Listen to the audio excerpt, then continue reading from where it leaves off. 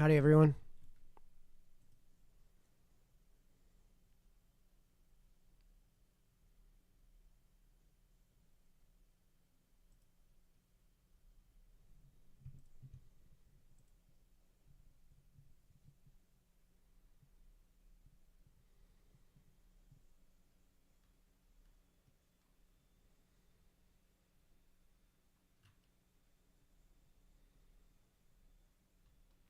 So it looks like right now the meeting hasn't quite opened up yet. I'm not getting anything on YouTube or in the Zoom meeting. Um, I'll be joining you guys via video very shortly here. I gotta get cleaned up.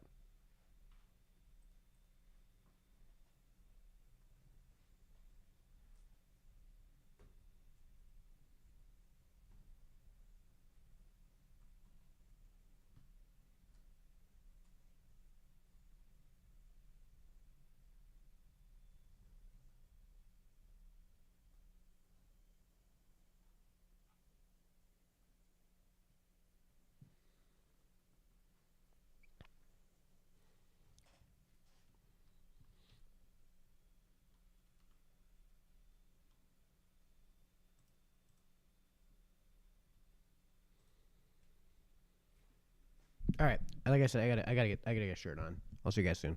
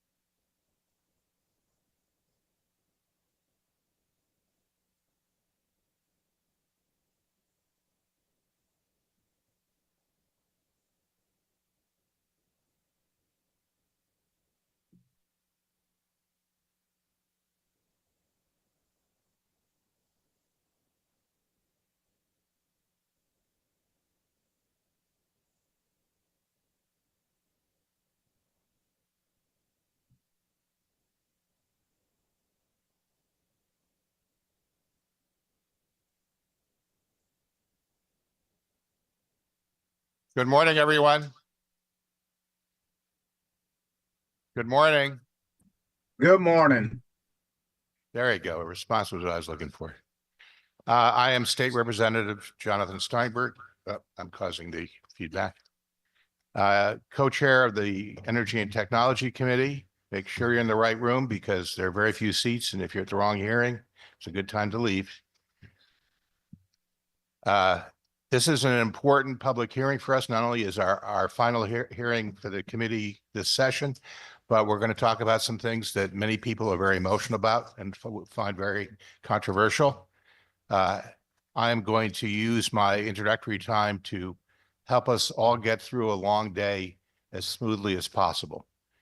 We'll state from the outset, it's incredibly important to us that we get to hear from everybody who's taken the time to come here today or to participate via Zoom. And we are eager to hear from every last one of you. So in order to accomplish that, we're going to need to impose a little discipline. For those who are testifying today, it's really pretty straightforward. You have 3 minutes. We ask you to try to confine your remarks to 3 minutes. A number of you will be asked questions subsequently, but pay attention to when one of our staff lets you know that your time has expired, and then promptly summarize. That's how we're going to get through the day. We have roughly 150 people scheduled to speak. Now, that is not necessarily a huge number in terms of precedent. The money committees, finance and appropriations often have this many people testifying. This is unusual for the Energy Committee. So we are going to adopt some of the basic ground rules, guidelines that the money committees have used in the past. We're asking legislators to be disciplined as well. Ideally, to confine their number of questions to 2, at most 3, to try to get to a question sooner than later, even though we appreciate the context of questions. And if you have a comment, try to be as cogent as you can be on that, because we have a lot of people, and I'd hate to have people drop off because they just got frustrated and they didn't have a chance. We, as chairs, had talked about some sort of time limit. The precedent is 24 hours. I've done that twice. I'm not eager to do that again. We talked about perhaps adjourning at midnight. We're not going to suggest those are the rules for today. But if we do seem to just be going on and on, we have also contemplated an adjournment of the hearing until a date certain if we have to.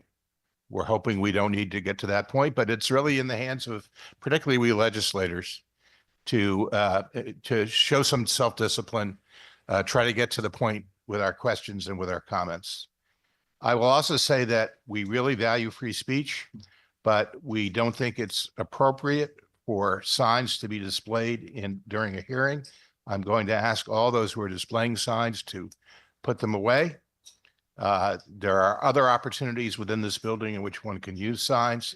We prefer not to in the hearing room. We want everybody who comes here to testify not to feel intimidated, not to feel as if the room is for them or against them. So we appreciate the fact that what we really want to focus in on is the testimony before us today. So those are the basic rules. We're calling them more guidelines than a code, if you will. That was a little Pirates of the Caribbean reference. Anybody pick up on it? In any case, I want to thank you in advance for your patience, for your good manners. We want to keep this very much a civil conversation. If people begin with personal attacks or question the motivations of any members of this committee, we will step on it immediately. So let's all model good behavior today. Thank you for your understanding. I will now hand it over to my esteemed co-chair, Senator Needleman. Good morning. Yep, it is still morning. As my co-chair, Representative Steinberg, said, we're interested in having a good debate here on the issues. There are some bills that need some airing by the public beyond just the grievances that the public has about higher rates in New England, in Connecticut in particular, with the highlighting of that one new bucket that's on your bill called public benefits. I need to remind everybody that that bucket used to be in distribution rates. It had been for quite a while. It was there because a lot of them are offsetting distribution costs. A lot of it is post-deregulation stuff. Some of it is policy. And I think that the debate should be centered around the policy, although, we are here to listen to grievances. That's part of what we do. But we need to find solutions. And I know as somebody who's worked on this policy side for a long time, I care about the solutions that we're looking to find. As Representative Steinberg said, we want a civil discourse here. We don't want a lot of cheering and jeering when people speak. It's not necessarily appropriate because this committee has always been a bipartisan solutions-based committee. Politics, but policy is policy. And I like to spend most of my time focusing on the policy side. So with that, I'm going to Give it back to me, and I will hand it off to Representative Mara. Thank you so much, Mr. Chair. Thank you, everyone, for coming today. I know it's been a long time waiting for many of you to come out and talk to us about that portion of your bill, that public benefit charge. that so many of you are either excited about or frustrated about. So I appreciate you coming out today. Unfortunately, you know, as I've talked to many people, I think so many people have said, I've already told you, I've already told you an issue. So I don't want you give up process. I'm very happy the chairs have agreed to bring forward a bill that has some solutions that the Republican caucuses have put forward. I know that there is a lot of misinformation and disseminated disinformation about this, and I think that we can have a lot of civil discussion here today to kind of work through some of these issues. And just so that you know, my goal moving forward is to find some solutions. I don't think it's good enough to say that your energy bill is high and it's always going to be high. I think that we can find solutions to make this better, and that is my goal for today. Thank you so much, Mr. Chair. Thank you, Representative. Good morning, Senator Fazio. Good morning, Representative. Thank you for the time. Thank you to everyone who signed up to testify or submit written testimony.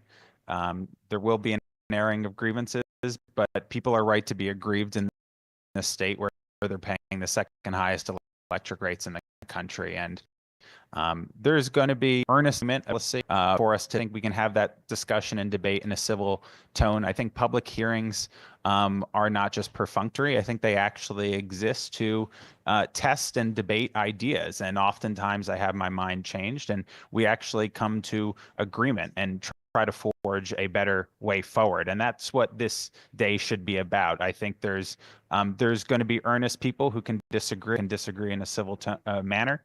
And I hope and believe that that's what we're going to have today. And yes, people are going to be right to be aggrieved in this state where they're struggling to pay their electric bills. They're struggling to afford to live here. And today, hopefully, will be about trying to find solutions to alleviate that pain and make our state more affordable for everybody. Thank you, Mr. Chairman. Thank you, Senator. I agree with you. I think the public hearing process is maybe the best thing we do as legislators. This is really where we hear from everybody. So I hope I still feel that way by the end of today. Without further ado, just so you're aware, this committee does afford some deference to elected officials during the first hour or agency heads. And that will be the process that we adhere to. After that hour, we I'm alternate 115th, between I think, on the list. public officials and So it's going to be public. probably around 3 So o'clock. the at first best, up today before I get to is speak. the President Pro Tem of the State Senate, Marty Looney, who I understand is at a funeral this morning and will be testifying later today. So we will move directly on to Commissioner Katie Dykes of the Department of Energy and Environmental Protection. Good morning.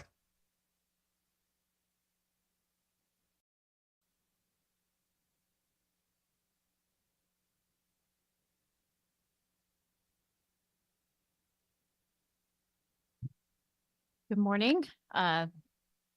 Pleasure to be with you this morning. I'm Katie Dykes. I'm the Commissioner at the Connecticut 115th, Department of so Energy it's and gonna be a Environmental while. Protection.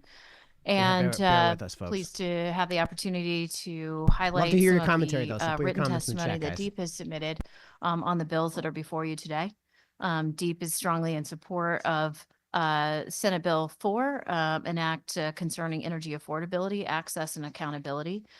In particular, There's no surprise. I would We talked about appreciate that bill in the show already. the provisions in here that would expand opportunities for investment in new nuclear generation statewide. By enacting with policy that makes it community, significantly more opt-in. restrictive. We to see this install new as nuclear. a positive step in line with other states that are leading on helping to incent new nuclear development. And we are pleased to work with the committee This is not on true. ways to help strengthen funding for early site permitting, which can benefit sending a signal to developers that Connecticut is a nuclear ready state, and also be a process for communities to explore and understand whether nuclear is right for them. So we appreciate seeing these provisions. We've had opportunities, I know, given the lengthy agenda and many speakers that the committee will be hearing from today. I'll just be brief and say that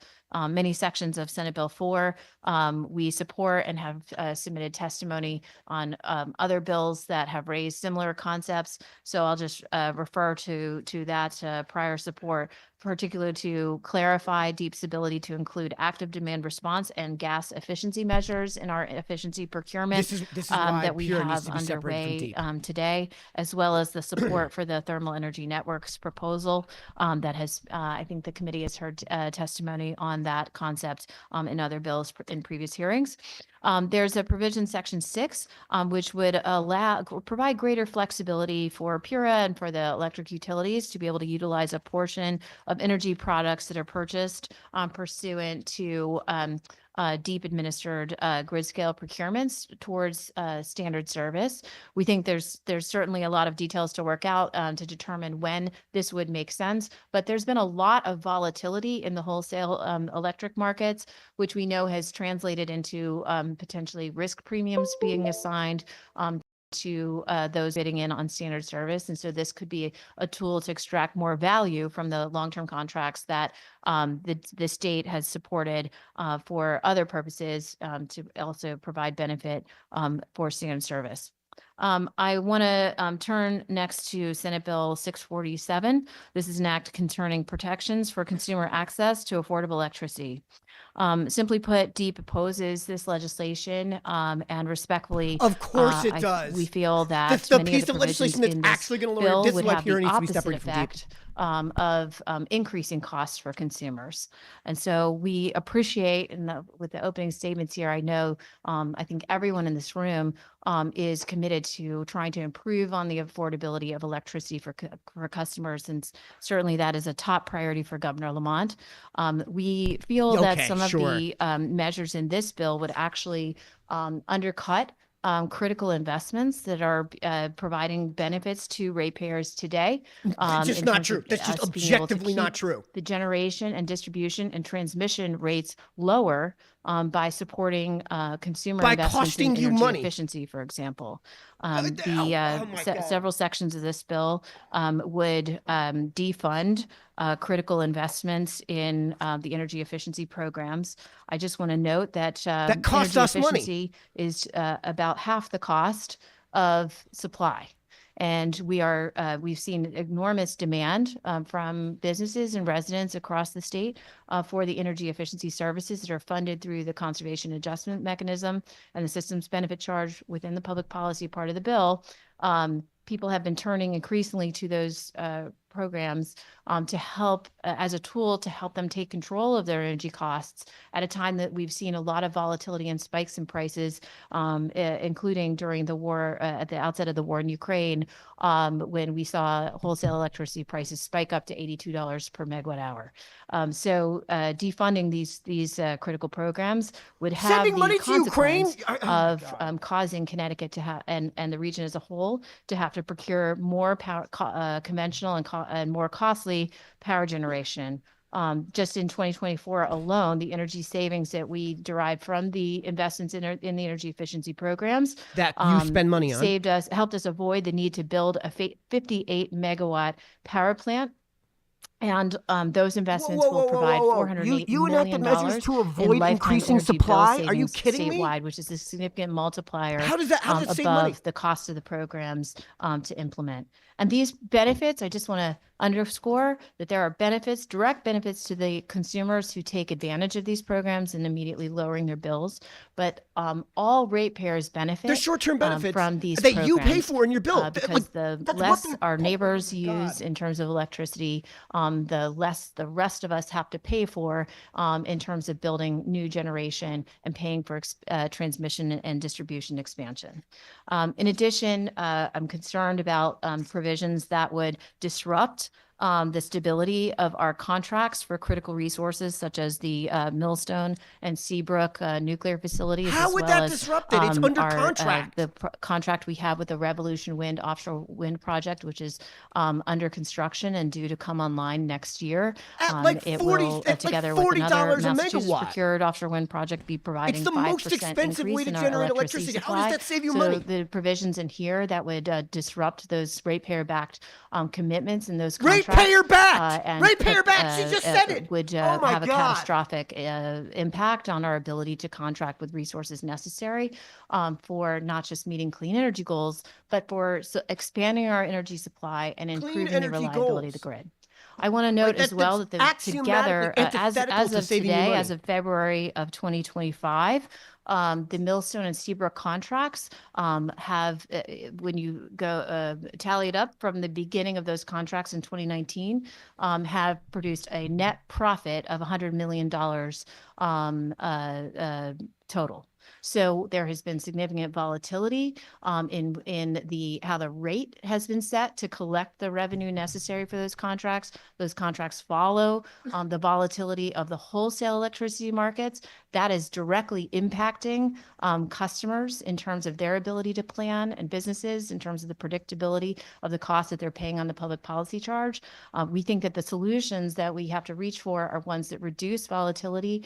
We applaud the work that Pura is undertaking now to look at how the forecasting is Completely. done for the utility rate collection for those contracts. But it's important to note that these Thanks for everyone who's investments, tuning in. You're watching that, just an endless stream of lies from the deep commissioner these of deep. investments have, And the in whole those point of nuclear Senate Bill, one of contracts, the items of Senate Bill have, 647 achieved is to a net separate Pura profit, from deep from because the time she's of just their lying inception. about the economics of Senate Bill And 647. then there's opposes it, further of course. provisions in 647 that we are concerned would undermine consumer choice, particularly and create unintended consequences potentially But of increasing expanding the costs the of serving the type customers of who are electricity you opting can for buy electric under the vehicles RECs. and installing heat pumps. And we think it would be very short-sighted to prohibit Pura from being able to ensure that customers who are installing or buying EVs and installing EV chargers are incented through the managed charging program to charge those vehicles off peak. That provides a benefit for everyone No, it on the costs you electric money system because to you the have to extent pay that, for them to the do that. utilities through that program are able to ensure charging is occurring at times when the grid has excess power to flow. So just being brief, those are a few It's like 10 minutes so far. key It's points endless there. gaslighting. We're submitting written testimony as well on 7087, an act concerning shared clean energy subscriptions. We do not support this bill in part because we are committed to the continued success of the shared clean energy facility program that already exists in the state.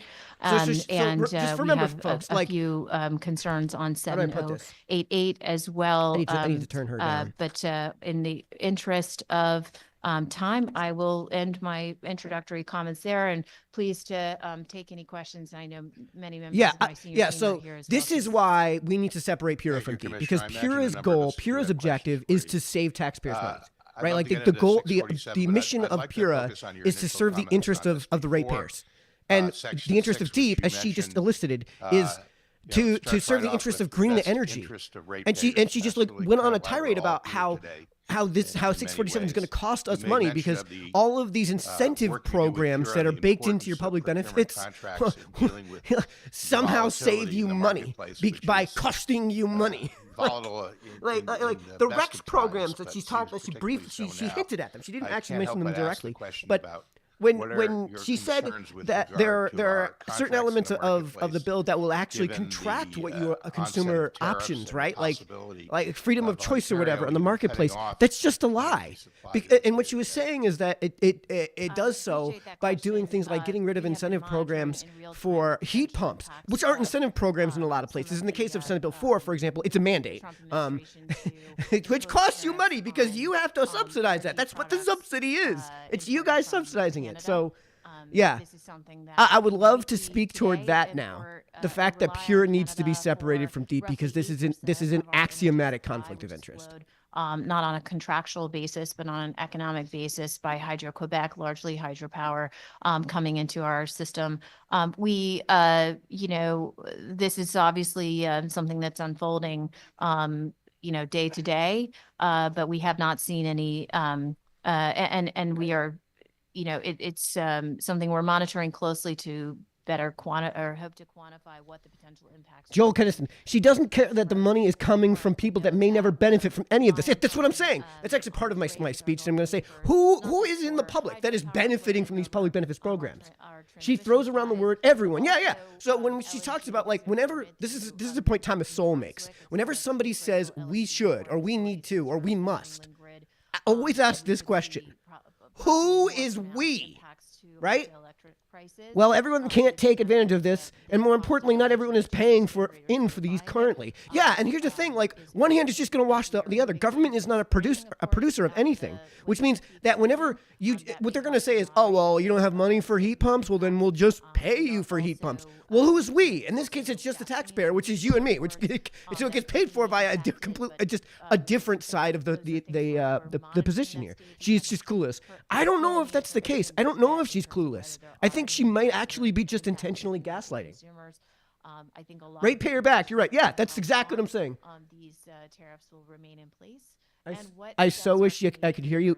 Are you guys having problems with sound here? Retaliation for these tariffs. There's certain been comments from Ontario and from Quebec premiers indicating there's the possibility of even cutting off the flow of hydro to New England, to the U.S., perhaps impacting New York. Again, there's lots of moving pieces here. Again, but a gaslight. certainly directionally, Connecticut doesn't get any of its electricity in terms of hydroelectric power from Canada. None of it. Not one bit of as we it. stand here, because this is just happening this week. Directionally, we think that some of these tariff steps, if they are prolonged or stay in place for a long time, are not going to improve or could put further pressure on the affordability of electricity in our region. Thank you. And to your point, volatility is almost not a strong enough word these days. Who knows from hour to hour what the situation on tariffs may end up being. About 9% of New England's energy I don't wanna last put year words came in from your mouth, but sources is it outside fair the to region, say specifically that, New York and Canada. if the tariffs stay in place, that the impact on ratepayers could easily be as significant as anything else we've talked about with increases in the bill? And are you concerned about reliability should Ontario cut off supply? I think the most dramatic impact would be if we see the Canada cutting off supply. That could impact reliability again, depending on the time of the year, and could impact pricing, since hydro typically displaces more expensive conventional generation from having to run.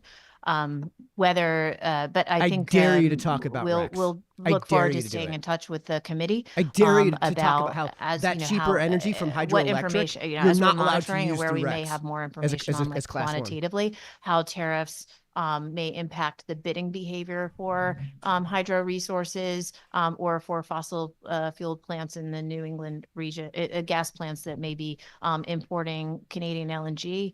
Again, I think our understanding of how the electric system works points to these as potential areas where tariffs could start to show up in prices.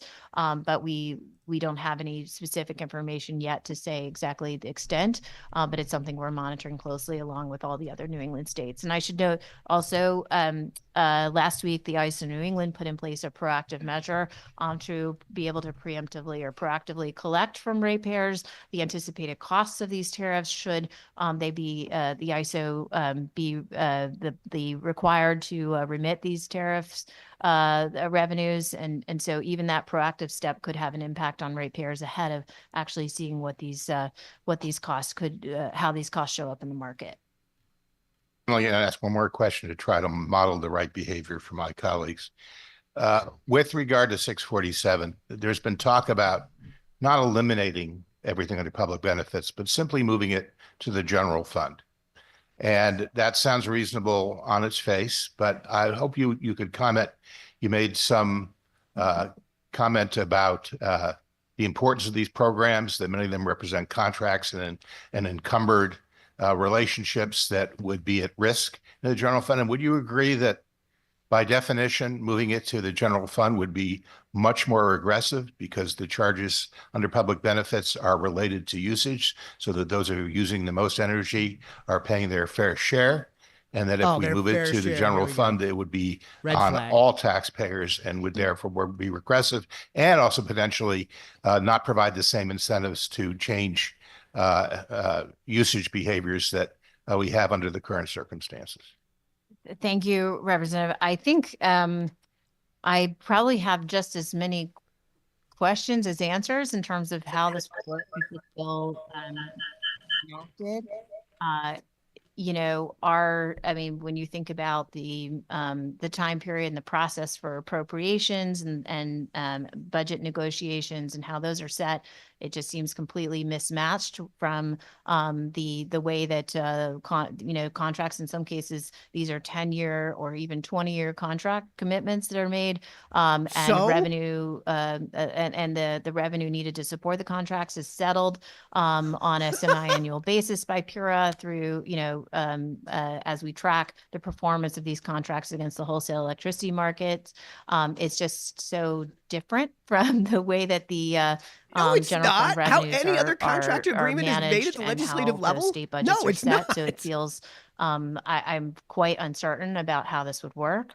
I think that either, you know, I will say that the most recent example that we have of of a situation where the general fund or the appropriations process was impacting or integrated in some way with the way that we fund the energy efficiency program was in 2017, when the legislature raided the ratepayer funds for the conservation and load management program and diverted a significant amount, over 117 million, I believe, of ratepayer funds from the efficiency program to plug budget holes for other legislative priorities. And so, unfortunately, our most recent experience with bringing the budgeting process into contact with these longstanding ratepayer programs was that it created enormous disruption. It undermined our ability to serve customers who wanted to invest in energy efficiency,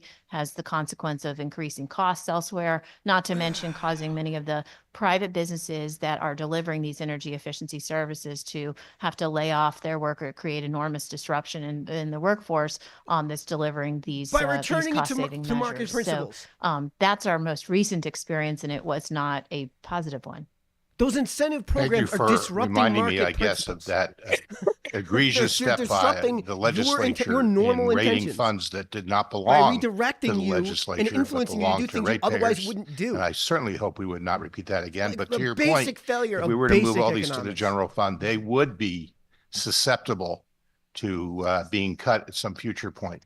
I will offer you one little bit of consolation. It seems that on the national stage, the idea of honoring legal contracts isn't so important anymore, so maybe it wouldn't be as big an issue for us under circumstances. It's really dark, Representative.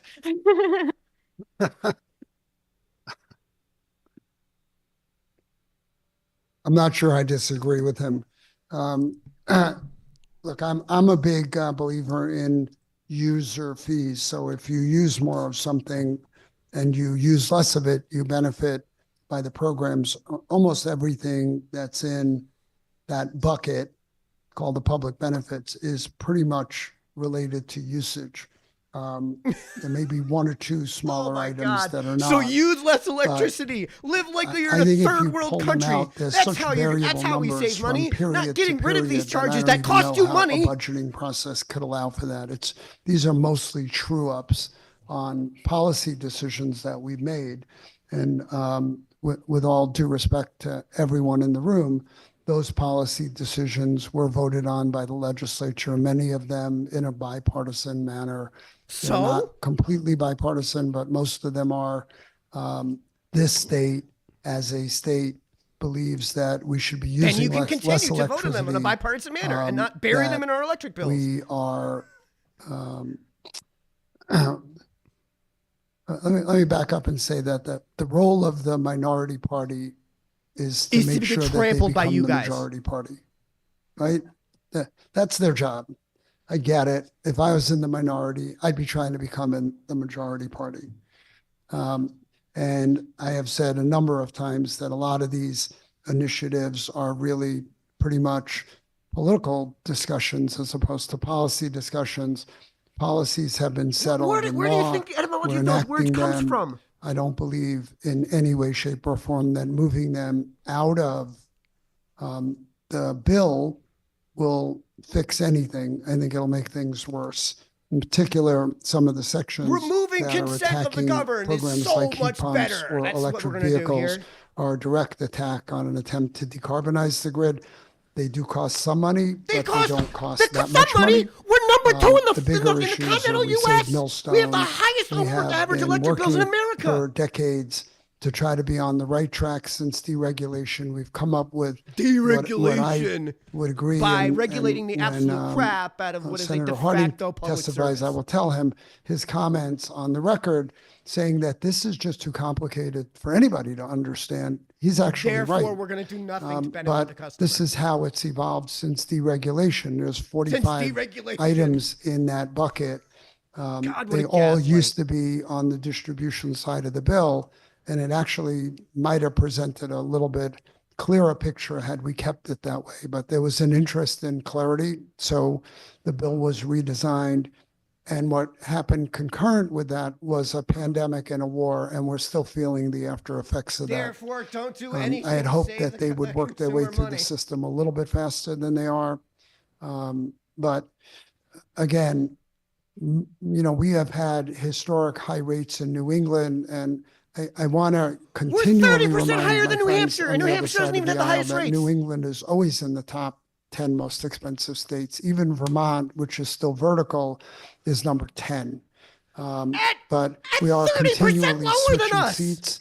You End of the gotta be kidding pipeline, me. a lot of other issues that make this a more expensive region, a more expensive grid in some regard. How, I want to fix as much as we can fix, but I'm not New Hampshire. in the moment thinking that we should throw out the baby with the bathwater. Oh And, my God. I understand that there's a desire to seize the moment politically, and there's a desire to play upon people's rage about higher electric bills for a period of time. That's perfect, legitimate political discourse. But from a policy point of view, I Policy, believe that we POL, need to politics, make sure POL, of the people. that That's what these things mean. we don't react, that we're thoughtful in what we do. A crisis is a moment to think things through properly, but it's not necessarily a moment to to do toss anything, everything we've worked on for the last 25 years aside. then get rid of I Senate want to Bill 4 remind as well. people that Take Back Our Grid and Senate Bill 7 were some of the biggest ratepayer We're one- protection bills that we No, did no, that's the exact opposite. in Rates the went last up. 25 years. Well, to time In the out, no. Senate, both of That's the those exact bills opposite passed what happened. We went through unanimously. this on this channel. They were widely approved in the House. The first one was, the second one a little bit less so, but they are law. One of those things that's in there, and I want to talk about this for a moment because the most displeasing part of the conversation has been from people who have sent me emails saying, I don't want to be paying bills for those deadbeats that are not paying. And that's a small part of it. We've come through a But it's a pandemic. part of There's it. a lot of other things in those line items Yeah, the that's Rex. in that bucket. Talk about them. I dare you. But I want to caution people to not demonize people over this. This was a hard time, a I pandemic could call a followed liar a by liar. spiking supply rates. We Oh, were it's just a 2 years pandemic, ago spiking talking supply about rates. supply rates that Then they reached should be coming almost down. They're 25 not. cents a kilowatt hour because the war began in Ukraine and because of how Oh the my global energy God. markets work. All of these You're precluding repercussions buyers come from as a buying result of outside some of of that, ISO and New we're England still for our dealing with reps. them. But your bill is kind of a moving barcode. You have a bar graph on your bill and it moves, but the rate in the prior period was pretty much the same rate. Sorry for I'm not close enough, I'm too quiet, and if I'm too close, I'm cracking in people's heads. I think I have a broken mic. Let's see. Broken. Anyway, I won't say it.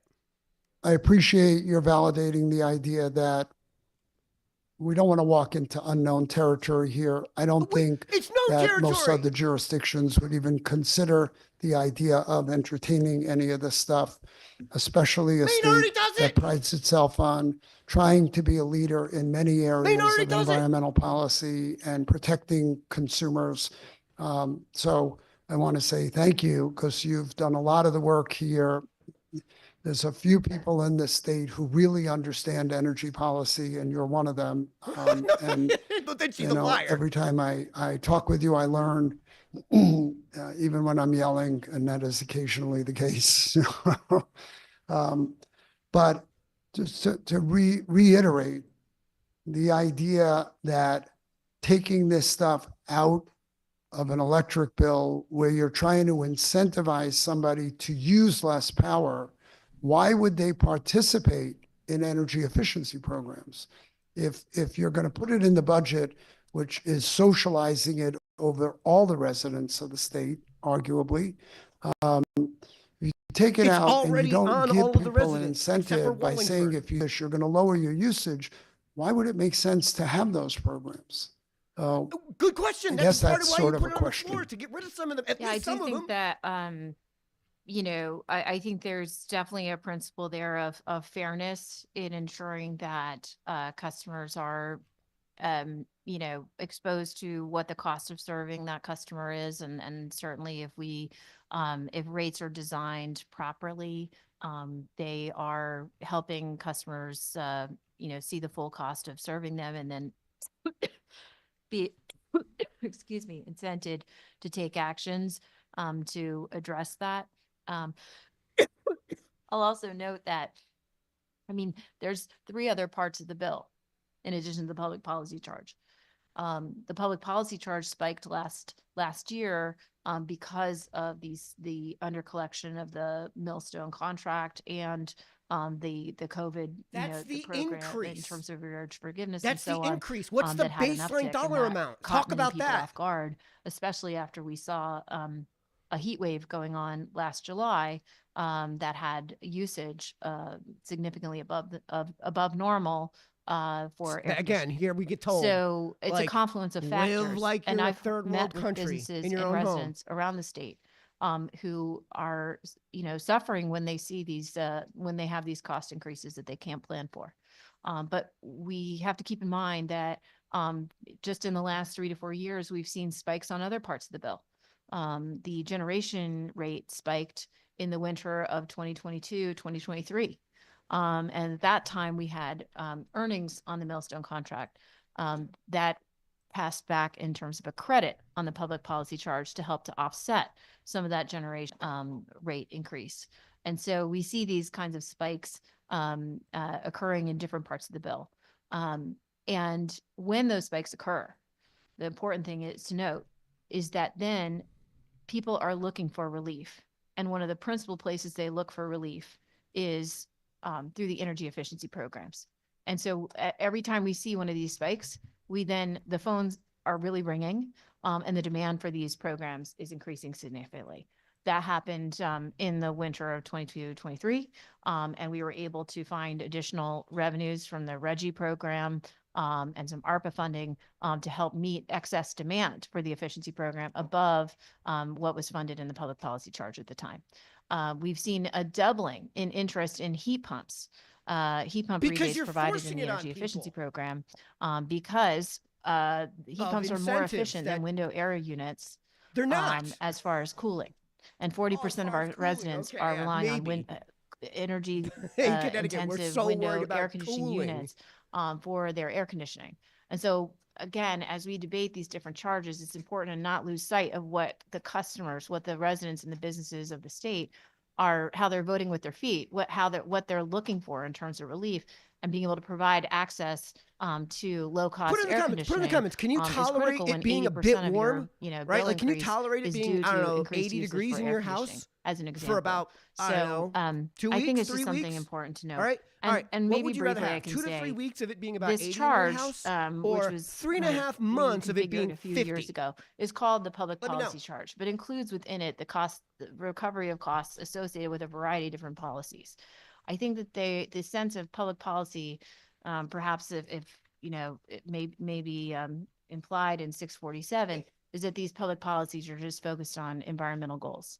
But actually, many of the costs that are embedded in that public policy charge You just said they were. reflect actions that that Republican governors in the past and Democratic governors and this legislature, oftentimes on a bipartisan We haven't basis, had a have Republican governor initiated in a decade. for a range of different public policy goals. In fact, environmental being substantially one, more than a but decade now. It also was Jody keeping the Rauh. lights on. In the mid 2000s, we had a huge issue of spiking prices because the ISO was forcing these reliability must run contracts that were very costly because we had transmission So then we congestion in should get rid Fairfield of, County. we should get out of And ISO New so England. Connecticut took a proactive step to then extend contracts to build natural gas power plants here in the state of Connecticut, because we viewed that as a cheaper solution than paying these more expensive ISO New England costs. And about $100 million per year of costs are flowing through the public policy charge because of that investment that was made in the mid-2000s that was necessary at the time to shore up the reliability of the ISO New England grid and provide a lower cost option for supply from a fossil fuel resource. And you're paying for that in the public policy charge today. The reliability public policy driver, was also present when this legislature, on a bipartisan basis, advanced or I will say, it was not a Democratic exclusive initiative to authorize DEEP to do a procurement for nuclear in 2017. When we were facing the possibility, And it of a wasn't premature Republican either. retirement It of the was Millstone it nuclear was facility. nonpartisan. You can say that. So that was primarily a reliability driven initiative, and that is what has been a significant cost on the public policy charge, and sometimes a credit on the public policy charge, depending on how the market is doing. I think the other thing that's important to note beyond those goals of reliability that are in there is that there may be a sense that this public policy charge is really about providing subsidies for some people, right? That the things we're funding here are giveaways to individuals for preferred, policy solutions or something around the environment. By definition. Every single one of these programs, by the legislation that authorizes it, has a test that it has to pass, that it has to be cost effective, or it has to be in the best interest of ratepayers.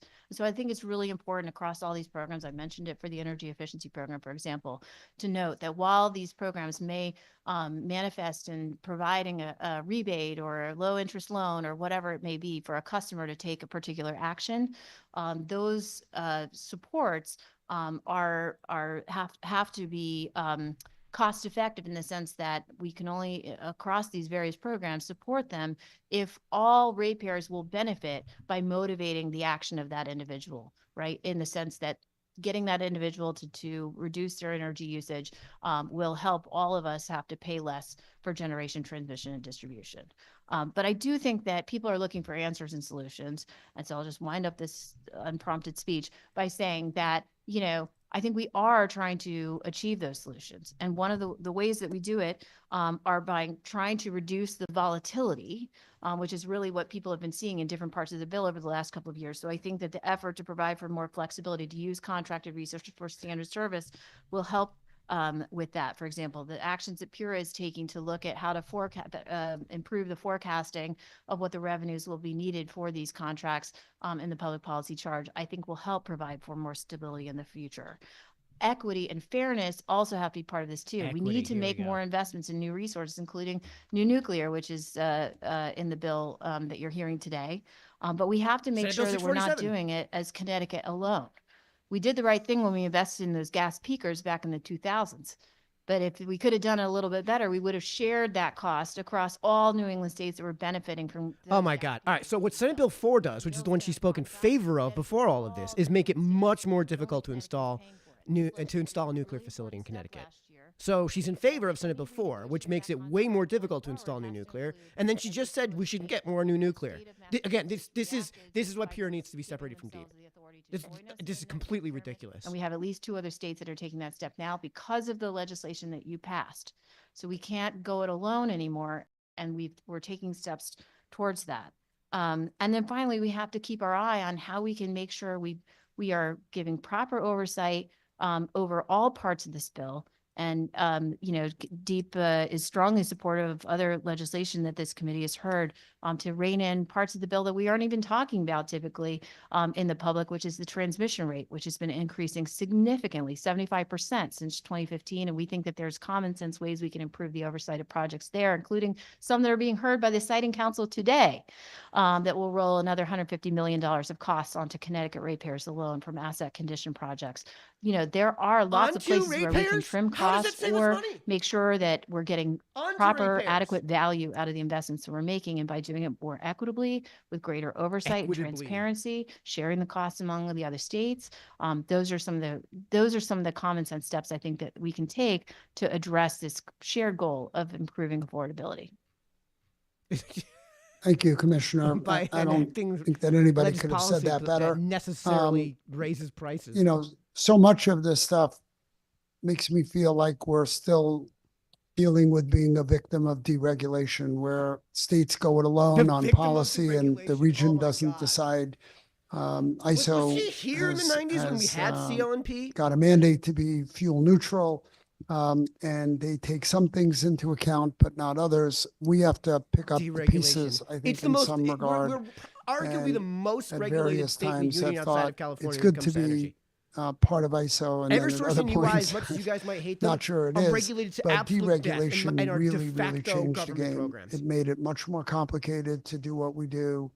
And it leads people to a lot of misinformation. Misinformation, sure. When you look at historic numbers, right, going back to 2015 and maybe even a little before that, that whole bucket that is called public policy now, public benefits, public policy, system benefits, whatever we want to call them, have historically represented 10 to 12% of the bill, or about 2 cents per kilowatt hour, right? Because I looked at some of the numbers.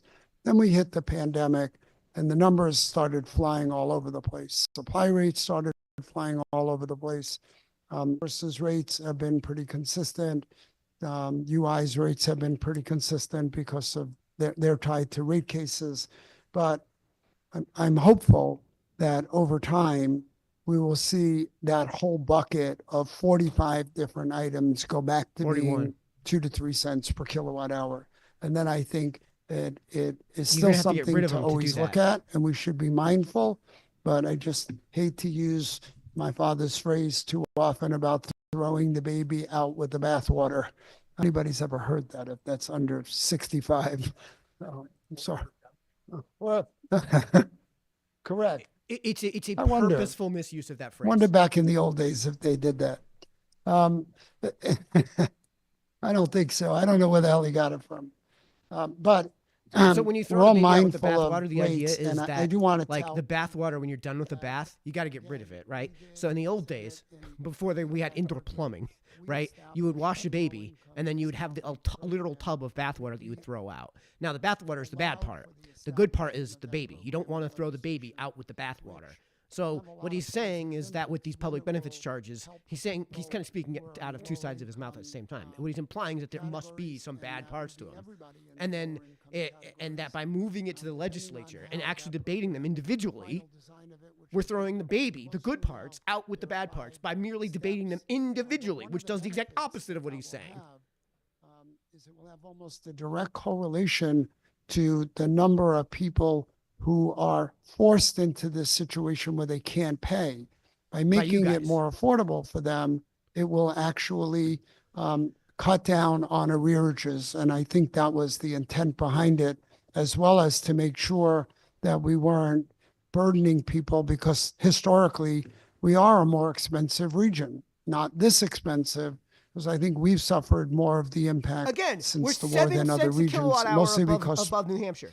almost We're all of our more than states, except for 30% higher on Vermont, average are in terms of our deregulated rates than New states. Hampshire. So we've seen a lot of New volatility. Hampshire is colder We've and more seen rural. It the should be bar higher than us, graph and they're lower by does 7 not help, cents. although the intent was to help. But I think it's exacerbated it just based on the moment. And I'm looking forward, because I don't think that there's anything short term that we can do to fix that, no matter what. But I'm hopeful that things will normalize, although with what's going on and coming out of Washington with all the tariffs, I don't have any idea. I don't even want to begin to predict. Nothing. Just want Nothing. to ask Oh you my about God. one I other wish I could find section, the article that came out. because I think It's- you can it's speak about it tiny, better than tiny anybody in fractions of 1% of 647 all energy, about, all forms um, of energy that comes into the network taking from Canada. Millstone and making it a for class Eversource one customers, renewable. it's zero. What we It's did zero. do in It's the only past, UI. and that was discussion with my ranking member here. We worked on making new nuclear procurements class 1. But what would happen if we retroactively pushed Millstone into a class 1 category now? You could drop the REX rate Um, by an Or eighth, even when by the procurement ends in 88.5%. 2029. Sure. What would be the impact? I think it's Lowering important REX to try to rates by understand what the goal 88.5%. is of this provision,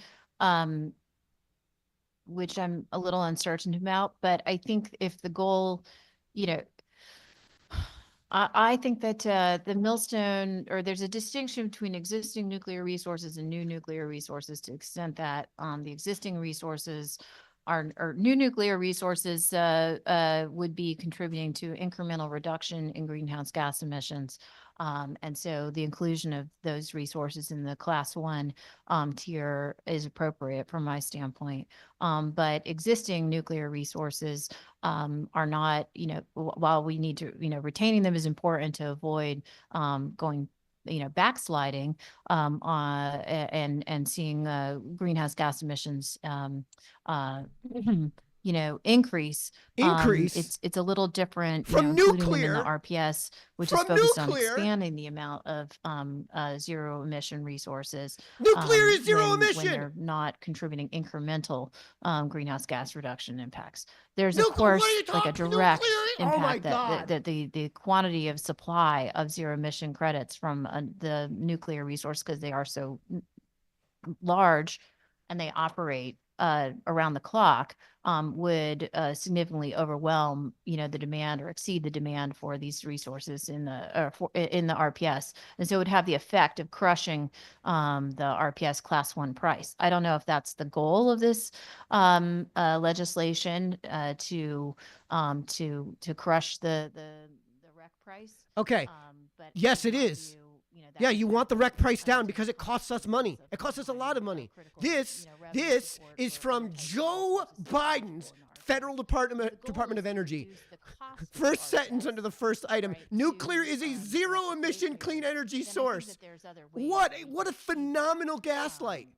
And DEEP is, we launched our integrated resources plan process last week. We hope to issue a white paper on some RPS reform concepts, perhaps shifting, changing the eligibility for biomass and landfill methane gas, which are emitting resources largely located outside of the state of Connecticut that are not contributing to meeting environmental goals or economic development benefits for the state, could have the consequence of reducing some of the cost of the RPS if we adjusted the target accordingly. Those are some of the things we Adjusted may the prefer target. to Oh explore. my God. All right. Here, That you guys gotta hear this. preserves You the guys gotta hear integrity this. of what the RPS is about, but in a way that may reduce costs to ratepayers. I think the inclusion. Okay, of we got it. You existing guys got to nuclear hear this. would have a This very this is disruptive incredible. effect. It would, in the near Okay, term, so here are the targets. significantly reduce the cost of the RPS, but may undermine its overall objectives. May undermine So, its overall and agenda. then Yeah. lastly, I Here's the think that overall that's agenda. something to take into account as we have, started some Reduction of greenhouse discussions gas and emissions, looking ahead to the mandated possibility levels. of The state shall extending the reduce the Millstone level of contract emissions of beyond, greenhouse gas, and then here's 2030 to a level at 2029, least 45% start below to the level factor admitted in in avoided, 2001, and not later than January 1st, costs 2040, which in is, those negotiations. less than 15 we years from might now, see that to we a have level of pay a higher 0%. price, for, Zero for the nuclear from resource, electricity supplied to than electric we have customers in the state. otherwise. Zero. And That means my goal no is to natural pay as gas. little as we That means effectively have to. according to to be her, able to no keep that nuclear. resource, That means um, all we're getting is operating wind and from a solar. New England That's grid. it.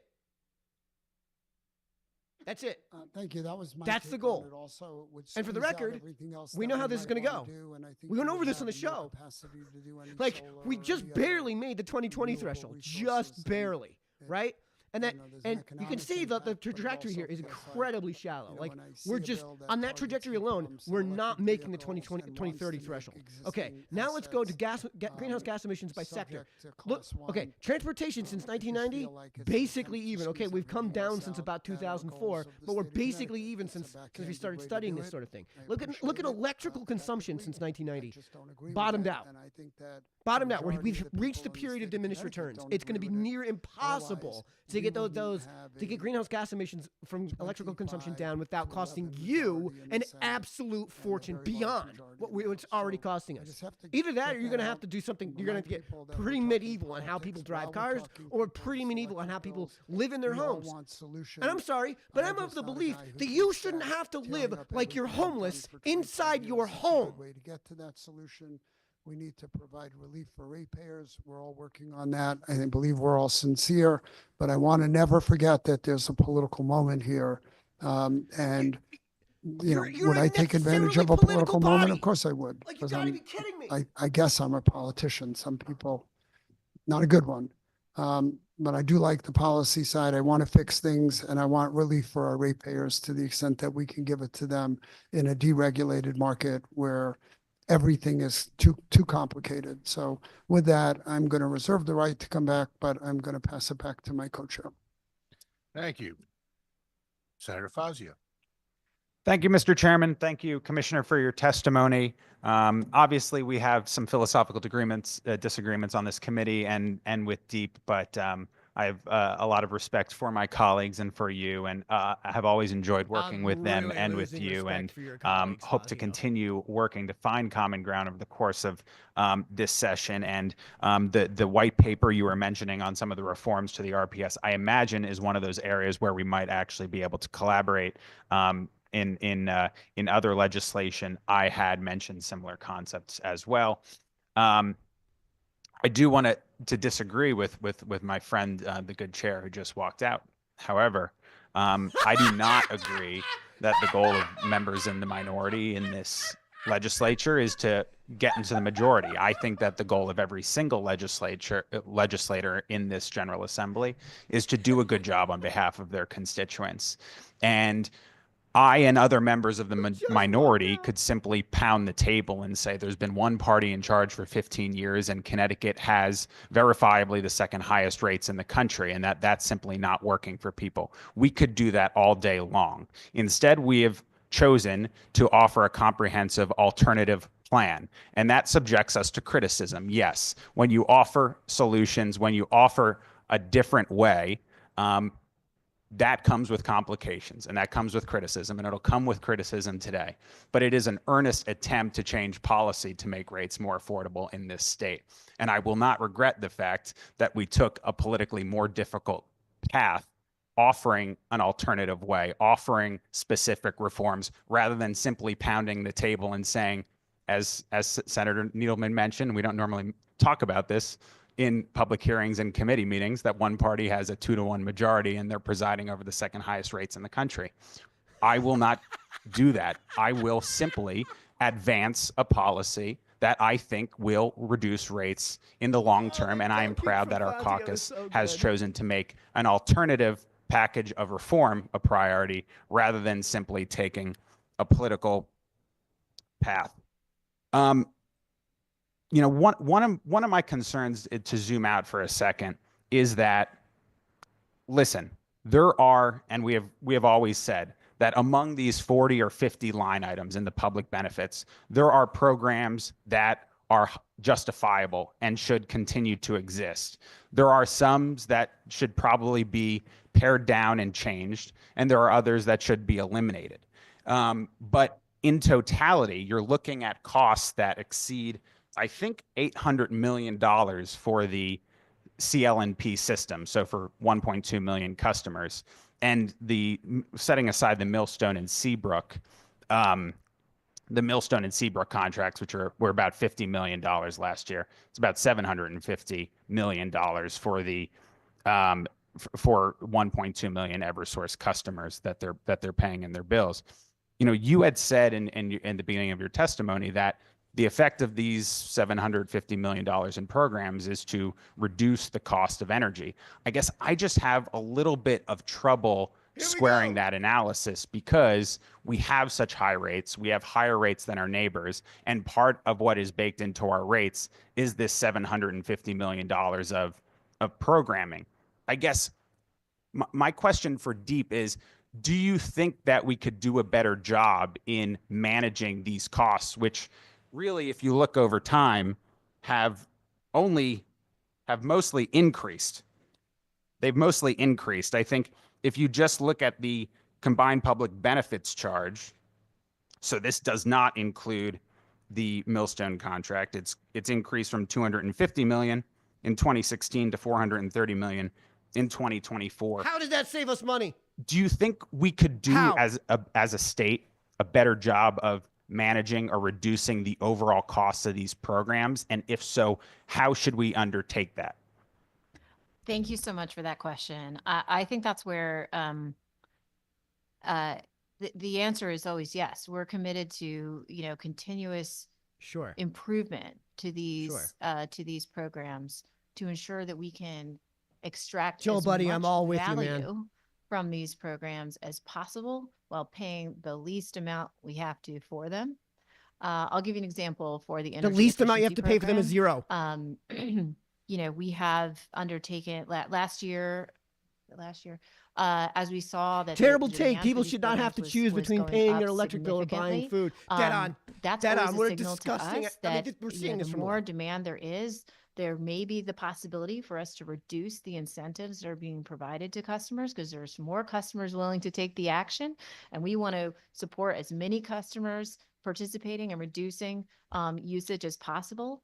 So we directed the No, I don't think utilities everyone on to those undertake programs an does not do what he optimization thinks it plan does. to Again, look she doesn't across understand all of their those who go all of the solar programs contribute very instead little of towards just future installations. handing out the No, I think rebates, she and actually then is very when we much run aware out of of that. money, we just I think hit it's the much worse than brakes. you're describing it, though. Instead, to say, let's shift into a higher gear at that point, reduce the incentives a little bit so we can serve more Is he saying customers. he needs higher government to tell him what to do? That was for Needleman? Yes, he with absolutely our is saying ratepayer that. funding, get But what's more funny is, like I savings said, for Joe every dollar Biden's that we're Joe Biden's investing, as own an energy example. And department so we're actively completely working, disagrees with him. working and, through that. the And I lady think that's that's speaking an right now, Head example Deep. of trying to achieve greater value, right, with the dollars that we're investing, as opposed to eliminating a program or curtailing the funding for it.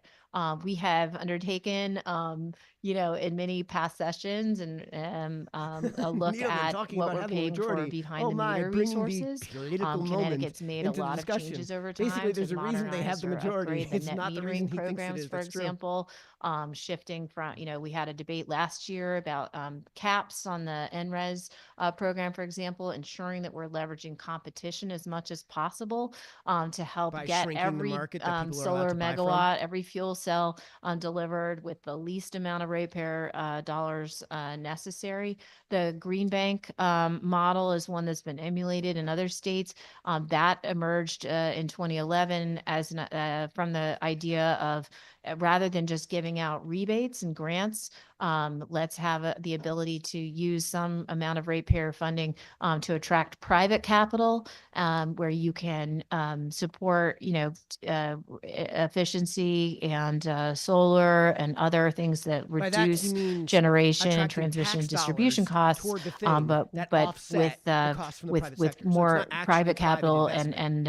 It's still taxation. financing supports that are cheaper in terms of the total amount of ratepayer funding necessary to motivate the action. So I think that there's example of that throughout, and it's something we'd be happy to come back to the legislature to talk about. Not to mention the importance of spreading these costs equitably among the states. I do want to note that the cost of generation transmission are largely distributed based across the 6 states in New England based on how much we consume. And so all the states around Consume us less. are investing in Freeze your energy ass off in efficiency winter. and in behind the meter solar and those types of resources, and that reduces their load. So if we stop investing in those things that are demand Spending your money in reducers, those things. the share of what Connecticut will be responsible for in terms of the cost of generation transmission will increase relative to those other states. And so that's something we also have to take This is into what's account. called a gish. Thank you. And I appreciate that answer. And that's sort of the type of thing that I think we would want to see on a more widespread basis. The fact is that over the last 7 years, the combined public benefits charge, this is excluding Millstone and Seabrook, has more than doubled in the state. And so we're looking at a situation where the costs keep adding up, they keep growing. And in the past session, Pura itself testified before this committee that one of the major reasons they think Connecticut has higher rates than its neighboring states is because the public benefits charges, so to speak, are higher than their neighboring states. So we have a situation where overall these programs continue to increase in costs, where these programs are more costly than in other states, and where we have the second highest rates. So when we propose, for instance, to fund more of these programs through the normal budgetary process, it's often because, yes, they're like the energy efficiency programs, demand response, load management. There is a lot of merit to those programs, and I would want to see them funded this is through the where Fozzie and I are appropriations gonna process. The question becomes procedurally, are we doing a good enough job of simply Correct. passing these statutes and having these programs continue a very Daylight, long time rather than have them go through a 2-year process of being reevaluated in the budget where they have to compete on merit against other vital needs in the state? I'm looking for procedural reforms.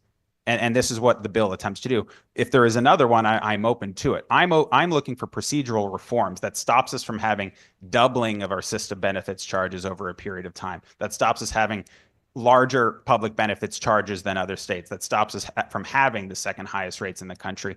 That's really what we're trying to get at here. So I'm really open to kind of systematic procedural ideas on how we, some of the programs need to increase, but when you do that, other programs should probably be deprioritized and decreased, because we just can't have the situation where it continues to increase and it's bigger than other states. So I'm looking for ideas on that if you want to give some. Well, I think that's a place where there may be a lot of common ground. I mean, I think that the first step that was taken by the legislature in SB7 was to couple or consolidate or endorse the actions that PURA was taking to consolidate these programs into this charge. So here they are, and now that's really precipitated customer interest and legislative interest and press interest in what are all these different 52 programs and so on and so forth. So we have DEEP has been working to provide more transparency and historical lookbacks on the different portions of the bill. We put it on the Energize CT website, and I encourage folks to go and take a look there. And we're actively, I know there's one proposal, I forget in which bill, that's up today to talk about further segregating out pieces of the public benefits charge. For example, the millstone charge on the utility bill. It's expensive to ratepayers when the utilities go in and redesign their bill. I think our suggestion would be, DEEP is working to update that Energize CT website where we might be able to track the portfolio of these different investments that are being made through the public benefits charge, and being able to help people understand exactly where the charges are coming from. Usually it's something where there's always statute that underlies the authority for the program. There's history and context about why, in 2005 or 1998 or 2013, because a lot of these charges trace back to investments that were made many years ago. Trace back in 2008. So context for why these investments were authorized, context for, what different entity is involved in determining what the revenue is needed to fund the program. So where to go to participate in a program, in some of the oversight processes. And then there's the rate design, which is in the RAM process that PURA undertakes. That's where the actual rate that is set to collect the revenue for this program is determined. And as I've mentioned previously, DEEP and OCC and others are participating in the PURA process to look at how the forecasting is done to set that rate to help minimize some volatility going forward. But so we want to provide some more transparency that I think it goes beyond what you can do in the space of an electric bill, and put it on this Energize CT website. And we'd be really excited to get some feedback from the ENT committee members about how we do that, since you're often on the front lines of communicating to your constituents about what all these charges are. And then finally, to your question about, is there adequate oversight, if I'm hearing your question, and would the budgetary process be a better place to provide that oversight about how these dollars are being objectively, spent? undeniably, we have a lot of different incontrovertibly processes that are underway, whether it might be PURA dockets on the behind the meter programs, or right now we're in the process of reviewing the utilities energy efficiency spend plan for the next 3 years, together with the Energy Efficiency Board, through a structure that is set up by statute. And so we really hope that this conversation will precipitate more people getting involved in those proceedings where some of these charges are being, or some of these, these investments are being guided and overseen. But there may be ways that we could ensure that there's more reporting back to the legislature to track what how these programs are doing in terms of actually I'm avoiding glad I stayed other home. costs I on the wouldn't have bill. able, I wouldn't have For been some able to stay home programs, for this. we actively track that with third-party evaluators and analysis, such as for the energy efficiency program. For other things like some of the contracts that were signed years ago, we may not go back and do a look back to say how much more expensive, how did this perform relative to what the expectations were in the past. But that is certainly something that we could do. I'd welcome the chance for us to do, think about ways to do that analysis and report back. We have the integrated resource plan scope that we just launched, and that we hope to be a place where we can look at things, some of these questions about how to better tune these investments to make sure that they're providing as much value as possible going forward. So it's something I think goes So to the folks, spirit of let greater me know what you think. transparency At home, so and apparently, ensuring that the legislature that authorizes these programs at the outset apparently is the thumb adequately drive informed about how this portfolio of that investments I is, had my is speech doing over didn't time. import the Yeah, speech and I properly, do so I gotta think run that there are home. ways that the and take care of legislature that. would also be equipped to manage some of them or oversee some of them through the general fund. So You know, let the me know, like, legislature should I do that does during these manage conversations, energy. or It does would you manage guys prefer I do contracts, that large and run contracts home through the general when fund. the- It when does have public and has commentary had starts? energy Let and me know in the chat. environmental programs that have been funded through the general fund. So I imagine there is precedent here as well. These I'll ask one these final town hall type question, meetings then, are so hard to stay quiet for in then person. turn Yeah, it over. But yeah, there's I a couldn't portion stay of quiet here. 647 that calls for a limit on the price that we pay for long-term Based. energy contracts, limits the subsidy that we would pay. It says no more than 2.5 times some price in the market. We shouldn't pay more than 2.5 sure. times on the backs of ratepayers. 1.5. I imagine you oppose that. You think 2.5 times might be too low, but is there any kind of upward limit in statute that DEEP would support? Maybe 4 times, 5 times, 6 times, or 30 something like that. times. I think that the standard that we have, and I appreciated the back and forth we had on this concept at the last hearing as well. I think perhaps it's something that we could circle back and on the standards that apply to all of our at least the DEEP I administered hereby procurements release this today, entire which is that stream they into have the public domain. meet the best interest Clip of this. ratepayers. Clip And this, it may everyone. be, There's a clip function on helpful for YouTube us and to, Facebook. That's right. provide some Oh more my God, information to the circle committee back. about Here we how go. that standard is applied, because it includes it's seeking to achieve something similar to what you're looking for, which is to ensure that there's some limits, right? That we can't just pick the most, wildly expensive project that's out there just because we care about the environment or something like that. If I'm being, So cap a it. caricature of myself. Rude, yes. So for example, when we have a procurement for a renewable energy resource, the lion's share of how we score the project when we receive a bid, first we look out at a forecast of what we think energy prices are going to be in the ISO New England market for conventional generation over the next, if it's going to be a 20-year contract. Okay, Joel Kniston. Some of these charges / investments, she's ignoring that all of the non-Millstone deal charges are coming from the governor and the state. All these other programs have nothing to do with generation and delivery of electricity. They don't belong in our bills. That's what I've been saying. They're a strict matter of policy. Strictly a matter of policy. They shouldn't be in our electric bills. At the very, very least, they should, on principle alone, be decided on the legislative floor. And I know the argument in retaliation is, oh, well, it's not going to save you much on your electric bill. That's a practical argument. We're arguing on principle. I don't care if it even costs us more money by having it go to the legislature, the Florida legislature. It shouldn't be on our bills. It should be on, at best. They shouldn't be there at all. But it certainly shouldn't be on the electric bills.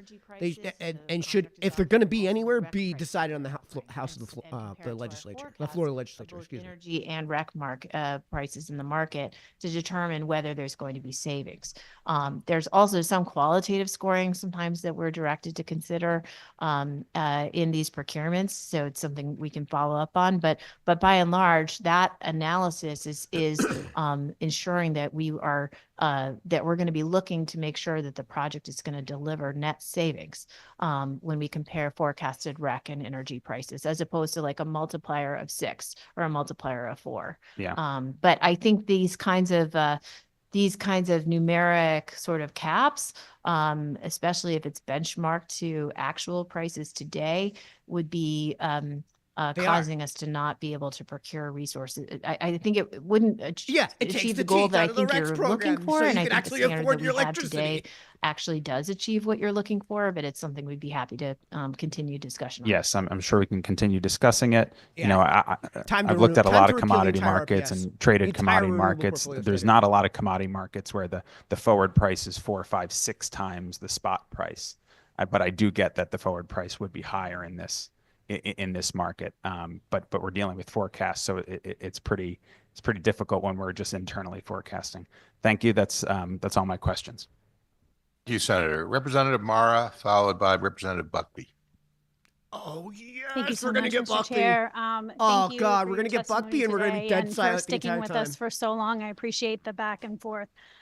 So one of the things that you talked about, and I think many of us are so much in agreement that looking at nuclear and the future of nuclear is a good thing for the state, which is great to see. We get a lot of pushback, and we've had a lot of pushback on our current nuclear prices. And I know that we've made, this committee has gone to lengths to say ways in the future that we can, share those prices with some of our other states. But can you explain to me why, I guess when I'm looking at these numbers, and I don't know if you have them in front of you, but, or, off the top of your head, as you may very well do. When we talked about the public benefits charge, there was so much focus on Millstone and the numbers there. And it seems like I've heard numbers like 70% of the public benefit charge. Increase. Would you agree 77% with of that? Increase. So the Millstone contract is for $49.99 per megawatt hour. And the way that contract is structured is it started in 2019, it goes till 2029. We entered into that contract because Dominion was the owner of the facility, was saying that they there's too much unpredictability in how much revenue they were going to earn in the ISO New England wholesale market. And so to enable, so it's becoming too risky for them to continue to operate the plant, and they were seeking revenue stability. So the structure of this contract is saying that they would receive this $49.99 on a significant portion of their output. It's backstopped by Connecticut Electric ratepayers. The way the contract works is if the ISO New England market price is below 49, then we have to pay the difference and to Dominion. And that difference is collected in the public policy charge. If the market performs or the market price is above that $49.99, then we earn a profit, the Connecticut ratepayers, and that's flowed back either it reflects either in a lower cost on the public policy charge, or in some cases, briefly, we had a customer credit that was flowed back on the public policy charge. So you heard me earlier say that over the lifespan of that contract with Millstone, and also we have a contract with Seabrook, we're a much smaller quantity, but at an even lower price, that we have made a profit overall of roughly 100 million if we stopped the contract today, in February. But that's not been the lived experience, right? Because there's been as the wholesale electricity market has had a lot of volatility over the last few years. Sometimes we've been earning, sometimes on this contract, and sometimes we've had to provide significant payments. On average, it works out to you guys at home So paying less. I don't have the numbers in front of me, but I don't know if someone in my team, I'll look to my team if you guys want to speak to it. But we had, during the depths of the pandemic, wholesale electricity prices were as low as, $20 some per megawatt hour, which is unprecedented. We earned a lot on the Millstone contract at that time. We rolled some of that back in the form of a credit to ratepayers. Then the market prices went up with the war in Ukraine, when natural gas prices increased about, in the 80s per megawatt hour. So so in essence, we've had different, The there's wholesale price been in different Connecticut swings did in the not go up to wholesale electric $80 a price. megawatt hour. And that has contributed to different amounts of revenue that we're required to pay on the contract. And that's, so if, to the extent that there was an increase last year, the customers were seeing some of that was because of what we owed on the contract. Plus there were some catch-up payments because there had not, the cost when it was for a period of time, the rate was set at 0. So we weren't collecting the revenue needed to pay the contract. While it was clear in the wholesale electricity market that we were going to have to make these payments to Millstone. And so some of that resulted in some catch-up payments that had to be made over ultimately with the way that PURA, the commissioners at PURA decided over a 10-month period. And that contributed to the Millstone cost being a significant percentage of the public policy charge recently. Okay, so if I just want to clarify, you said that to date, if we stopped it right now, our contracts with the 2 nuclear plants, we have made a profit. Correct. Okay. I think that's important for people to hear. The other point that you made is the slight bump in Millstone this year is because, or this past year is because we did not collect appropriately for Millstone for 2 years. That I'm not going to say it was inappropriate. I'm going to say, just looking at the numbers, that there was a period where the rate was set to not in the public policy charge where we were not, ratepayers were not contributing revenue to the cost of the contract, where the signs in the wholesale electricity market were that we were going to have some payments that were going to be due. Okay, thank you. I think that's important for people to hear when we talk about nuclear, that that I think there's a lot of misinformation that gets out about that. I just want to jump over to some of the efficiency programs, and I kind of want to reiterate what the other ranking member mentioned, is that I think it's a bit disingenuous to say that we're here because we want to be the majority party. I am definitely here, and I am literally right here because of knocking on doors to constituents in their frustration with energy bills. So that is why I'm here. That is why I have spent my many days studying and trying to learn as much as I can to help represent the people in my town. And one of the things that I'm looking at now is this efficiency program. I think we can all agree that efficiency in our homes, even on our transmission lines, that is, that's important, and it's a way to move forward. And I think it's very valuable. So if we are able to move those efficiency programs into the general fund, I think they will stand to muster. I think they're that our state can realize that that's an important program we need to support. But one of the things I want to talk about with this program is when it's within the ratepayers, or when it's with the electric distribution companies, who has access to it? Is it the ratepayer? Who has access to the efficiency programs? Mhm. We have programs for every type of ratepayer, from residential, renters, homeowners, small businesses, the largest industrial customers. We have programs tailored for all of those different customer classes. For ratepayers. Correct.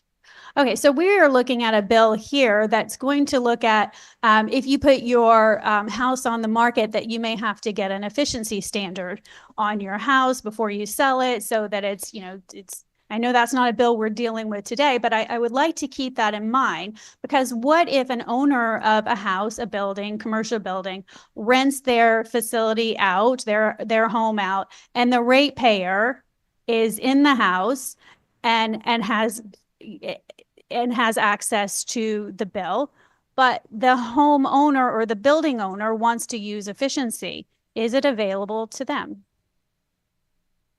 Yep. So I'm Vicki Hackett. I'm the Bureau Chief for the Bureau of Energy and Technology Policy. And one of the things that we are focused on doing is making sure, and one of the things that bill with respect to transparency about the energy efficiency of, especially when it comes to rental properties, where people don't have control over what gets installed in the home that they rent, is that it will encourage landlords to make efficiency changes that can lower the bills for the person who's paying it, if that's the question that you're asking. So when the renter is actually responsible for the electric bill, that will help encourage landlords to participate in the program where they might not otherwise have an incentive to do so. Where the landlord is paying the bill, they already have more of an incentive to engage in the energy efficiency programs. And we do have programs for multifamily properties as well. So that's definitely a big part of the barrier for renters, is getting the landlords interested. And we are also getting ready to host some roundtables with property managers and landlords and others to work directly with them to help them understand what some of the benefits of participating in the programs can be. And many do already participate. So I don't want to represent that none do, but you know, having more efficient properties should be a selling point for landlords.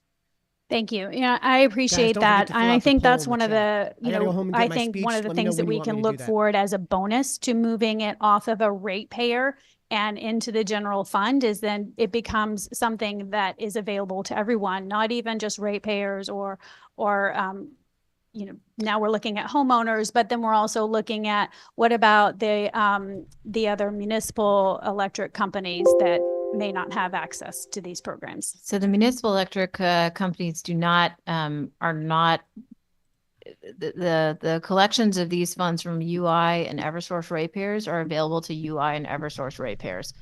We have never supported, and we don't have a construct here of then allowing municipal electric consumers who are not paying into these programs to take the funds that are available for for Eversource and UI ratepayers to fund their own efficiency. Some municipal electric co-ops have their own efficiency programs, and they also do get some revenue from the Regional Greenhouse Gas Initiative, which is covered statewide.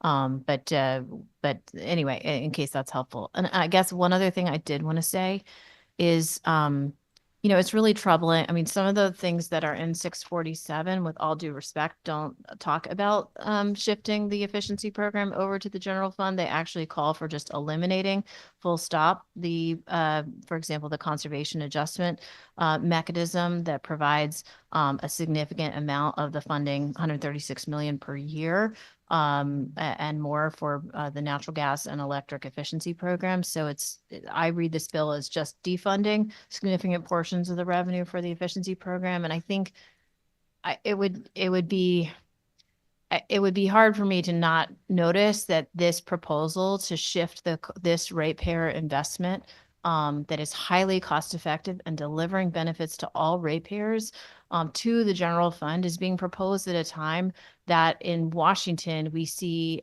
efforts being discussed to significantly defund other federal aid and grant programs that is possibly going to have to be picked up by That the state cost you taxpayers money. in the general fund at the same time. And Oh so my God. Because it should even be if there on even if there principle. were like great support for energy efficiency, I think the idea of putting energy efficiency as yet another program that would have to be picked up by the general fund at a moment that, for example, there's cuts being discussed for EPA of 65% of their because that's what the funding, voters 20% want. of deep That's how you staffing return come from consent federal to grants. government. You know, Medicaid proposals an to defund un-American Medicaid, way to which look will at come things. back on state budgets. So as much as, you know, I know it's great to know that there's broad support for energy efficiency investments, and that should manifest in, you know, support for it in the general, you know, from the general fund. I think that this seems like a year when there's going to be extraordinary pressures on the general fund to have to make up the difference potentially for other critical programs that have been federally funded to date, which makes me even more or more pessimistic that even though we all see the benefits of these programs, that it may just be very difficult to continue to fund them if we were reliant only on the general fund. Thank you. I appreciate that. I want to point out one of the issues. I think you kind of made my point really when we talk about those efficiency programs with the municipal electric is that if we actually brought it into the general fund, it might be something that the municipal electric companies would be able to utilize as well. And I don't necessarily have a question about that unless you need to have a response. So there is a seat on the Energy Efficiency Board, a non-voting seat for municipal electric companies, and they are welcome to, if there was a desire among municipal electrics to contribute their own ratepayer funding, the way that UI There isn't. and By the way, this is Eversource's, why the municipal, this is why ratepayers Wallingford contribute pays their less than funding you and into I. the fund. This right here. We would welcome a way to make that happen so that we have a statewide approach that that is universal for all customers in Connecticut. But I think everybody recognizes that having UI and Eversource ratepayers pay for municipal ratepayers to engage is, that's what we've been avoiding. But they We're are, doing they do that have a right now. seat on the Energy Efficiency Board. We have well-established programs that the Energy Efficiency Board and then DEEP oversee, and would welcome a way to discuss funding coming from muni customers so that they could fully participate in those programs. Thank you. No, yeah, and that makes sense. They're choosing not to collect funds from their ratepayers. So I think the last thing I'd like to discuss is the reason why we put why we want to put things in the general fund versus on ratepayers back. And I know that my guess is that you're thinking that we're going to hit a limit because there's only so much in the general fund that we can cover. Is that your issue? Let's say that I support the governor's budget and it doesn't have provisions in it to fund electric system investments that are currently funded by ratepayers. So sure. Yeah, I agree. illuminating And bill. what we're In not the last looking 5-6 at years, we've been is roughly that 20 we to assume that 40% there's no less. limit on And our there's a lot of ratepayers. reasons. One of the reasons is And I many of is the a laws limit. and regulations that apply to us in UI do not apply to CMEC. Or My ratepayers in signature says terms of avoiding general is. distribution and transmission costs. And I guess where I'm confused by this proposal is that it seems to treat efficiency as different than, say, electric transformers or the cost of supporting power plants. These energy efficiency investments are a resource just as much as the poles and wires and gas power plants that are keeping the lights on. And it feels like the idea of funding them more like social service programs seems to, I don't know if I'm misreading or misunderstanding the intent, but it seems to discriminate against or treat differently an energy resource that's, half the cost of conventional power generation. And that's why I struggle to understand the merits of Mara is spot on and asking the right questions. Yeah, that's why I haven't funding, really jumping in much. 'cause she's causing dead it to on. be funded in a different way. There are caps on the amount of funding for efficiency, for example, set by the legislature. The system's benefit charge is a fixed amount, and the CAM has a cap as well. Okay, so I struggle to see how $800 million is a savings, and maybe that's something that we'll be able to get into in the future. And I also struggle to understand how we should be asking neighbors to pay hardship on their electric bill for other people that can't pay. Never do we ever go to the grocery store and have our bill higher at the grocery store for someone else's groceries. So that part doesn't exactly make sense to me. I Dice is believe out that of her those social mind, damn services really straight. should be in the general fund. So I think as somebody who was around during the Take Back Our Grid Act and was part of, the discussions around the proposal for the low income discount rate, along with the commissioner, during COVID, we certainly had a lot of hardship among especially people with low income. And so a big part of what we're seeing, the impact of that is leftover hardship that people experienced during COVID, which I think is understandable. As far as the low income discount rate, what that rate should allow people to do is be able to actually afford their bill. So that's the intention of that rate, is to create a bill that's affordable for people. Electricity is a necessity. People can't live without it. It's not optional.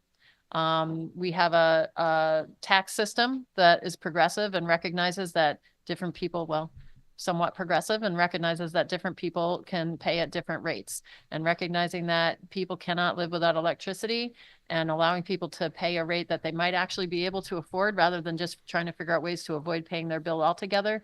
Either way, we pay for it, because if the utilities are going through their processes to get people to pay and people aren't paying, those costs get passed through as uncollectible costs, and we pay for it either way. So the effort here is to make the bill more affordable for people so that they will actually pay it. And thereby having things reduce on your those bill that cost uncollectible you money, costs for like the everybody. public benefits charges. But I think it's a really important point because this is something that is distinct about an electric utility versus a grocery store. And I think it can be a point that can be very confusing to folks, that electric utilities are regulated monopolies. And so in exchange for, being able to have public oversight shouldn't be. about how They should much just they be can regular charge for the businesses. electricity, which is the job This is of the PURA, whole deregulation line, right? the Like, utility gets to pass on and Is be it assured that they'll be deregulated? able to recover the costs of running this business as a monopoly. And so that includes or is it a when they government have protected customers monopoly because that of all don't the pay, regulations? they pass on, they're obligated to take all the steps they can to try to get that customer to pay, put them on a payment plan, so on and so forth. That's some of their rearage forgiveness and hardship programs that are in there. But ultimately, if they don't pay, the cost of that gets socialized among all the customers in the Socialized. form of Sure. rate that the utility is then charging, the price of the goods, the price of electricity. And it's different from a grocery store in that sense, because the grocery store regulated. They may be passing on some of these costs themselves, but we Yeah, don't thank see God, that. you know how That pricing expensive isn't groceries would be if we- transparent. if But we anyway, it's an regulated them like important that. point, and it can be confusing to people to feel that they're paying for a social Deregulation. service program. But effectively, if you're avoiding the cost of having to pay the entire unpaid bill by another customer, those costs, that might be a prudent investment. Well, I'm not sure that it's very confusing. I think ratepayers get it. I think that's all my questions. Thank you. Thank you. Just following up quickly to make it maybe a little less confusing.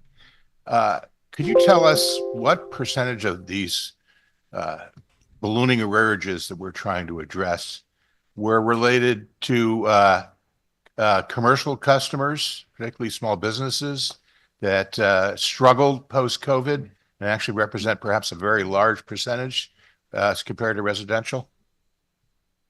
Yeah, my understanding is that oh, sorry, I'm Eric Annis. I work in the Office of Supply at DEEP. Sorry for the acronyms. The answer is what you're seeing on your bill and the public benefits, none of that is attributable to businesses. Those are built into base rates. This is just the hardship customers that are defined under the statute who is a hardship customer. Those unpaid bills get worked into the RAM docket and the public benefits charge. Our base rates have everyone who is not hardship, whether it's business or residential, who are not paying their bills, are built into the base rates that utilities receive. So there's no transparency on those, but you're paying those bills as well. We're just highlighting, because of the way we do our rates and have designed the rates, we're seeing it and calling attention to it. But the reality is almost all the unpaid bills work their way through the system and get paid by all ratepayers. So the commissioner said we're paying for it, or ratepayers are paying for it one way or the other, but we've created the hardship program to ideally mitigate some of those expenses. It allows us to let people keep their power on. They're paying less, but they're keeping their those power particular on. people are paying And less. at the same time, hopefully shifting fewer costs to other ratepayers, because they're encouraged to pay something that they're able to pay versus being required to pay something that they're never able to pay. And No, they're then the full not. They're cost not of that paying being it. shifted to all ratepayers. What are you talking It about? is a little bit confusing. Yeah. Sorry. And is it true that with all that we're talking about with hardships in this current circumstance, that it amounts to about $4 per the average ratepayer? Oh, that's right. I think Here we it's, go. somewhere around we're going to find out as the program rolls out. We'll know more, right? But probably somewhere $4 to $6 a month for the average ratepayer. Doesn't sound quite as shocking when you put it in that context. Representative Buckby. Here we go. We're going silent. Perfect timing as I'm in my office and the phone is ringing behind me. So odds of when a phone call are going to come in are lovely. So you hear me in the background of that as well. I want to thank everyone for taking a moment. Give me one sec here.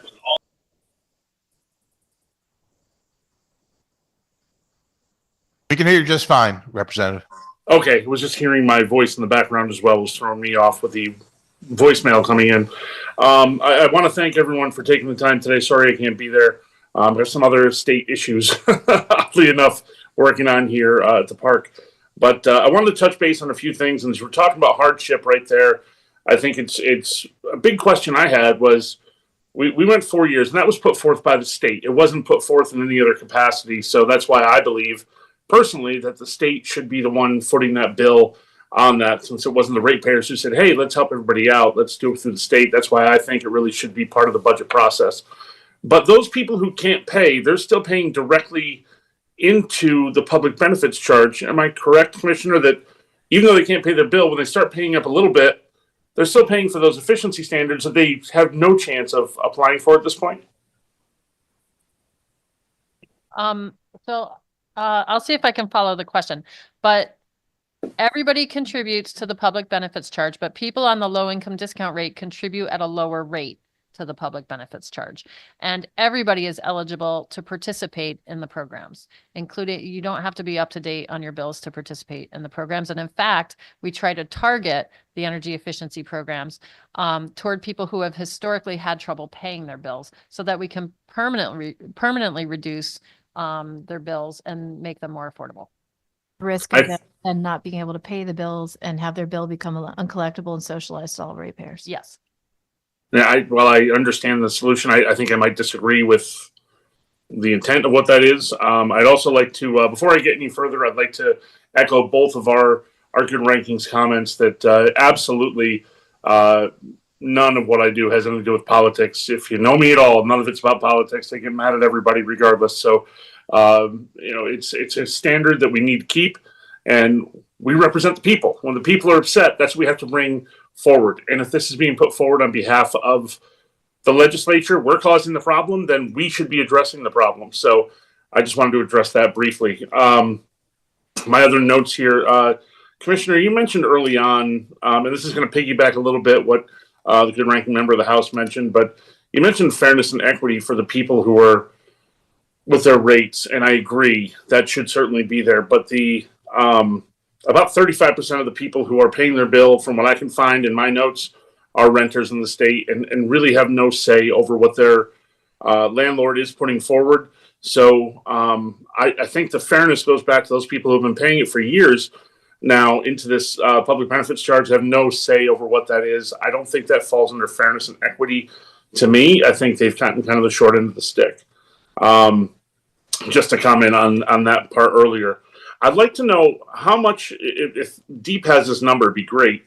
How much has been collected for efficiency and broken down by category, heat pumps, solar, whatever it may be, over time in each of those categories? Do we have a breakdown of what's been collected, itemized for each of those, and see what the efficiency is of all the programs? There's a lot of programs in there, correct? There are a lot of programs serving, open to all ratepayers in Connecticut.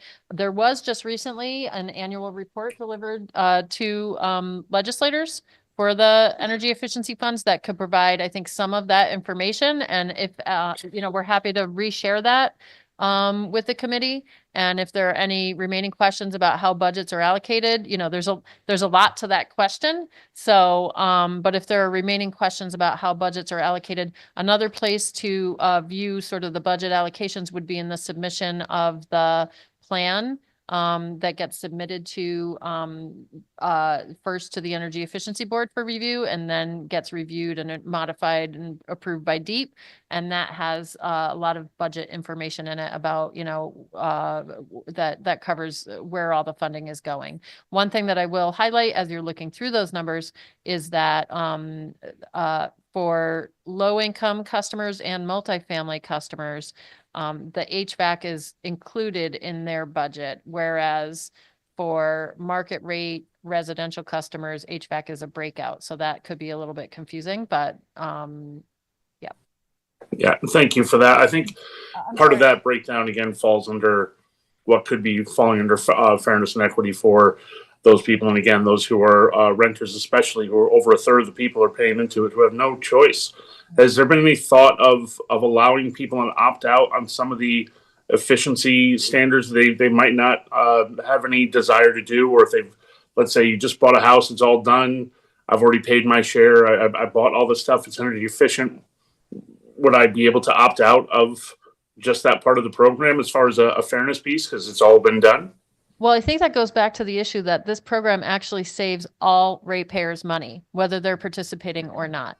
This program drives down the costs of having to increase the generation, build up more distribution. So this program actually drives down other portions of the bill for everybody, whether they're participating or not. When it comes to renters, there are renters who participate in the program. And in fact, we directed the utilities, we gave extra funding into the program, ARPA funding last year, and directed the utilities to focus it on multifamily dwellings, which would include significant portions of renters. And they are working through that right now. And we already had existing multifamily focus within the energy efficiency program. So there is the opportunity for renters to participate. We do know that there is a barrier. Some landlords don't want to participate. We are working on that, and we're working on ways to address that barrier. But we've made a lot of progress in that regard. So. And while I appreciate the efforts and the thought process to it, I would personally disagree that it's working, because the numbers still go up and up and up, and that public benefits charge is not working. So I think that's something that we need to do better collectively, working with DEEP and with PURA and with the commission and with the legislature. I think we really need to make an effort, especially with us as legislators, to do that. And again, simply because it's the right thing to do for the people who are there, and nothing to do with politics in any regard. I think it could be said, quite frankly, on either side, this has become a political football, and I can't stand that it is. So I'll leave it at that. Good chairs, thank you for the time, and Commissioner, thank you for your time. If I may, on the numbers going Please up and proceed. up, the CAM, which funds the Energy Efficiency Fund, is capped. So the numbers are not going up and up on the CAM. The CAM is capped. So that is not a cause for any increase that people have seen. Well, I just want to say before I turn it over to Senator Lieneman for a follow-up, I think Representative Buckby is onto something with this opt-out. I think we should apply it to taxes as well. Why should I pay taxes for things that don't benefit me? Maybe we can just make this a policy. You only pay for the taxes or the ratepayers that you directly benefit from. It would really change government in some very significant ways. And for the better. So just a thought. Oh my God. I have had suggestions with people in my towns when they've complained about the taxes that in the future they can pave the road in front of their house. I do want to say, in terms of renters, one of the governor's priorities for a while hasn't come up recently in regard to what Representative Buckby said, was a bill that would require landlords to score rental properties, that would give renters the ability to know what they were actually renting. Because there is a concern that when renters do rent, they might get a lower rent, but then they get blindsided going into an apartment or a house, and the cost for utilities because of the efficiency of the property is almost as much as the rent some months. So that has been a bill that we've entertained before. It did not have bipartisan support. Let me be clear about that. But it is certainly something that if the good representative thinks we should be reconsidering, that we could reconsider. Thank you. Representative Yacarino. Thank you, Mr. Chair, and thank you, Commissioner, and your team for being here. First, I'd like to align my comments with the two ranking members. I don't participate to get the majority. I'd love to be in the majority, but the fact of the matter is I get, like all of us, calls every day since last year about our rates and the public benefit side. And that we are tasked as legislators to serve our constituents honestly and with integrity and fight as hard as possible to adhere to their needs. And we have not done that. So to you, Commissioner, I only have a couple of questions, but it bothered me that the senator said that. And then the comment about the paving, I would never tell one of my constituents pave your own driveway. That's disrespectful. And I think it's Good wrong. call. Well, like I Um, said, what a So to you, dirtbag Commissioner, response. what did you, our rates have constantly gone up, obviously, and we discussed prior to the meeting today, and I appreciate your God. comments about nuclear. I've been a strong proponent of nuclear and natural gas. And, you know, we have all this discussion about public benefits, about different ways to put it off budget, put it on our bill. But the fact of the matter is, we have not done anything to lower utility rates for anybody. And is that, I think I'm Which is why they correct. keep going up. To take back the grid has not lowered rates. Rates have just gone up. Some And I'm people's not public blaming benefits you in charges are the general, same but as the rent fact or is a the mortgage policies payment. we Yeah. create here have not lowered our rates. And that's I a hate to fact. tell you what I Am I pay. right? Jesus. There are a lot of factors that have contributed to costs going up for electricity, not just here in New England, but across the country. We have Uh-huh. increasing That's what it is. demand. That's for, why we're number 2 in the for continental electricity, 48. which means we have Oh my to invest God. in new forms of supply. Ask your counterparts in the mid-Atlantic states who are facing 25% increases in their electric bills because they failed to build generation capacity quickly enough to meet a significant spike in, What a gaslight. demand for data centers. There we So are, we have to stay ahead of the 29.93. investment Look at needs New to- Hampshire, for 22.86. economic growth That's more than in 7 cents a manufacturing, kilowatt hour. and other types of electrification. We also have interest rate increases, With supply chain 30% higher challenges that than New have Hampshire. And impacted Vermont's all lower kinds than of them. infrastructure sectors, including What a the electricity gaslight. sector. The backlogs and timeframes for getting a transmission or a new transformer on the transmission grid are unprecedented, and those costs are increasing. We also have had a lot of volatility in the He meant price pay for their own of road. Yeah, I the live in fuels I that live we in a import complex, right? to power our Homeowners grid, which Association pays is for more our than road. 50% natural gas. And we saw that during the war in Ukraine. There may be new pressures that are coming. If LNG exports are expanded, that could cause the domestic price of natural gas to increase here in our region. We don't have adequate gas pipeline capacity to be able to ensure that all the gas power But you plants in New England oppose that expanding that. So can run reliably year round. And so we pay a premium for gas delivered to New England because of that lack because of you capacity. oppose the legislation that's We been proposed there's a whole host to of things. get more and then, natural gas in the add state. in sort of some of the COVID, that's what this bill does. COVID related challenges. So these things are contributing to price volatility and price increases in the long term, and the best ways out of it. And I would say Connecticut has had to carry unilaterally some costs that we should have been sharing across all 6 states. But going forward, being able to have multis contribute to the Millstone contract to retain that resource is critical. Being able to continue to invest in fuel diversity so that we have some hedges, which renewable resources provide against possible spikes in gas prices. Seeing what will transpire, whether we will see any additional gas infrastructure built out into New York or into the region that could reduce the basis. Whether ratepayers would have to foot the bill to build that infrastructure because power plants won't do it. Whether, those are some of the questions, and then the tariff discussion from earlier. I can go on, but there's a lot of reasons. This is what she opposes. She opposes this bill. She said this at the beginning of the meeting that she opposes this bill. Right? This is what's in the bill. Study here. Let me move this out of my way. Study methods by which the supply of natural gas may be increased in the state. She opposes this. Like, we don't have enough natural gas. So let's study methods by which the supply of natural gas may be increased in the state. She opposes this. I know we need that compact. I don't think What a we've ever two. done that. I think there was always a push against. We wanted to phase natural gas out. And the perfect example is now Ukraine, the war in Ukraine.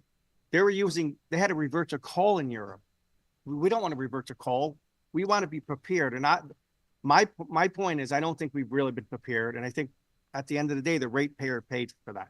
We're not going to agree, but I believe the ratepayer paid for all this because we weren't prepared. But I do appreciate our comment about nuclear, because that's the future right now. Like it or not, nuclear pods, they're small, they're portable, there's different sizes. And I think you said you are going to embrace that. But you did say the class renewables will be okay for the pods or the new nuclear going forward, but the existing nuclear, that will not be considered. That's not considered a class She opposes renewable. that. And is that true? And why? I don't know why we would need to offer subsidies in the form of RECs to. I didn't say subsidies. So the class renewal, the class one, you mean? Yeah, yeah. I think we've done a good job of negotiating a contract with Dominion. Okay, great. Without making them class one eligible, that, was able to give them the revenue certainty that they want. I think we're free. We have what we need in terms of the contracting structure to be able to have that negotiation with them again, now with more states at the table. And inclusion of that, including them in the RPS, I don't think is strengthens our hand in those negotiations or is necessary to do so. It could have negative impacts on the RPS. But if the goal, what I was saying earlier, is to optimize what we're paying for the RPS, get more value out of it at less ratepayer investment, we have some ideas on that we're hoping to pursue. And glad to hear, Senator Fazio, I think was perhaps driving for us to do the Section 35 study that teed up some of the concepts that we want to build on in the RPS white paper. So hopefully, if that's the goal, we can present some proposals in the next, going in the future that could achieve that. I appreciate that. So what I'm hearing is you want to give the incentives going forward when this date comes for nuclear. New nuclear. Yeah, new. But not I existing. appreciate it. I wasn't gonna, I appreciate everything you And then try to Senate do. Bill We don't 4, always like I agree, said, but makes it appreciate way what you more and your team difficult to does. get At the new end of the day, nuclear. though, we are here in task to do our best for ratepayers, to have consistent energy, work with our utilities. I know everybody calls them monopoly, but there's nobody else coming to the table to become utilities as far as I know. Do you know? I don't think I know anybody that wants to become a utility in Connecticut. But that's our job, to be honest and work hard for people, and we're outnumbered 2-1, so I don't campaign to be the majority. I campaign to try to do the best for my constituents. Thank you, Mr. Chair. Thank you, Commissioner. Thank you, Representative Iaccarino. Representative Mashinsky. Thank you, Mr. Chairman. I have two questions. This is a really interesting back and forth, by the way. I've been listening. Okay, one of my questions is to recruit our constituents to help us be more energy efficient, which helps. Thank you, everybody on Representative the grid Iaccarino. Representative and Mashinsky. avoids new generation. Could we change their electric bill to show their kilowatt hours compared to same period last year? In my little municipal utility, we have that show that. Yes, if that is shown on the bill. There's a graph on the paper bill that shows how much you're using this month compared to the same month last year, and it shows your usage over time. Okay. Mhm. I was told it was not on there, but I have a separate bill because I'm in a municipal. And in ours, we do show it. So you can actually see if it's a big air conditioning year, you can actually see it on your bill in comparison. Yeah, if people look at if they look at that part of their bill, they'll see how things spike in the summer if they're not using electric heat, for example, electric resistance heat, which could cause a spike in the winter instead. So yeah, you can do some analysis looking at that for sure. Also, if you have a visiting relative show up for a month, that shows up on your Or college students, right? Or college. yeah. Students. That was in my head, was college student. Or a pool heater that you leave on. Yep. It actually makes you think when you see the graph, which is good. I also want to ask you for evidence on the record, or you can send it in later, but you have said several times that efficiency programs are half as expensive as new generation. And that's why efficiency programs save all ratepayers money.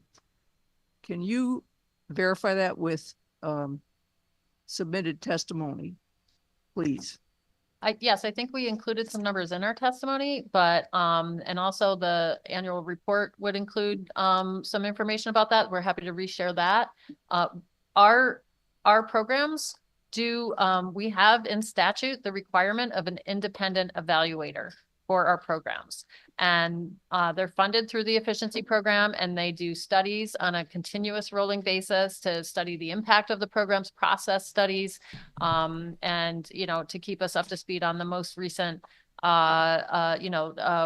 technology and evaluating new technologies and things of that nature. So that is done on a continuous basis for this program, and it informs our cost benefit. We have a document called the program savings document, and that includes detailed calculations of the cost benefit of each measure. Okay, you have them, but do the constituents see them? That's my We question. we can share with you if that would be helpful. We can share links to where to find all of that. But I'll say the program savings document is quite lengthy and complex. But I do think the annual report might contain some information that would be helpful there. And so that might be helpful as well. So we'd be happy to share both of those things. Yeah, that's good. I try to get my constituents to do the energy efficiency improvements.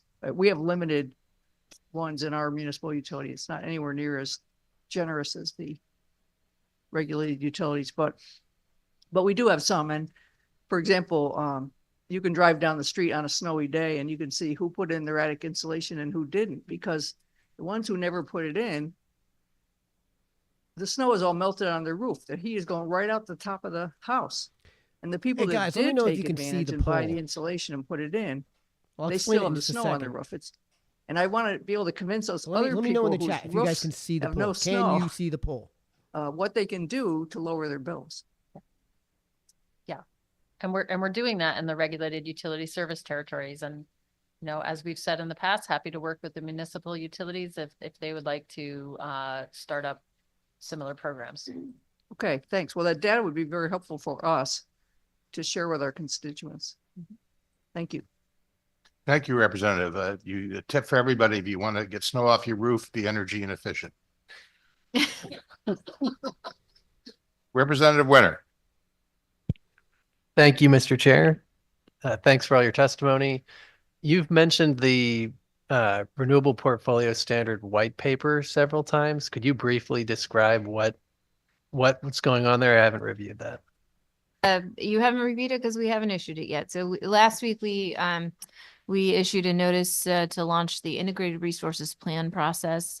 Something that we're deepest charged with doing every few years is to look ahead at what are our needs, electricity needs for electricity supply over the next 10 years, and look at strategies we can implement to meet those needs in an affordable and reliable way compatible with our clean energy goals. So we just launched that last week. I'll use this as a very brief PSA to say that we're seeking comment on the scope of that plan, the questions that we're proposing to dig into in the IRP. Given all of the municipal utilities would be out of their minds attention and to work with these interest folks. 100%. in you the want to see your electric affordability go of down electricity quickly and sharply, and some that's of when the you related questions. petition your mayor, We're petition hoping to your make town this council, process really petition your selectmen, iterative petition your first selectmen, and tell engaging them, for get a the municipal public and for stakeholders. PDC. So we're putting out Because what they we're calling dodge white all of this. papers, which are 5 to 10 page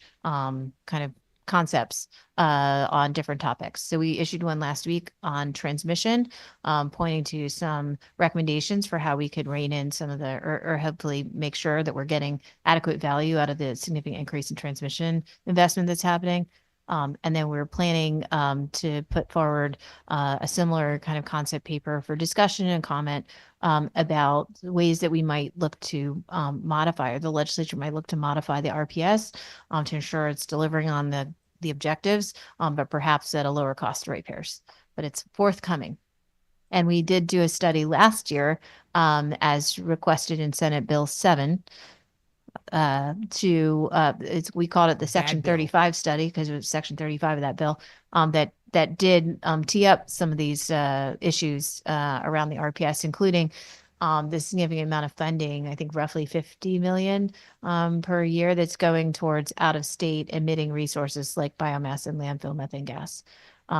That number is subject to check. I'm getting some nodding heads. So, just thinking about, some of that Section 35 study identified, here's some of the performance of the RPS. And then we're looking at the concept paper to make some suggestions about how we might act on those observations. And so to TBD in terms of date. Thanks. Thank you, Mr. Chair. Representative. Thank you, Mr. Chair, and thank you for your testimony. I just have a few questions. I'll try to keep it brief here. So first, we've heard about the importance of these energy efficiency initiatives, and we heard that the CAM has been And they capped, but I cost us also money. see there's energy efficiency initiatives under the systems benefits charge. Is that a separate program than the other one? Oh, great question. So there's a 3 mil charge in the systems benefit charge that has funded the energy efficiency program, I think since, no? Oh, you have to use a mic. It's in the public benefits charge, but I don't believe it's part of the SBC.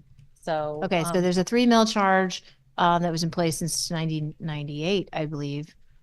When the state first deregulated, the bill that authorized the restructuring of the energy market created this fund for energy efficiency, recognizing that it wouldn't be, energy efficiency wouldn't be happening in this new restructured market. And then in 2013, the legislature increased the amount of funding for the efficiency program through this CAM, the Conservation Adjustment Mechanism, which recovers another 3 mils. So total 6 mils that goes into the same energy efficiency program. Sorry for the lengthy answer to your question. I do think that there are other references to efficiency programs that maybe PURA used to oversee or may continue to oversee. We would have to look at what those are, but those are not the same program, and I'm not sure they're all in operation. That would be a good question for PURA, but yeah. Okay, thank you. And again, through you, Mr. Chairman, I do have a question then about the millstone, the way that we bill it.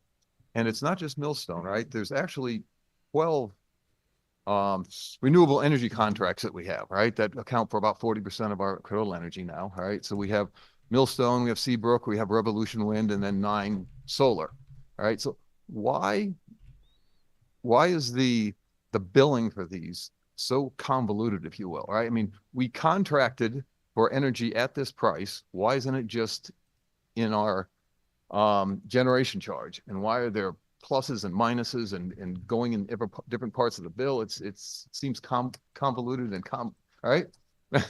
Well, yeah, this one, it's hard to, because the market fluctuates. So we have contracts that are for the most part at a fixed price, but they're fixed, and then you settle those contracts against the energy price that is constantly fluctuating every day throughout the day. It's up and down. So you have to set your rates. So PURA sets the rates. How much are we going to collect over this year to make sure the utilities can pay those contracts? So what they do is they look at what they think they're going to need to collect, to pay the contracts. And then rates happen, and they may have collected too much. They may have collected too little over the time. And then they reconcile those every year. So there's 6 months, every April, they set a rate they think for the next year, and then they look at it again in September to see if they are on or off. PURA is currently undergoing another docket to see if they can do this a little bit more efficiently and effectively. There's been trying to figure out what's the best way to do this, and Guys, so there has been with the war in Ukraine and COVID, there's been these wild fluctuations which we're not used to, the system wasn't set up to really adjust quickly enough to those. And so PURA is re-looking at it to see if we can smooth that process over. But unfortunately, you don't know what the rate of is going to happen. So you can't say you don't charge the rate of the contract. You charge the difference between the contract and the market. And that is a moving target.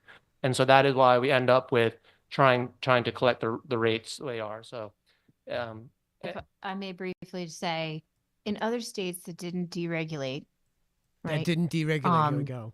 The utilities are the monopoly, and they are the only ones that build the generation, whether it's renewable or gas or whatever it may be. And they recover those costs. They get to recover all of their costs of building the generation, plus a guaranteed rate of return on the generation in their effectively the distribution rate. When we deregulated, we recognized we were going to be relying on this ISO New England market, this private market to provide, to purchase the electric supply that we needed. But then as time progressed, we recognized that the ISO New England market rules are structured that there's only one resource that actually gets purchased through that market, and that's natural gas resources. But the natural gas resources aren't investing in the pipelines that they need to have fuel to run reliably all year round. And, if you ran your system entirely on gas, you have a lot of exposure to those price fluctuations and you're not meeting your environmental goals. So over time, the state took action starting in the 2010s to say that the utilities, we should do these contracts with renewable resources so that we can make up for the fact that natural gas they may be resources. cost effective, but they're not getting purchased through the And now ISO the nuclear market. resources. And so it's correcting for that failure. The way the contracts are structured, they're contracts for differences, essentially the difference between the market price and the bid price.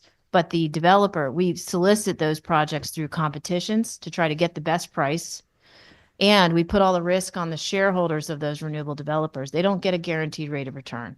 They come in with one price, No, but they get a fixed price for the output. They get paid when they produce a fixed price. And if it costs them more to build that project than what they set, what their bid price will recover for them, that's on them. So those are some of the enhancements of buying renewable power this way.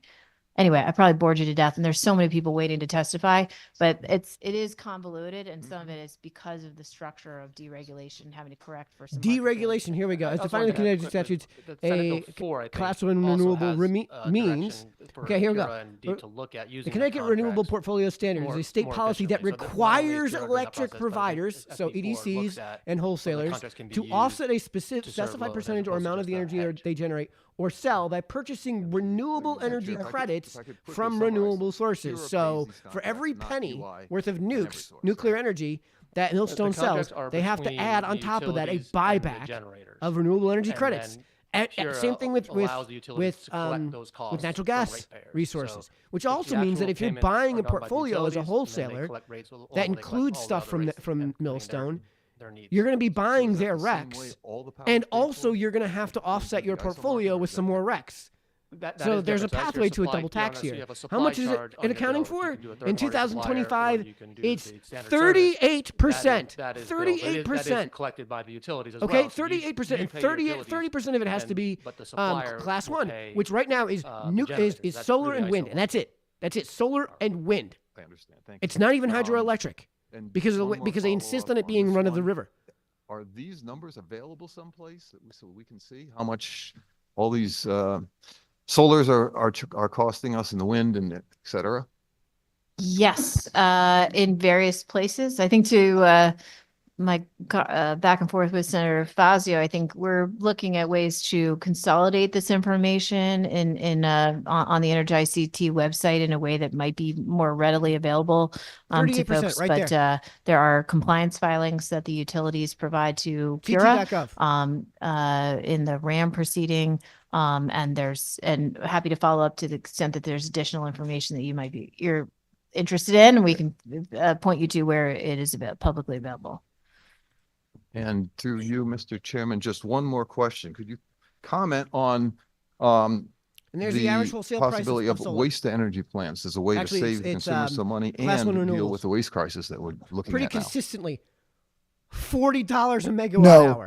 Or $40 a megawatt. Make a comment on that? Oh, okay. I'm sorry.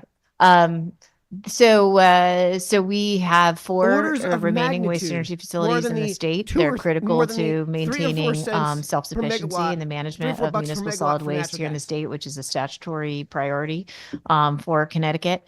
And we actually have ratepayer funding going to help support those waste energy facilities in the which are eligible for Class 2 renewable energy credits. So that is embedded in the supply cost on your bill. So we know these But numbers. that is one mechanism do that's in anyways, place because that we ratepayers are read. funding I show to receipts in this help channel. ensure that those waste energy facilities remain economic here in the state. And we have, been working with the Environment Committee, and the Energy and Technology Committee has done a task force on these topics in the past. Looking at ways that we can ensure the continued operation of the remaining waste energy facilities. DEEP's also conducted an RFI to see if there's developers of additional, new technologies to support waste disposal here in the state. Happy to follow up on, mechanisms and actions that the state can take, working together with municipalities to help support those investments. Thank you. Thank you. Thank you, Representative. Sorry for my emotional reaction on the trash thing. Been doing it for too long. Anyone? Yep. Thank you, Mr. Chairman.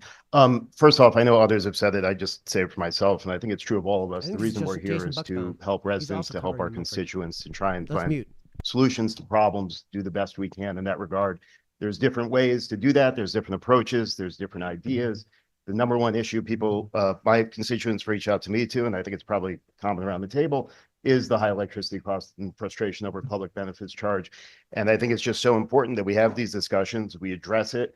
And I think that doing that is or should be the least political thing we do, because it's something that our residents need, they want, and it's something that we really need to get a handle of. That said, Commissioner, thank you so much for being here. I've enjoyed the discussion this morning. You know, you've been before our committee a number of times. I always find it to be informative. And I thank you for your efforts. I just have one question, and that's on section 13 of SB 647. We talked a little bit about nuclear today. This deals with natural gas, and it requires the commissioner of DEEP to evaluate the natural gas capacity in the state and to examine ways to expand it. And I'm just curious if you have a view on that. Thank you. Yes, so this is a topic that DEEP has analyzed and explored at many junctures, dating back to 2013, 2014, after the polar vortex. At that time, there's a lot of attention among the New England states about this inadequate gas capacity to deliver the gas fuel to power generators that are declining to invest in that infrastructure, and it's creating a real reliability problem that persists in the region, and it causes the delivered cost of gas to be higher in New England, which puts pressure on electric rates. At that time, Connecticut and some other states were exploring doing an RFP to have electric ratepayers backstop investment in additional gas transportation capacity to help improve reliability and lower costs at this. But it ended up not really going forward. Massachusetts, for example, under a Supreme Court law there is prevented from being able to have electric ratepayers backstop these types of gas pipeline investments. But the issue continues to be one that is, you know, we continue to analyze. In fact, last year, DEEP prepared the Section 35 study, which included RPS, but also looked at these questions of natural gas capacity. And so happy to share that with the committee So are you in again. favor of that And part then of the bill or we not? Because also you indicated said you in were the integrated opposed to resource the whole plan thing at the beginning. that I was just mentioning to Representative Winter that this is a topic that we could model and do some scenario planning and analysis around to be able to compare.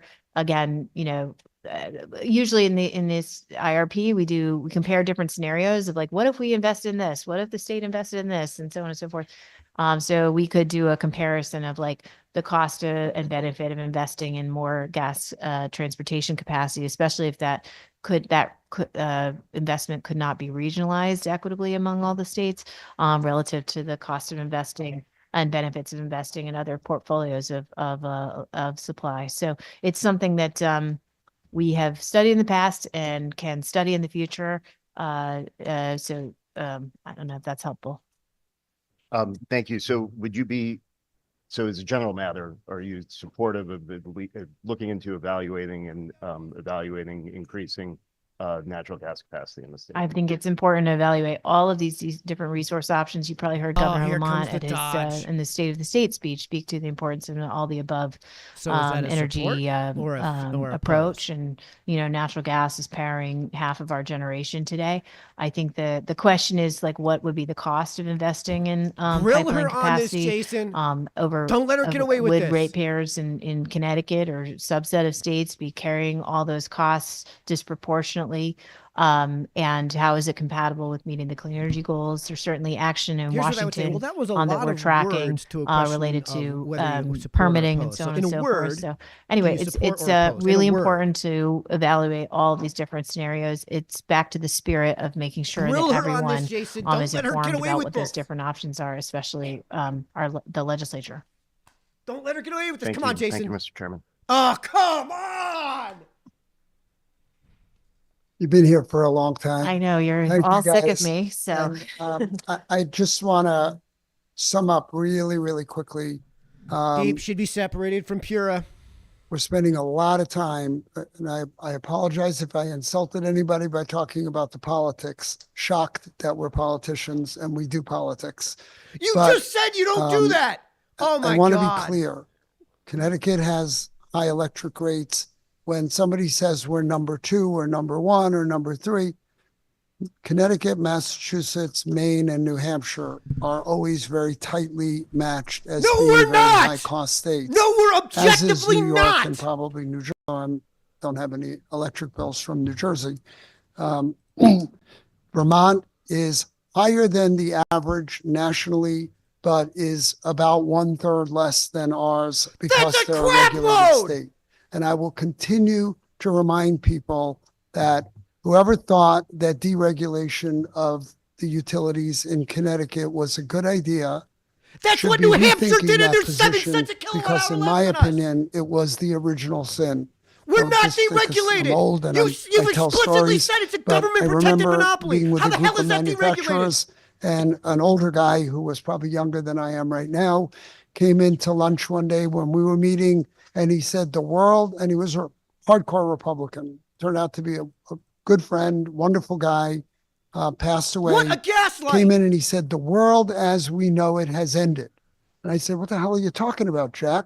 And he said, they've just deregulated the electric markets. That's and a good everything is thing. going to be different. And we are still to this day paying the price. And I know Why do you think we have Wallingford's at the so much moment cheaper? the obsession Oh my with God. this one section of our bill that's called public benefits, You're which obsessing with includes the one part of the thing this that's called many deregulation items, that didn't right? happen. Senator Fazio has probably done a better job than anybody of trying to decipher it. It Trying is to decipher it, complicated. it's 2 Some pages stuff longer goes than back your to bill. 2005 that we're still paying for.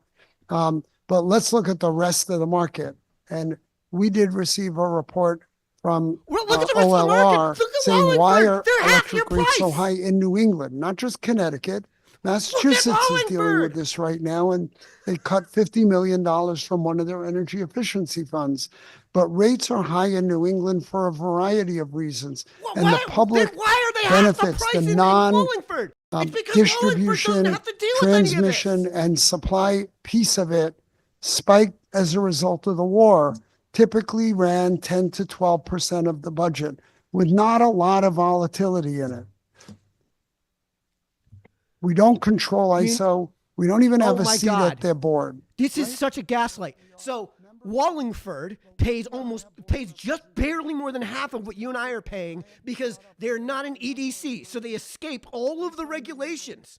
They escape all of the EDC's regulations. They said so explicitly on WFSB. It's on my channel right now on YouTube. We went through this. The reason Connecticut's rates are as high as they are is strictly a matter of policy. Right? No state has a seat on their board. My opinion is ISO needs to be restructured because most of the New England states have comparable goals. And if these things were built across the platform of all the states, we would not be dealing with the spikes that we are. But the deregulation component alone has eliminated our ability to smooth things out, right? It's really hurt us. And if you take out the public benefits piece, which is higher now, again, because of the war and the pandemic, you take that out and take out the way those hedges work, we're still at 21 cents per kilowatt hour. And 21 cents per kilowatt hour without any of that is 1.5 times the national average. Without anything, it's 1.5 times the national average. I own factories in Connecticut and Michigan. My factory in Michigan has a rate all in of 13 or 14 cents. It is a fully vertical state. They do burn more fossil fuels, which is not what we want to do, although they are on a path to eliminating them. But our rate fluctuates because of deregulation. It's very, very difficult to manage our electric grid in this environment. It's not deregulated. I think it hurts everybody. What we did in 1996 or 98 has 98. had consequences for 25 years. No, it It was hasn't. under It didn't Governor really come Rowland, into but full there were effect until Democrats who 2008. supported the idea of deregulation. If you remember, when all this was popularized, you had Enron running around telling everybody that this was the greatest thing since sliced bread. It ended up with those guys going to jail, but it ended up with us having this legacy unbelievable disastrous equivocation here. system.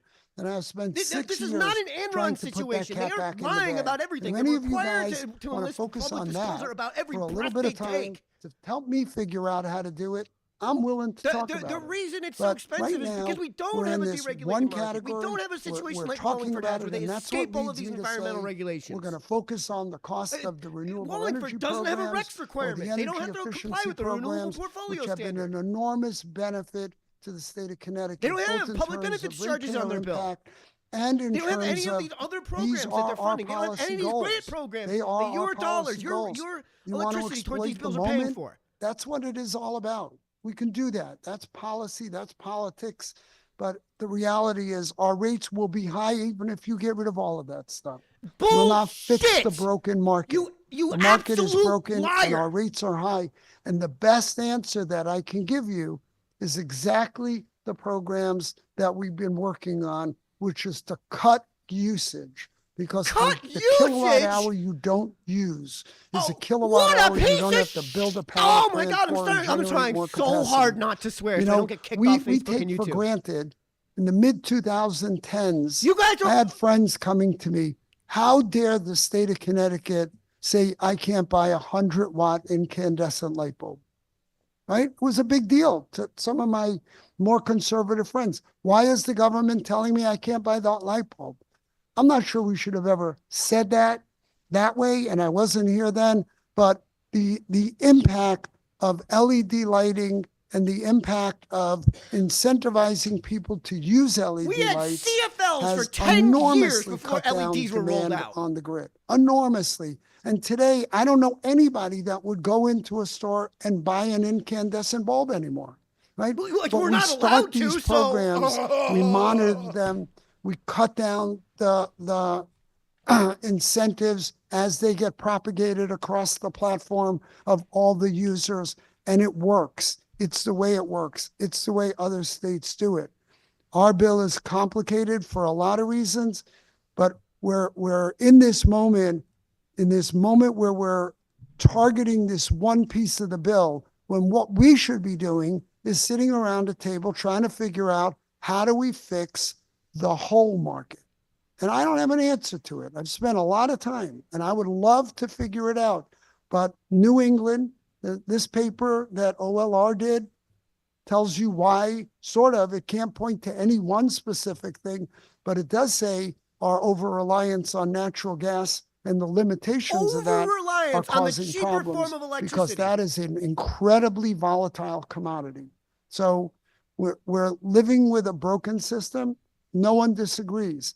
We want to focus on one slice of the pie because that's convenient. Fine. Because it's But disgusting. let's Because remember in principle, that our it shouldn't be job on is our to bill. focus on the whole pie and not just that one slice of the pie. You're back. I like pie. You have another question, Representative? Representative Yacarino. I do agree with Senator. We discussed this. I would love to, I don't know why we ever deregulated. That was a huge mistake. And I remember that. I wasn't here, obviously. And that would be for the commissioner and somebody to really fight to do that, because that's one of the biggest problems. But I don't agree. Yes, natural gas spikes, liquid natural gas spikes, standard natural gas really doesn't spike. But the problem is we fight the capacity. So we can't have it both ways. That's all. We really don't do our justice, because I agree with you 100%, Senator. That was a horrible mistake. I don't know why people did it, because it just, ISO has too much control, to be honest, I think. I can't say, no, but that's why but you're right. But we can't fight. The fact of the matter is we need the capacity. AI and data centers, you think we need power and energy now, we're going to need so much more energy in 5 years. That's why I'm hoping we have these nuclear pods, because for some reason people are fighting the capacity of natural gas in Connecticut. Okay, let's try to keep this to questions and comments, not conversations. Senator Fazio. I will just say, I continue to think the discussion of the public benefits and the roughly 50 different programs is not trivial. The OLR study, which cites 7 different potential causes for Connecticut's high rates, include state mandated energy procurements, state renewable energy policies, and system benefit charges, namely public benefits section of the bill. When Pura testified in previous sessions, a chairwoman who we have a lot of respect for. The analysis from Pura showed that public benefits charges combine the public benefits charge, or public policy charge, and the FMCC are one of the main reasons that Connecticut has higher rates than other states. That's on the record, and Connecticut does have higher rates than all the other states in New England, according to the EIA's latest December numbers. So yes, I do not believe that we will be below average if I get everything I wanted, if 647 passes or anything like that.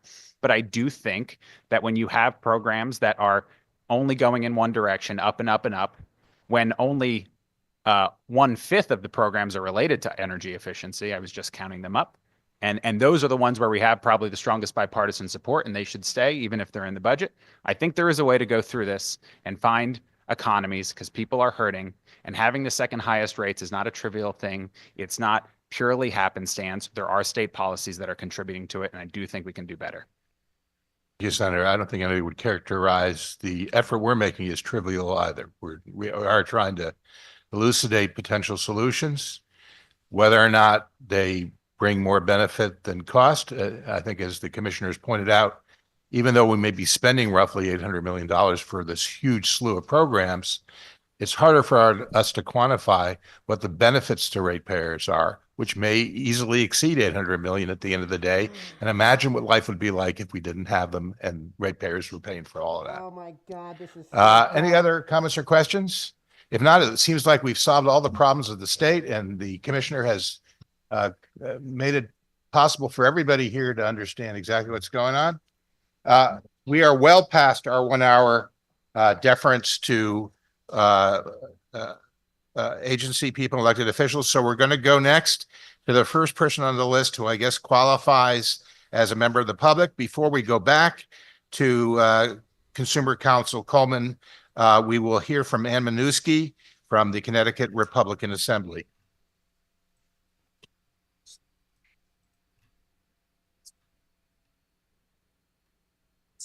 Okay, she's 7 and I'm 150. Oh, excuse me. I assume she was here. Is she here?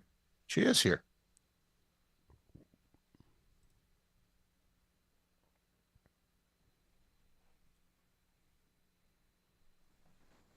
All right, I better go home and get my speech. I think you have to push the mic when you're ready to talk. Did I? Or yes, it's on now. Thank you. Just pulling up my testimony.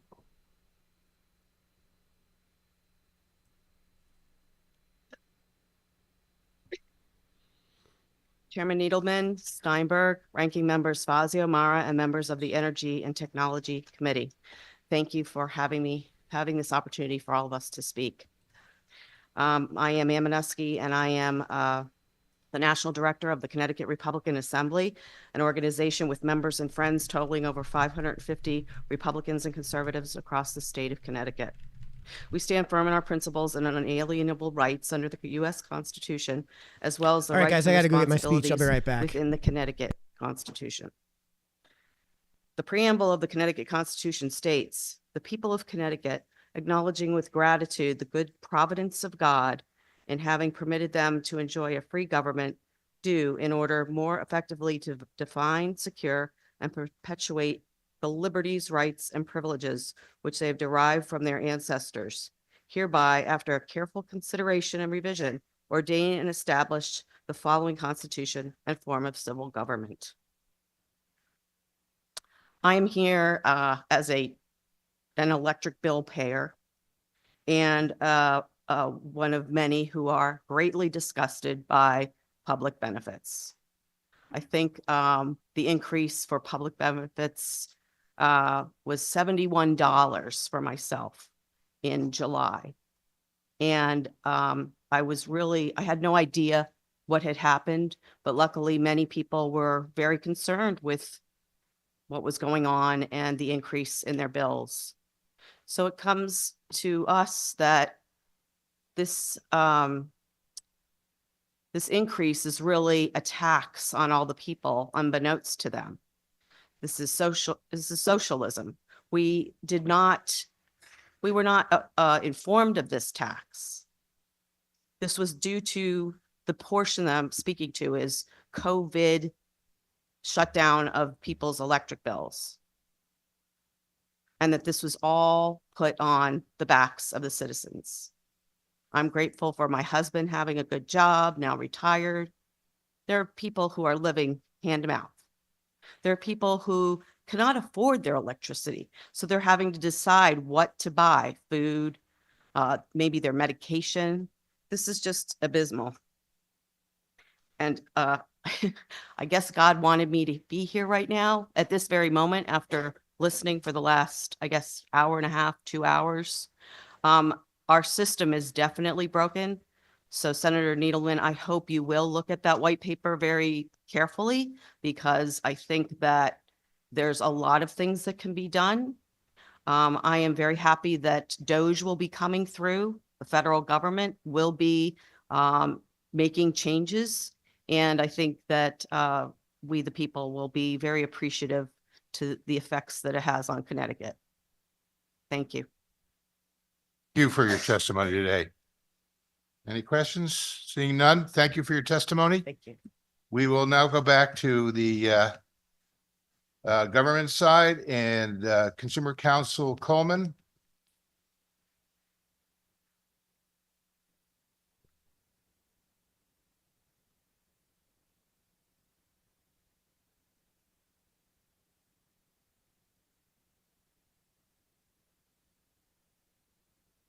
Good afternoon, Co-Chairs Edelman and Steinberg, ranking members Fazio and Mara, to the rest of the committee.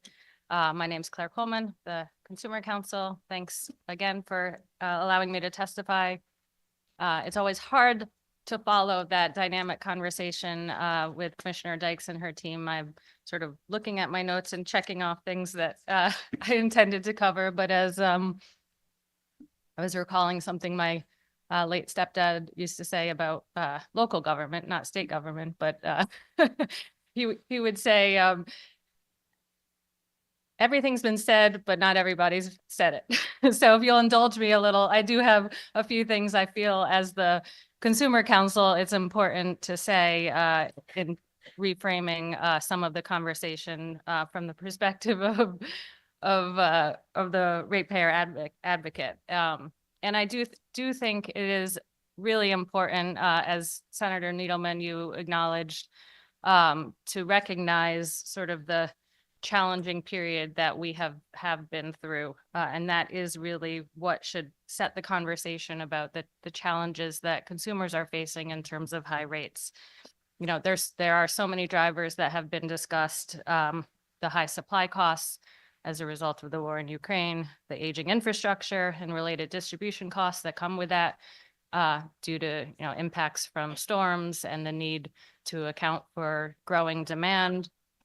You know, the higher operational costs, storm costs, we're all absorbing constantly because of the more frequent storms.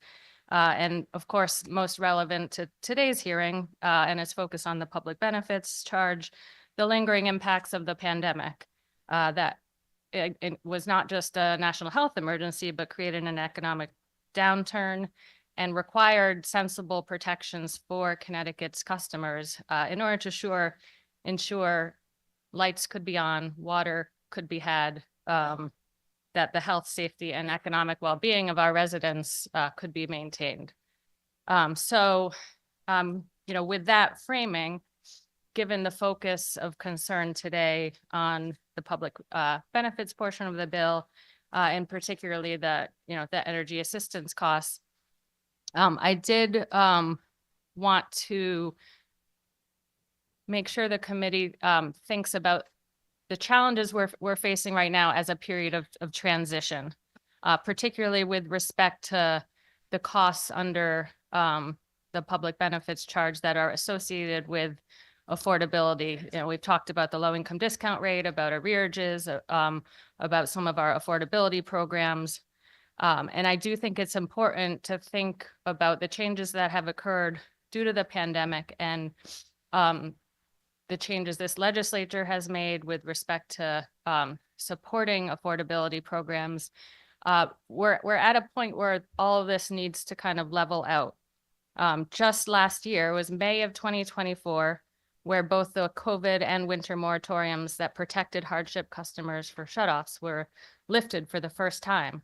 So in this past year, and as reflected in the July rate adjustment mechanism changes, we saw the result of people coming off of those protections and the efforts of our utilities, which we fully expected them to do, which is to get people on payment plans to avoid shutoff. That is, from our perspective, a positive result to avoid a shutoff and get a customer on a payment plan to commit to paying towards their bill.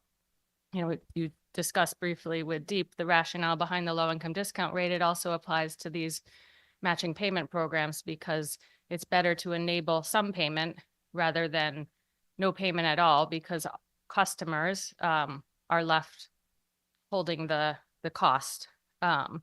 So that is the sort of transition period we're in. And I think I just urge the committee's patience with pulling the rug out from any of these programs before we've been able to see the benefits, which unfortunately is going to take a little time. I also want to put this in context in terms of this affordability crisis that we're having here in Connecticut. We are not alone. This has been a nationwide problem, higher unpaid bills, as well as higher electricity costs. Everyone here reads the news. And I do think that the combination of the pandemic and the rising costs and the inflation and the supply chain uncertainty and all of that that's impacted the nation, is evidence that we're not seeing higher rates because of bad public policy or because but because of these challenges. And we have, just to focus a little bit on the low income discount rate. And well, I'll just say generally, because you talked about that at length already, these affordability programs have a purpose, and they also help make the electric bill less regressive. But at the same time, there are limits, right? And I do think that ratepayers cannot solve the general poverty problems of our state. So it is appropriate to talk about what opportunities we have to shift costs from ratepayers and explore other funding mechanisms. What I took away from the conversation earlier was that, there's a tension here. As a ratepayer advocate, obviously, the idea of finding other sources such as the general fund sounds like a great idea that I should automatically support. The challenges are the implementation and how we do it. And I think some credence was given to the challenges of our budgetary process versus the details with which PURA analyzes and evaluates each of these programs and evaluates things like cost causation and does cost of service studies and figures out how to divide costs between different rate classes and does benefit cost analyses and cost effectiveness analyses and all of this analysis that, with all due respect, the legislature is, I think, too busy to do. So I worry that the connection to rate regulation might be lost. And I also think that's probably a problem for our utilities and our private, businesses that engage in the energy efficiency programs, in the solar and renewable energy programs, because of the volatility of our budgetary process of not being able to rely on funds. Our utilities, last summer talked a lot about predictability and the need to be guaranteed revenue. And one of the reasons we do this annual rate adjustment mechanism process is to ensure that costs they prudently incurred for these programs are that they recover for them. They wouldn't be able to have that assurance with the budget process, and therefore they may refuse to participate completely. So that's just one other challenge I thought about as we had the discussion. I do think there's potentially a middle ground here, which is, keeping all of these programs that are legislatively directed, implemented by PURA, which includes setting rates based on that complex analysis I referenced before.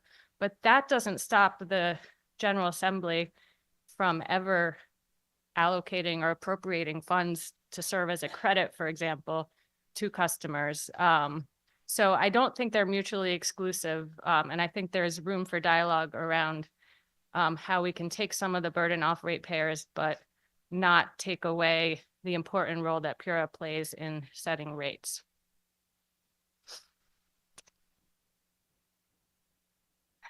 There was also significant discussion about the different components of the bill. I won't belabor our testimony, but we did seek to detail some of these components because it is really confusing. I'm happy to answer questions on that.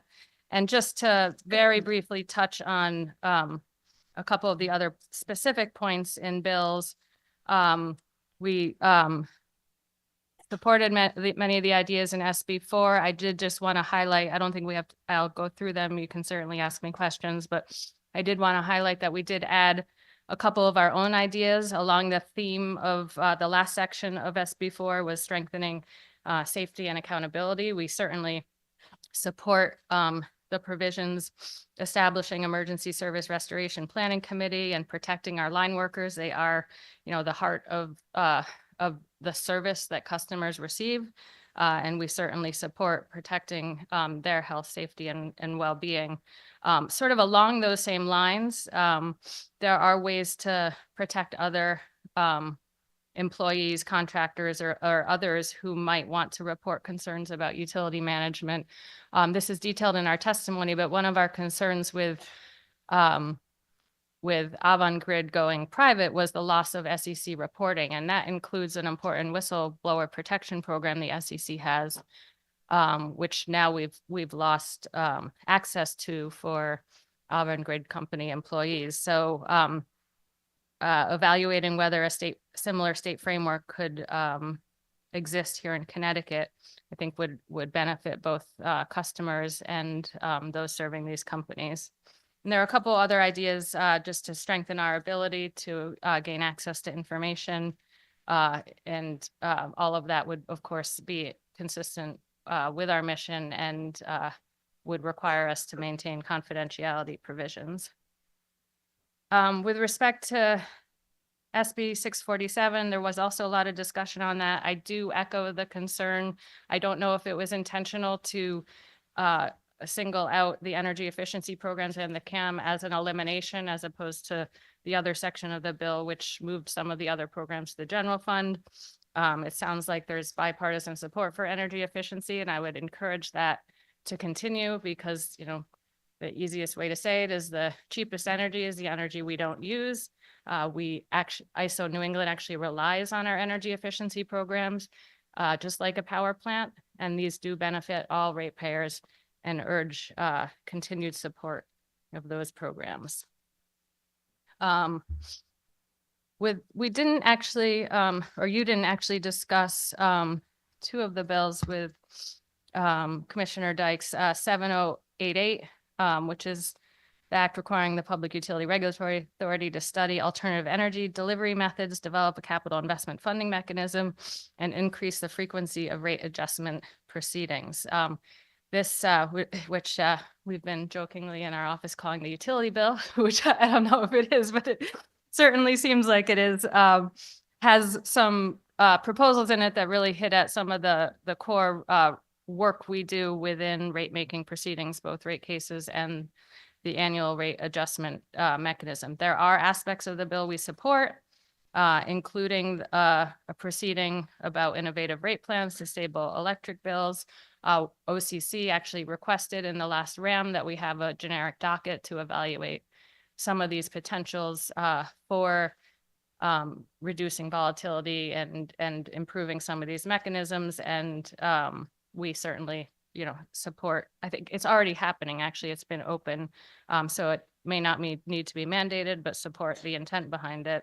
And similarly, we support having PURA evaluate the medically protected hardship designation. This committee has considered different changes previously.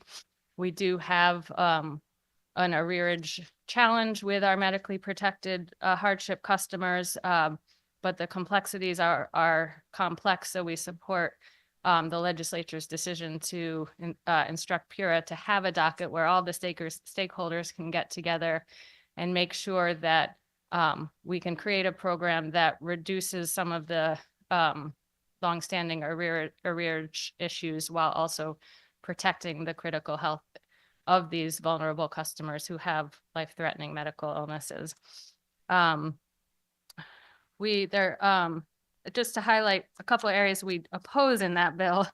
Section 2 of that bill would require PURA to create a specific framework for capital investment recovery. This would basically mandate a forward-looking capital cost recovery mechanism, which in essence puts a lot of risk on ratepayers and gives the utilities more revenue faster. We have spent a significant amount of time through the PBR, performance-based rate making docket, evaluating how forward-looking capital, the costs of the plant that the utilities have not incurred and is not being used and is not yet useful for customers should be accounted for in rates. That process has been a really productive dialogue. I feel like this is is an attempt to end run around that process and legislate one formula. Whereas I believe that we need to let that process play out. And PURA has in fact issued a straw proposal just last week that we're reviewing that includes addressing this issue. So I urge the committee not to act on it now and allow PURA to complete the PBR framework. We also oppose Section 3 of the bill, which would prohibit the ex parte provisions of the UIP or prohibit. What the bill does is it says that PURA is not allowed to invoke ex parte prohibitions for uncontested cases. What the statute says right now is it's required for contested cases, but that leaves some room for PURA as a regulator to use its discretion to determine when it wants to invoke ex parte restrictions to ensure that it's not being unfairly lobbied or influenced by a party to a proceeding. And we think that discretion should remain within PURA and oppose that section of the bill. I'll stop there and just flag that we do think there's opportunities in HB 7086 to provide more transparency and clarity around some of these cost drivers. We've seen the discussion over the last year and the anger and frustration that we understand that customers are feeling. We ourselves have struggled to explain the complexity of the bill. So it certainly is always a valuable exercise to go back to PURA, talk about, what are some of the lessons learned, the confusions, and how can we more clearly explain this to our customers. So with that, I will end there and answer any questions. Thank you, Claire. We very much appreciate all your testimony and everything you chose to comment on today. I'll start with 7088, and you are indeed correct. We were not trying to be secretive, but that bill came to us from our request to the utilities to give us ideas of things we could look at. And I know this is shocking to a lot of people in the room, but we do actually work with the utilities, and it's not always adversarial. And As do we. We sincerely wanted to hear they had ideas. So your comments are very important to us as we consider these possibilities. We also take your point that, as with so many things, many of these things relate to open PURA dockets or contested cases, and it's really challenging for us to try to tinker with process when there's so much of this going on. But as I think the theme of today has been, we can always do better. And so we wanted to hear from the utilities as well. So I'm sure we'll have some ongoing conversation with regard to whether or not some of these ideas have merit. And we appreciate your input on that. My only other comment is that I was struck by the irony of your commentary earlier about how our attempts to forge affordability programs to benefit people, ironically, have now come back to bite us and are perceived as created affordability issues. And from what I understand is, I think, and I would agree, that the problem has resulted not so much from poor policy as exogenous factors that, with the best of intentions, caused to postpone the sharing of the pain with ratepayers, which only made things worse when that day finally arrived. You've got to pay the piper. Maybe we should have chosen a different date to pay the piper. And certainly I would have agreed if spreading out the pain over a longer period of time would have been helpful to ratepayers. But I think the point you make is very important. This problem, if you want to call it that, is not the result of bad intentions or poor policy, but exogenous factors that we certainly hope do not occur again. Do I accurately describe your take on this? Yeah, thank you, Representative. I think that timing has been tricky, as we sought to respond to the supply crisis with tools like providing, a credit to customers when Millstone was in the money, just as one example. Then, we ended up with the Millstone contract plummeting in terms of its its revenue generating capacity for customers ending up paying more for it. And then having to make that up.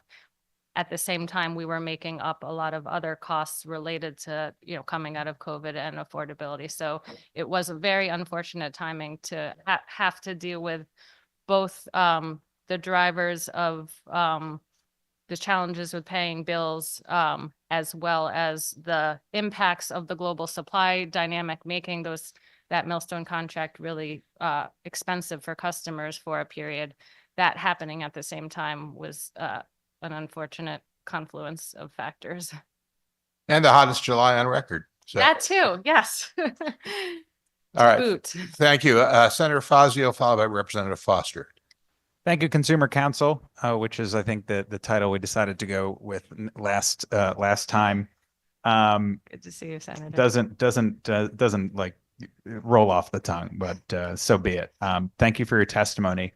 So I guess my interpretation with what you were saying is that you think there's some opportunities for certain things, certain programs that are funded through the public benefits charges, the FMCC, or the combined public benefits charge, to be funded by the general fund instead of the ratepayers and overseen by PURA. Is that you talked about middle ground, and I think that's the road you were going down. Maybe can you expand on that a little? Sure. I mean, I think in thinking about the challenge of sort of the ratepayer, the utilities requiring guaranteed revenue, which comes from ratepayers, is the concern I have with applying the general fund budgeting process to this. So I think there would have to be some sort of guaranteed form of cost recovery for these programs, but that shouldn't stop the legislature from appropriating funds to devote to those, which could be used to offset the costs that ratepayers are contributing. Yes, and of course, there are a lot of costs in our budget that if we do not pay them, would be violating contract, we'd be sued. I think of the collective bargaining agreements that are a large portion of our overall budget. So I imagine, as you say, it could be done, and they could still be done with certain PURA oversight. So I appreciate that. I think, I guess that leads me to my next question. I guess you, as the Consumer Council, who's charged with representing consumers before PURA and looking after them, I guess you share some of the concerns that, yes, a lot of these programs are necessary, they're good, but the overall charges have gotten very high, and we have to figure out a way to balance the costs better than we do now with the justifications of some of those programs. I do think as costs are increasing, particularly on the capital side, with infrastructure needed to accommodate the increased demand, for example, there are opportunities to explore, bond funding, for example, as we do for other capital projects in the state. So yeah, I do think there should be conversations about that. But I do want to be clear that I think that the programs that have been subject to a lot of scrutiny under the systems benefit component of the bill that the bill that I believe you co-sponsored suggests moving over to the general fund are valuable programs providing benefits to customers. And I do worry about losing them through that process. But certainly rolling up our sleeves and figuring out different ways to fund these programs is important. I appreciate that. I agree with that goal. I think the other co-sponsors of the bill agree with that goal, that we should be funding the good programs. We should be paring down the inefficient programs. We should end programs that don't provide enough benefit. And that's what the difficult balance of governing and legislating looks like. And the legislature should take a role in that. Thank you, Mr. Chair, and thank you, Consumer Council. Thank you, Senator. Looking at Representative Steinberg's computer. Does anybody else have any? Yes, Representative Foster. Thank you so much for being with us, Consumer Council Coleman, today. I was wondering if I could ask you to talk a little bit about in Senate Bill 647, Section 3. I appreciate the section. It looks at the same policy lever that I have bills introduced to address. They took a different angle than I would. And so I want to just ask a little bit about it. So the way it's drafted right now, it removes payment to the utility companies for the CLMM program. I see why they did that, because the annual price tag of $200 million is it's the shiny object. I think it makes a lot of sense for us to look here. What draws my attention in this is that the utility companies are administering this program. And it's not totally clear to me that we have key performance indicators or a causal link on the return on investment. So theoretically, the CLMM programs are supposed to create either $2 to $5 ROI for dollar spent. And so I think it seems like in this discussion, we've all sort of agreed that when that math is working the way it's supposed to, this is an excellent investment. And it would be penny wise and pound foolish to eliminate a program that did that work because it offers savings. But I'm wondering if structurally, the way that we are currently running this program makes the most sense in protection of the ratepayers' investment. And what my specific policy proposal had been is let's not have the utility companies run it. Have a nonprofit, the Green Bank, I don't know if would want me to say this, but have the Green Bank run the program. Have someone who's not going to profit off of investment, and then tie the money spent to the realized return on investment. So they get a return on investment for money spent in the way that I'm seeing the program administered right now, not necessarily for demonstrable proof that dollars spent resulted in ratepayer savings and load management appropriately. So is there a way to take this idea and move forward in a way that we can, maybe $200 million could go a whole lot further if it was administered differently, or maybe we could save $50 million, which I'll just for those watching from home is $1.40 a month on your bill. It's not a huge savings, but it could be really effective for that money to be leveraged the way it was meant to be leveraged if it's not being leveraged. And maybe it is being leveraged exactly as it's supposed to be. Maybe every dollar spent in that program is getting the maximum return on investment. I'm not sure that's the case. But are we collecting enough performance indicators to know that it's effective? And is the utility company the most effective administrator of that program? And is there a better way for us to do that so that $200 million goes further, or we could save some? Thank you for the question and the comments. So the OCC plays a significant role in the Energy Efficiency Board. We actually hold the vice chair seat. My colleague, J.R. Viglione, who's here. I don't know if you want to come up and talk a little bit about the significant benefit cost analyses that are taking place. I think just briefly, there are, the EEB is, there is consultant driven. So even though the EDCs are implementing the programs, they're being told what to do. Essentially, hopefully, Jerry, you'll think that's a fair representation. So the combination of the cost effectiveness evaluations that are ongoing, as well as the role of sort of third-party expertise, I do think helps ensure that our programs are efficient and award-winning. Now, that's not to say there isn't room for improvement. Certainly would love to sit down with you and hear your ideas about areas that we could be exploring in more detail. We've talked about, more detailed auditing. There are audits that are done. I think we referenced this in testimony a couple weeks ago with respect to another bill. There are audits that are done of the EDCs on their performance, but if there are areas that, you might review it and see we need to audit in other ways, we're open to that. So I don't want to be overly, we're open to improvement always.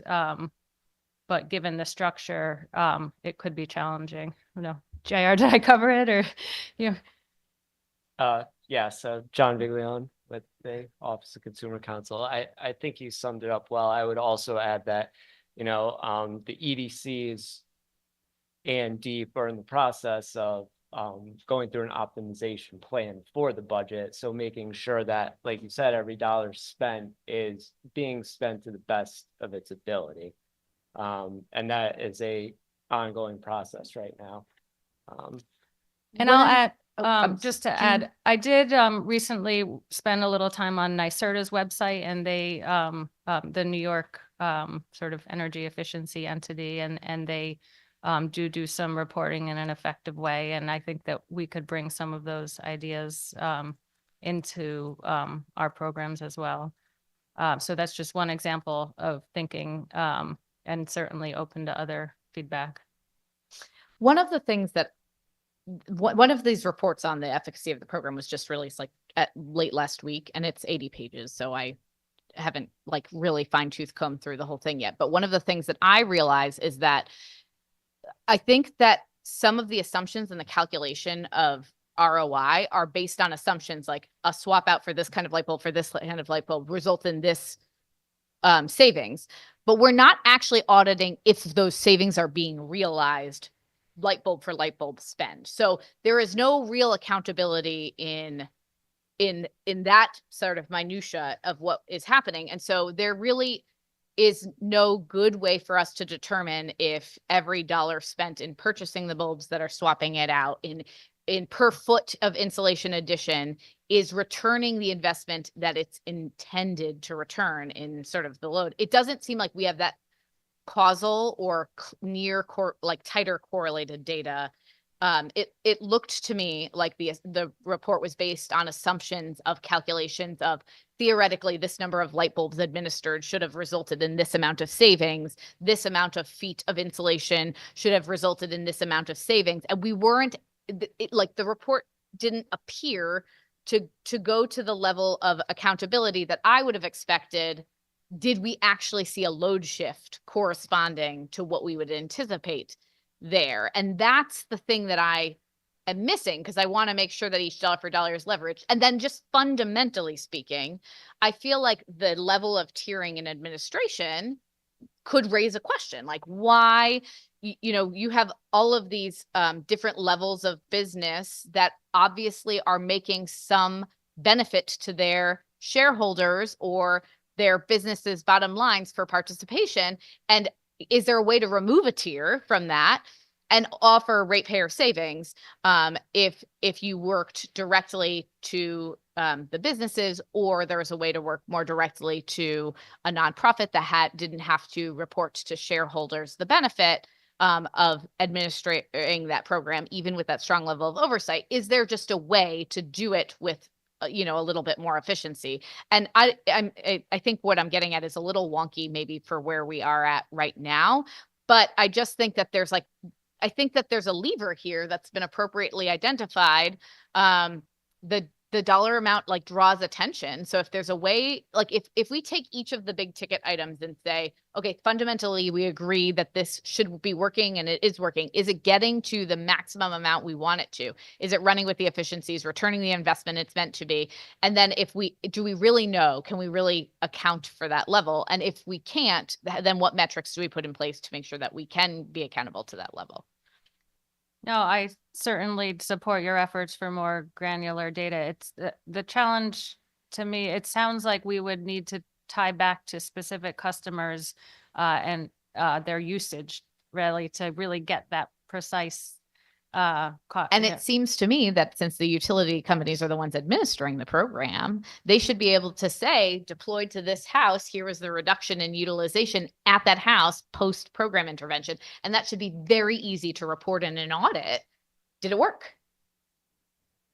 Any further thoughts on that, Jared? I would just say that some efficiency measures are a lot easier to measure than others. If just take, for example, if you do efficiency on an oil heated home, if they don't have, a meter on their oil tank, we do have to make some assumptions about what the efficiency measures anticipate to save, because there's really no hard there's no way to go back without additional, technology that the customer would have to adopt. Certainly, but like when you do the home energy efficiency, you do like a pre-post, like the fan test thing, like those results, is that level of benefit house for house reported in that level of granularity? I didn't see that in the report that I saw. And so that's what I'm asking to see to just ensure that we are being the best fiduciaries possible. And I know we're trying to be, so I'm just trying to sort of elucidate, like, do we have the right accountability metric to make sure that this $200 million, which is a giant sum of money, is giving us the best bang for our buck? Yeah, no, and I fully support your efforts and thought, and happy to continue this conversation afterwards and look through the report together and see if there are additional opportunities for scrutinizing. Thank you, Representative. I really do think it's the mic, not just me. I'm going to try to find the right spot. Again, thank you. You have a very strong, small, powerful team that punches above your weight. And I know it's not an easy job. I know that a consumer counsel in a nearby state who's been pretty vocal is now facing legislation in that state to eliminate the position of consumer counsel. Shh, don't tell people here that. No, but that's to get out. but I want to yes, make, that's correct. I want to make it clear that we have worked really hard in this state to hold our utilities accountable.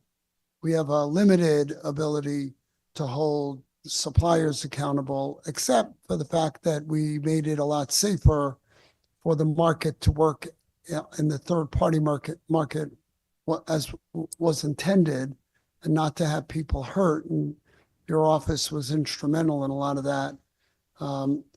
So we're fighting a battle on the grounds where we can fight the battle. But the opposition to trying to fix this market is strong, powerful, and heavily funded. So I just want to say thank you. Thank you to your whole team for the work that they do. No one at this table, no one in this circle doesn't want what's best for the ratepayers. I think that we all have to understand what we can fight and what we can't fight because of the market design since deregulation. And I will say that you're a champion in that area. So thank you. Oh, yes, Representative. Thank you. Thank you, Mr. Chairman. Thank you for your testimony. I appreciate it. And I share others' encouragement by your positive remarks on the public benefits, trying your analysis of trying to get them a little better vetting and a cost benefit look at them. So I appreciate that, Counselor. My question just goes, it's a very easy question. quick question on power purchase agreements, how this works. If you see our commissioner enter into a contract maybe that may seem like a problem, may seem like an increase for our ratepayers, it's too high. It would come in at too high of a rate, way over the regular wholesale purchase of energy. What's the mechanism?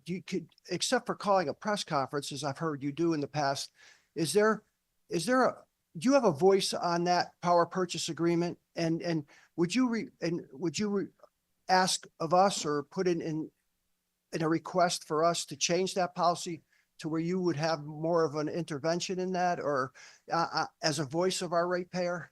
We are consulted in the RFPs that result from legislatively directed procurements. We've referred to the best interest of ratepayer standard. Once the legislature directs a procurement to occur, we view our role in those procurement processes as ensuring that the least cost, bidder is picked, and that the process is implemented efficiently and effectively. And certainly we would have an opportunity to voice that within, the context of the RFP, as well as at PURA when that RFP is approved. So yeah, we do pay attention to that. I did want to clarify the concerns that I was referencing before. Perhaps you misunderstood. I was talking about my concern with the legislature not having the time to do an effective benefit cost analysis or cost effectiveness test for each of these programs to fairly evaluate them. And that's why I was urging that job remain at PURA, because we do such lengthy processes there. But just to clarify my position on that. I appreciate that. Thanks. Thank you. Thank you. Thank you, Mr. Chairman. Thank you, Representative. Are there any other comments or questions? Again, thank you for your good counsel and your Thank patience you. in waiting for us. But you don't be as patient as everybody else who's waiting for us. So we'll move on. Back to the public. Next up is David Weidlich Jr. And that'll be followed by Senator Harding.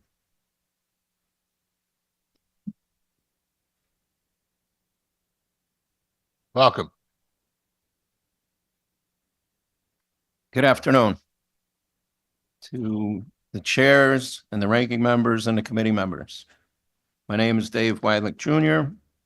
I represent, as president of CWA Local 1298, around 2,000 members in the state, doing work at both Frontier Communications and AT&T.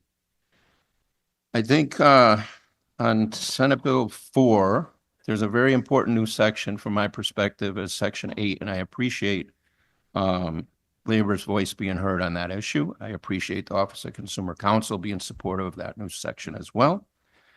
And it's not a new concept. Okay, we're in back. 2012, in a two-storm panel that Governor Malloy put together, there was all kinds of output from a large gathering of labor, municipalities, elected officials, et cetera. And one of the things that was recommended back then, and I encourage it now, is improving labor management standardized testing relations. back in school, line by line voting. Yep. And also that's what recognizing Senate Bill the 647 skill would of do. the workers in the field and how being on the ground and familiar with your surroundings is a critical part of decision-making on restoration during storms.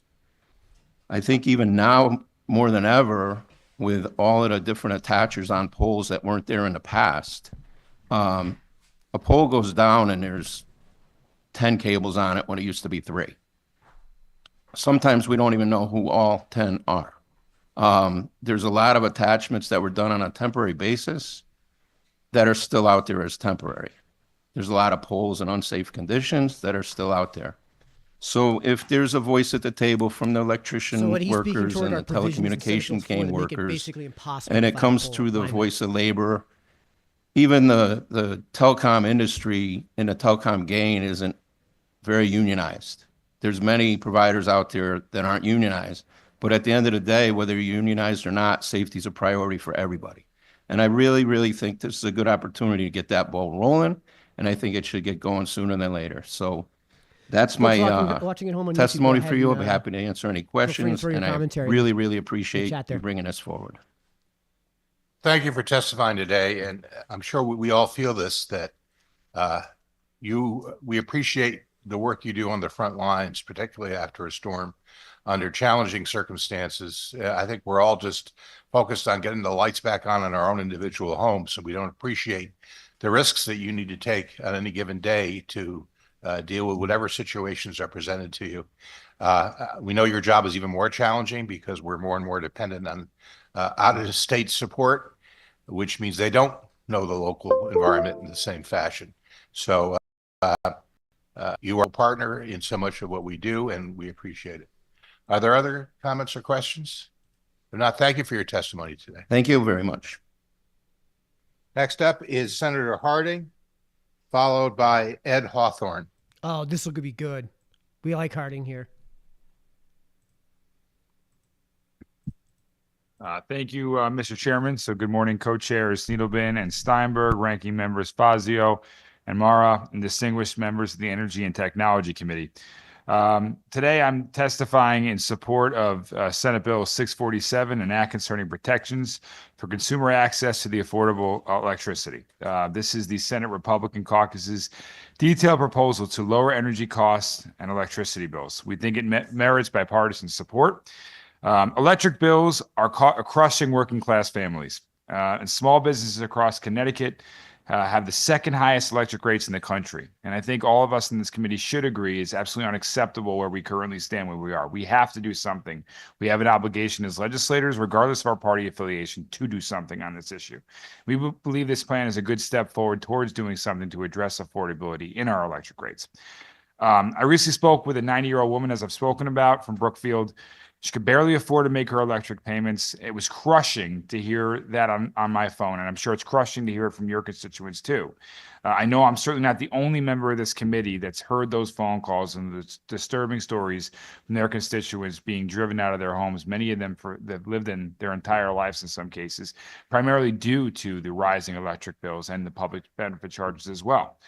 It is frustrating beyond words, and I think all of you would agree with me in that as well. Everywhere I go, I'm asked, why are electric bills so high, and what is the state legislature doing about it? And it's excellent questions. And the truth is, there is some power that lies in us, and there's some burden that we have to take on for the responsibility where we currently sit. And this bill that we have before us seeks to do something about that. More than 60,000 state residents signed a petition last year to urge the legislature to do something about the electric bills in the state. Unfortunately, their calls were felt on deaf ears. We did not go into session and do anything over the summer when we could have made at least some small steps to help address these bills. Our proposal seeks to remove these public benefit charges that have been discussed. The public benefit charges are equivalent to a hidden tax on our electric bills, and it funds over 40 different discretionary government programs passed by the state legislature. Removing this hidden tax could save CT taxpayers thousands of dollars per year. It's a mystery to most people exactly what the public benefits are. And let's have an open and transparent discussion about what Connecticut residents are paying for and what's worth continuing to pay for. It should be done in the light of day in the budgetary process like any other investment program we have, not hidden in a tax levied out by Eversource and UI. Our proposals also prohibit the commissioner of DEEP or any electric distribution company from entering into power purchase agreements at more than 1.5 times the market rate or 150% above the wholesale price of electricity. You wouldn't go to a gas station, Senator Fazio says this often, he's exactly correct. You wouldn't go to a gas station and buy gas at $8 and $9 a gallon. And why forcing the ratepayer to place that burden on them is, I think, completely unfair. And I think most of us would agree with that. We should be capping that. But that's effectively what we're doing through these purchase procurement agreements that are 4 or 5 times the market rate. Our proposal also separates PURA from DEEP. And I think this is a key point. This does it for one purpose and one purpose only, to provide independence to PURA, as well as providing independence to drive affordability, not to get certain people jobs. And that's the reason why we believe this independence is important in our plan. Our plan also seeks to increase the supply of natural gas, or at least seeking more ways to do that. Supply is a critical aspect of engaging more affordability overall in our electric rates. It redefines Class 1 renewable energy resources to include any electricity generated from hydropower and nuclear power. We also eliminate the incentive programs which artificially increase demand for electricity on the backs of working class people and baked into their rates. This is an opportunity to finally do something about lowering our electric rates. It's a significant first step, and we as a Republican caucus, a Senate Republican caucus, ask all members, Republican and Democrat, to work with us on this issue, to come together in a bipartisan fashion and finally do what we need to do as legislators and reduce electric rates for the people of this state. So I thank you so much for your time, and I'd be happy to answer any questions you may have. Thank you, Senator. And we really do appreciate your testifying today and making the points that so many citizens here in the state of Connecticut are feeling the pain, and it's legitimate, and they're feeling pain from high grocery prices and high housing prices and the like. It's like a triple whammy of factors that are really putting people in hard places, making decisions on whether to feed their kids or buy school books or take care of their medication. So we take it very seriously. And I think our conversation today is a reflection on that. Yes. Let me just get to a couple of points. You made reference to moving existing nuclear resources into Class 1 in the renewable portfolio standard. We've heard today that that would effectively undermine the entire RPS program in that it would crowd out all the other potential uses that are already currently in the RPS. Were you aware of that? I think it has to be examined, and I think providing for more renewable resources at different rates may provide more supply in that area and stop forcing us to get procurement agreements at higher electric rates. I think that what we're seeing is there's a constant push where we're purchasing renewables at extremely expensive energy rates. And I think that frankly, we should be finding more carbon efficient, more greener sources of energy. But the point that we're making in our plan is that it shouldn't be on the backs of the ratepayers at 3 or 4 times the market rate. And so if there's better ways to explore ways to define different renewables in different ways, we're open to that discussion. But I think the primary aspect of our proposal, what you're seeing there, is that forcing the ratepayers to pay 3 or 4 times the market rate for other energy renewable resources that are greener is just unfair to the ratepayers. So if there's more of if there's a different structure to that plan that would allow us to purchase greener energy that's not so unaffordable on the backs of the ratepayers, we'd certainly be open to that discussion. Thank you. As you're maybe aware, DEEP has recently prepared a white paper on the RPS, and we've had conversations with our rankings on this. I think there is some common ground in looking at the RPS with fresh eyes. I'm not sure that we can entertain wholesale change in this session, but I do think there's a lot worth exploring on that point, and we will do that. One more question for you. Yeah. I asked this of Commissioner Dykes, and I can't resist asking you. Okay. And I know we don't typically talk about the national scene very much, but with all our conversations about affordability, with what is going on now, if anybody understands it, with tariffs on energy from Canada, which impacts us not only in terms of raising the price of the energy, it also creates additional volatility and risk that is captured in price as well. Virtually none and of maybe the affects our electricity reliability you if actually Ontario consume in follows through with their Connecticut comes from Canada. threat to cut us off, because Connecticut benefits from that energy. No, it doesn't. Do you endorse this broad program, which may have a broader impact on electric rates in Connecticut than anything else we're talking about? Well, what I don't endorse, Chairman, with all due respect, is the policies of the Democratic majority in this building that have led to the record electric rates that we're currently sitting on now, and the fact that all the calls from people in this state that have been trying to remove the public benefit charges that have been falling on deaf ears time and time and time again. And what I'm sitting here today and saying, we are 48th out of 50th in the country in terms of affordability in electric rates. We could talk about what goes on in DC. We could talk about what goes on nationally, but look within ourselves. We are second worst in the country. We are doing something wrong. Yeah. And it's about time we do something about it. So let's put our heads together. Let's stop blaming people on either side of the aisle. Let's stop blaming what may be going on in DC and figure out what's going on in this own building and provide affordability to people in this state. That's what I'm concerned about. That's what everybody should be concerned about. For that. And that's why we're having this conversation. The only thing I wouldn't do is make things much worse. Senator Needleman. Here it comes. This ought to be terrible. Thank you, Mr. Chairman, and thank you, Mr. Minority Leader. I appreciate your time. I noticed, because I've been going over vote totals for past things that we did. You did not support the Millstone procurement. Correct. I did not vote for Yeah, no, I know. And why? I just was wondering. I was concerned about what it would do for, I think that many individuals on the eastern side of the state saw Millstone as an important resource to their community. And I was afraid of some of that cost and what it would do to other people that, didn't have that level of resource on the western side of the state, looking at it from a more parochial standpoint as a representative in Brookfield at the time. I think everyone in this committee, Republican and Democrat, will say that Millstone some years is beneficial to us and some years it's not beneficial to us. I think that Millstone being the main driver for the problem that we stand here is probably not correct either. I think the Democratic legislature pushed it through. I think some in the Democratic Party are trying to blame Millstone on another party. I think, the Democrats have controlled this legislature since I was a little kid. So I think that's probably not the right place to point it. But nevertheless, Millstone is the public benefit is really the issue overall. Millstone is only one aspect of the public benefit. And I think if the public benefit finally saw the light of day, and we had a transparent discussion, within the confines of the budget about many aspects and the programs within the public benefit, I think we could have a really good discussion about phasing some of those aspects out and placing it potentially under the state budget if it was worthwhile. And I think focusing only on Millstone is probably, I don't think is completely fair. Yep. I understand. So when we made the decision, you and I were not here in 2005 to build natural gas plants because of the congestion pricing that was going on down in the western part of the state, that would have been the same kind of parochial argument. I wasn't here in 2005 with all due Me respect. neither. So, but to be I was in clear, high school at the time, but I was not. What the hell was that? I think, look, with all, I'm only Chairman, kidding. yeah, but Chairman, I think this is, a good editorial towards where we sit.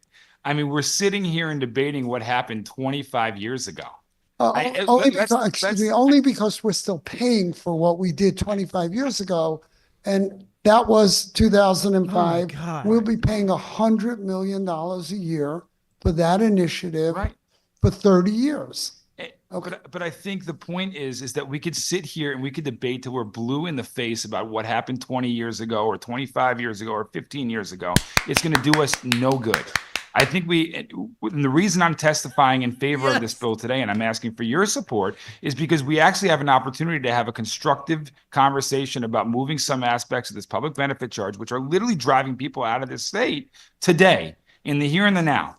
And we could argue about what happened 20 years ago or 15 years ago, but I think it's futile. We can learn from it the best we can, and we could argue over who voted for it or what party voted for it. It is meaningless to me, and I know it's meaningless to you for the most part. So let's have a constructive discussion about the bill that's before us. What is meaningless to me is saying that the initiative to do Millstone was a Democratic initiative when Democrats controlled the state. No one has said that. That's Literally factually no just one has not said correct. It was 18-18 in the Senate. I wasn't here. You were in the House. You did not support it. Right. And it was led by Republicans. No, Some it wasn't. Democrats voted for it, but it was a Republican initiative. Well, it is, No, it Mike. wasn't. It's not me. Yeah. I just have to The tell you. emergency session was called by a Oh, come Democrat. on. It took leaders, it took Democrats It's all in the House me. and Senate to I'm gonna sit. circumvent I don't know what the to do normal with committee this. process. I'm not interested in the partisan bickering, Mr. Chair, with all due respect. I'm interested in doing something to finally resolve this problem with what's in front of us. And I would say that two landmark bills that this state passed, that the Senate voted on 36-0, are landmark bills that were co-sponsored by the most conservative and the most progressive members. That is a testament to my desire to work in a bipartisan way and behind the scenes to make sure that those bills come out, get passed within 5 or 10 what the minutes hell in the bill is he Senate. referring to? I think you were there for, I Simple don't know if you were 7? there for either one of them, but no, Obviously, he's you not were referring to there for Senate Bill one, 7. you were not there for the other. But that is a testament to actually working in a bipartisan way. And I appreciate that desire, and I will continue yet to do all that of your for as long arguments as are I partisan, possibly can, and as long as nakedly I'm so. here. But again, as I said a few minutes ago, if you stripped out all of those numbers, right? Even though some of them are economic true ups, some of them go back 30 years, 25 years, some of them are purely a function of deregulation that need to be trued up in rates. If you strip them all away, Connecticut's rates would be 1.5 times the cost of the average rate nationally. Which is There still is a way problem lower in than New they England. are. It has to do with many things, some of which are an over-reliance on natural gas, and the policies to use less energy, The Recs do which exactly are opposite of embedded that. in rates, have had huge benefits for us because we haven't had to build massive new generation. We support through rates. We haven't been able building to. We out haven't been more allowed solar to. behind the meter, in front of the meter, with incentives. And if you just following the logic of 1.5 or 2 times the wholesale price is a moving target. I can show you on But it's some days when the always less. wholesale price of It's energy spot always market on less. the grid is 20 cents a kilowatt hour. Does that mean we should pay 30 cents? I can show you other No, times it means we when can't it's pay negative. 30 cents. Does It that means we mean can't we pay should more than never that. buy anything ever again? There are markers, there's ways to do this. Every power purchase agreement, every commitment to buy new renewables is put out to bid. It's given the best opportunity to get the best market rates at that moment. False. I False. trust The Recs that requirements is the process exact that opposite goes of that. on through deep. And capping it would be basically saying, no, we cannot do that. And you know what? On some No, it level, wouldn't. It would be saying you can't. and Senator Fazio and I have had this conversation. If they did a different job and if they took some other things into account besides God, this is just the such a gish cheapest gallop. rates at the moment that they needed new generation, none of the states would be doing what they're doing. But we project problems sometimes before they do. doesn't And matter our who did what- solutions for those problems have to be initiated as in the 2000. Joel, it doesn't matter who did what with Millstone. Harding is right. Move on. Fix what can be fixed today. 100%. The bill before us is Senate Bill 647. That's what we're discussing. $100 million a year for that. So, look, I support solving the problem. No, you don't. But I support solving the problem in a global way, like I said before. That is, look at the whole bill, And not just ignoring- this one piece, which today is higher and has brought focus It on shouldn't it. be there in and the it's a first great place. political target, but the reality is the It's a- whole bill is too high. It's a political We target because pay you too guys are much bad in faith New actors. England for energy. You and I agree on that. I have to say, people look at me and say, I can afford my electric bill. I don't want to tell people what this has cost me personally through my business, but it's probably $1 million, right? That's not chump change to me or to anybody else. That's Peggy, real you're money. right. I understand this. I understand it not only from my residents where you're probably right, it doesn't impact me, but I run a business in the state and I'm constantly evaluating, does that make sense? Does it not make sense? I run a business. I've supported manufacturing. Donna, in this and it state doesn't matter what for was happening well 20 or over 30 years 45 ago. years. Our bills are remarkably higher just since last July. Can we concentrate on that? Yes. Yes. This is what's called a deflection, Peggy, or Donna, excuse me. That's what Norm is doing right now. He's completely deflecting away from the point, which is Senate Bill 647. I actually don't, but it's probably the tone of my skin. In any case, we will work together again to try to do the best we can in this moment. I do believe in seizing a moment when you can to fix what you can and fix it That's in a what we're here to logical, do. reasonable way. That's And what we're I've doing. always appreciated Senator Fazio's ideas on what will work, what won't work. I think we have that kind of relationship. And I just want to say that I'm hoping that we can come up with a bill that once again 647. passes through the Senate 36-0, like the Senate last Bill two bills 647. that I've been part of. Senate Bill 647. Just want to do a quick follow-up. We had this sort of back and forth about trying to really address the affordability thing, but there's one thing that's been sticking in my craw. Let's assume we If the implement oh all God, the this is programs such a that are good point. 647. Maybe you'll save us several bucks in the Karen, if the conversation includes the past, why wasn't ARPA funds used to pay down the costs from the moratorium? Yes, it was a one-time expense, right?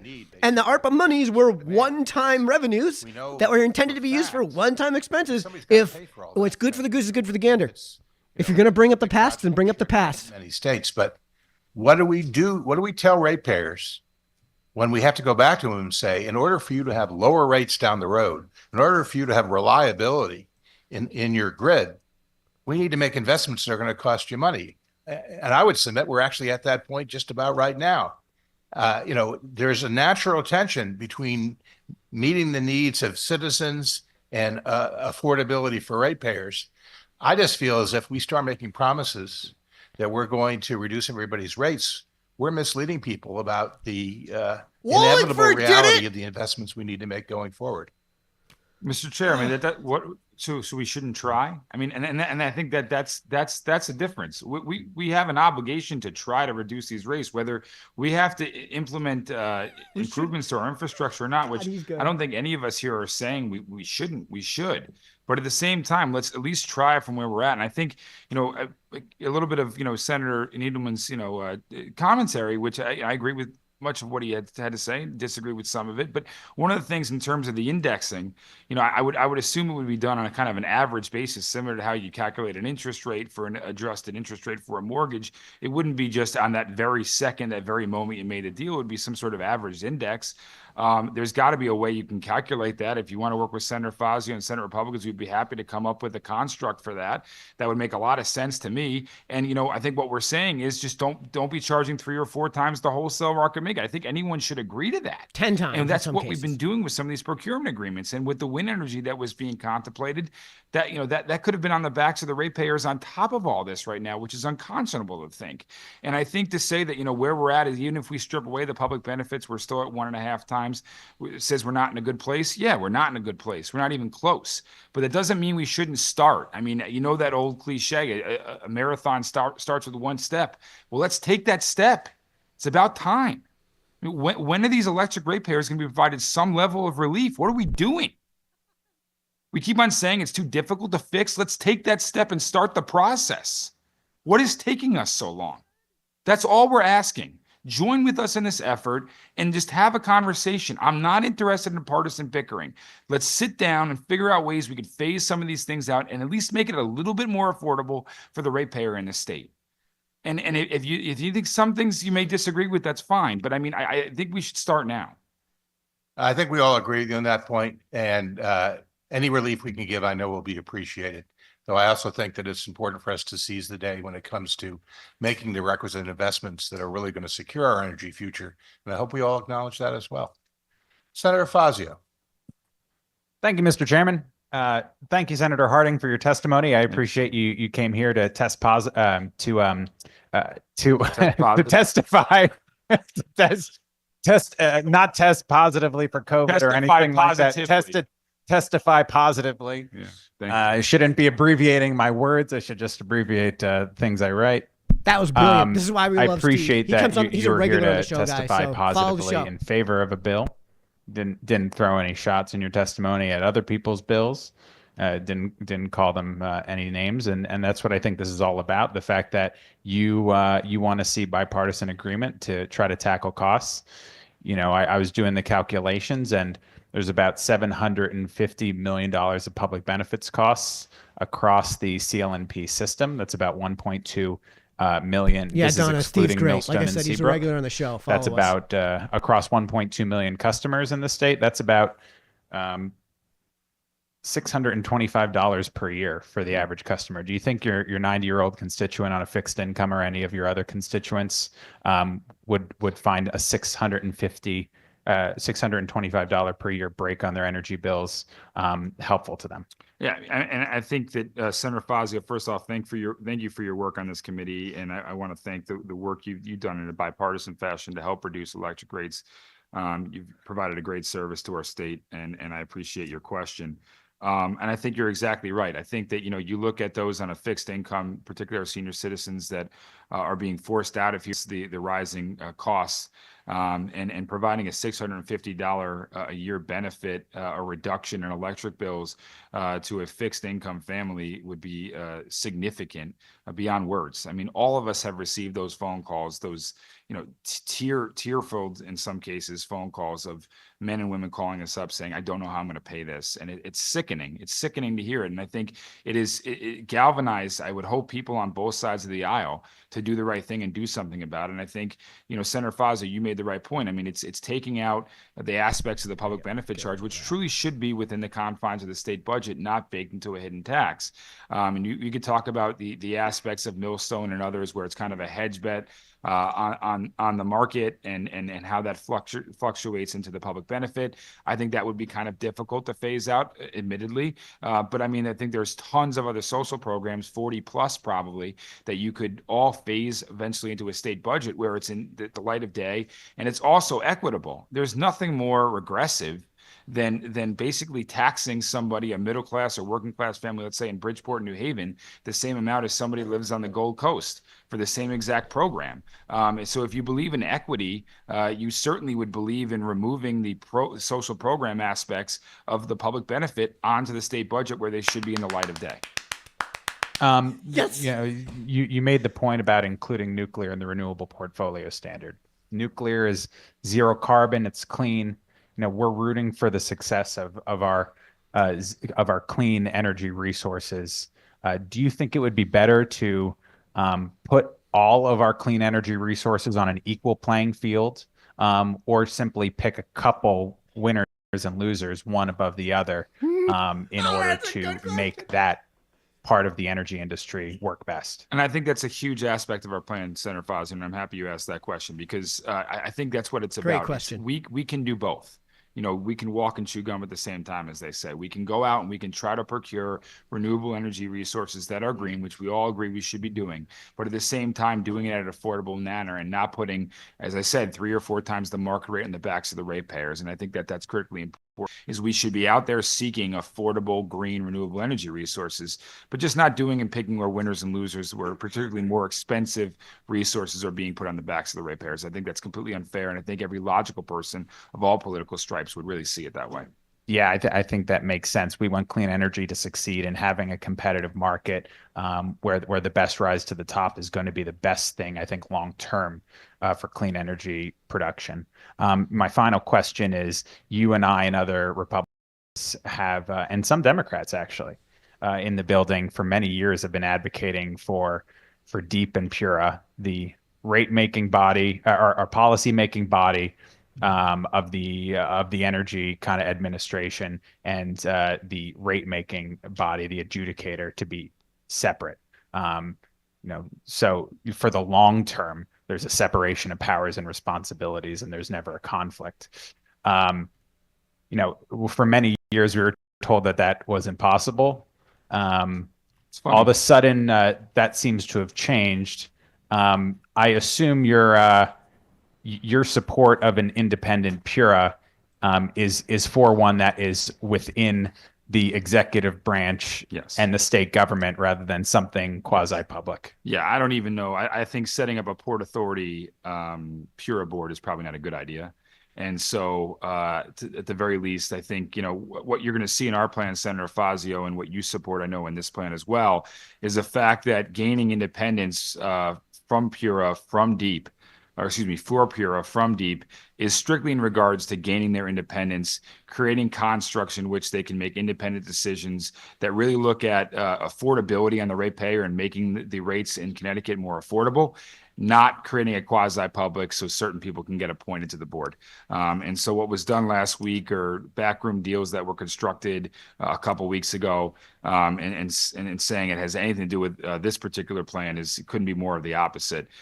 We have one focus in mind in separating PURA from DEEP, and that's purely independence and affordability for the ratepayers, not other manners. Thank you, Senator Harding, for your testimony. I'm glad to report that this test has been positive for you. That was before our committee. Only Senator Fazio knows how to wrap it up in a positive way, no matter how he starts it. Thank you, Senator. Yeah, we don't have a mask rule today, but I'm positive for affordable electric rates, Chairman. there you go. All right. I hope it's catching. Yes.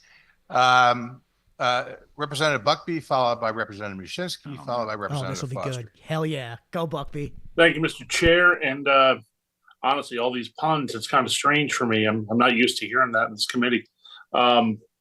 I'd like to thank, first off, the senator for the best town in the USA to come out here and talk to us. And one of the things I caught early on from the good chair from the House was a comment on the influx of federal legislation. I kind of want to look at the other side of that with the look of more pipelines opening up. Shouldn't that help reduce the cost of some of the supply?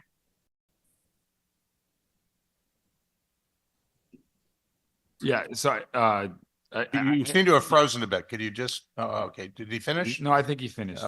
I was probably finished before I started, Mr. Chair. So thank you, Representative. That was a shot fired. Buckby is a constituent of mine, so I thank him for his kind words and for his question. But yeah, I mean, I think that speaks overall to our plan here in Senate Bill 647 to look at more ways to attain natural gas supply. I think it is a cleaner, affordable gas supply that we can tap into that would help reduce electric rates. And there's a lot of ways we can explore that initiative. And I think that's why it's important in this particular plan that we see that there's going to be a really constructive study on ways that we can really expand the production and expand the access for Connecticut consumers to that very affordable, cleaner form of energy. And so that's the reason that you see that in our plan. And I think that there's a lot of hopeful prospects for that in terms of increasing our energy supply at an affordable rate. I agree. And I think that just we've been hearing a lot about that federal piece. And I think this one federal piece could be beneficial for us down the road. My other question for you, Senator, was talked a lot about nuclear, and I'm kind of a fan of SMRs, of small modular reactors that we can put in smaller areas. And I'm just curious your thoughts on repurposing. If we were to take a look at, and I know it's not part of the entire plan right now, but just since so many ideas are flowing today, with repurposing some of the dollars, would it be logical to distribute funds for, let's say, more efficient heat pumps to building SMRs across the state, especially in some of these other areas that can afford to do it? So instead of heat pumps, the money would go towards modular nuclear. And I think that's why we're here today with our plan. And if there's certainly additions, such as you mentioned, that we think would be more effective, more efficient, that could refine our plan and kind of be added to our plan, I certainly would be open to that. And I think it's a good suggestion on your part. I appreciate that. And then the last thing for you too is the other part of it I'd love to see added to this. We talked a little bit about early on, but I don't know what happened with the bill, but renewable energy credits are purchased strictly from New England ISO. It'd be nice if we can go nationwide with that, since we're saving the planet with all of it. So maybe that could bring down some of those. So if you're willing to talk about some of the amendments maybe to this, I think some of that could really help. But I just really wanted to make sure I came on and said thank you to the senator for the best town in the USA for stopping by. Thank you, Mr. Chair. Yes! Thank you. We're shocked that you would bring that up. Representative Mushinski, followed by Representative Foster. Okay, looking at your bill, so, the group bill, I should say. You support it, right, Mayor? I do not, and I'll tell you, I have a couple concerns, and I used to work very well with the Republican caucus on energy efficiency, and now you guys are diverging away, and I'm not sure why that is. Here we go. For example, I think the way I read the bill, you're taking away the energy efficiency program funding, and for example, for people that buy heat pumps. And when Consumer Counsel Claire was here, she said that uncollectibles fall on every ratepayer, and the way you fix it is not, letting them try to survive the winter with this is my words now, letting them try to survive the winter with no heat and electricity, but you fix their problem of uncollectible rates by helping them install better equipment so their house is more efficient. They heat and cool more efficiently for cheaper. And That's not what the data And demonstrate. that people not being able to pay their bills is a national problem, not a Connecticut specific Yes, it policy is. problem. Yeah, ready. We can pull up the link. And I look at Maine and that's an elderly state. They have an elderly population that's colder than Connecticut. And they're all going full speed ahead on heat pumps, putting them in because they're saving money.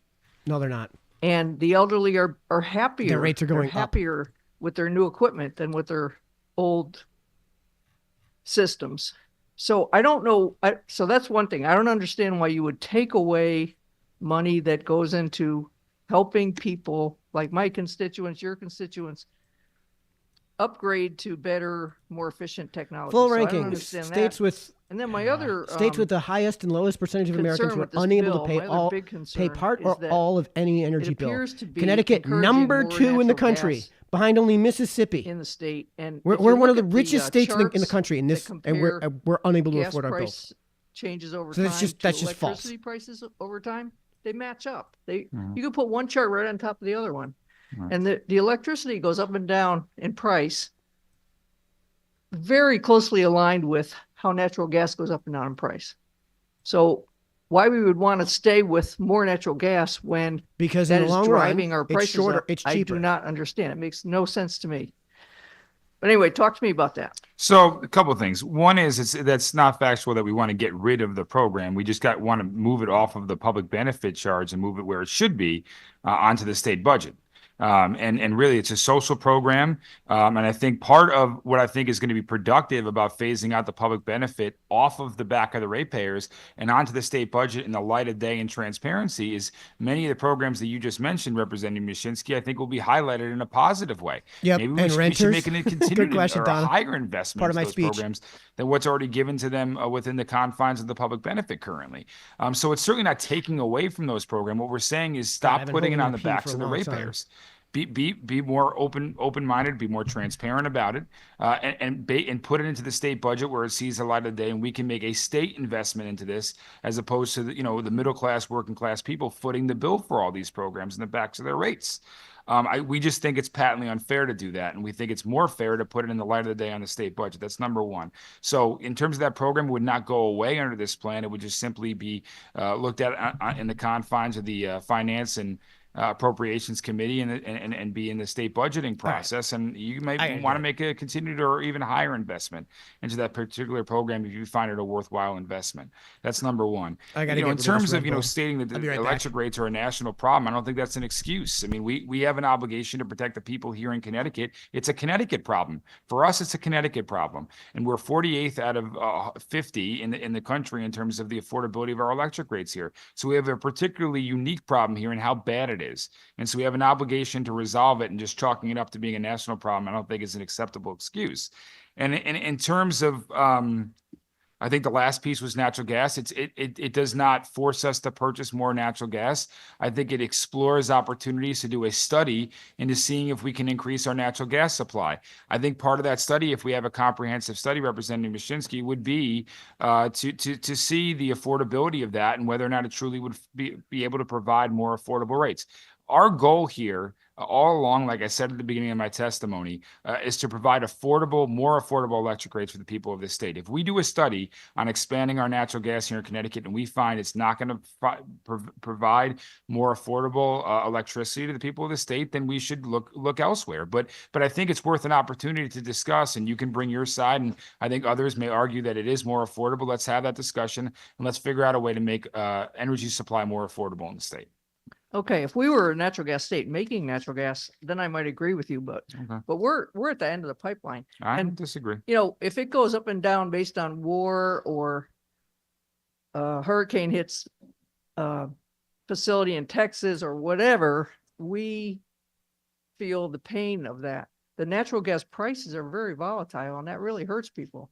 How the heck are you supposed to plan ahead in Connecticut when you don't know what your natural gas prices are going to do? You're completely at their mercy.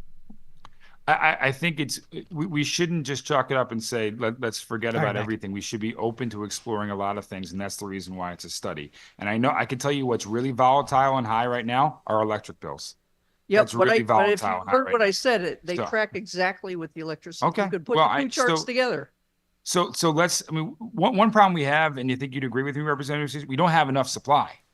And so we need to find a way to get more supply. And that's all we're saying in our plan is let's find out Flood the market affordable with options supply, to prices gain go more down. supply, period. Basic And economics. if it involves natural gas, I think that's one way that many people see as an option for us. As you said, producing it here would provide a more affordable supply for us as opposed to our current sources currently for our electric rates. Because we Let's can't have a buy outside of discussion about Iceland ways and England. to make it more affordable here. That's it. It's a study. And if we could find other aspects of supply that would increase our supply, that would help to reduce our rates here, I'm all for that discussion. Okay. Last year I did put in the budget 25 million for heat pumps. We couldn't actually use it because the language that went with it was in 5004 and it didn't pass. So the money is still sitting there. But 25 million is not enough, as you can expect, for installing better equipment statewide. It would do, select nursing homes, elderly housing, and so on, but it wouldn't be able to do the whole state. So that's probably why it's in the having people invest in that with their rates rather than buying another peaking plant with their rates. Offset by is, every other according customer. to the testimony we had earlier. So you wind up just paying for it. What half you're the just taking out price. of one pocket and So, putting it in the other. If it's cheaper than another peaking plant or another gas line, maybe that's the way we should be going. I wouldn't, we are open to ideas. And I think that part of moving the public benefit charge off of the backs of the ratepayers and into the light of the day, into the budget, we could have renewed discussion about increased investment, particularly in areas where you think we could find more efficiency and therefore make our electric Yeah, rates that's more the sad affordable. thing. Okay, thank you. Thank you, Mr. The Chairman. only way the Democrats are going to vote in Thank you, favor of this Representative. bill is if Representative the Foster. argument is that, like, You caught by me moving late these on, which these has nothing to public do benefit with charges discussion off on of our the bills, issue we're going to jack them up through taxation. I am grateful for you here. It's always a pleasure to talk to you. Thanks for coming before the committee. I was excited to review your bill, the caucus's bill, and see that the Section 3, I think you and I had discussions about the $200 million that's in the CLM program. You guys chose a different lever than I would pick. But I'm curious, I don't know if you were in here earlier when I was talking to the Consumer Council. I'm curious what you think about accountability and metrics for that program, as opposed to moving it from, the utilities purview and moving it, on the general fund budget, which might not even change who administers it. If you have any interest in changing the way we create accountability for that program. And the reason why I ask is, since I've been in this building for 4 years, it is not totally clear to me that the state agencies are always, measuring outcomes the way I would as a scientist choose to measure an outcome. I think a lot of times in government, we measure outputs. So we say number of light bulbs distributed, foot of insulation, and public health will say number of patients saw, but we don't actually measure the outcomes for the patients or the outcomes when it comes to load reduction. And so I'm wondering if you'd be amenable to looking into really tricks for that program and every other program that we're spending for. Like for me, I think it's 6 and 1/2 dozen another if it's in the general fund or in the utility Jamie bill as a Foster, part of 57th the district. public benefits charge. I think our constituents are going to pay for it anyways.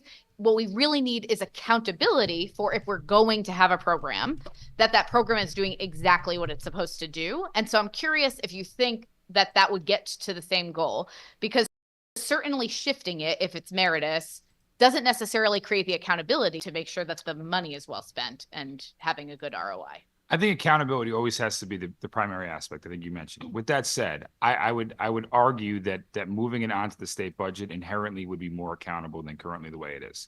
Because I think if you brought any expert into the room, they'd be hard pressed to even name This right here. all the programs that are truly baked into your electric bill. And it's kind of sad. It's really sad because I have constituents calling me up saying, "What is this public benefit charge?" That's all it's listed as. And I, as their legislator, can't even detail for them every single thing they're paying for. At least if it was in the confines of a state budget, it would be detailed by the line item. And I think inherently that creates more accountability than anything else. And we could have a real discussion about whether or not it's worth our state taxpayers continually to fund these things. And I think, Representative Foster, I think even more than that, I think we talk about equity in this building all the time. What is more inequitable than baking the same exact rate on a program for, as I said, a billionaire on the Gold Coast as a working class family anywhere else in the state of Connecticut paying the same exact rate.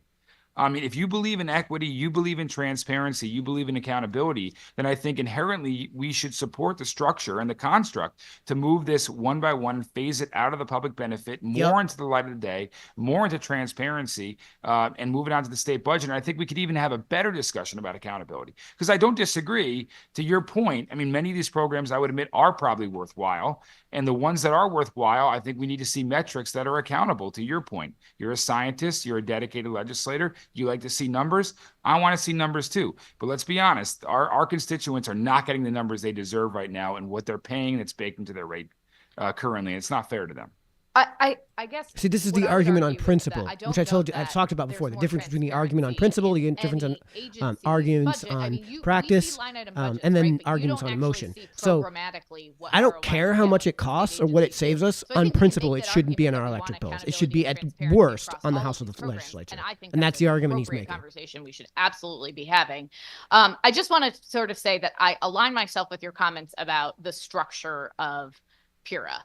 I have never felt really strong, sentiments in whether or not we have PURA under DEEP or independent when it comes to ratepayer impact. I understand philosophically the idea of it being independent, but I do fundamentally agree with concerns about our ability to have oversight in the structure as it's been proposed. And I do fundamentally agree with the reason and impetus for why we do things should be aligned with the constituents that we serve. So I appreciate that comment, and I hope that we can all continue to work bipartisanly moving forward. PURA would answer directly to the legislature at that point.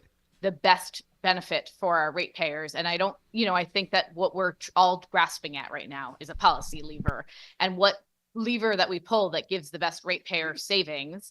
And I certainly don't want to create ratepayer savings and a tax increase simultaneously. And I think I understand what you're trying to say, here. My goal is the accountability, and I'm not sure which way we can get the most accountability, but I understand your philosophy with moving it on budget. So thank you for your testimony and being here today. Argument on principle. Good to see you. Ditto. Stronger than an argument on practice. If you had brought me a hot lunch, I might have been more friendly. I'm Senator, friendly if anyway. you want to review your policies, you're welcome in the Senate Republican Caucus. You're telling me that you brought in Chick-fil-A to the Senate Republican Caucus? And I just ate a cold turkey sandwich. I'm sorry, giving me pause. Just a couple of last things. Sure. Mechanically, right? Let's say tomorrow we decided to move all this cost over, which I think is not, I don't think it's good policy, but let's just follow through the argument. And they're very variable. They're based on a lot of factors. Period to period with adjustments in the middle. We're actually looking to refine the way the RAM adjustments work. All these things ended up going into the budget. Would you agree to $800 million in extra spending? I don't think that we have to equate it to that. I think that you have to look at, because it's unfair to say that. You have to look at every program and find out whether it's, we haven't even had a chance to review that, with all due respect, Mr. Chairman. What we're currently having now is we're having the ratepayers pay for this and not even being told what they're paying for, other than public benefit line and number. That's it. What we're saying is, let's have some transparency around it. And so you're saying, okay, it's $800 million. That may be what it is now, today. Okay, well, let's also review what programs are worthwhile. I think we had a good discussion about what programs may be worthwhile, but I think in the light of day, we may see some programs that say this is not worth the taxpayer or the ratepayer continuing to pay, and yet it's continued to baked into their rate. How does Needleman not know what I'm this? saying is, let's have a transparent discussion about it. And I back to the notion that every single charge that we're currently charging the ratepayer in the public benefit is shifted and not cut. No one is disagreeing with that idea. So you would agree that you just did. But the implication is that we didn't approve these in the past. Every one has been approved. These are not initiatives by the executive branch. These are initiatives by the legislature. So the legislature can continue to approve them or not. As the list looks, some of them are federally mandated. Some of them are just baked into the way we do things since deregulation. Some of Oh them my are God, here policy it comes. decisions, The new but they've buzzword. all been voted on in one form or another at different Then we can points in continue to time. vote on them. They've all been reviewed, in my opinion, where they could be, where you continue to where you review don't them. have like a 30-year agreement to pay off natural gas peaker plants that were built in 2005. That's an obligation that we have. That's one of Traditionally, these 41. things have been done through rates because they pertain to the use of electricity specifically. So, and some of the same things apply to natural gas. You know, it's kind of special to say none of these were approved and these are done in dark rooms when that's not the case. And I think that everything has been approved.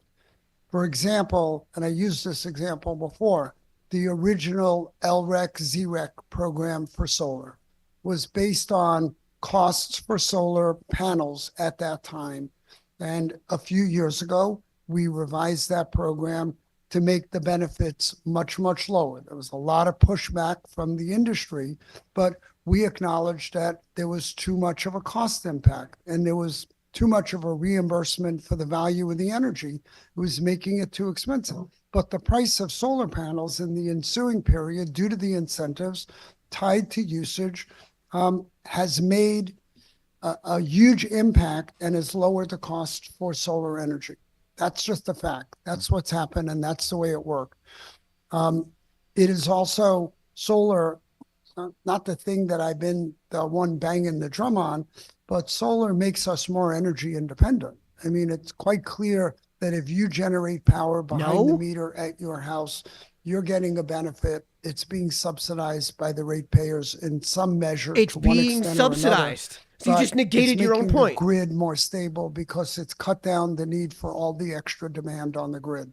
So that's why No. these things are traditionally tied to usage and to numbers around You're that. just shifting the And demand. I think if you parse through that entire list, there may be a couple of items that we missed that maybe should be reviewed.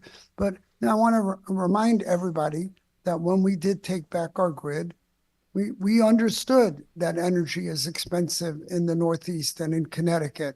And we established, and I believe almost everybody It doesn't that have was to be as here at expensive that- as at it is, that time Norm. voted for it, including yourself, including myself, a provision for low-income discount rates.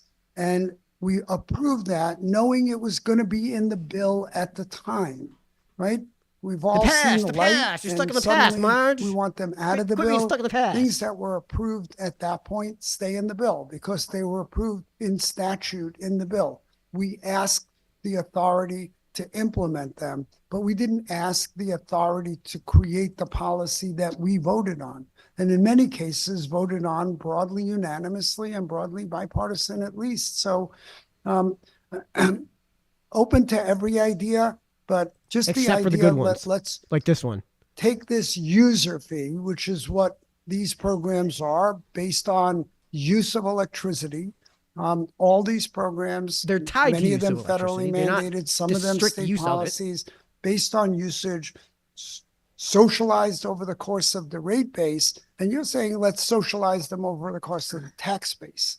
That's No. really what we're saying. And I just find Oh my that God. I like user fees and I like the person that uses something to pay for it and get the benefit directly in their usage, as opposed to over the broader taxpayer base.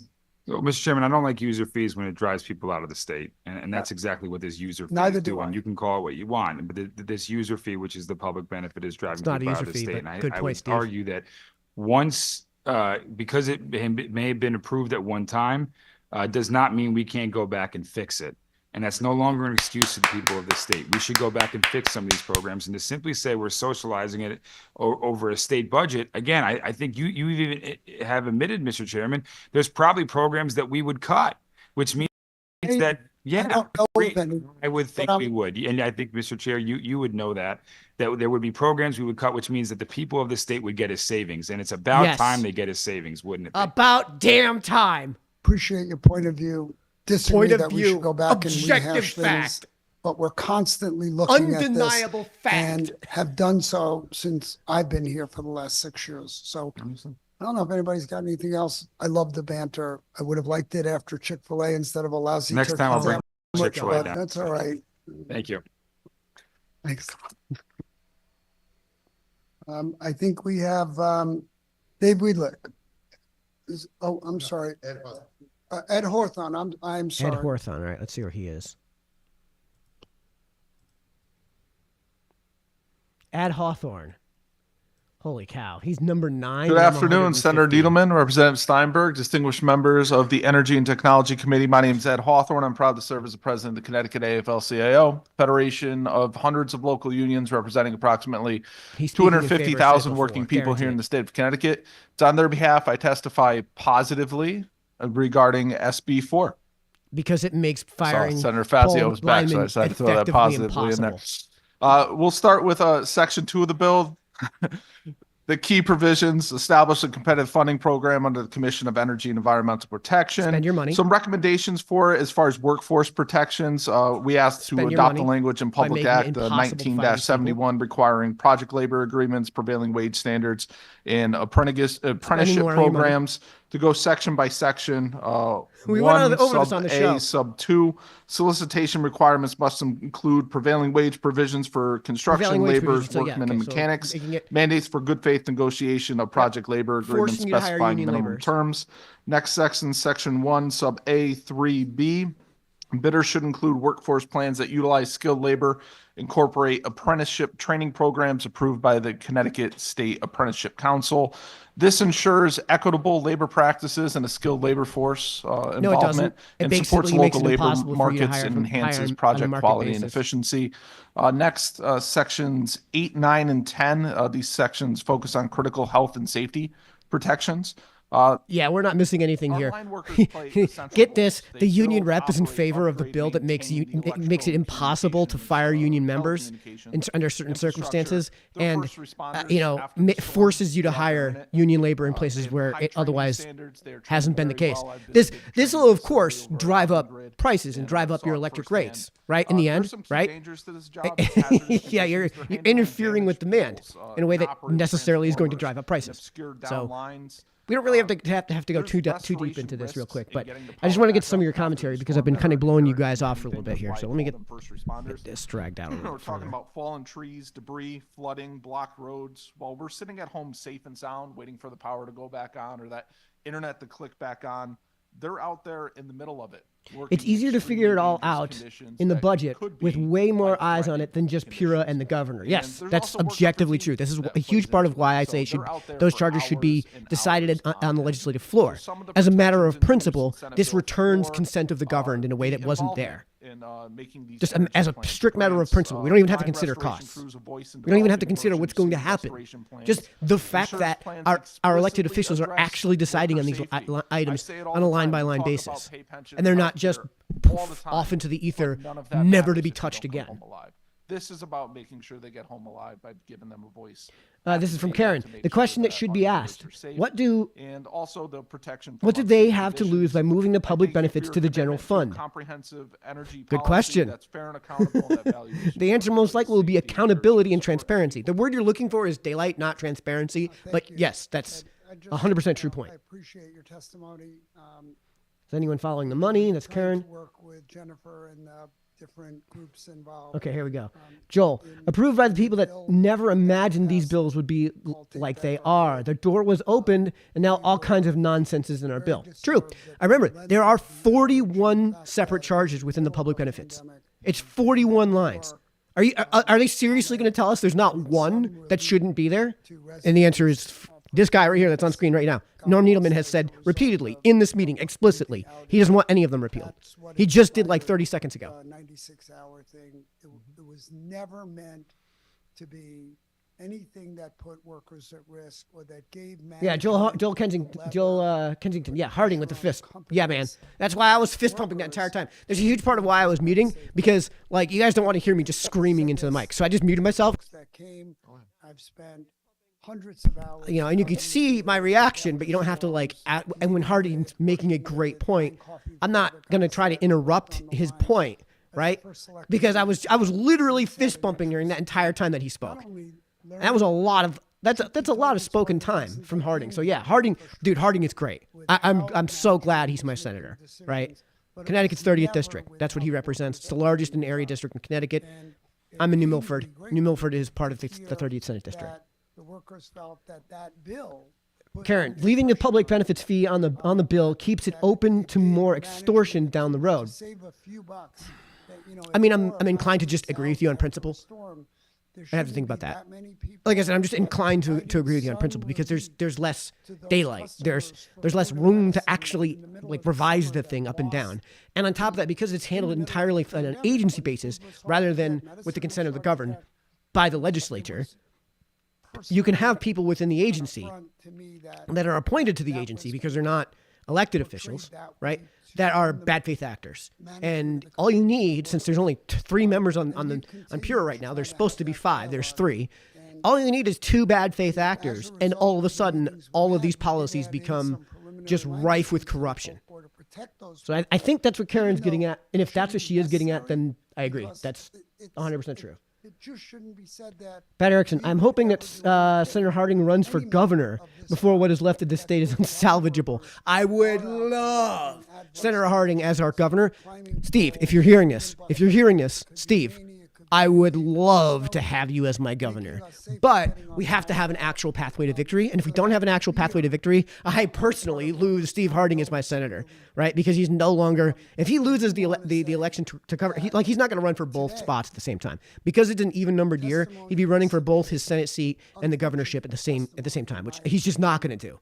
I don't even know if it's legal, but even if it is legal, he's just not going to do it. So I would lose him as a senator if he doesn't succeed in getting elected. So first there has to be a pathway to getting a guy like Steve as our governor, who I would love to have. That would be a campaign I would volunteer the hell out of if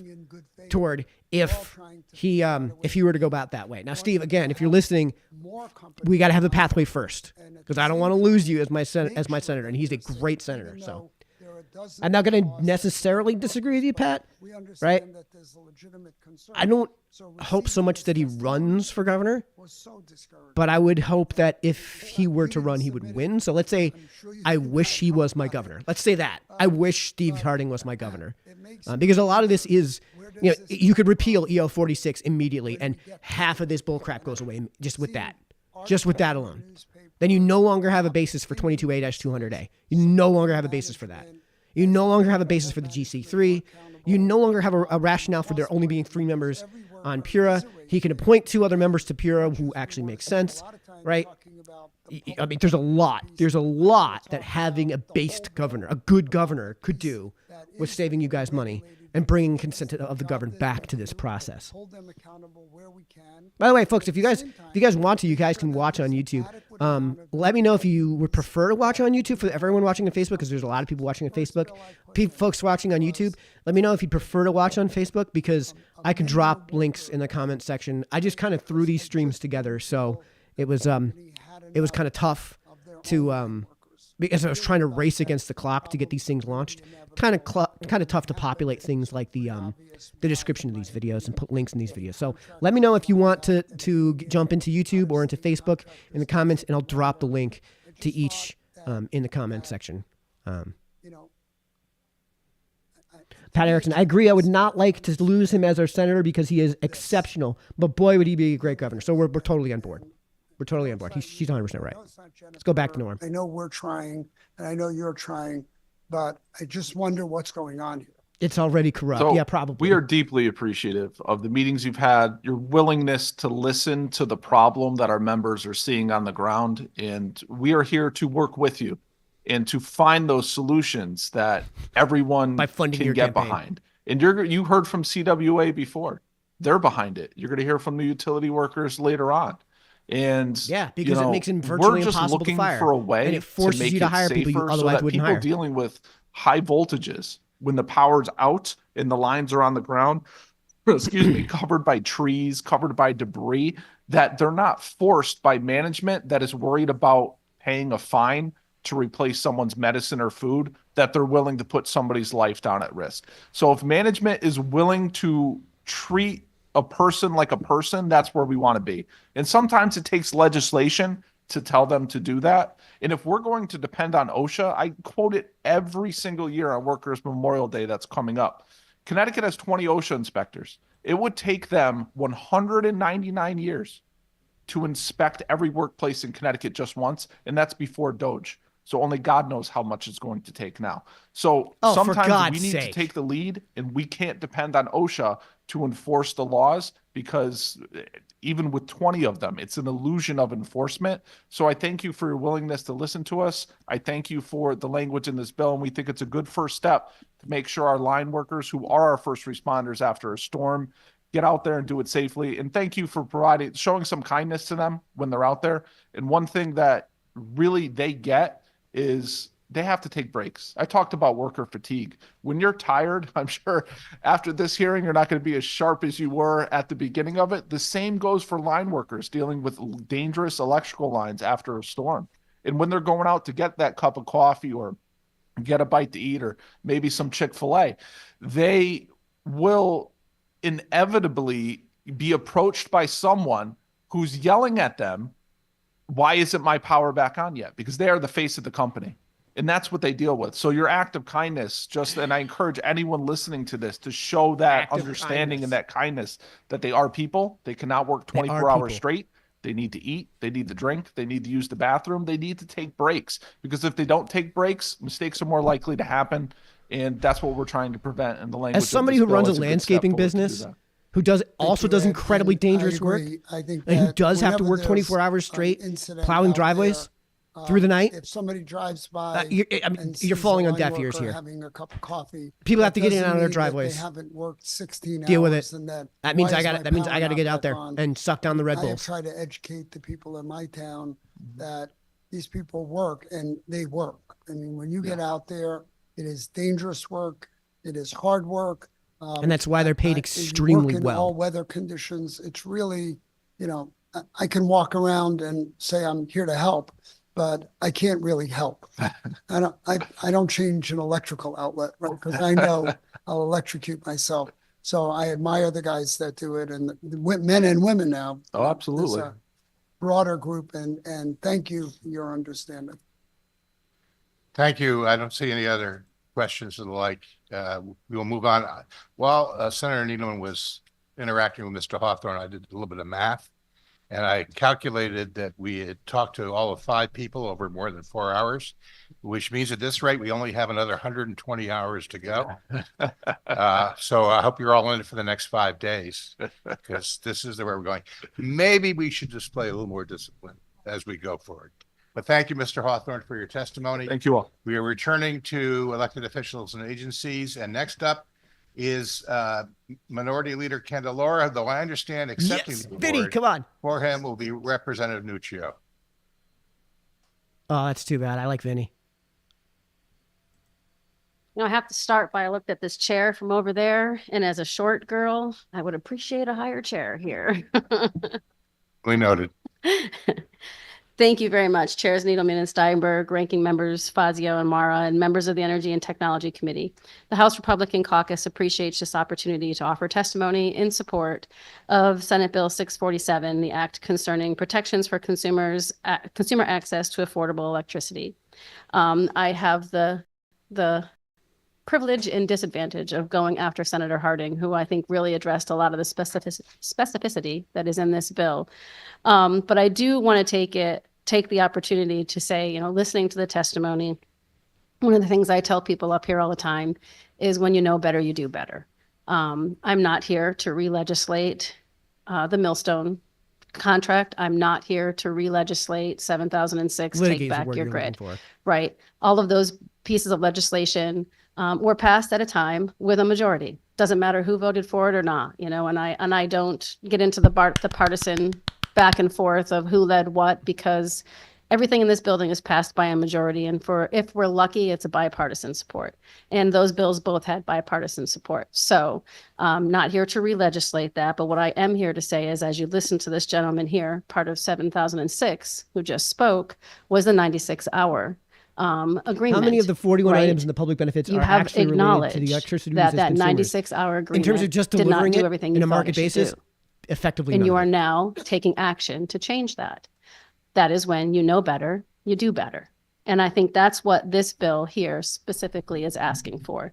There are things in this bill, as Senator Harding talked about, in regard to the public benefit fee, in regard to the incentive programming, in regard to the adjustment mechanisms and everything else. It's very detailed, and I am sure that you are all going to read it and look at it. What I would like to talk about is coming into this legislature post those bills and seeing what happened starting in July to our residents. A lot of these things came on board, a lot of these pieces of legislation, and having a lot of conversation with Commissioner Gillette, I would probably bet a paycheck that not everybody on this committee can tell me what those 54 to 57 pieces of legislation are that are in the public benefit fee. And I've had conversations with a lot of you personally to talk about the impact of these pieces of legislation. And I've heard every gamut from, you know, we can't put it in the budget because it's volatile till it belongs in the budget and everything in between. But there are several things that are in our state budget that are volatile, whether it be Medicaid, whether it be employee health care, whether it be retiree health care, whether it just be our revenues, right? Volatility is not something for us to shy away from.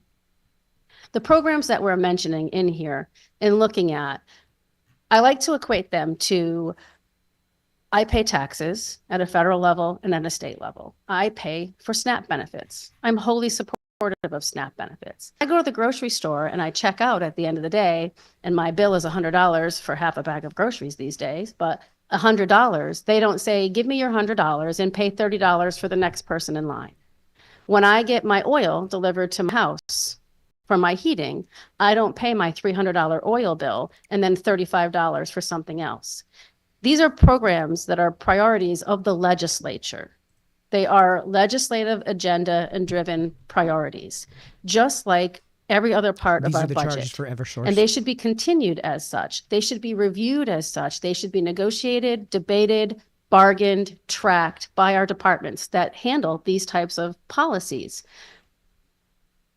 So many people take pride in the fact that 2 years ago, we passed the largest tax benefit, you know, with largest tax, we gave the best tax credit ever since 1991 when the taxes went in place. United Illuminating. Starting in July, we negated that. We negated it by over 100%. The average person is going to see between $450 and $600 in a tax break for the tax benefit that we passed.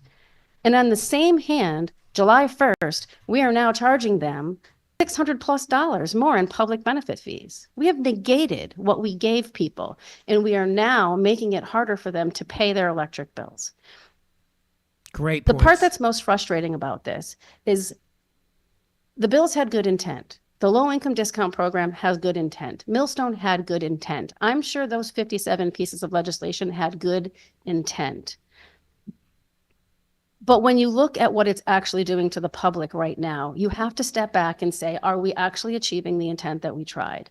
And I don't think that anybody here could truly say that. When we have residents across the board that are calling, that are writing, that are stopping us all over the place, talking about the fact that they can't afford their electric bills right now, you know, across the board, I'm one of them. Right? I get the same electric bill that everybody else in here does, and I'm not a millionaire. So when my bill goes up to $500 in 1 month, it takes you back a bit, right? So what I'm asking is, we know better, let's do better. With this low income discount plan, again, it's a noble cause. When it came before, when DSS came before us, DAS and the agencies looking at the LIHEAP program and such, they were talking about the fact that they were providing the information to PURA. And PURA was instituting the plan. And I know it went from 2 brackets to 5 brackets. I don't think we should have a regulatory body implementing or determining programs, right?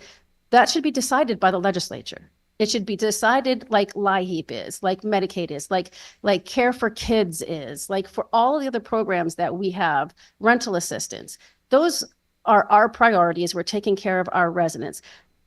rather than having Pura develop a plan to implement a 5-bracket payment structure that does not have any accountability in it at the end of the day. The end of the day, the Supreme Court has said Eversource or UI can recover their rates, period. So there's always going to be a populace that is not going to pay for the electricity that they're using because they can't afford it.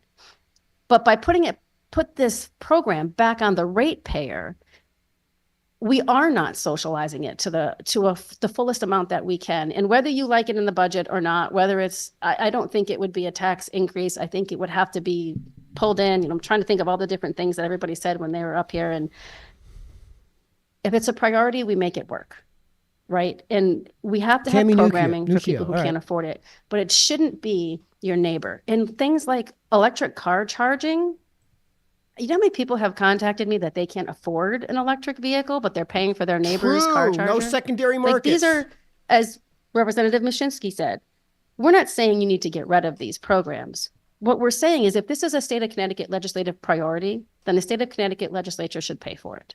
And I shouldn't be asking my neighbor to pay for my electric car charger, right? Or my neighbor's electric car charger. Because all we're doing is creating animosity between our residents because they do not feel like they are fairly being charged for just the electricity that they're using. They're being charged for their electricity, for somebody who can't afford their electricity, for their neighbor who has a Tesla's electricity. It doesn't have good public optics.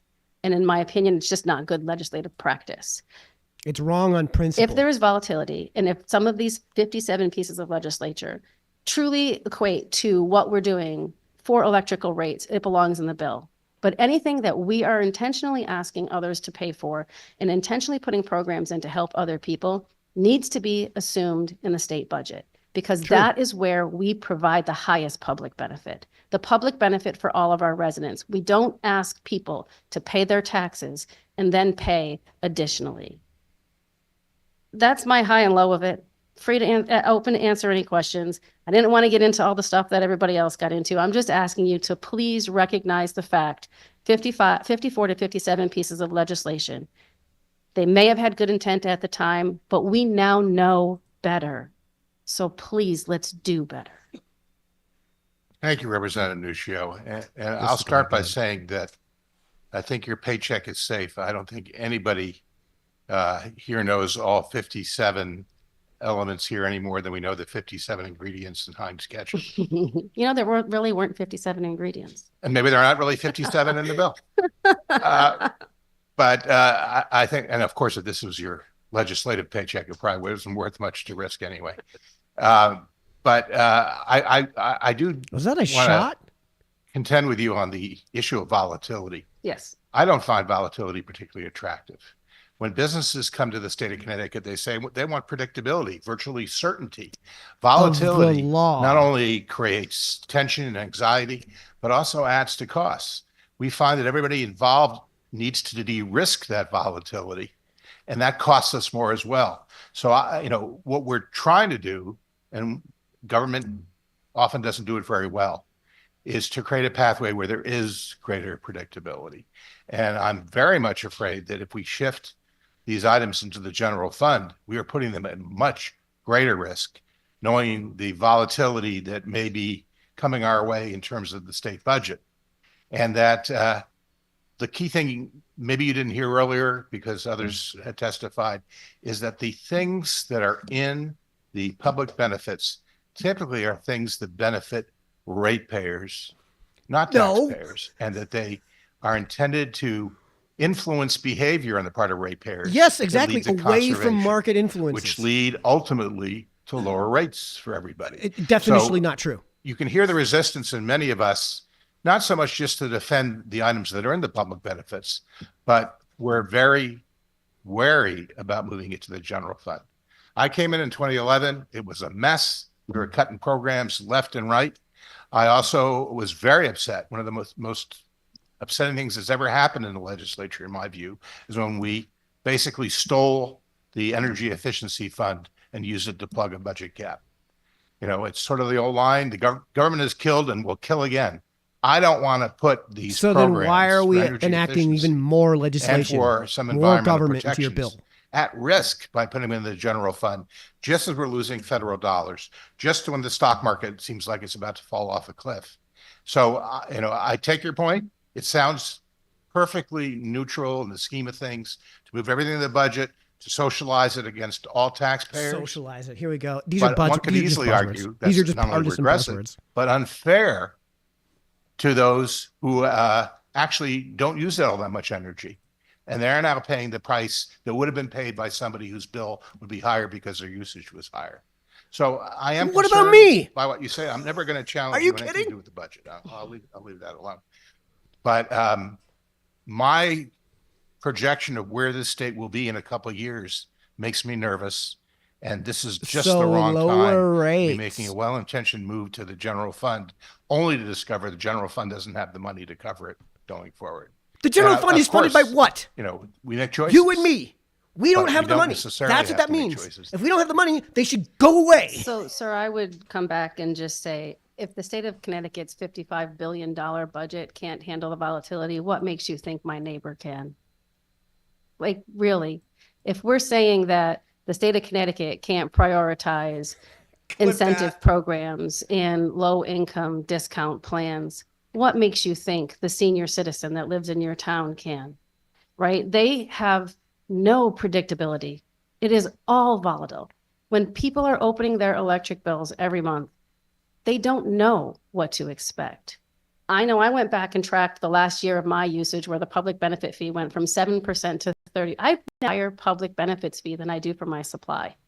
Granted, I got a good rate when I locked in at 8 cents per kilowatt hour, but still my public benefit fee is higher than my supply.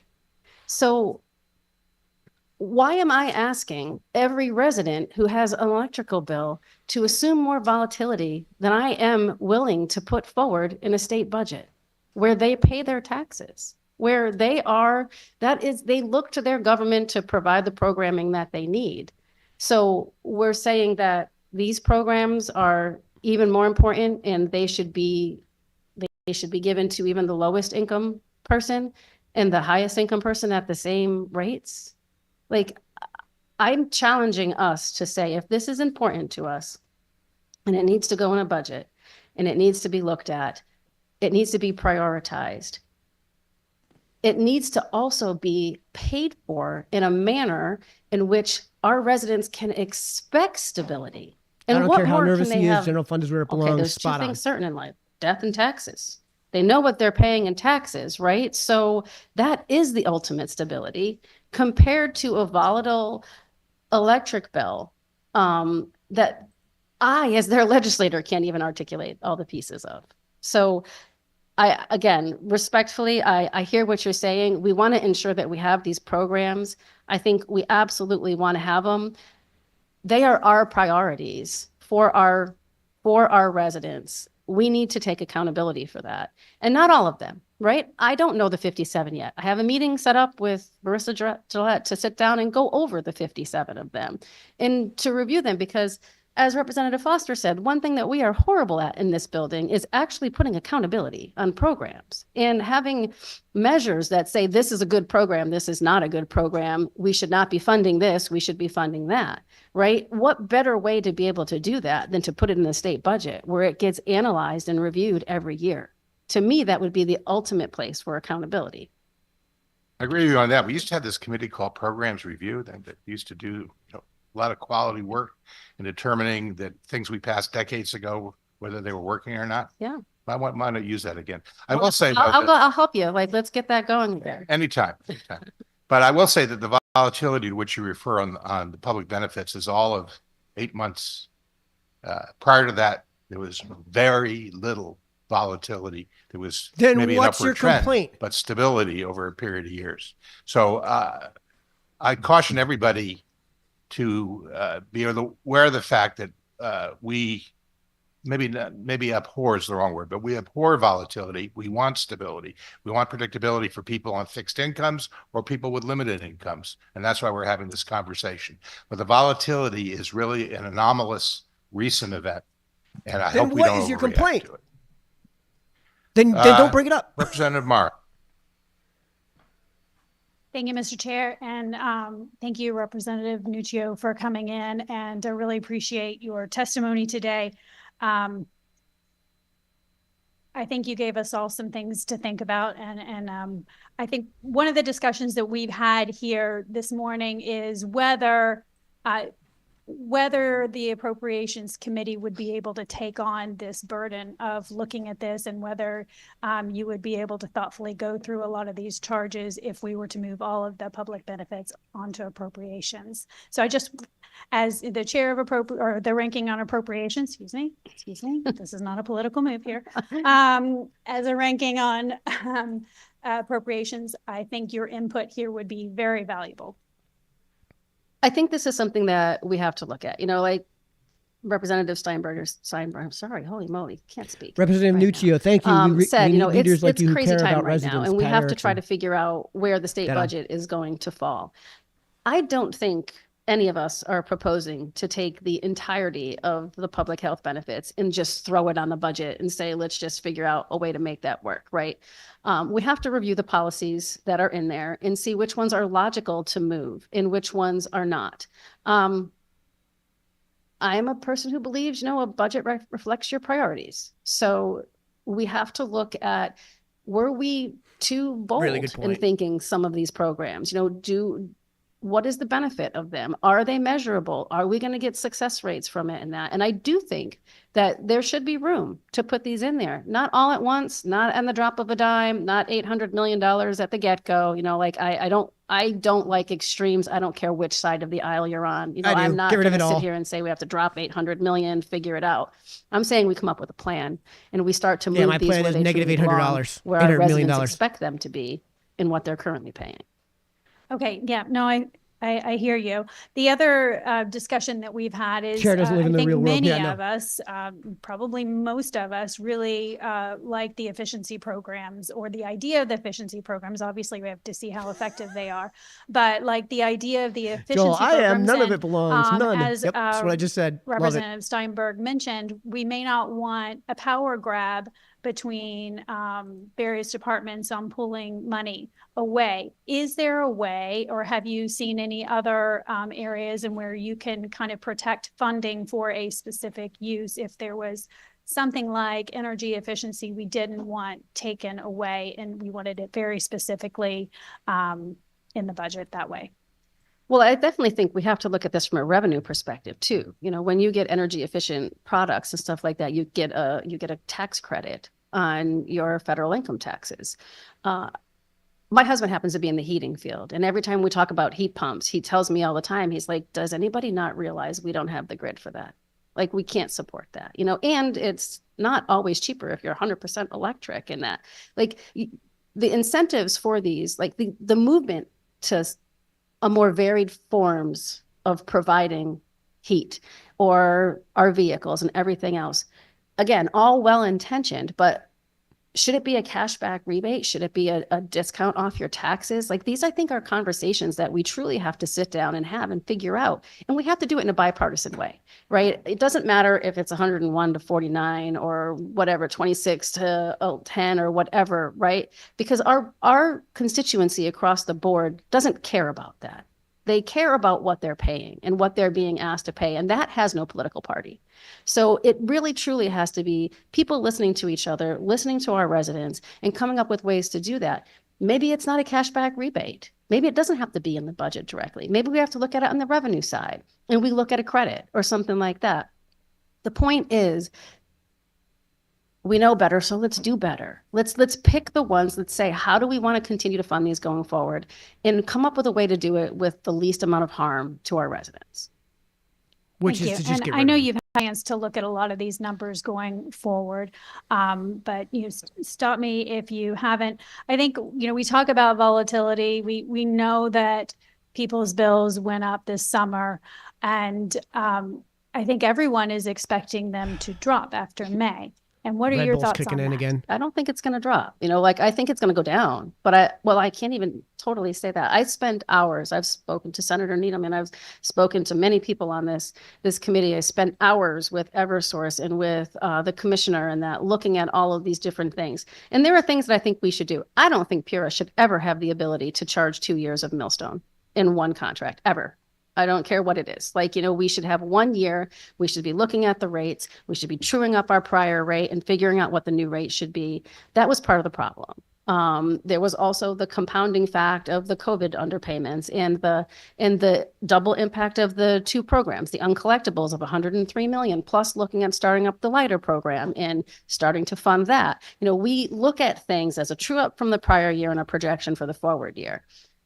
With that in mind, I think telling people that this goes away in April is probably the biggest farce we're saying, because public benefits is not going away unless somebody here is telling me that we're getting rid of 57 pieces of legislation. Public benefits is not going away. The amount's going to change, but I don't know that I feel 100% confident that it's all of a sudden going to drop to 10% of my bill, right? And I think part of the terrible part of this is that we can't tell people what they can expect. Again, volatility, right? And we're asking them to assume that in their lives when we're not willing to assume it in our $55 billion budget. Thank you. I appreciate that. Thank you, Mr. Chair. Thank you, Representative. Senator Fazio. Thank you, Mr. Chairman. I just wanted to thank Representative Minuccio for her testimony. I think it was actually important that we had a budgetary expert here, and you are that, quite frankly. And I think you gave very, very cogent analysis of the feasibility of funding a lot of the programs that are worthwhile through the budget. And in any drafted committee bill, as this is, there are ways that we can change it and make it better. And this sort of information and testimony would theoretically make it better and more feasible and allow us to achieve the goals we want. You had mentioned making sure we manage the tax burden of the state too. As we all know, we have a spending cap in this state. But I just wanted to simply thank you for your very, very astute and cogent analysis. Again, it was very important to have a budgetary expert here to testify, and you are that, and so we appreciate it. Thank you. Thank you. We complimented you sufficiently for. I don't need all that. I really don't. But listen, I just want to. We're all here for the same reason, right? Whether it's our 25,000 or our 150,000 people that we represent. And collectively, we make the laws for 3.6 million people. Everything that we do in this building impacts 3.6 million people. None of us come up here with the intent to make things harder on our residents, right? This specific thing at this specific time is making it harder on our residents. I want to help be part of the solution to alleviate that, and I have always been very upfront. There's no aisle as far as I'm concerned when it comes to helping the people of the state of Connecticut. So I am hopeful and anxiously awaiting to work with you to try to find a way to better this situation. Thank you for listening. Thank you for that offer. We really do appreciate it. All right, moving along. I think we're down to 4.5 days now. Next up is Gail Sheldon, followed by Senator Gordon. Gail Sheldon is number 10. I'm number 115. Okay, do we not have Gail Sheldon? I do not see her in the virtual room, so we will move on to Senator Gordon. Welcome. Good afternoon, Chairs Needleman and Steinberg, ranking members Fazio and Mara, and members of the Energy and Technology Committee.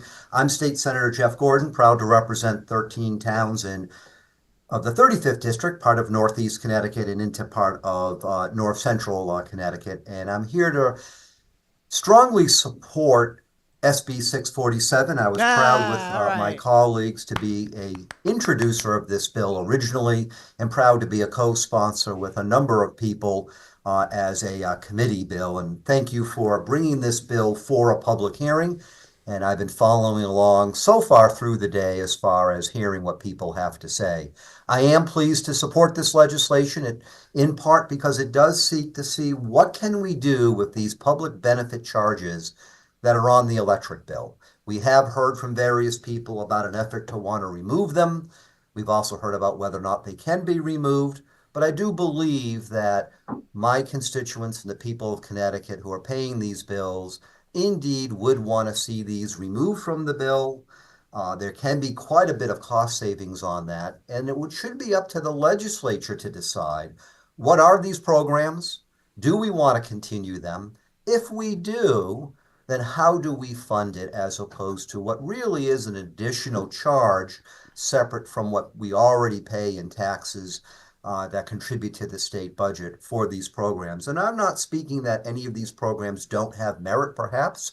It should be the legislature that should decide. Yep. And so I don't think they should strict just matter of principle. continue without us really taking a good look to see where we stand with these charges and then have a fair and transparent accounting so that way the people of Connecticut, the public, can better understand what we as a legislature think and want to do with regards to these charges. I've long been concerned about policies that do drive up costs. Sometimes there are policies that we do feel have merit, and we do weigh the pros and cons of what to do as far as to fund them.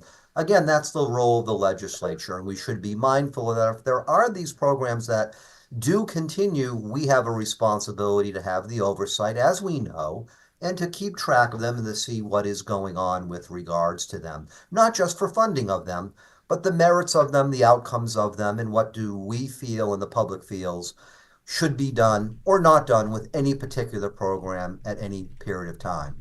But instead of continuing down the current pathway that I believe does burden ratepayers at a time when there's already high costs, and we rank very high, unfortunately, in this country as a state with high costs of energy, in addition to the high cost of living for many reasons in Connecticut, we should be focusing on what can we do in a common sense way to realistically address these issues, to balance the issues, to keep ratepayers uppermost in decision making at the same time while we try to think about what can we do in an affordable and practical way on long-term issues with regards to energy policy, climate resiliency, climate concerns. But indeed, in the short term, what are we doing with regards to making certain that our state gets the energy sources that it needs? And we all understand that does come with a certain cost, but we really need to use this as a moment in time to really fully address it and really look into it in more detail. So to me, I believe that electricity bill should only be about the electricity you use and not anything else. If we want certain programs to continue, look to see, can it be funded in the budget? And we should very much see what we can do in that regard. I agree with what some people have said before, including my colleagues, Senator Harding and Representative Nuccio, about where we stand with various things. So I do support SB 647. I think it's an important step moving forward to try to rebalance energy policies, but also making certain as we move forward with energy policy, we keep the ratepayers uppermost in our mind. I think we're all mindful of that. We've all been hearing from the ratepayers in our districts very much so about this. So I appreciate that we have a public hearing today, and I look forward to seeing what as a committee can be done and what as a legislature can be done in a bipartisan way to move things forward. So thank you for the opportunity to speak today, and I did submit written. So real quick, Karen, they legislated these programs into the electric bills. They can legislate them into the general fund. Yeah, like I've been saying, if they voted for them before, they can continue to vote for them again, or they can decide to change their minds. 35th district. I know, there are a lot of hardworking middle-class people in your district, and they're worried about Karen, costs. you're right. And appreciate you helping to forge this bill and advocate for it. So thanks for your testimony today. And thank you very much, Senator Fazio, and I appreciate very much your leadership as well on this issue. Seeing no others, Senator Gordon, thank you for your time. We will move to the next person. We're going back to the public. That would be Jay Markwell, and followed by Representative Corpas. Real quick, guys. Is Jay here? There are 21,000 people in the Banned Public Benefits Facebook group. 21,000. Right now, there are, let's see, 10 people in Facebook and 3 or 4 people on YouTube, depending on how I want to. So let's get those numbers pumped. Don't forget to share. Don't forget to share this video, right? Share this. The 21,000 people in Banned Public Benefits. We went over the data this morning. 1,250 people provided written testimony. Almost all of it, all of the ones I saw, and I went through hundreds of them, are in favor of Senate Bill 647. In addition, there are hundreds of people that accidentally submitted written testimony for other bills that are actually testimony that's in favor of Senate Bill 647. So that's thousands of people that submitted written testimony in favor of the bill. And again, tens of thousands of people in the Banned Public Benefits group. Let's get this filled up. Let's get 100 people in this chat. The Latino communities here in Connecticut. I'd like to preface my remarks here today by recounting my own experience of having my electricity disconnected. This was just over 10 years ago, and at the time, I did not qualify for the stay of termination, or whatever it's called. And regardless of being a 25-year-old at the time, at the beginning stages of building a construction business and finishing my bachelor's, all whilst responsible for the household expenses of a family of 4, I simply owed the money. And in order to pay it, at the time, our only recourse was to pawn off some valuables and some heirlooms to bridge the gap, to bridge the income gap to having our service restored. I'm here to speak for so many around the state who may have also dug themselves into a hole, climbed out of it, and are now pursuing happiness in spite of an oppressive, tyrannical utility bolstered up by egregiously overreaching policy that emanates from this very building. Told you, I need Chick-fil-A. In terms of SB 647, we strenuously support this bill. There is concern, however, that the language doesn't actually even go far enough. Yes. We need to make sure that the public benefits charge does not reincarnate as something perhaps a little bit more inconspicuous down the road. I've heard arguments that Eversource needs to be made whole, and as they suffered losses during the lockdowns at the hands of the governor and the General Assembly of that cycle. As a business owner in one of the most physically and financially dangerous industries in America, I would retort that is simply the cost and the risk of doing business. Sometimes you lose money and you got to deal with it. If this is insufficient reason for companies reporting record income and year after year profits, or any monopolizing enterprise for that matter, to take their licks, then perhaps they should turn their wrath upon those who drafted and approved such measures in the first place, and not the ratepayers at large struggling to reconcile their basic everyday needs, making increasingly difficult decisions as to what they can do without. In terms of HB 7088 and others, we are concerned with an apparent recurring theme, or perhaps a seemingly political priority, which is language such as equity and climate change.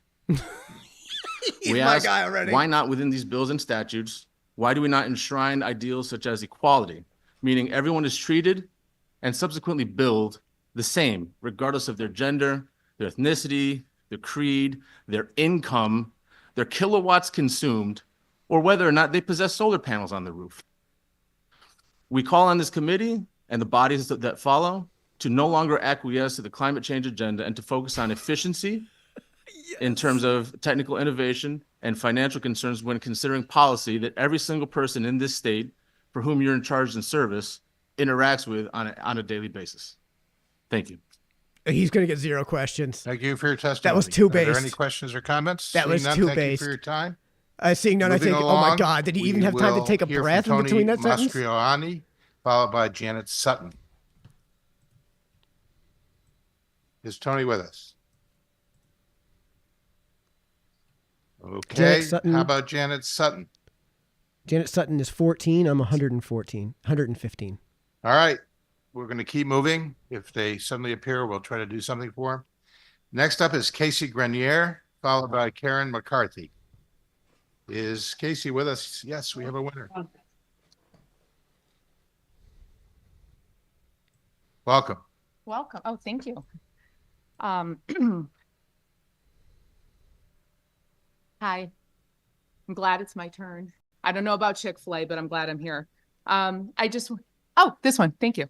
My name's Casey Grenier. I just want to thank all the Republican representatives that have not only been part of us citizens that have been pretty passionate about this subject, but some of you were part of our rally back in September in front of the Capitol when we called upon Governor Lamont to go into special session to discuss she's gonna be the public oh, God, this benefits. is gonna be good. I see you guys out and about in some of the events that I attend. I am a proud Republican. I'm a here we lifelong, go. She's gonna be way too good. resident of Connecticut. I've lived both in Eastern Connecticut and now I'm in the town of Seymour.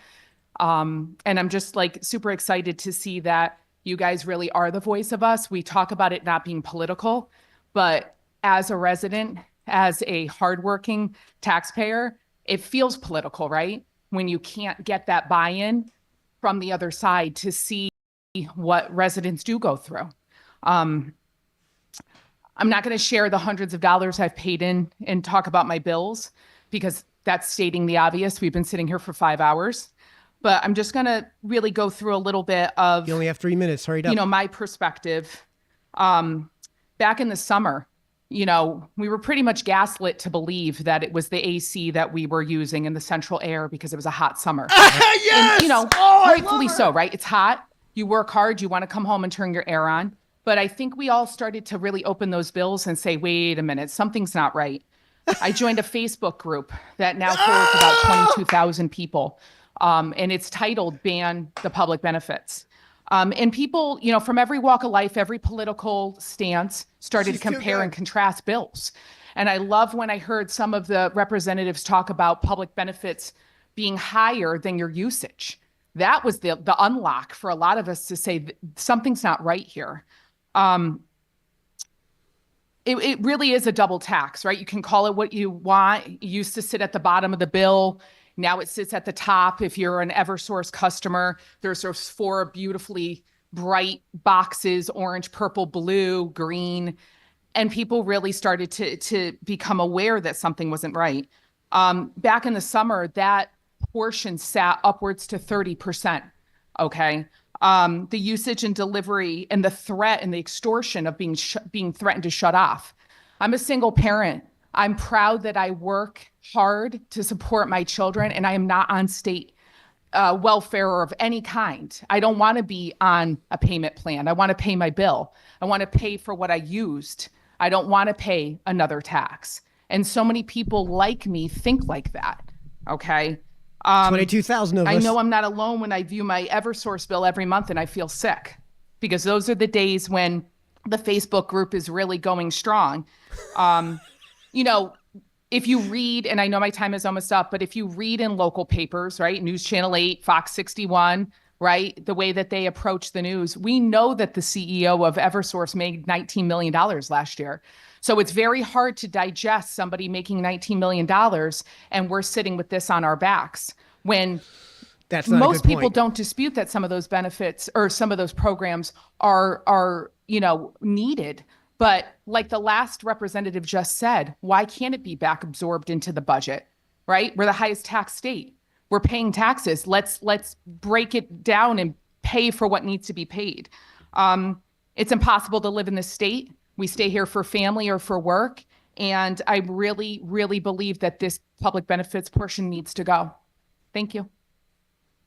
Okay, real quick, the $19 million, it's actually like 18.8, and it's payout, right? So that's a total payout, and it's not just his salary, which is only like $1.2 million. It's mostly stocks and dividend yields. So first things first, if we were to seize all of that, just illegally steal all of the CEO's payout for that year, right? First things first, not only would that probably be illegal, it would set an unbelievable precedence, and every business owner, including me, would just immediately leave the state. Second, that works out to a cost savings of, folks, $4 a year. I come before you today in support of Bill 7088 and Bill number 647, two critical pieces of legislation that align with the principles of economic freedom, individual liberty, and responsible governance. Again, this guy's going to be too good. Bill 7088 takes a proactive approach to energy reform by requiring the Public Utility Regulatory Authority to explore alternative energy delivery methods, develops a capital investment funding mechanism, and ensures a fair and frequent rate adjustment. It puts ratepayers first by demanding greater accountability and transparency from the utility companies, while ensuring that customers are not subject to unjustified rate hikes. Additionally, this bill protects our most vulnerable residents by reviewing service termination policies for those with serious medical conditions, which I see as a measure of compassion and common sense.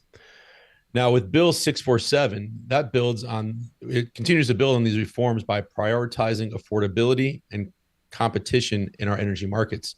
It shifts certain utility costs off the back of hardworking families and small businesses here in Connecticut, which are currently struggling.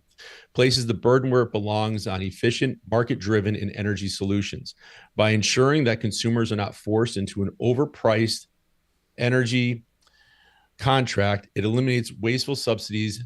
This bill also promotes fairness and fiscal discipline. It also rescinds unnecessary government mandates that distort the market and drive up costs, reinforcing that free markets, not bureaucratic overreach, should determine our energy policies. Again, this guy's too good. Together, these bills restore transparency, promote competition, and protect consumers while ensuring that our energy policies are economically sound, fiscally responsible, and aligned with the needs of the people, not special interests.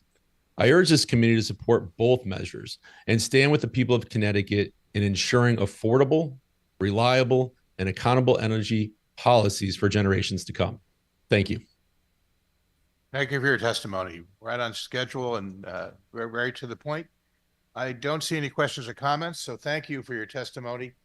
We will Of course move not. to the next That was person, just too John good. They're not going Dasiak, to ask him any followed by Lee questions. Boyle. Is John with us? I don't see him. How about Lee Boyle?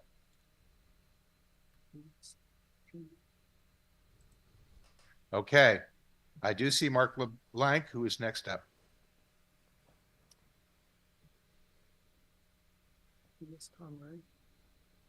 Did I? Oh, I missed Tom Ray. Okay, I apologize. Yeah, is Tom Ray here? All right, if not, we will welcome Mark LeBlanc. LeBlanc. Go ahead, Mark. Be as based as the last few have been. Yes, we can. Please proceed. I have a technology company here in the local Farmington Valley, and also obviously a ratepayer. And sorry, I'm a little nervous, but I have had Write what you're going to say, guys. a lot of time to read some of this on stuff, this list, and write it down. It's 300 words, 350 words, single space. You only get 3 minutes. It's about. Can you still hear me? I'm 350 on a words. cell phone. I think it's disconnecting. Oh, we can hear you just fine. Just go ahead.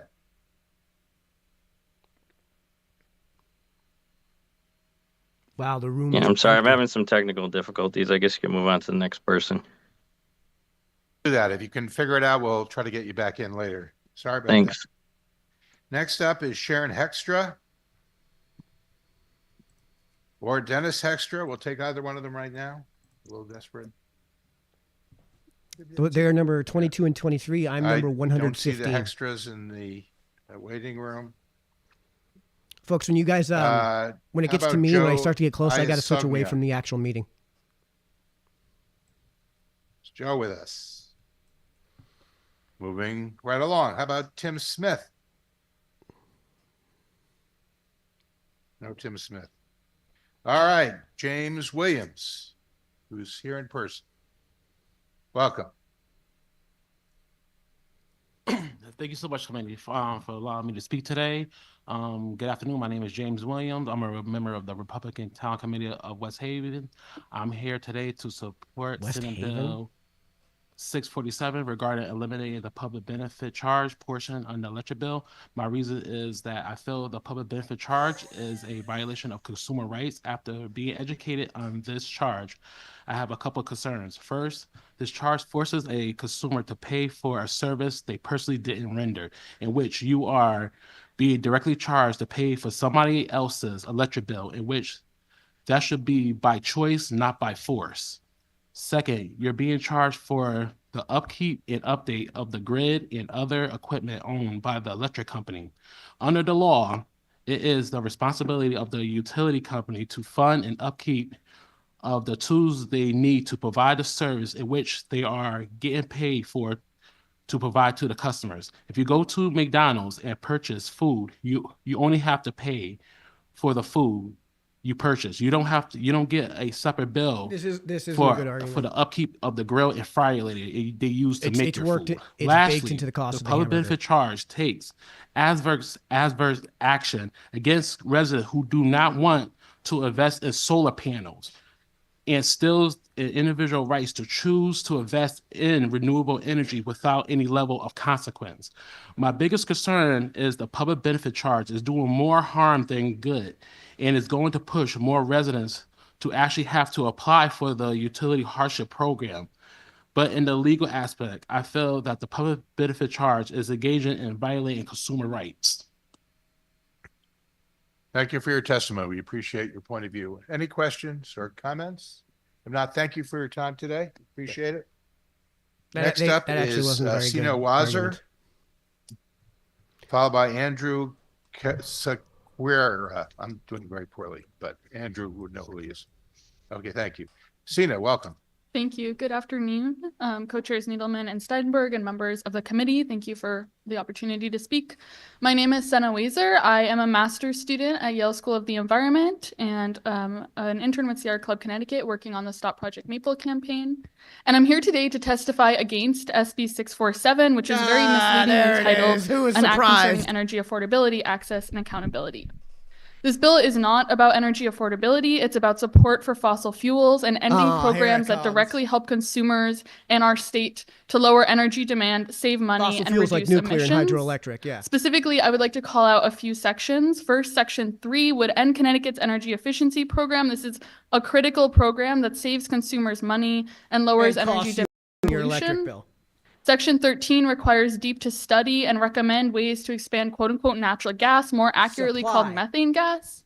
It makes absolutely no sense that we would study with the intention of expanding the very thing that is poisoning our communities, contributing to Connecticut's high rates of asthma, ozone unattainment, and climate change. CO2 recapture. And from a purely all part of economic new standpoint, as people spoke to earlier, natural gas prices are volatile, subject to international average, markets, no, they're and not. price spikes following conflicts like the war in Ukraine. And if we care about energy security, if we care about energy affordability, then renewables, not fossil fuels, are the way to go. Which are way more Finally, expensive. Section 14 through 25 remove electric vehicle charging and heat pumps from the statute. And this is completely contradictory to everything we know we need to do Oh to my ensure God. affordable and accessible options You're that combat paying climate for change it. while also protecting the health and well-being of Connecticut residents. Ratepayers I'm incredibly still wind up paying disappointed by the for it. fact that I'm sitting here testifying on this bill right now, and it is deeply alarming to me that there is any support for it. 2024 was the hottest year on record. Extreme flooding in Connecticut last year cost over $200 million in damage, according to the Northeast one United flood. States is one of the fastest warming places on the planet. Climate change is not about the future. It's here now, impacting your constituents right now.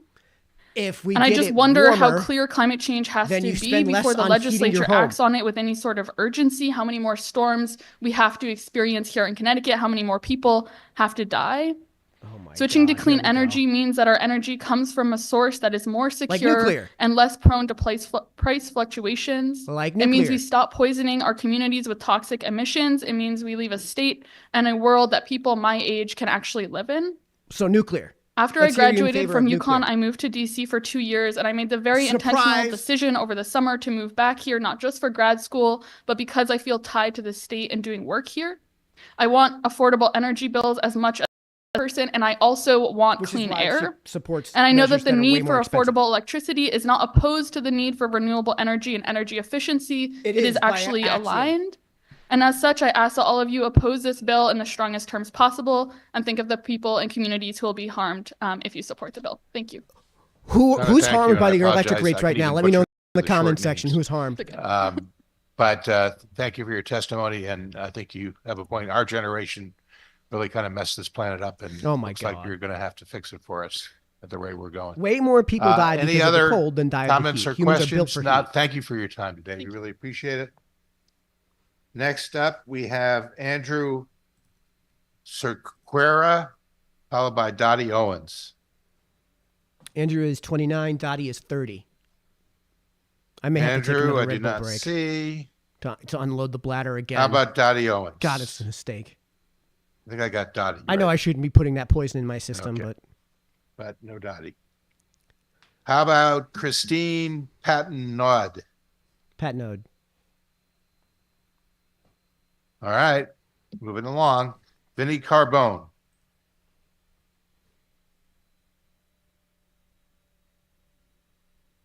Okay, People we're going to could- keep moving. Joel, Cassandra people couldn't wait all Krasinski? day. They have to earn money to pay their public benefits. Yeah. No, Cassandra. How about Mahmoud Awad? Then move it to the general fund. Yeah. Join a climate change group then. I'm pretty sure she is. Come on. She probably already did. Not having much luck in this streak. How about Julie Brennan? Do we have a Julie Brennan? Yes, I'm here. Thank you for being there, Julie. Sorry, Julie, but I got to pee, Yes. and it And sounds thank like I got you to start putting all on the for shirt and taking tie. the time to have this hearing today. I stand in support of this bill, and I hope it moves forward. I have a family of 5 and also a small business here in Connecticut. And I also try to move my supplier every few months to get the best rates. So I do appreciate, the option to do that.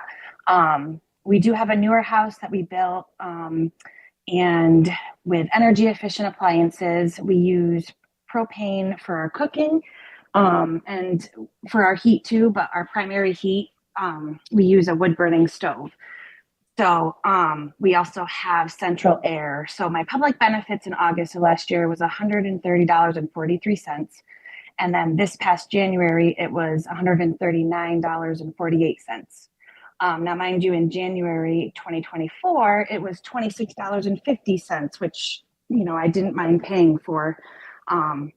But what really bothers myself and my husband is our public benefits cost totaled $864.36 for the last 8 months.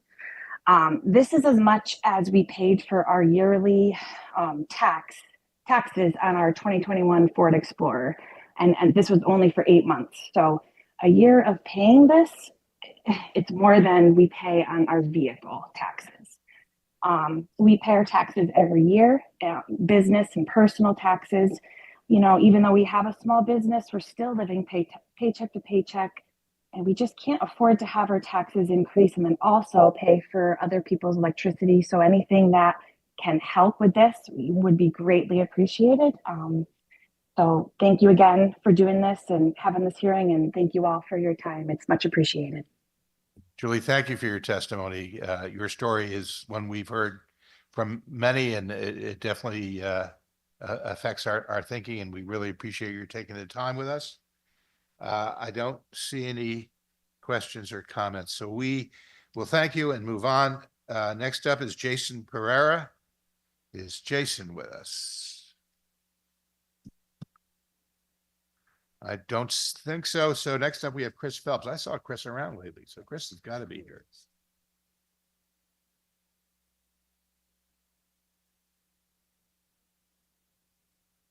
Thank you, Representative. I even brought my sleeping bag, figuring I'd be here a lot later than this. So go figure. Feel free to stay to the end. You got it. I'm Chris Phelps. I'm State Director with Environment Connecticut. I'm also an advisor for ConPERG, and I mention that because I've worked as a consumer, ratepayer, and environmental advocate focusing on energy issues here in Connecticut for almost 25 years now. And I've submitted testimony. I wanted to just mention briefly, we do have some concerns about the nuclear provisions in Senate Bill 4, primarily relating to the need, as there's a lot of hype around small modular reactors and a lot of hope around them, I suppose, but there is a need to consider the potential ratepayer impacts down the road. There's a lot of open questions about the costs of pursuing that technology for baseload generation versus niche applications. And we would encourage you as policymakers to consider measures in statute, new measures in statute, to ensure that that potential excess of costs of new nuclear construction is not passed on to ratepayers, which is kind of a theme today, I suppose. And that, on that note, I want to turn to Senate Bill 647, which we've also testified in opposition to. Our opposition, as I note in my testimony, for one reason is that we've already testified against about half of this bill in the form of Senate Bill 1353, I believe it was, a week ago, which has been cut and pasted into this, along with additional provisions.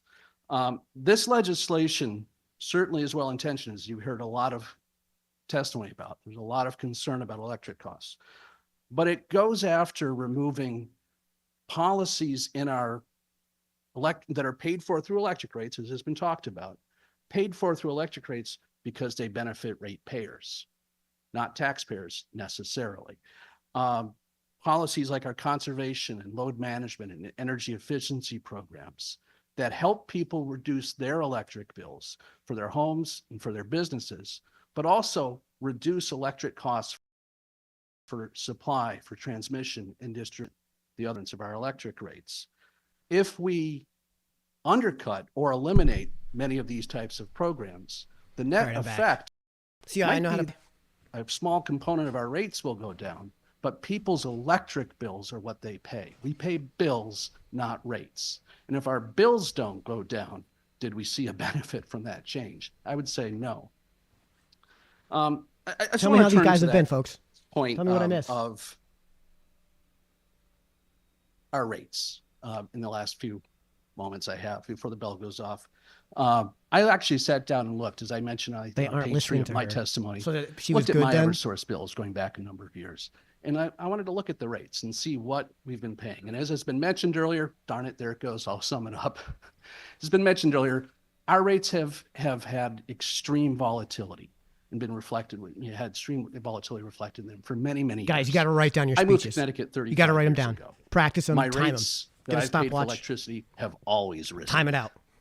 That way you don't run my into this problem. bills have He's going to always get cut off any second now. But when I looked at my rates just over the last few years, what I noted was supply rates are wildly, as has been talked about, wildly volatile here in Connecticut.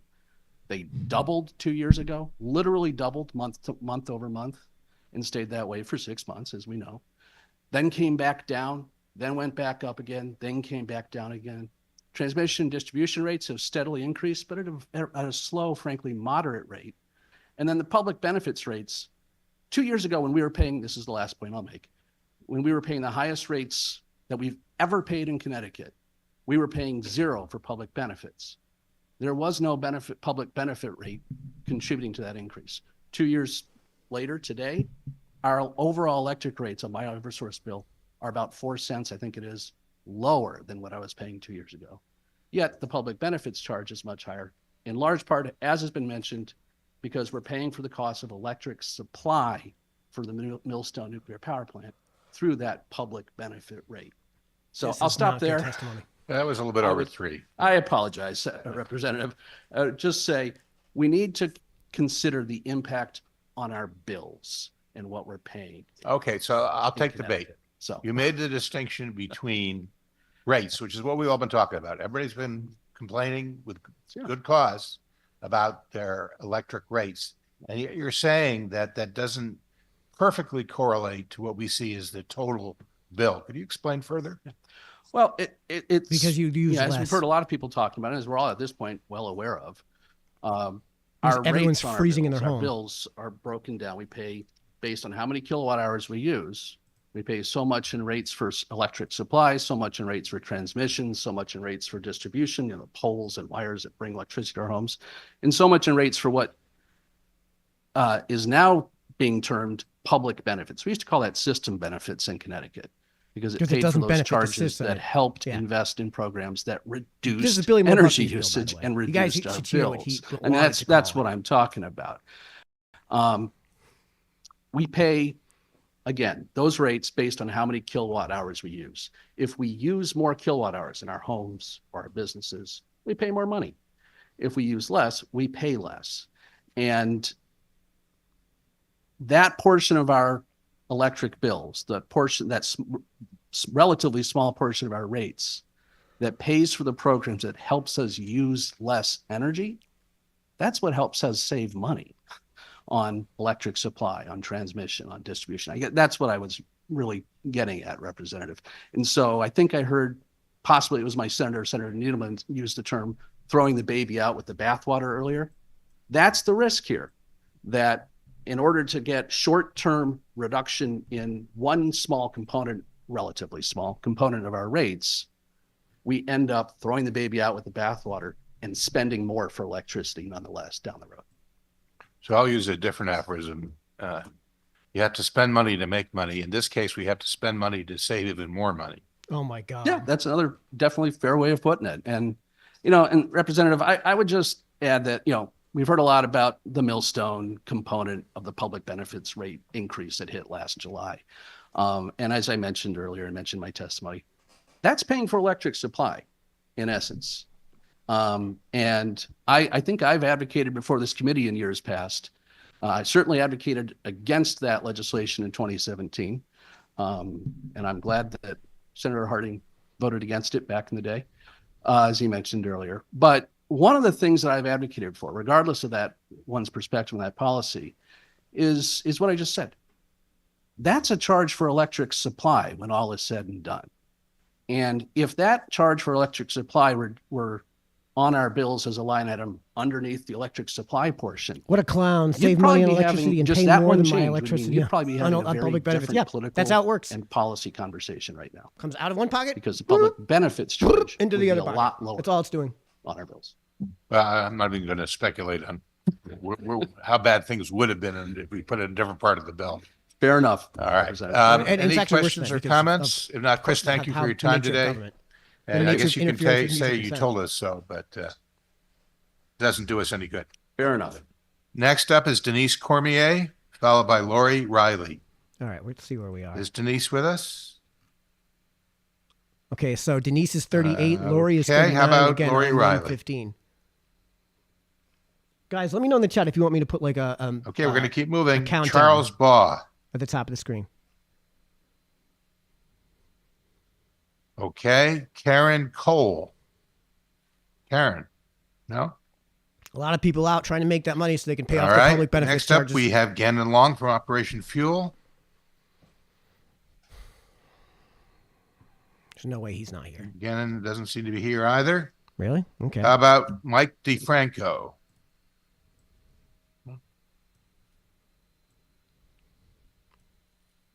I don't know whether to be insulted or relieved that nobody's here. Maisha McFadden. Maisha. It must be something good going on somewhere else. Yeah, people are working, dude. That could be it. But that's where the excitement is elsewhere.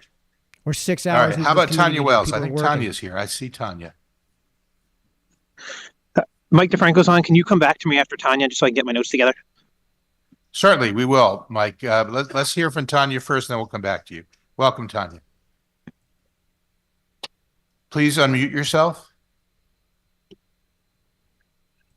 Thank you for having me. It's been a long day, but I'm here. Holy cow. I'm trying to bring the human element back to this conversation. I'm here before you as a concerned resident, a ratepayer, deeply affected by our state's unjust energy policies. I moved to Connecticut in July 2024. I had no prior connection to the state or its energy challenges, yet I find myself forced to pay for the losses of the pandemic era and more.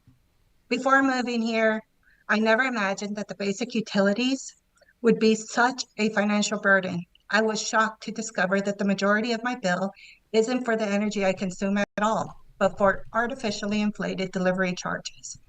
Otherwise, my bills would be similar to what I paid in other states. The fact of it is, in July, my energy bill was $780, $406 in delivery fees. And just in comparison, my bill in June of that same year in North Carolina, which was hotter, was $167. Despite making my home as energy efficient as possible, lowering the thermostat to 62 degrees, dressing warmly in the wintertime, using space heaters and blankets, my bill remains unmanageable. There's no alternative energy company here, so I have no option but to pay these fees.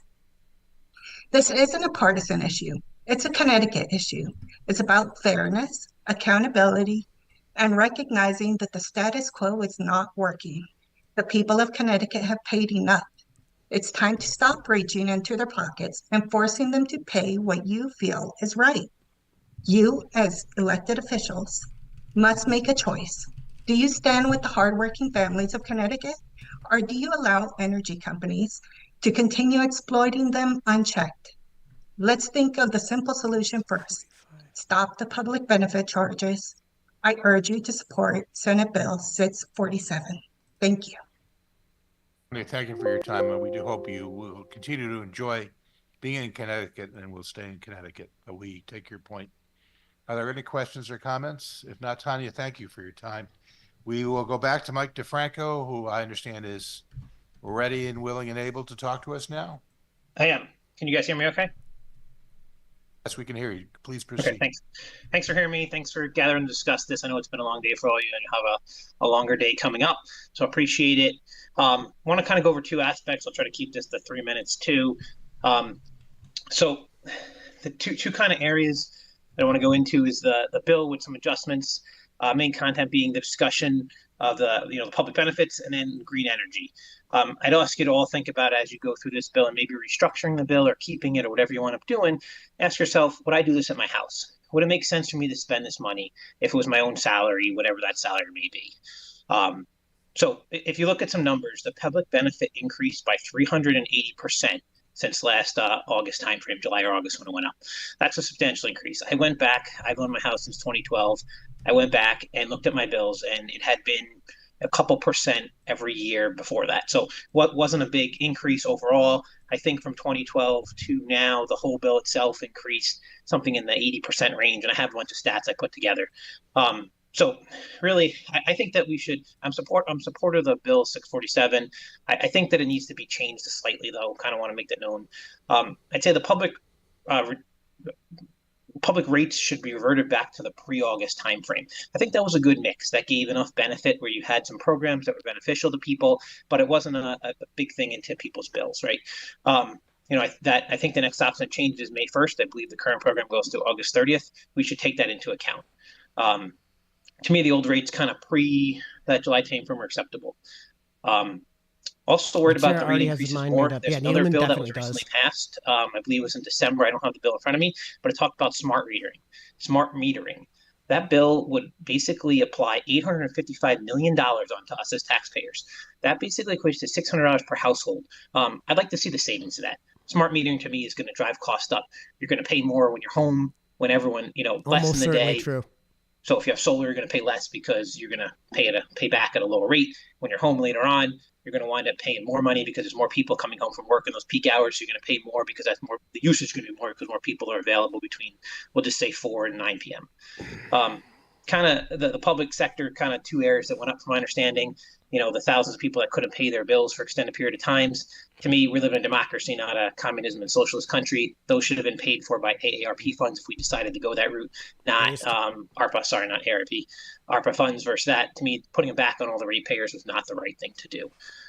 Also, I feel like there was some backdoor shady deals with Millstone. If you look currently, someone mentioned the price per Millstone per megawatt. If you break that down per kilowatt, it comes to 4.99 cents. The generation rate right now in Connecticut is about 11. So Millstone's a cheaper deal. I don't understand why we're not buying 100% of our power from Millstone. Don't understand why we need backdoor deals with Millstone. Just take their power, their nuclear power plant. Nuclear likes to operate at 100% efficiency, meaning they're on or off. There's no throttling like there is for fossil fuel or other types of, solar energy power plants. Run them at 100%. Have Connecticut buy that power at 100%. Why do we need a deal? Just buy it.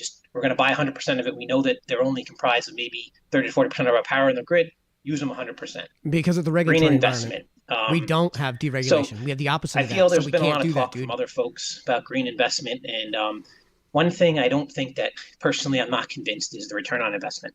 So there was a lot of people that talked, and I think there was someone from GATE that said, you know, He's on our side, there's folks. gates and different things that look to make decisions, but I'm not convinced that we really do look at the ROI.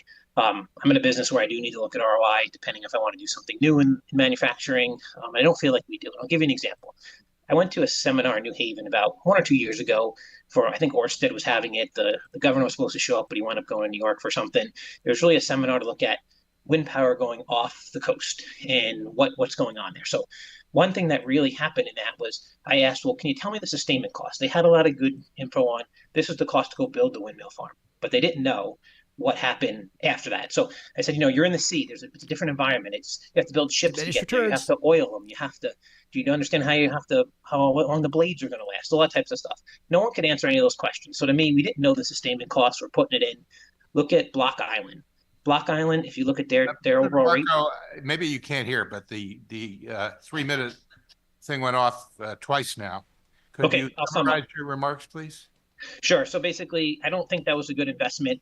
Overall, to me, you know, I think that we got to look at return on investment and that we really deferring it to just the public benefits charge should be removed, but really brought back to the old rates, not removed. And putting in the general fund doesn't fix the issue, just defers the cost of something else. So I'd ask you guys as a caucus to consider that, revise the bill, proceed forward with it, but maybe with some revision language. So thank you for letting me speak. I'm very much appreciated. Yeah, so those numbers don't get changed unless they go before the legislature. It's just not ever Seeing no happening. questions or comments, well, thank you for your testimony.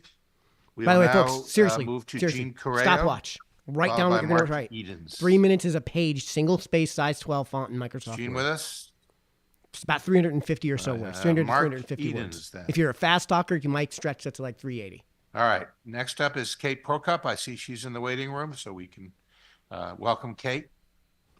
Okay, Kate. Good evening, Chairman, ranking members, and members of the committee. Thank you for the opportunity to testify today in strong support of Bill 647, which seeks to bring what I feel is much needed oversight and accountability to the Public Benefits Fund. I stand with Representative Nuccio and Senator Gordon and really calling for a full review of the programs funded by the surcharge and really what is a long overdue conversation about which programs are benefiting ratepayers and which ones are, you know, really just driving up costs and showing no return or very little return. For years, Connecticut residents have been forced to pay into a system that lacks transparency and measurable results. The public benefits charge is embedded in every single electric bill and has evolved into what I really feel is a funding mechanism for a growing number of state mandated programs. It's in the 50s, I believe it was said, many which again have not been proven to reduce costs or really improve grid reliability. You know, meanwhile, we have, I think, the second highest utility rates in the entire country.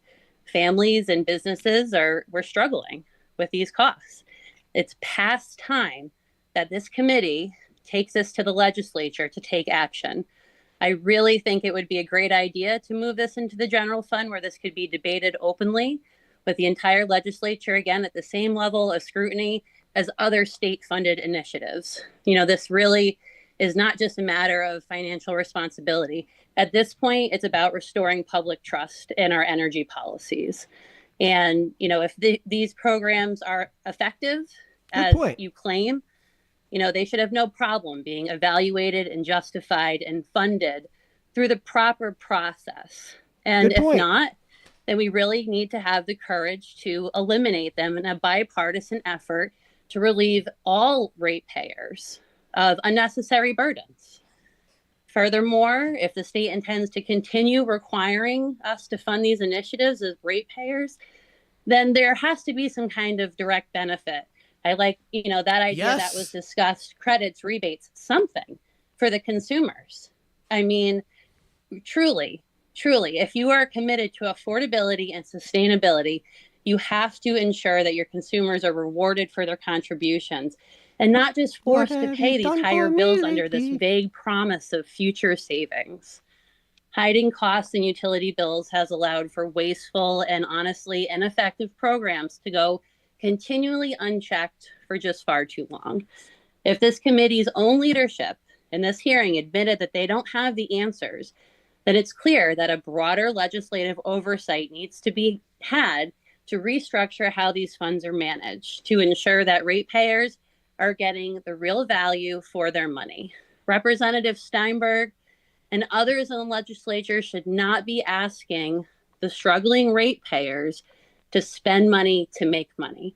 That philosophy might work for private businesses, but it's unfair One of us. and unsustainable when it's applied to us, the residents, who are already dealing with the highest cost of living we've seen in modern day history. So instead, the state, I ask you to take responsibility for decisions, spending decisions, ensuring programs are transparent and effective, and please stop forcing working families to foot the bill on policies that we never had a say in. Again, I support the bill 647. I think it's a step in the right direction, and it really deserves some bipartisan conversation. So I hope that we see that. Thank you. Kate, thank you for your testimony. We do appreciate it. We take your points. Questions or comments? I don't see any. There's not going to be any questions or Thank you comments. again. I got to go through some comments here real quick. So, as I've said, this is Joel. As I've said, Connecticut Power users should be able to have Millstone's 5 cent per kilowatt hour price as a maximum for supply. Yeah, that's de facto what 647 does with the limits to 50% more in terms of price than the wholesale rate. Agree with the oversight. Yeah. So she actually made a really good point of like, if you're not going to listen to the constituents here, basically, then what are we doing? Then why are you guys even on the legislature? Joel, sorry, Mike, if you've said anything to me, I have the volume down on my phone where I'm watching our stream. I have the stream playing on my TV over my Roku, so I can do other things at the same time. And the members of the Energy and Technology So be it. Committee for the opportunity. Thanks for joining in, to Joel, either way. In Let's hear what she has to opposition say. to SB 647, So she's I opposing work with 647. houses of worship across Connecticut on environmental issues, and one of their biggest things is energy efficiency. We have beautiful historic houses of worship in our state, and they're community centers where people go for help, and they're also old and they are drafty, and they have some of the most outdated Protestant. electric and fuel sources that you can see. In the past, just 2 years alone, hundreds of congregations have taken advantage of the small business energy and the micro business energy programs available you guys through are the paying for. utilities. They've That done we're lighting all paying projects for. and insulation. They've installed heat pumps and hot You're water welcome. heat pumps and solar on their congregational buildings, on their parsonages. One is doing a about saying ground thanks mount to the in their ratepayers parking then, huh? lot. And this is something Gratitude? that has really helped them reduce their bills. My contact person at Union Baptist sent me an email saying, "We praise God that you told us about these programs." And when they save money, they have more funding to help their communities. And literally, I kind of Googled everyone and made sure I looked at Now your imagine if districts. it was I under have a market congregations condition. in every single one How of your much money you'd districts. save. And they haven't stopped at their buildings. They've done home weatherization campaigns in their churches to help their people also take advantage of the program and reduce their energy use and reduce their energy bills. And our Savior Lutheran in Thomaston, I want to just give a little acknowledgement to. They did the small business program, and it was so successful, they decided they wanted to do a heat pump hot water heater because they needed to replace that. So then they ran a home weatherization campaign in their congregation, and the vendor kindly donated the $75 copay back to the church, which then they used as a fundraiser to fund the heat pump hot water heater. So they have helped reduce their energy use and their carbon emissions and their pollution emissions as a church, and then also within their community. And that has reduced their energy Yeah, bills. renters can't do this. There's literally no way for renters But to it's take not advantage of just about the savings for houses of worship. I just want to be clear.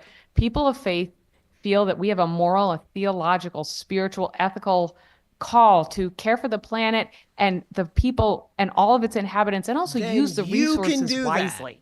So these programs help them do that. And so I just want to say I oppose this bill. Energy efficiency is the best way to reduce energy bills. It is the cleanest. The energy we don't Forcing people use to is our pay for stuff they're cleanest not and using cheapest doesn't energy. It is my raises your first bills. stopping point when I'm talking to houses of worship.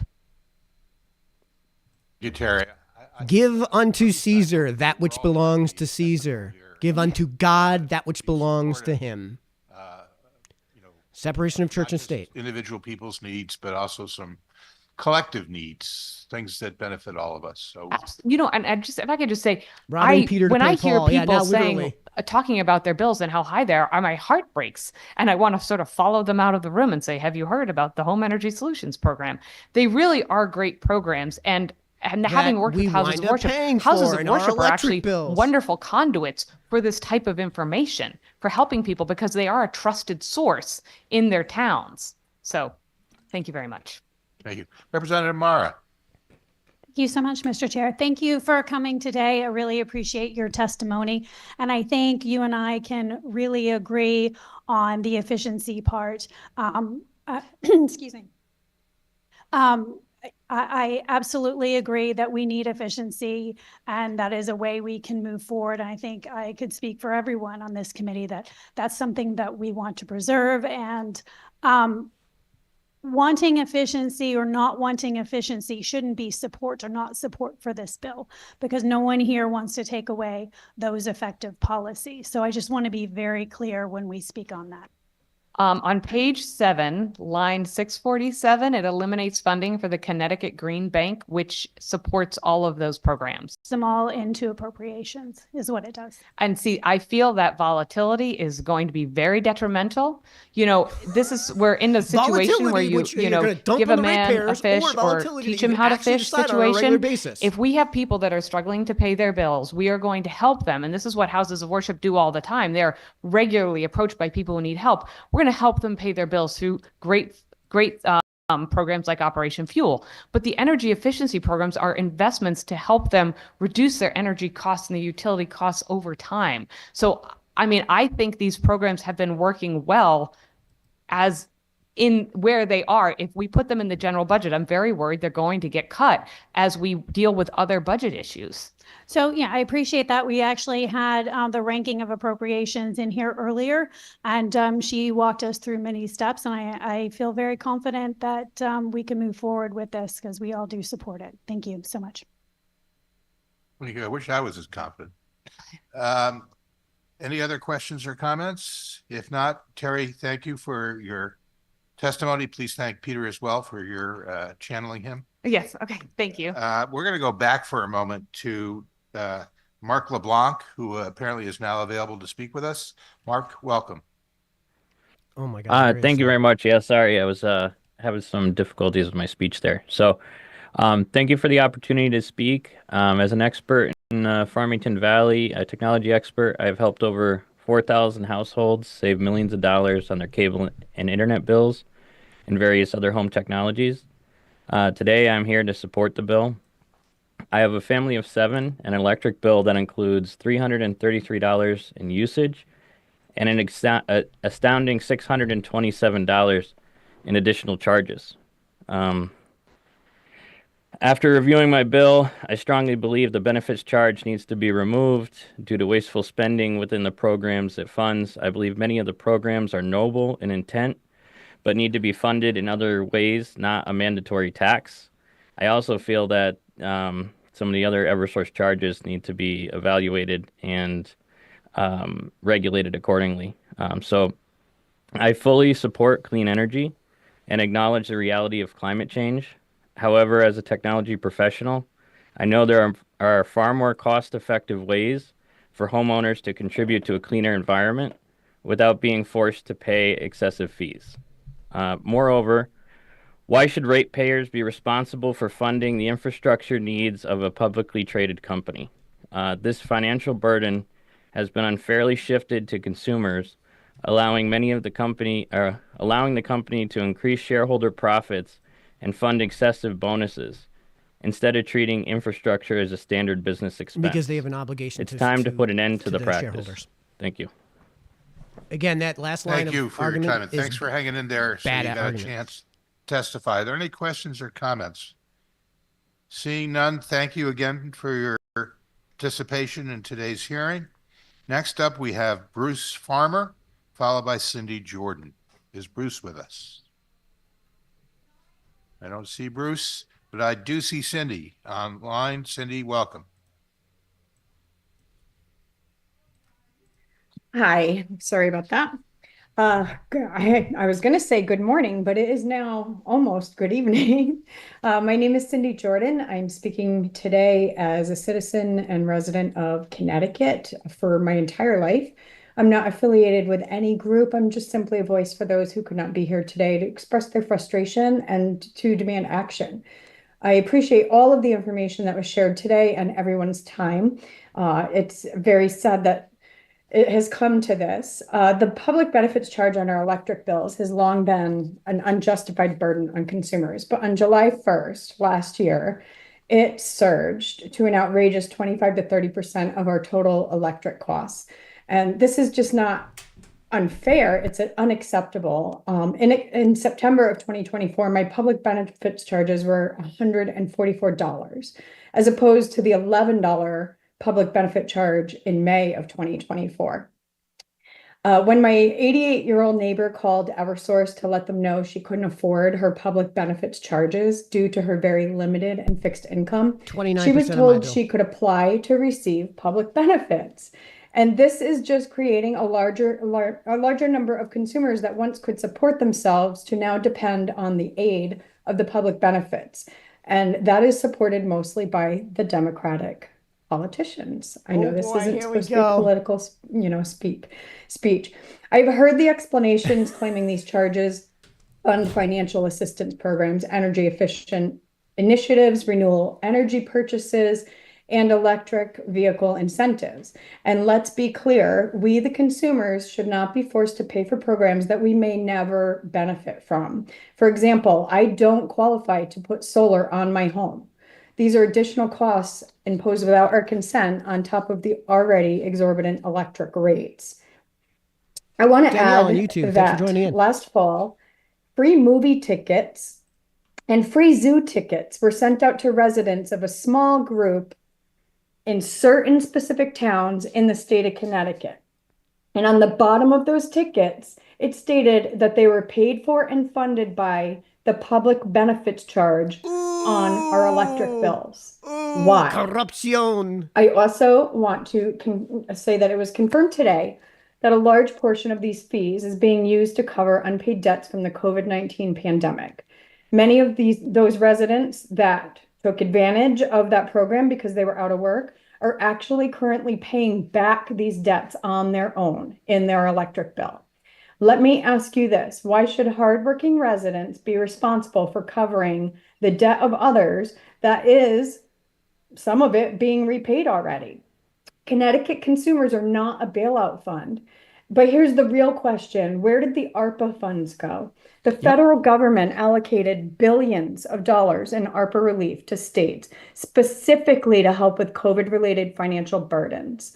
Why weren't those funds used to cover the unpaid utility debts instead of shifting the cost onto the residents that had to work through the pandemic? Why are we, the ratepayers, being forced to carry this debt while ARPA funds are still not fully accounted for? And from what I was told yesterday, there's a large amount of interest now in some fund somewhere in government funding. So please consider removing the public benefits charges from our electric bills. I know that the bill that, everybody's discussing today, Bill 647, it has a lot packed into that bill. I agree with a lot of it. I don't agree with some of it. If that is the only way to get the public benefits funds removed, then I am in support of it. I do believe that the ARPA funds allocated to assist with COVID relief needs to be applied to the unpaid debt from the pandemic. That should be first and foremost.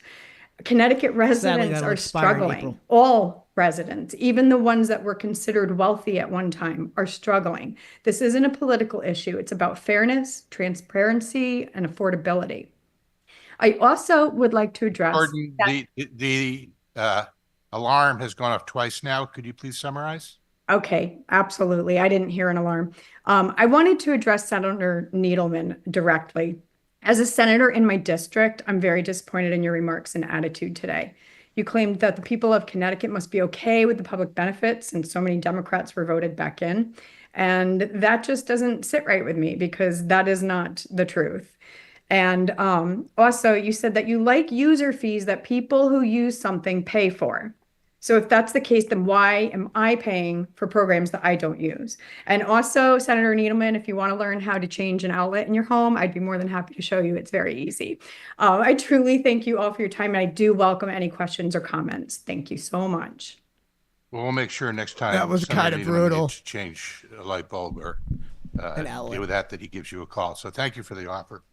Mm-hmm. Seeing no further questions or comments, we appreciate Okay, your Katie time Wynn. today. Use the billions you got from COVID relief money to pay for public benefits. You are thieves. 100% true. Yeah, and this is why Republicans wanted to go into special session. This is why Billy Mo Buckby was the one that was head of the charge to try to do that back in Jeffrey February Sir. last year. And guess what happened? Jeffrey is here. Welcome.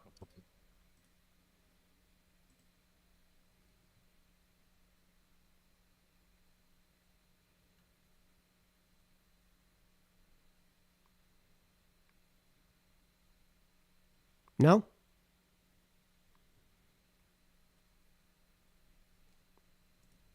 What Good happened? afternoon, Representative Steinberg, members of the Energy Committee. My name is Jeffrey Sear. I'm a line worker at the United Illuminating Company. No, we don't. I'm also a trustee on behalf of Utility Workers Union of America, Local 470-1, representing frontline workers. Currently, SB4 contains some aspects that are acceptable that we can support. And among these, Section 8 allows for union representation to have an equal voice in developing emergency response plans along with utility companies. Frontline workers have a first-hand experience and knowledge that is both unique and underutilized. Companies collaborating with frontline utility workers is essential for creating emergency response plans for weather-related events, ensuring efficient service and the safety of the public, first responders, and utility workers. Frontline workers have an essential but dangerous job that must be performed safely 24 hours a day, 365 days of the year. Years of technical training. Okay, watch this. in the Watch what happens when I classroom, as lean well back as in my chair. You won't be physically able to hear me demanding now. on-the-job training, This is the problem I'm running into whether it's right a now. blue sky You guys see me day that well? or emergency conditions caused by weather-related events, all give frontline workers Speak both the into the knowledge microphone. and the experience to be considered subject matter experts necessary to develop emergency response plans in conjunctions with the utility company. Union members are representatives of the communities we serve. Being involved in the creation of emergency response plans gives you a sense of commitment and pride in restoring I'll be right electricity to the people in our communities. After all, we share the same values. Safety is a primary concern for all of our frontline workers. The most dangerous work is during and after storms. We manage down wires, broken poles, leaking transformers, and other unforeseen challenges. In addition to working long, unusual hours in all types of weather. These experiences allow us to be subject matter experts regarding our safety and well-being. I appreciate the committee acknowledging the work done by frontline workers every day. However, in my view, SB4 also misses an opportunity to correct the 96-hour rule and its negative impacts on frontline utility workers. The Take Back Our Grid Act requires EDCs to provide $25 per day for a residential customer for outages extending beyond 96 hours. And while there are noble intentions with this, there are unintended consequences. Frontline workers have a passion for the jobs they do. It's a fantastic feeling to get the lights back on for families, even when their own lights at home might be off. An arbitrary time signaling when all power should be restored places undue stress and fatigue on workers already enduring extreme temperatures, long hours, and adverse conditions. Thank you for hearing my testimony. Thank you, Jeff. Sorry I missed the beginning of it. Again, I want to reiterate my extreme gratitude to the frontline workers that put themselves at risk, certainly even more so after there's a storm. The 96-hour decision to Take Back Our Grid was very specifically targeted at a moment in time where I thought there was an opportunity for the utilities themselves This is, I cannot figure out the right spot for this. I'm going to apologize ahead of time if I'm cracking in your ear. When another public utility in the region that had experienced the same storm provided some relief to the ratepayers in their territory, right? It was during the pandemic. There was a power outage that extended. There was food and medicine being lost. There were restricted supplies of food and medicine at that point. We were at the beginning of the pandemic, or before there was a vaccination, there was still lockdowns. And we felt that it was very important. And I kind of asked, like, why don't you guys do this? Con Ed. I don't even know how to describe it, but they did it. And we felt that it was important to provide people some relief. I didn't feel it was important to provide everybody relief, because somebody like me, it's not going to change my life, but there were people for whom losing that food and that medicine was really an unreasonable burden at that moment in time. So that's what led to the law. It was originally 72 hours, then it became 96. It in no way is an attempt to force power to come back on. And that's why we added some sections in Senate Bill 4 to try to address the fact that this is not meant to be a time certain for restoration, but a point at which maybe people would get some help. And even if you look at where we were at during and after Isaias, the percentage of outages and the number of people that would have applied to was not a large number. I didn't want to put the pressure on the workers as much as to put the pressure on the company to help people. And I felt that there was the old one or the new one. Ozio's tearing the joint apart. I don't know. Must have been the chicken that went to his head. Got to lighten up the mood here. Anyway, so I think that there's an opportunity maybe to take a look at this, maybe make it a little bit more income dependent, maybe to do something where the people that need the help get the help, because I think it's important that those people still get the help if they're out of power and they And you lose can food and decide that medicine. on the legislative floor. But we put stuff in Senate Bill 4, sections that address the fact that it's not allowed, management is not allowed to put that kind of pressure on you, not allowed to create an unsafe work environment. It was about some compensation for people that needed it, not a bill to try to put pressure on the workers. The fact that management, you folks perceive that that's what they're doing, that's unfortunate. And I'd like to rectify that. And I've expressed a willingness to try to work on that. But I also believe strongly the utilities have some responsibilities to their ratepayers. Is this relevant to eliminating We're public trying to benefit strike charges? that No. balance. But I appreciate your testimony. I hope you can appreciate that we're, No, I think he we're was speaking to trying to Senate Bill 4 mediate anyways. between the interests of, I've said to other people that in my view, the pyramid here is ratepayers, workers, sort of line supervisors, managers, senior managers at the top, and then shareholders. And my Yes, Senate Bill least 4 is a completely separate consideration bill. is the And shareholders it's not and a the good bill. senior We executives, talked about because it on the stream frankly, on they're Sunday going to night. do just fine. But my concern after the ratepayers has actually quite always bad. been the line people who are out there doing the job and the people just above them that are frantic after a storm, getting calls from 169, municipal CEOs. Karen, when's sorry, my but power coming Needleman on needs to get from his gish entities galloping. throughout the state that need the power.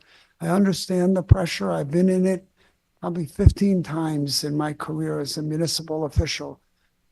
So I don't want it to fall on you guys, but I also believe that the companies have a responsibility here. So with that, I'm going to see if anybody else says anything. And I thank you for your coming and being patient. And Well, thank you so much. Thank you. So, let's figure out where we are. Robert Guerrero. Ooh, I don't know how to pronounce that one. Guerrero, followed by William Wilson. Robert. Going once. Nope. William Wilson, followed by Scott Pearson. William. Going once. Nope. Scott. You're muted, Scott. Senator Needleman, how are you? Are you of the petition, Scott? I am, sir. Oh. And we've talked before. So I was there for a very long time, but of course, due to circumstances, I had to be on Zoom. In November 2014, the U.S. Energy Information Administration released a report saying that Connecticut has found to be the second highest average retail electricity in the country. And a decade later, nothing has changed. Today, Connecticut residents continue to pay most of the highest energy costs in the nation, burdened by worse with additional charges that are unrelated and with the public benefits charge, forcing ratepayers to subsidize programs that should be funded through the state budget. So I am in support of 647, and I know your position on it, but I've heard a lot of testimony, and I would like to appeal to your empathy. Nobody has heard more horror stories of seniors and people on limited and fixed income than I have. And during this 8-month tenure that I have burdened, but more than happy to accept, is the fact that people just can't afford to live here anymore. They just cannot live here with the public benefits. And even a person who had 10% energy assistant program or something like that, he said it was 10% because he fell below the poverty level and he still can't pay his bill. So there's a lot of smart people in that room. And I know you're one of them. And there's got to be a way to fix this. Be careful. There's not going to be an easy way, but there has to Supposed to be be addressing the body a and good not the way particular to person fix this. on the body. Because I'm the So be fourth careful with that. generation Connecticut citizen here, and I've actually have never seen this happen to any other state. Since I started the petition got it, back in Carrie. August of 2024, it's been that long. 5 people have moved out of state. That one that helped me start a petition, my friend Adam. And there was something mentioned about high electricity is throughout the country. I have to differ with that only because of the fact that my buddy Adam in North Carolina, during the hottest months, he paid $77 total for his electricity bill. So I'm not sure what that facts are coming from, but I just want to reiterate the fact that the public benefit charges need to be removed and they need to be put in the general state budget. And I am in support of SB 647. Thank you, Scott. I did enjoy my conversation with you. In the middle of all of that, respectfully disagree with how we should handle it, but I know Senator Fazio is eager to have a conversation with you. Mr. Pearson, we've never met, but I think you're pretty famous at this point. Not really. Maybe in my world of Connecticut energy This is why policy, Discord is you better. are. And I appreciate not only the fact that you brought to the public attention and to the attention of state policymakers the widespread concern with this issue, but that even in your testimony here you're very civil, very constructive, inviting basically some sort of compromise and progress that hopefully can be made on a bipartisan basis. You and I support Senate Bill 647, but we hope that something can be done. How many people signed your petition across the state, and what did the petition say? I just looked. It's 74,426. Thank you very much, Senator, and I do appreciate it. I'm one of them. I don't think I'm as famous as you, and I don't want to be famous, but I do have a great deal of respect of everyone in that room and their political views. But I do have to say that you can't put initiatives over people. And I think that's what's happening here with public benefits. There is a right way and a wrong way, and you have to figure out a different way to get this done and fix this, because seniors all over, especially the one, it was a heartbreaking one, and I'm referring to notes, so I'm sorry, I'm looking away from the screen because I'm not a public speaker like you guys. You know, she was crying to me because she had to move away because she couldn't afford Connecticut anymore. And maybe it's not just because of the public benefits, because of the taxes, but she had grandchildren here, and she's going to miss her six grandchildren. Her sixth birthday she's going to miss, and she can't turn on heat in the summer. Disgusting. In the winter, and she can't turn on the AC in the summer. Yeah. So, anyways, and I also, Representative Steinberg, I also enjoyed our conversation. I understand how complicated it is to acquire energy through the state, and I don't envy your task. But I do have to. This is the guy that put together that petition that we all signed. Figure out. Let me know in the some comment section if other you signed that way, petition. Getting these public benefits off the electric bill into the state budget. I know you don't agree, and it doesn't have to be done all at once, but we need to do something. Some action has to be done, because we can't go for a third decade of being the highest bills in the country.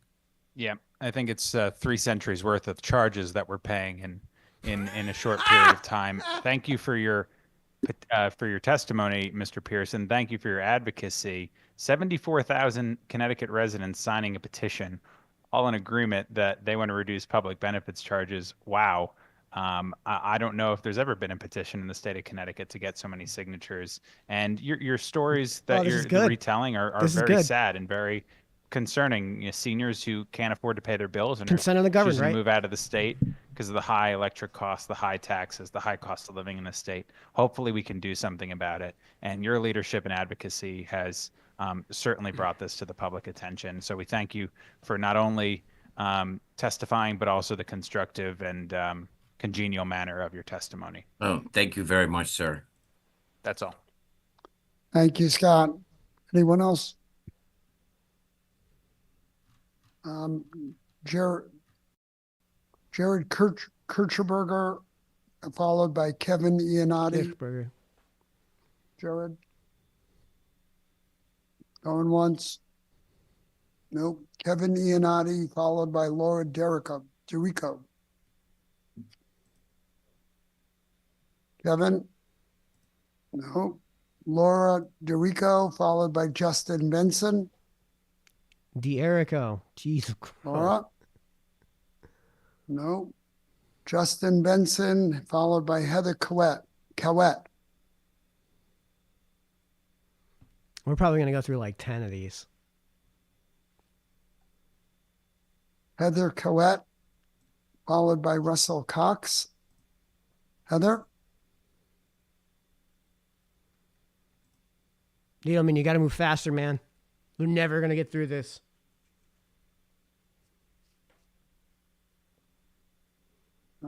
Not Heather. Russell Cox, followed by Paul Anglerucci. Anglerucci, Jesus. Russell? Not Russell Cox? Nope, Paul Angelucci. Nope, I'm just waiting for Russell Cox. Nope. Paul, you're up. Thank you. followed by Maria Weingarten. Good afternoon, Senator Needleman, Representative Steinberg, Senator Fazio, Representative Marr, and members of the Energy and Technology Committee. My name is Paul Angelucci. I'm president of the SVFT. I represent the 1,375 high school teachers across the state in the CTEC system. I stand today opposed to Senate Bill 647, an act Of concerning course. protection consumer access to affordable electricity. Of course, the The teacher ratepayer opposed it. fund in question today is directly benefiting the 11,850 students across the state by giving them hands-on experience. Since 2010, over 10,000 kids have We're been through the paying Green Step for without program. choice. No consent. And, you know, at each school, and I know some of you have toured them, I've been on the tour myself with you, that we build e-houses, which Green Step funds. Time out. And it gives the Why the opportunity hell is this for on the our kids electric not only bills? to get hands-on training, but it gives them real-world certifications. It gives them the Why skills the hell is this not on the that legislative take, floor? you know, right into the field with them. And it's a culmination of all Fazio, the if you ever see trades this video, man, along why the with hell is Green this part of Step. the public benefits charges? You know, today in Connecticut, Buckby, same you thing. have Harding, a housing shortage. You have Bucksbaum.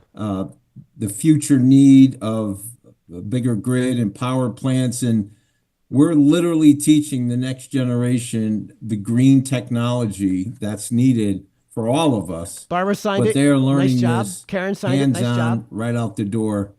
This fund, it's essential in providing a direct pipeline for students in the technical school But why is it system on our electric bills? with What the hell is it doing in opportunities part of in the public benefits industry. charges? Without it, the children wouldn't have the Connecticut Science Fair and the Green Workforce Summer Program that All keeps our failures of kids public active through schooling. the summer months when schools are closed.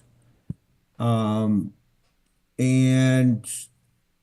you know, I believe all the students, obviously we all do, you know, should have access to explore a career that will provide get them questions. and their future families.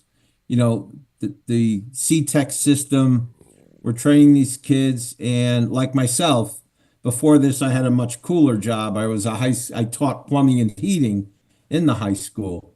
And, you know, these jobs, they stay in Connecticut. You know, my plumbing license is only good in Connecticut. And everyone we train becomes a Connecticut upper class, middle class, tax paying resident. But this technology through Green Step since 2011 has been just an incredible exposure for them for green technology. We know the state Again, what the hell sometimes does that can't have to move do with fast getting enough in electricity to your upgrading the home? schools as new technology moves in, and in the trades themselves. That technology, I can tell you, I'm a 82 graduate of the system of Bullard Havens plumbing, and technology moves at a blinding rate. And Green Step has helped us stay in step with that. So I appreciate your time today, and I thank you for all you do. I want to thank you, Paul, and thank you for all that you do, changing careers and morphing into a job that looks forward into the economy is a great thing, and I'm glad that we're able to be part of that. Senator Fazio. Mr. Angelucci, thank you for your testimony. I did not know that this program was part of the public benefits funding. Oh, come on, Fazio, it grill gets it. to the fact that the structure and the process here, I think, is problematic. That there are important programs that are part of the Why public are benefits, and ratepayers paying there's for really no this? way for anyone in the legislature to know about it because it doesn't go through a periodic examination process as we have during the normal appropriations process. Obviously, this type of training, this type of education, belongs in our state, and it could very well belong in our general fund, which funds educational programming in the state of Connecticut. I was pretty surprised to see it in that this is part of the public benefits funding. We in all our were. bill. Comments. Let me know if you were surprised about this. Again, I think that there is clearly something problematic with the process here in the state of Connecticut that no one in the legislature which is the body charged with taxing and spending people's dollars in this state, would likely have known about this because of how the public benefits are funded almost into perpetuity compared to how budgets are forged in the state. So, I hope you know that that this is the exact type of program that would likely be continued to see funding, maybe even see more funding through the general fund if Senate Bill 647 was passed. But again, I was even surprised to hear that it's part of the public benefits section. Again, it's not directly doing generation or delivery of electricity, but it is a program that's educational in nature and certainly warrants being part of the appropriations process through the general fund. So I thank you for your work. Thank you for your testimony and bringing this to our attention. I couldn't agree with you more. As of today, out of the 11,800 students, currently 4,000 have access to the Green Step program and all its benefits. So I thank you. 4,000 people. That's it. 3.6 million Thank you, Connecticut Paul. residents. Maria this is for Weingarten, 4,000 followed by people. Jan Schaefer. Good afternoon to the committee. Thank you all for letting me present to you. My name is Maria Weingarten. I'm a former auditor with PwC, a realtor currently, member of my town's Board of Finance in New Canaan, and a member of the I bet you Affordable she's Housing based as Committee. hell. I'm also a founder of CT 169 Strong. Oh, she's going to be I'm really here to pissed. talk about SB 647 in support of it. Yeah, there it is. I wanted to share with you a couple of thoughts. As a member of CT 169 Strong, I know that we've been very focused on housing cost burden, and that's something that we hear a lot from the housing advocates. And my concern here is that when you think about housing costs, that includes your rental cost, your mortgage and principal interest, and then it also includes your property taxes, your home insurance, and your energy costs. So I find it concerning that we had such a big rise in the last 10 months, just as this session is going on through the end of this session, and all of Connecticut was hit with these high increases in our public benefits charges. Because I know a lot of the bills in housing focus on how many units of housing are needed and how many people are cost burdened. So the fact that we've jumped up what those bills are at this exact time struck me as more than just coincidence. So that's a bit of a concern for me. And I do would like to talk about a couple of these funding issues. So when you think about the fact that, you've got some fiscal guardrails and there are so many different priorities that the legislators have, how do you fund things? It can be through the state budget, which of course to me seems like the most logical conclusion, because it's there where you actually have to figure out your competing needs, just like we all do. When we have a budget, we can't overspend, and we don't have somebody else's pocket that we can go into to use money to pay for our costs on different things that we want to do, that we'd like to have, but we can't necessarily have. So another way is to do unfunded mandates on municipalities. And I'm definitely focused on that, because as a member of my Board of Finance, we know that those unfunded mandates do impact our towns. Another way is to have PURA push through these costs as a public benefit charge onto residents' bills. And that's what we are here talking about today. And then another thing is to consider is whether we should be matching costs with the people who benefit. So if we think about those EV charges, those chargers that have to be that were installed, that there were benefits from public benefits that were installed in the different municipalities, it would have been more reasonable to have those financed and have anybody who uses those pay for the costs of those, because there should be no free ride in Connecticut. We should be making sure that if you are she's not gonna get any able to questions. afford an EV and you want to charge in town, you should be able to have a charge in town, but you should use the funds that you pay for that, because we pay for gas when we need our car to run, and the same should be true of EVs. So those are just a couple of thoughts I wanted to have. I'll be submitting testimony related to a couple of the other items related to the moratorium, which should have been funded through COVID costs, because again, I'm a firm believer in matching your costs with your expenses, your Balancing a costs with budget. what makes sense and how they should be paid. And given that that was COVID Comporting related, with the rules of that GAAP. seems like would have been the most rational way to pay for that. So that's it. And I thank you for listening to me today. Thank Oh, you. she was too good. She was too good. There's no way she Thank gets you, any Maria. questions. No, no one else. Anyone else? No. Jan Schaefer, followed by Victoria Eggers.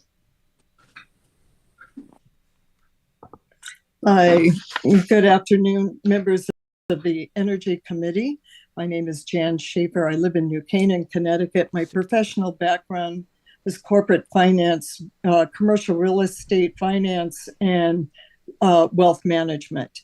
But I'm She's gonna coming be on our side. at this more from a personal perspective in terms of the public benefits that have Here we go. that are on I'm our saying I'm gonna electric guess she's bills. opposed to benefits. I am in the fortunate position that I can afford to pay for those extra charges on my electric bill.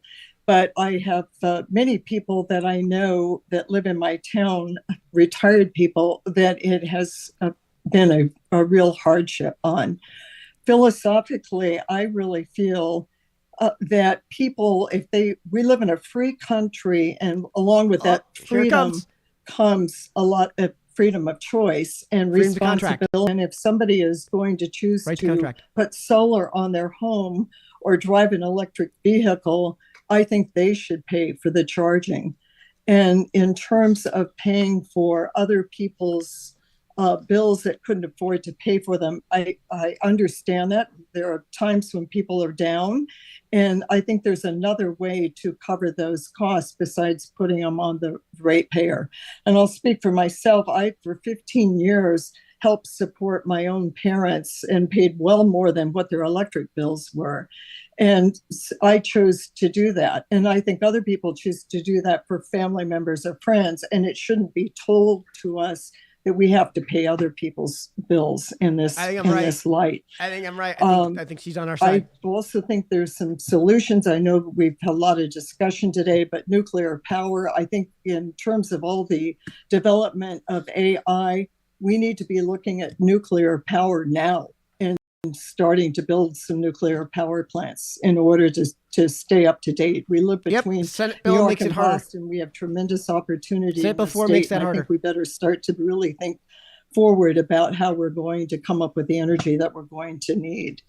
And I think this is not a political thing at all. It's not about having a majority or a super majority. This is about making Connecticut affordable and desirable for people who want to come here and live. We need to be able to provide good energy sources. We need to keep down the cost of living in Connecticut.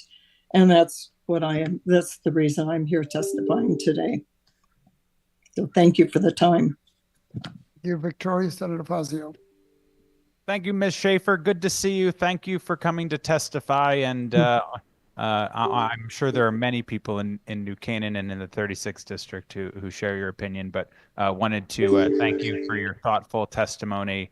As always, not surprised that it's coming from you. Thank you, Mr. Chairman. Thank you, Ryan. Thank you, Senator. And thank you, Victoria. Don DeForge, followed by Lori Brown. Oh, I'm sorry. No, Victoria Victoria? Eggers. Ms. Eggers, we need you to accept the invitation to become a panelist when it's sent to you. That's how we'll be able to see you. Thank you.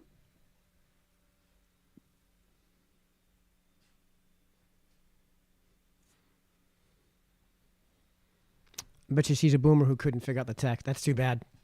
That's too bad. I bet you she's based. Usually when we're dealing with boomer tech issues, they're pretty based. They're pretty good. Oh well, next speaker. Oh, I hope we didn't scare you away.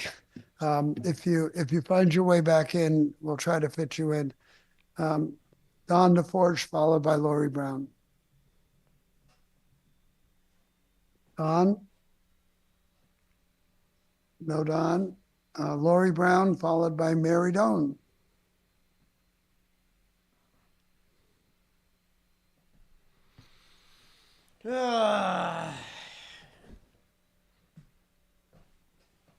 Yep. Good afternoon, Senator Needleman and members of the Energy and Technology Committee. I'm Lori Brown. I'm the Executive Director of the Connecticut League of Conservation Voters.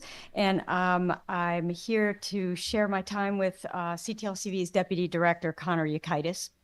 I'll get right to it. We've submitted written testimony in opposition to 647, which will take us in the exact opposite direction from the strong energy efficiency legislation that you just heard last week. That's costing in Senate people Bill money. 1352. Among the laundry list of things that proponents want to destroy are the programs that will actually lower electric bills and False. reduce the energy demand on our grid, False. which brings down the costs for everyone. The public benefit charge costs less than 1 cent per kilowatt hour on our utility bills. Who In order cares? to They shouldn't fund be there. vital energy efficiency And that's just not and true. clean energy programs. Programs funded through these charges have saved Connecticut towns and cities millions of dollars while By costing you, the dramatically taxpayer, reducing carbon hundreds of emissions. dollars a month. So we urge every member of the committee to see how much your town has benefited from these programs. There's a link to this information and this report from Eversource in our written testimony, and I would urge every one of you to take a look and see what your towns have benefited from the public benefits charge. And with that, I'll 8.6 pass it cents a over to kilowatt you, hour. Connor. So false. Thanks, Lori. While ratepayer look at my own bill. affordability is an important and timely 8.6 cents a concern, kilowatt hour. CTLCV feels that less this than bill 1 cent. takes a short-sighted approach by focusing on the immediate costs rather than investing in sustainable and resilient energy systems for the future. Which are way more As has been said expensive. numerous times in previous testimony, the cheapest energy is the energy not used. Clean energy and energy efficiency What? programs not That's by only reduce definition costs over time, but not also true. insulate consumers from the volatility of fossil fuel markets. The longer we wait to By invest in having clean way, energy way, and way, energy way, way efficiency, more the longer it will expensive take energy. for the benefits of clean air, cheaper electricity, and a much more reliable grid. Meanwhile, storms, floods, fires, and damage to our communities solar are panels not work increasing well. and costly. We all deserve a healthier environment. We urge this committee to reject SB 647 and instead support policies that accelerate a transition to a clean, equitable, and sustainable energy future. Which is Thank you for your time. axiomatically opposed to Thank you, consumers' Connor. interest Thank in you, having Laurie. cheap bills, lower electric bills. I think Oh, it definitely a just question. raised an important point, between the difference between the rate and the bill, again, which Chris brought up before. You know, everybody talks about our absolute rates being high and New England's rates are high. A but rate isn't we've done absolute. so much to make ourselves not in the highest A rate is relative. That's the nature average of a rate. cost per customer, but moved us into the middle of the pack. And I would say that a lot of the energy efficiency programs and a lot of the stabilization that's brought to our supply side through power purchase agreements of various forms of energy, Millstone and other renewables, has been quite important. And I think that that message needs to get out more, that per kilowatt hour, maybe New England is in the top, but bill size, we're not in the top. And I think that, once again, it's easy to conflate a bar graph and an absolute number per kilowatt hour with what the real cost of living in a 2,500 square foot house may be. If you have an This is a efficient house, disgusting take. if you use heat pumps, or even, I know you don't want to hear it, an efficient boiler, you can mitigate a lot of the cost of No, you can't. heating, One hand washes the cooling, other. and electrifying your home. And this is what by drives up rates. So if you availing use a little yourselves bit of electricity, of you're all just the going to have to be programs charged the that same amount you were we've charged before. initiated here that are Which means the covered rates just through go through the rates. roof. And I think they are still the best way to do that, because I go back to the idea that why would you have an incentive to use any of those programs if you were not going to see a reduction in usage? So. Well, yeah, I because don't you think I are have being anything else, favored but by the yeah, program. Representative. Thank you, Mr. Chair. Thank you for your testimony. Could you Ms. just Mara? state again what you said the public benefit rate was? You, in your testimony, you just mentioned a public. Not the rate. It's that there is the charge. I believe you said 1 cent per kilowatt hour. Yes, it's 0.7. 0.7 of 1 cent Right. per From- kilowatt hour. From where did you get that? Because I'm looking at a bill right here from 8.5 cents. energy 8.6 company, cents. and it's 8 cents, almost 9 cents. That's not the information that we have from. Well, yes, but I have a bill. Okay. So if you're looking at an average house using 700 kilowatts per hour, you're just short of $60 a month. So what we have on a lot of the fact that has been assembled and the information that we've been passing around is it says exactly this: without the 0.7 of 1 cent per kilowatt hour dedicated to renewable energy and efficiency programs, Connecticut residents would have fewer options to actually reduce their energy costs. It's the combined renewable energy charge, not the entirety of the public benefits charge. Okay, well, I think when you're putting that information out, you need to be very clear that that's not the full public benefit. I think one of the problems that we have here is that there's a lot of people that are spreading misinformation and disinformation. And I think that doesn't help the actual real conversation. So Oh, that that's was all I have. ballsy. It says I right loved here, her. dedicated to renewable energy and efficiency programs. I appreciate that. And you've got that in your handout. But when you spoke today, you said the public benefit charge was 1 cent per kilowatt hour, which is inaccurate. Thank you. I appreciate you allowing us to clarify that. Yep. That was so good. Thank you, guys. Connor, does think I that mean like you're her. not I might have to testifying have at her the on the very show. end? Correct. I'll save you some time down there. Okay, thank you. Appreciate your patience today. Thank you. Mary Doan, followed by Kelly Acker. Mary. No, Mary Doan. Kelly Acker, followed by Brett Wine. No, Kelly Acker. Nonsense or numbers. Yeah, she pulled Brett out a bill. I Wine, pulled out followed my by bill. Ann Harvey. Bam, 8.5 cents debunked.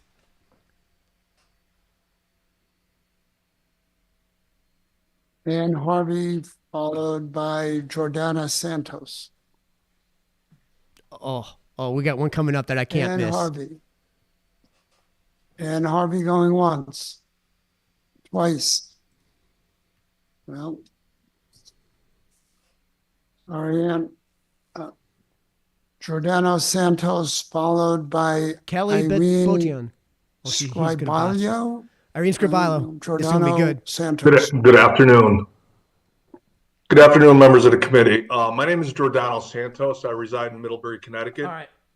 All right, we got to hear Irene's opposed to comments the because they're going to be bills before us hilarious. today. So I got to. I'm a master electrician and a commercial energy efficiency auditor with a career in the efficiency industry spanning since 1985. I've worked with programs throughout the United States. I currently serve as a regional sales manager for USCSI, a company headquartered in Middletown, Connecticut, with a significant presence throughout the United States. You may know us by the name of Electrical Wholesalers in Connecticut. In Connecticut alone, we employ approximately 260 individuals, all of whom are directly impacted by the state's energy efficiency programs. USCSI has consistently utilized these programs to implement efficiency upgrades across all of our Connecticut facilities, demonstrating the practical benefits available to businesses. This mirrors the experience of countless small, medium, large businesses statewide who have successfully reduced their energy cost and carbon footprint in a very highly competitive market. For example, I am currently assisting a daycare facility, very small business, with a lighting replacement project. The projected savings of nearly $1,000 per month will provide a substantial boost to this small business, which they couldn't afford to do without these utility programs in place. Moreover, the programs collectively contribute to avoiding the construction of costly new power plants. If you look at the forward capacity auctions that have happened throughout the United States recently, electrical demand is through the roof. We will need to find the electricity for the new high-tech industries. AI, data centers, and new manufacturers require vast amounts of power to keep them running. We want those businesses to come to Connecticut. We will need to power them. The energy efficiency sector in Connecticut sustains over 43,000 jobs, encompassing a diverse range of roles, including salespeople, warehouse workers, truck drivers, electricians, HVAC technicians, plumbers, roofers, insulators.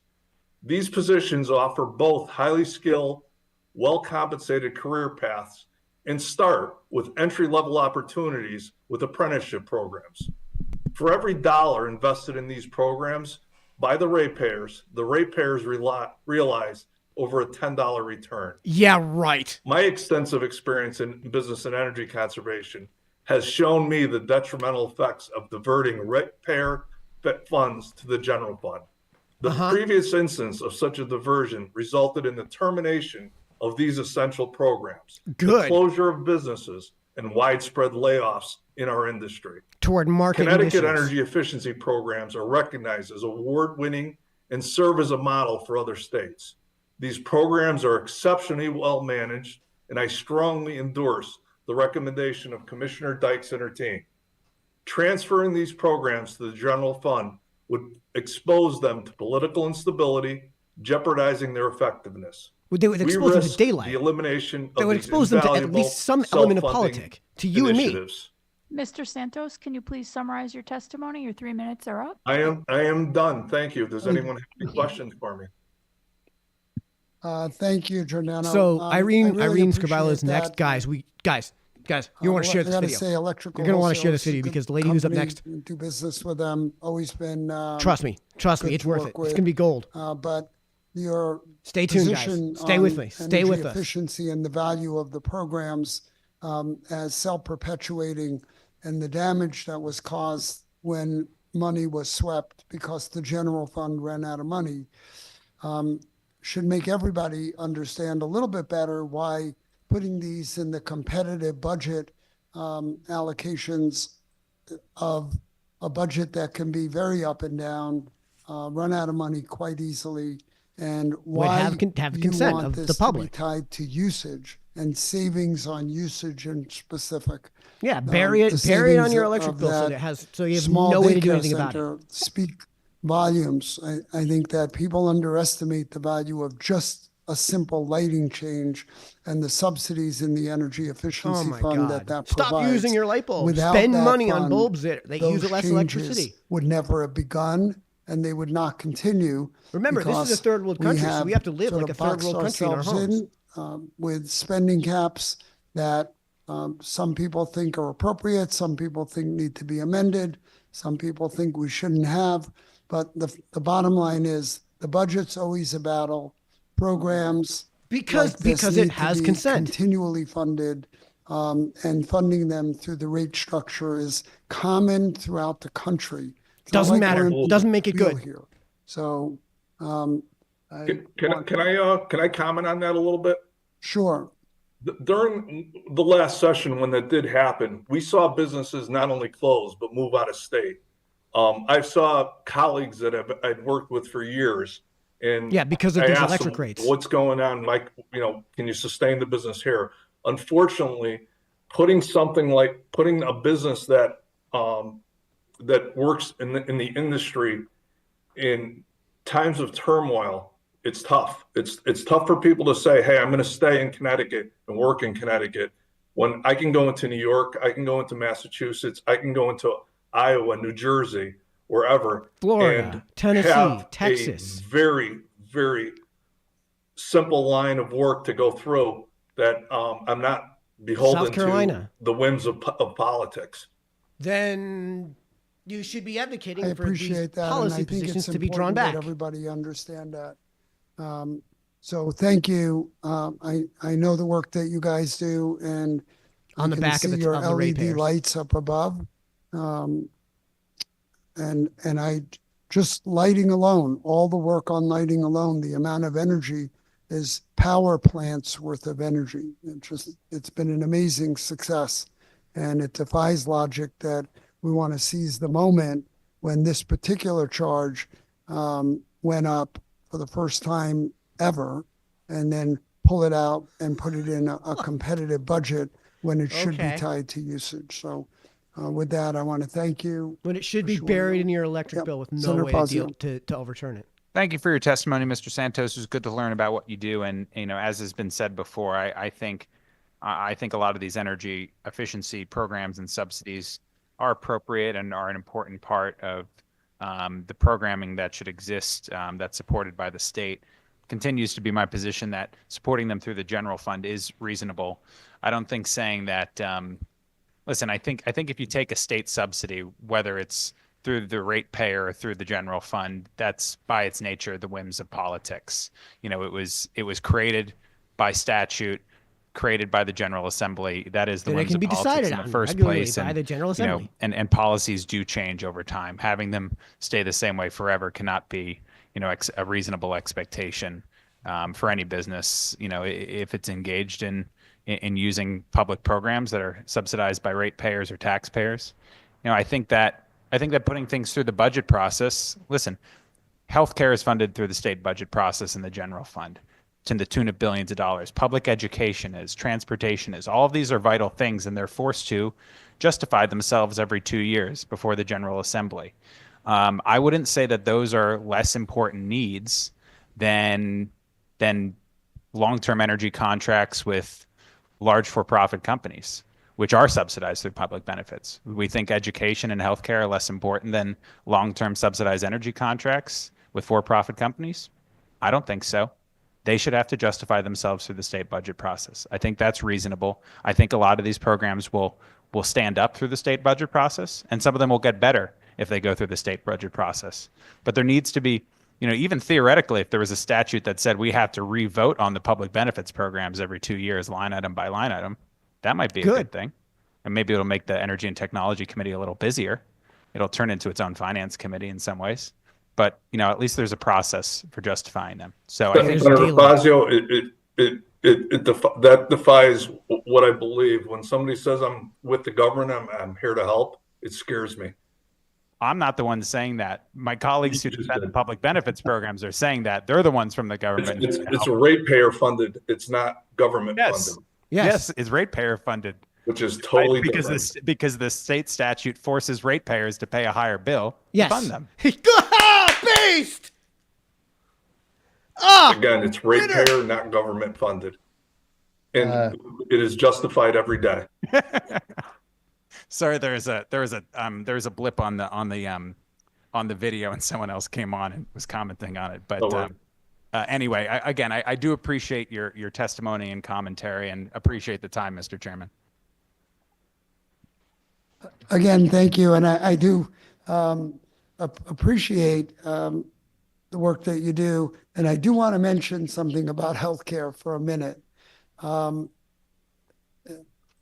As a business owner who pays 140% Fazio is awesome. of the Tonight, cost Fazio's of kicking some serious services butt. that my employees get to the 80% of the rate that I pay for their health insurance. I know as a business that I am subsidizing every customer, every patient in the state of Connecticut that cannot pay their bill, every Medicaid patient, and every Medicare patient, because private businesses pay 140 to 150% now of the actual cost of service. So I think that that's the perfect example to use for why this should not be funded that way that the Republicans are proposing. I just really believe that we don't want to be in a situation like stepping on we are rakes. with healthcare, where businesses become less competitive every day by ending up bearing an undue portion of the burden here. This is just another example of why government action on the budget would make this impossible. We fight every year about the billions of dollars worth of underfunded Medicaid costs to provide basic health care to people. So anyway, next up is Irene, and I'm going to Scribilo. That's okay. Irene is Scribalo. fine. Thank you. Irene is Followed fine. by This is Cynics going to be O'Dare. amazing. Oh, that's going to be great, Members guys. of the Energy Committee, I'm urging you to oppose SB 647. We need to rethink electricity in Connecticut, just like Mr. Peterson gotta was saying mute. previously, but this bill is definitely not the answer. If this bill passes, it'll lock Connecticut into dirty fossil fuels forever. It'll seek to increase harmful methane gas. It eliminates programs aimed at reducing greenhouse gas emissions and air pollution reduction necessary to clean our air and protect our future. Eliminating the public benefits portion, this has been said several times today, by moving it to the general fund is just paper shuffling. Since there's no money in the general fund, a lot of times it'll kill all energy efficiency efforts. One thing that really bothered me about this bill was steady ways to increase natural gas. Neighboring states don't want to build more pipelines through them to fuel Connecticut. Heck, Connecticut residents don't want necessary compressor stations in their backyards.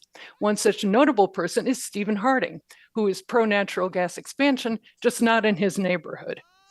Connecticut supplies quite a bit of electricity to New England via Millstone, yet Connecticut's the only one footing the bill. Other states don't want to build infrastructure for us to get more energy. Nothing in this bill addresses this inequality. Another issue I have is redefining Class 1 renewable energy sources to include nuclear and hydropower. Hydropower is already a Class 1 renewable, and nuclear, isn't. I don't know where this started, but it's not renewable energy. It's not included now, and it doesn't make sense that it should be included in the future. Eliminate programs that increase electric demand. Instead of eliminating electric vehicle rebates, which will help the environment, how about holding Eversource accountable to prove that all the money they're using for the upgrade is actually used to upgrade the grid? I know this was addressed, but certainly there should be more accountability. Which brings me to my biggest issue. It's nowhere in this bill that I could tell. It has to do with the procurement process. Existing procurement process empowers the businesses who are selling to Eversource and United Illuminating, as you know. These wholesale suppliers are able to charge exorbitant rates, and the utilities are unable to refuse. Utility customers paid more than 200% the market average in 2023. The added costs are felt by consumers and businesses, and me, and the money that is paid is sent out of state to out-of-state energy programs. We need to reform the procurement process so that Connecticut consumers can benefit, not companies like Constellation. I was going to finish my time by reading the names of all the people who co-sponsored this bill that actually were around in 2017 and voted in favor of the Millstone Agreement. It's 11 out of 21 co-signers, and one of the co-signers actually works for Eversource. Just the fact that they're running away from this, the way it was structured, this repayment could have been spread out over a longer time rather than hitting the ratepayer with like a massive increase. It could have been spread out over a longer period of time. If I have time, I'll read their names, or you guys can look it up. I'll let you look it up. And the other thing that just really bothers me is everyone who's saying, I don't want to pay for poor people's. Excuse me, Irene. Can you please conclude your testimony? Okay, that's it. That's all I got to say. Thank you for your time and your patience. Thank you for your testimony today. Are there any questions or comments? If not, thank you for your time. Okay, thank you. We appreciate it. Next up is Cynics. Gish Gallop. Okay, the Gish Gallop is a rhetorical technique in which a person in a debate attempts to overwhelm an opponent by presenting an excessive number of arguments with no regard for their accuracy or strength, with a rapidity that makes it impossible for the opponent to address them in the time available. 20% of residents in Connecticut with electric heating, who our legislators have entirely ignored. As a multifamily and condominium property manager to over 3,000 residents and as a Connecticut homeowner, I am intimately aware of how Connecticut's energy policies are failing residents, specifically tenants with electric heating with no control over their heating system. I am an environmentalist, and I took the adventurous project of decarbonizing a historic Century home in Hartford's West End for a greener future. Originally heated with coal in the 1920s, then oil in the 40s, then natural gas in the 70s, and now high-efficiency heat pumps, the decarbonization of this home has taken over a century.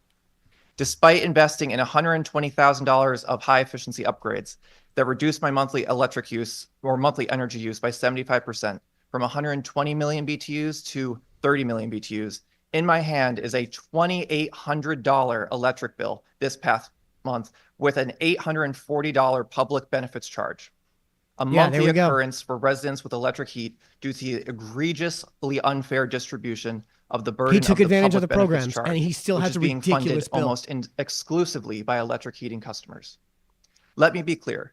Decarbonization in Connecticut is financially unfeasible. With natural gas rates of $1.27 per 100 cubic foot electricity would need to cost 10 cents a kilowatt for heat pumps to even break even. Instead, our rates are triple that. It's cheaper to drive a gasoline vehicle in this state than an electric vehicle.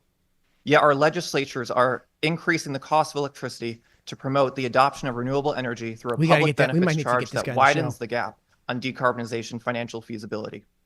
This isn't progress, it's a blatant policy failure. But as our legislatures, you have the power to fix this immediately by shifting the public benefits charge to natural gas usage by the cubic foot rather than the kilowatt hour. This single action would cut electric costs by 30%, as well as close the gap between gas and electric heating costs overnight. We should be incentivizing residents to decarbonize, not to convert to fossil fuels. Second, establish a discounted rate for electric heating customers during winter months to make heat pumps at least equivalent to the cost of natural gas heating, a subsidy that could be recuperated with a charge on natural gas bills. As for long-term solutions, first, leverage the expertise of Connecticut's existing municipal electric companies in Groton, Wallingford, and Norwalk, Who which escape already all of this deliver regulation. power at 15 cents a kilowatt. Fund Because them they with our escape this state's regulation. massive budgetary surplus to expand their grids, lowering costs statewide. Clearly, these municipal electric grids have a better understanding of providing electricity than Because Eversource they can does. dodge the regulations. 2, revive our hydroelectric heritage. Connecticut was once a manufacturing powerhouse built on hydroelectric power. Dams like the ones in Collinsville sit idle while they could be delivering clean, reliable, and affordable baseload electric power. In closing, Connecticut's energy crisis isn't just about bills, it's about priorities. We're punishing families for trying to electrify while propping up a gas-dependent system when we don't even produce natural gas in this state. Let's stop subsidizing the past and start investing in the future. I urge you to act before another $2,800 bill lands on someone's kitchen table. Thank you. Thank you for your testimony. Is that in favor of I will the say that we, 647? as a committee, have looked at hydro and whether or not it'd be cost effective to sustain or increase hydro production. Unfortunately, it's kind of a mixed bag, but you bring up some interesting points. But I can't help but be astounded by your bill. I also heat with heat pumps, and I had a pretty big bill a couple of months ago, but yours is double even that. Yeah, because that's how heat What kind of pumps work. facility are you trying to heat? I'm heating a single-family house in the Hartford West End. Wow. And how many square feet are we talking? Around 7,000. Okay. It's a huge house. That's still a very big bill. It's also a very big house. Still, he's proving the point. He took thank you advantage for of your all of those testimony. Any programs, and his bill's still questions or comments? $2,800 friggin' dollars. Yeah, apparently, maybe you can get some roommates and reduce your bill. Talk to Senator What a Fazio.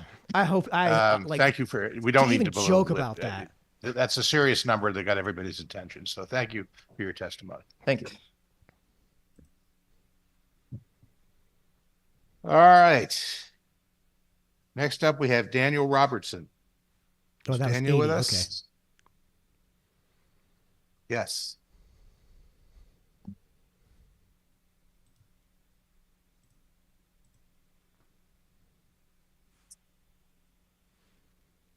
I think around 100, I'm going to have to come away from Appreciate the time with the committee. the way we're set up and just go into a. I'm Dan single phase. Robertson. I run a company called Artis Energy Solutions. I'm also part of a commercial contractor consortium of 25 companies that deliver energy efficiency solutions to customers throughout Connecticut. All commercial customers, small customers, micro businesses, houses of worship, nonprofits, towns, industrials, aeronautical customers. Our goal is to improve affordability for these customers.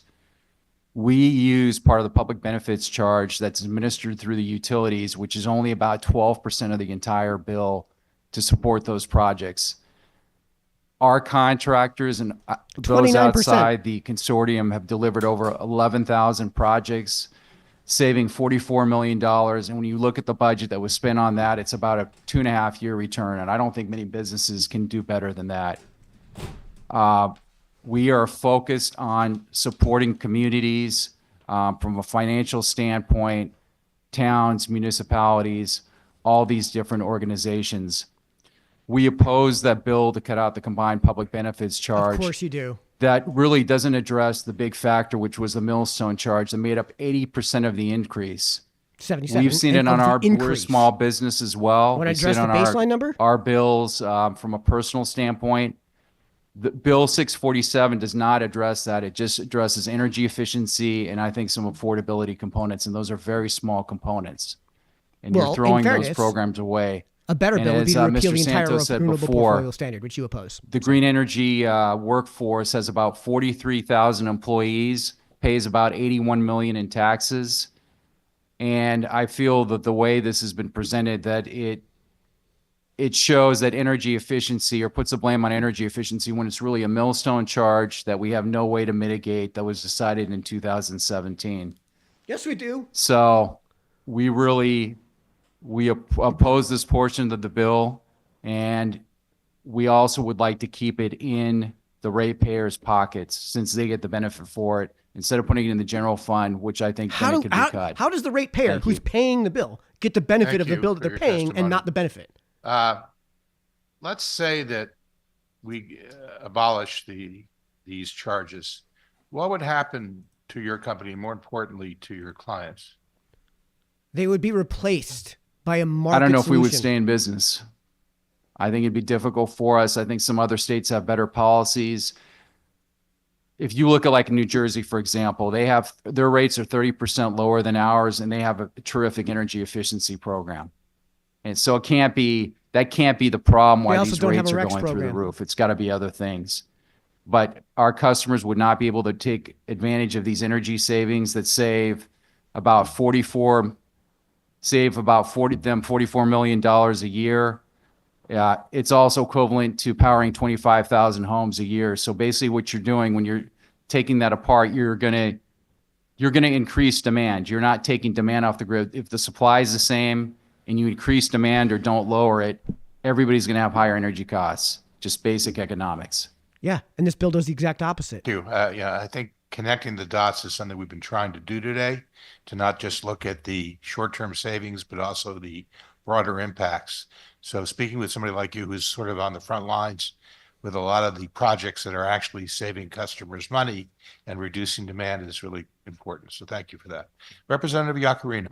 Real quick, Mr. Chair, and thank you for testifying. I used your company for retrofit a few years ago. What do you generally charge for businesses? You're not free. It's not free. Yeah, so here's how this works. So you have, let's say, a customer, and they want to have an energy efficiency assessment. So we'll go in, we'll look at insulation. Now insulation's a big deal, lighting, all these different areas. It could be refrigeration, depending on the type of business. We'll put together a project. We'll have our team that goes out there, put together a project. We submit it to the utility. Let's say it's Eversource. They review the project. Their engineers review the project, see if the numbers make sense, and they assign incentives to it based on the savings that the project delivers. If your project delivers more savings, energy savings, you're going to get a higher level of incentive. And the rest, they'll typically, you for and I are small paying for business, they this. may be able to finance on bill at 0%. So many of these projects can be cash flow positive. So do it without the incentives. The cost of the project depends on the amount of incentives, and we're very upfront. Everything is written out, so you see what the payments are. You can decide whether to move forward or not. And if it's very real, transparent. Then you can do it without the Right, ratepayers but it's in the subsidizing it. thousands. You didn't just give a number. It's generally in the few $1,000s range. Yeah, I mean, if you have a small business, it could be 2,000, but we work with large customers. It could be a $400,000 or $500,000 project that could have incentives. But there is a profit to your company. That's all I want to know. Absolutely, That's of all. course, yeah. It's not like home energy, which is very affordable. Businesses, it was, cost me quite a few $1,000s. And But that's the fine. benefit That was my should- choice. yeah. I was cold called, but it was my choice to do it. I did it mainly because, all new lighting was really nice, but it wasn't free. That's all. It was very expensive. Absolutely, yep. That's all. Thank you, Mr. Chair. Thank you, Representative. Any other comments or questions? Not, thank you for being with us today, and we'll consider your testimony. Thank you. closely. Appreciate it. Next up is Thomas Insina, followed by John Matheson. Thomas is not online. Is John Matheson here?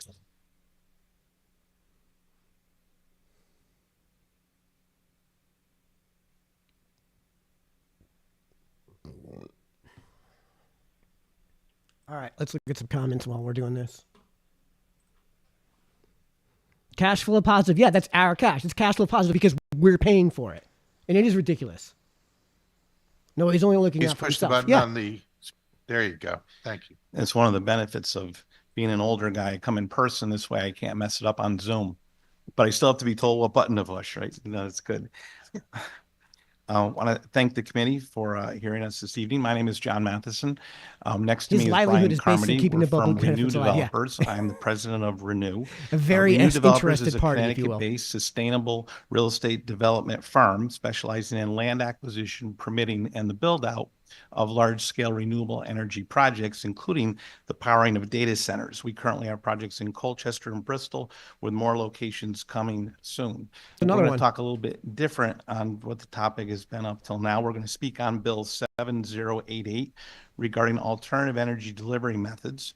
And we're here to ask the I haven't committee to read consider adding 7088. some I'm gonna be additional honest. beneficial components to that. So one industry we can discuss It was raised by the alternative energy committee earlier methods this for week. is the data center industry. Or last And week. when So we talk about the data center industry as Renew for Connecticut, we're really talking about smaller data centers, which I'll classify as under 50 megawatts of power. We're not talking about large hyperscalers. So that industry is poised for incredible growth. We all hear about that in the news cycle, AI, quantum computing, all the things that are coming. We've heard Quantum Dan computing isn't O'Keefe from the commissioner of the Department of Economic and Community Development talk about the need in Connecticut to source and develop these projects. The data centers are needed in population dense centers and technology dense locations like the Northeast and Connecticut, like never before.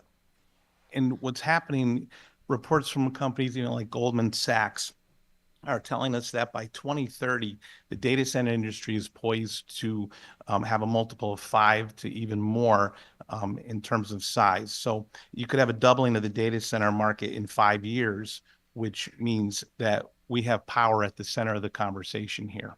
So we all know that as we study the power grid, be it nationwide or regionally, that there's not enough power in it to meet that demand.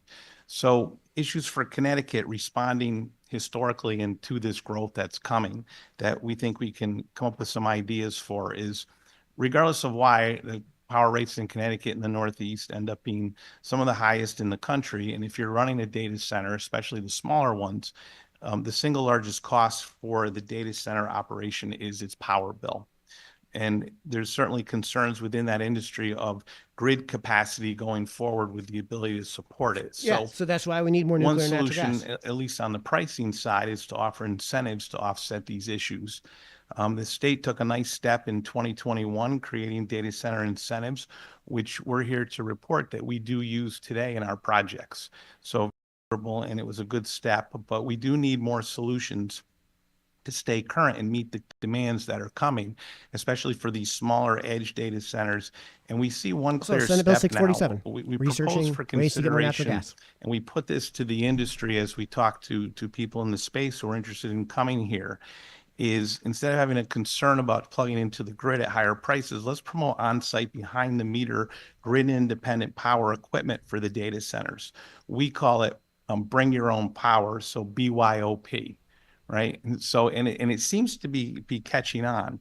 And what happens then is we don't have the grid as primary power for the data center or other power users. Yeah, They're they can powering generate the themselves. electricity So and having sell a it basically to renewable energy themselves at credit for nothing. for Next to this nothing. on-site This is equipment actually is key. a good So idea. now, The state of Connecticut, today unfortunately, data makes it centers virtually can be powered impossible by to do fuel that. cells, which are a class 1 in Connecticut. And this is very helpful. But new technology should be added in order to prepare the state for the future. And specifically, we urge the committee to add linear generators to the renewable portfolio standards. And why do we say that? Well, at the federal level, the Biden administration in the Inflation Reduction Act defined fuel cells and linear generators together. As an industry, the data center industry took hold of that, and there's a lot of those companies that really like both of those technologies. Mr. And- Matheson, Yes. excuse me, can you please summarize your testimony, your 3 minutes? are up. Yeah, I'll Thank finish up you. in 1 minute. Thank you very much. So linear generators added to the class 1 source in Connecticut RPS will create more data center development opportunities that are not grid dependent. But here's my conclusion. The added benefit for us as sustainable developers. Linear generators are so simple that they're fuel agnostic. Today, sure, they run on natural gas, but tomorrow, when it's more available, hydrogen, biofuel, et cetera, can run these machines without a lot of CapEx from developers like us or the data center operators to fuel these machines up, this man. way. And at that point, we're eliminating the emissions.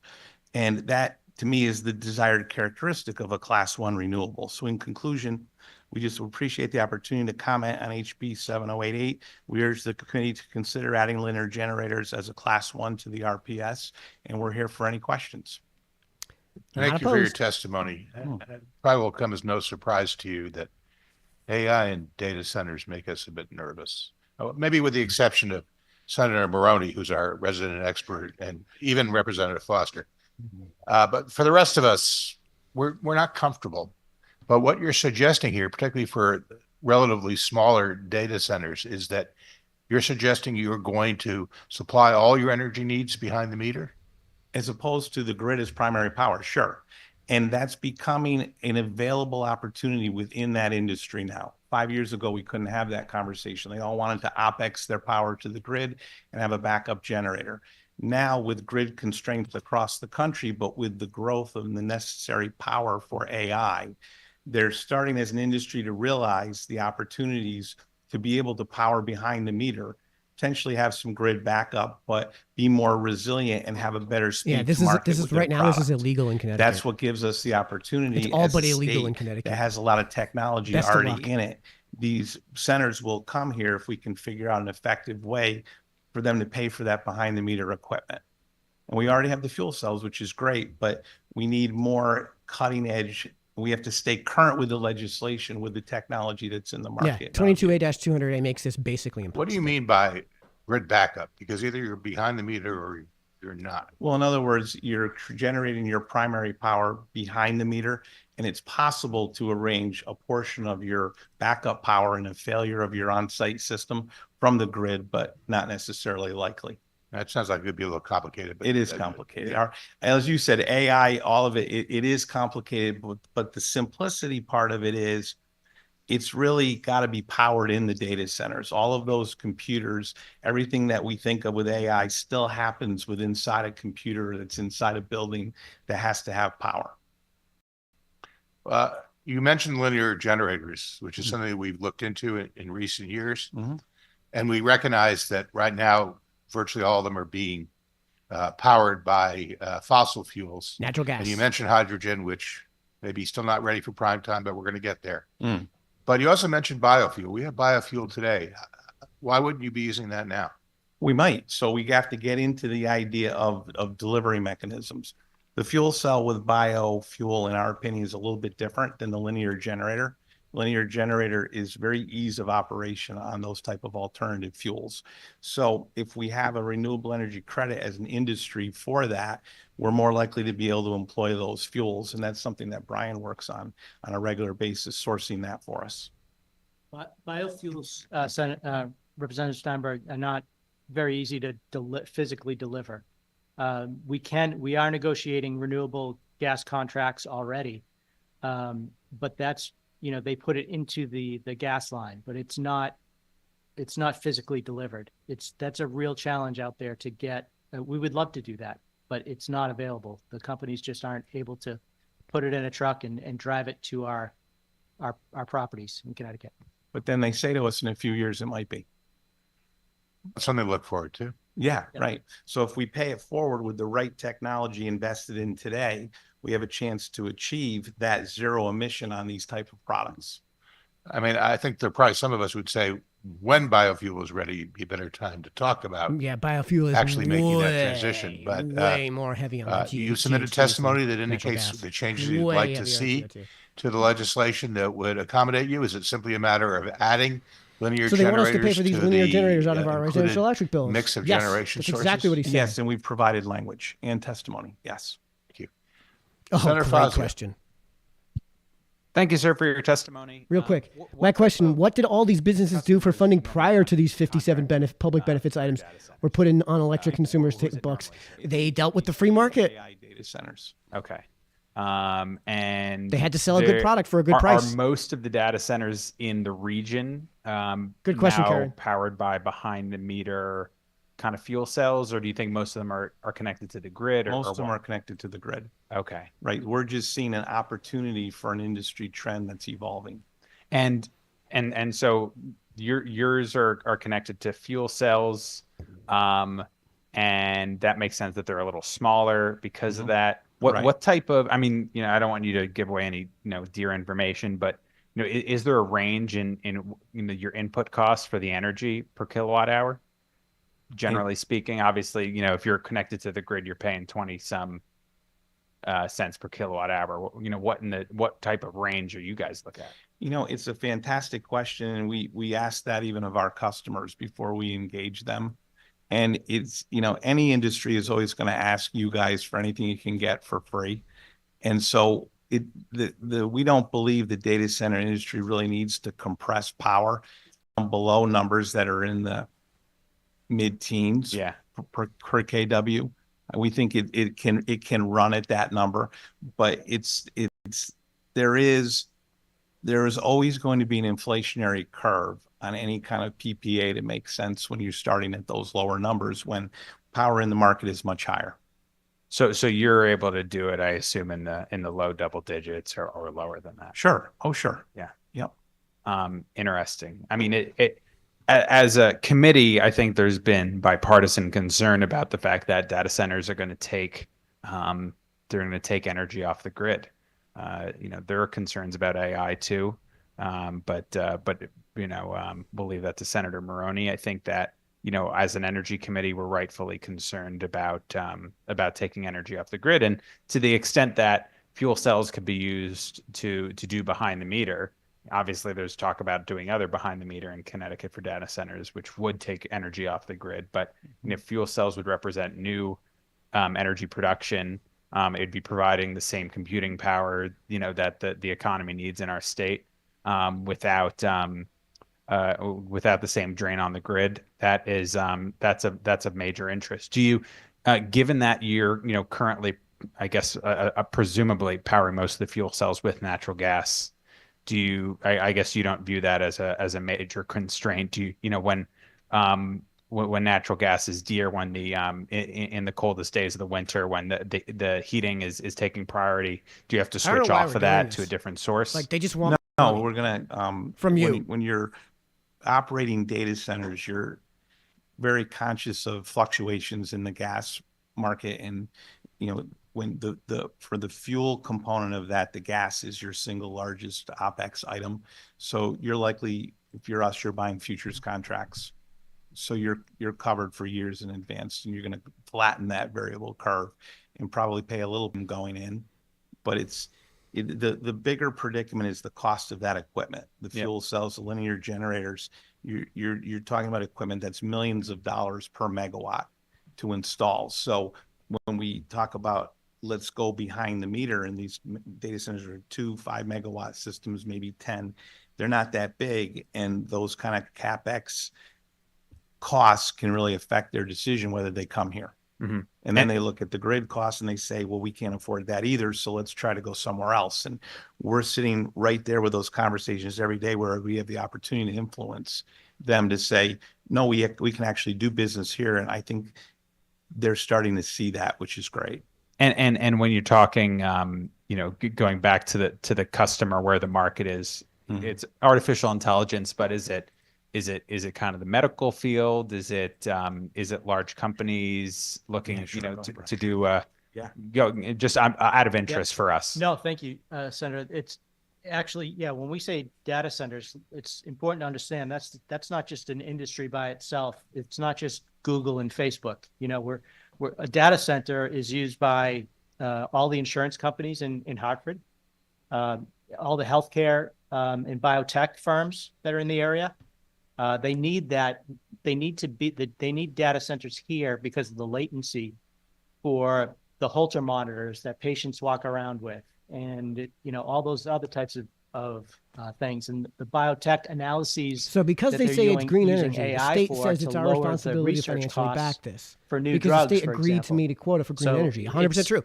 It's 20 for homegrown 22A dash 200A. Connecticut We can actually businesses bring that that up are right now. already here Because and this is have getting been here for ridiculous. 100 years in some cases. Like, I don't know why I'm spending too much time on these speakers, because frankly, all they're doing is saying, listen, data centers exist, and we're going to try to have a power station at the data centers to power them, and we want you to help subsidize that. We want you, the ratepayer, to help subsidize that. And again, the ratepayers are already being gouged. We can't afford this. We just flat out can't afford it. So no, that's my take anyways. So no, we're not doing that. But we can actually go to, where is it? It is Thank you for being here. It's a topic of interest. Senate It's an interesting Bill, proposal sorry, that, it is I've 200, been positive 22A-200A. Here we go. You know, hopefully we continue working together. You know, we like that there's new power servicing the new data centers rather than, you know, taking more off the grid. So I think that's important. 194. Thank you, Mr. Chairman. Come on. You, Representative Mara. Thank you so much, Mr. Chair. Thank you for coming in today and giving your testimony. I'm Yeah, sorry I did so miss here the we go. beginning part of it. My apologies. Yeah, here are the mandates. Here are the mandates that we're trying to meet. How much data or how much energy? Right, like this is an old one, so it's 2020. So we gotta get greenhouse gas emissions across the state below 45% below the level emitted in 2001, and not later than January 1st, 2040. There's only 15 years away. It's less than 15 years away, actually, to a level of 0% from electricity supplied to electric customers in the state. So 0%. So even if they put in that natural gas plant, they're gonna have to get rid of it in 15 years, not later than January 1st, 2050, to a level at least 80% below the level emitted in 2001. And I believe it was this chart. Yep. So again, we're not going to get electrical consumption. It's going to be incredibly difficult to get electrical consumption down to, this is the law of diminished returns. The next unit of decline in electrical consumption is going to be an incredibly expensive decline. Either that or we're going to have to get draconian on how people live in their homes, or how people deal with their cars, because it's just not coming from another source. And as you can see, like all of that greenhouse gas emissions reduction has resulted in this, a barely negative sloping line, right? Since 1990, if we're going to go look at this from what the graph is showing, from the period that it begins with, which is 1990, like that is not a sharp decline. And again, all of it is electricity consumption, all of it. So, yeah, I mean, we have no hope of making the 2030 threshold. We have no hope of making the 2050 threshold. And making the 2040 threshold is going to mean rolling brownouts and probably like $1 a kilowatt hour electricity to make that happen. Which we like. But there's, with any kind of data centers, any kind of computers, a lot of it comes down to how you build the building too. If you insulate the walls for sound and you do it the right way, you can lessen the impacts. And then there's no reason why they can't be environmentally friendly, where we can recycle the groundwater, or we can repurpose the waste heat. We've even talked in different formats where, as Renew, on the same exact site that we have a data center, most local zoning codes also allow for warehouses, which allow for greenhouses.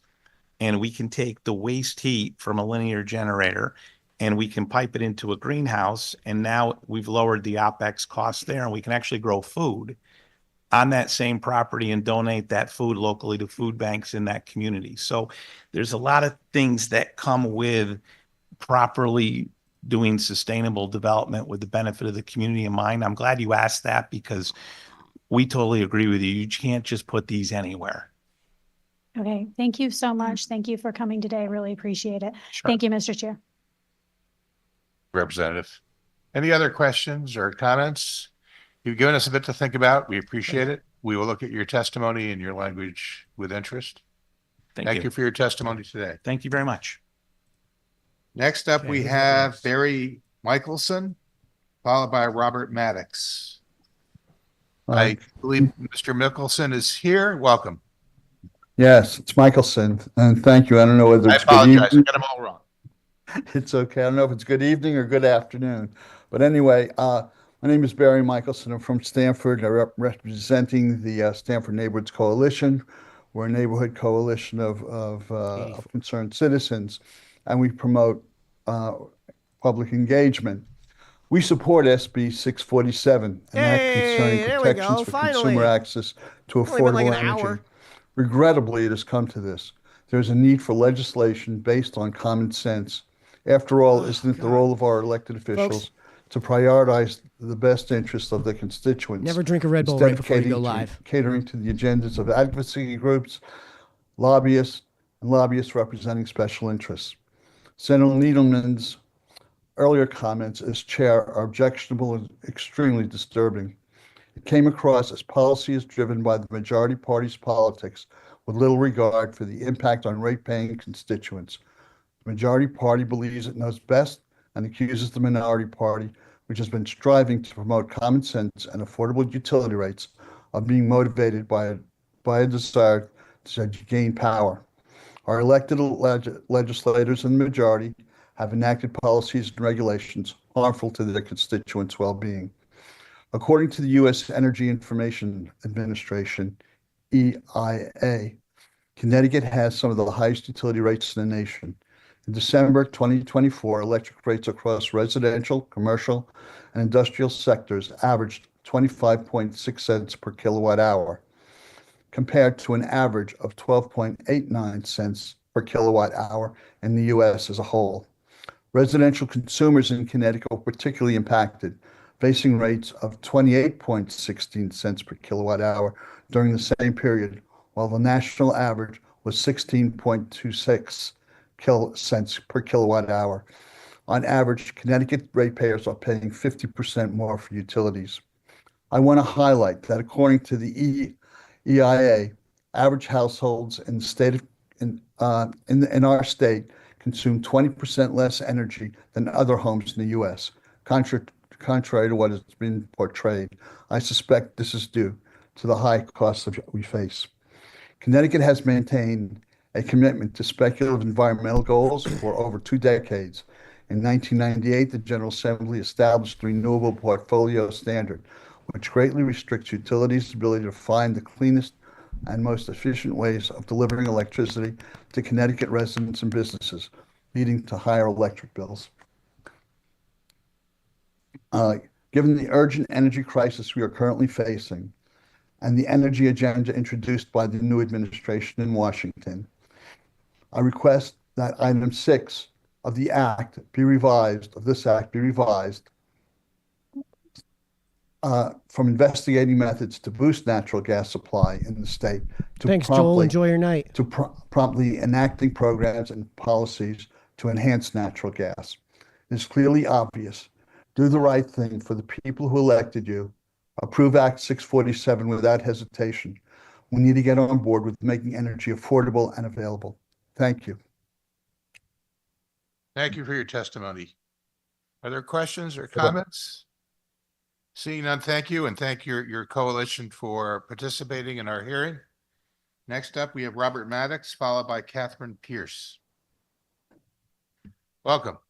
Welcome. Good evening, distinguished members of the Energy and Technology Committee. I'm here to make some comments on Senate Bill 4. I really want to thank you for trying to deal with the difficult issue of energy, and it is difficult. My name's Robert Maddox. I am an international energy consultant. I've helped develop the LEED standard, as well as promote renewable energy and sustainable business buildings for over 25 years. I will admit that during the late 1990s, I was in the General Assembly with Representative Piscopo and involved actively in energy restructuring. I presently live in a passive house that has a total all-in energy bill of $600 a year. It's just never going to pass. We know that time for action has passed and we need to get serious. I know that the intentions of Senate Bill 4 are laudable, but let's be honest, as written, it's not going to provide any relief to anybody in the next 5 years. To start, nuclear. We have to get honest on this. Nuclear is part of the reason that the price is up now. And if we think new nuclear is a solution, just ask Georgia Power that put a new nuclear power plant online and it went over budget by $20 billion. Okay, the but cost what are they came able to in sell the at electricity at? $170 a megawatt hour. This compares to solar at $40 to $80 a megawatt hour. Onshore wind at 45 a megawatt hour, offshore wind at 120 a megawatt hour, hydroelectric at 65, gas at $40 to $90 a megawatt hour, and energy efficiency at $0 to $40 a megawatt hour. Nuclear is a financial disaster. Oh my God. Period. And Because of the small regulatory modular environment. nuclear is at least 10 to 15 years away if it No, can it's be not. developed safely and cost effectively. It's already been In rolled Senate out Bill all 4, over you the do have country. one good section, Section 7, thermal loops. Makes total sense. Europe's been doing it for years. I would strongly suggest, however, that you expand it beyond just authorizing gas companies. You should authorize municipalities, groups of municipalities, subdivisions of the state like Yukon, and even universities like Yale to pursue them. Yale actually already operates on a big thermal loop. Senator Needleman, to provide you with some specific suggestions, because I gather the committee is grasping for it, and I have some, and it's in my testimony. First, Connecticut should follow New York City, 2.5 times our pop, Boston, and Cambridge in enacting building labeling, followed by building performance standards. These are proven free market mechanisms that will substantially Mandates lower that are free building market. energy use Yeah. that accounts for a substantial portion of energy use in Connecticut. I think it's time that we really get serious about encouraging development of low-cost, zero-carbon homes. As such, I would like to suggest to the committee Zero-carbon that until home. 2030, anyone constructing a net zero home under 4,000 square feet, so we don't just build McMansions, gets a waiver of property taxes for 3 years. What? At the state We should level? follow New That's York disgusting. State and create No, the Connecticut absolutely not. Power Authority. This authority could own, operate generation, storage, and transmission that would serve Connecticut. NYPA, the New York Power Authority, currently provides a third of the generation and about 25% of the power in New York State very cost effectively. Because I would also because almost all of it's the suggest hydroelectric that dam Pure, on in Buffalo. conjunction with the state's utilities, identify the most grid-constrained areas in the state, and that we focus in those areas the creation and authorization of community solar programs. Let's put the power where it's needed. As part of this, also with working with ISO, we should identify the top 100 hours a year where we have peak demand. And during those times, I would suggest that you offer a bonus for anyone producing new renewable More power during a public time of benefits. giving them 1.5, say, He's proposing that recs we raise your per electric rates, guys. megawatt hour That's what he's proposing. generated. In addition, you should direct efficiency programs to provide greater benefit during that 100 hours. That 100 hours could potentially equate for 20 or 30% of our power bill. We pay an you'd need average cost, but we got smart 100 meters. hours a You'd year need that smart are meters to do way that. out of whack. Some in the middle of the summer, some in the middle of the winter. Finally, to summarize, with This guy procurement, hates you. This guy hates one you. of the This major guy wants problems you to with starve. these, This guy with the wants you to procurement, freeze in and your I've own had home. this conversation now Because with he's you, advocating for things that are going to Representative Steinberg, so I'll put it on the jack your- record your- here, they're gonna rocket your is electric bills the up to the fact moon. that when we did the procurement for the new power plants, we failed to hedge them. I have worked with this little tech company. It's called Microsoft. How would you hedge them? They had the same issue some years ago with their wind. And they really quickly, and by the way, Microsoft's energy use is almost equal to the entire state of Connecticut's energy use worldwide. That what they do is they hedge that. They go to an entity and say, listen, we're not energy whizzes. We don't know what the price of power that bounces around every 15 minutes it moves, and maybe faster with AI, and we hedge that. What we have now is not a hedge. We are buying at a fixed price. We are selling at a variable price. Bring our friends in from Bridgewater, the hedge fund, Representative Steinberg, you probably know where they are. Bring them in and tell you what a hedge is, because they will tell you what they'll tell it. They'll say it's a stinky hedge when you have a fixed versus variable. So on any future contract, way over it 3 should be minutes, a by the way. pure hedge. We should offload that risk onto somebody else. I thank the committee Yeah, for your unfortunately, work. there's no way to I put hope in these natural gas. suggestions will help There's on no forward. new nuclear. Thank you. that's As gonna go usual, forward you've on given that. us a lot to think about. Yes. I will say I'm a little disappointed on your take on nuclear, really harshing my vibe on that one, because we're still hopeful that we will be able to make nuclear work. There is an SMR apparently beginning construction shortly with a goal of completion by 2030. And given the rise of the data centers, I'm sure you heard the testimony preceding yours, we have to be very open-minded, including nuclear. And we're hoping that the Georgia example is the last of really excessive overruns, and maybe we'll, as a nation, get our act together, because other countries are way ahead of us on that. But some of your other points are interesting, worthy of further conversation. Again, I'm going to hand it Relax off to permitting. Representative Piskin. Relax the regulatory environment. Thank you, Mr. Chairman. Deregulate. And welcome, Bob. It's good to see you, Mr. Maddox. Good to see you, Representative. I know you served on the Environment Committee with us way back when with Chairwoman Michelle. I think Stratton, I believe, but yes. Oh, was it Stratton? Oh, you came late. Did you serve on the Energy Committee? No, I just got really involved with restructuring. I appreciate your testimony, and I agree with our chairs on this. On the way up here, I heard on the radio that nuclear was actually intermediate nuclear and even micronuclear. It may be the way a way to go in the future. Have you taken a look at that? Well, again, what I'm pointing out to you is reality of what the plant Vogtle came in on. There is, yes, a lot of interest now. It's being driven by Bill Gates even about doing modular nuclear. But where is it? And wherever it's actually all over the place in Tennessee. It's not yet ready for prime time. I don't even think the trailer's been made yet for this movie. So what I'm looking at is what you've heard today. You know, I built an intelligent house. We need to build more of them. And I did it on a budget, by the way. It's $175 a square foot. Oh my God. Is that people are hurting today. What the hell? If modular nuclear has any role to play, is a builder, it's well and he after built it around $40 to 2030 $50 and a probably square more foot. like 2035. Are we going to continue to tell ratepayers, oh, we got a solution for you, just wait 10 years?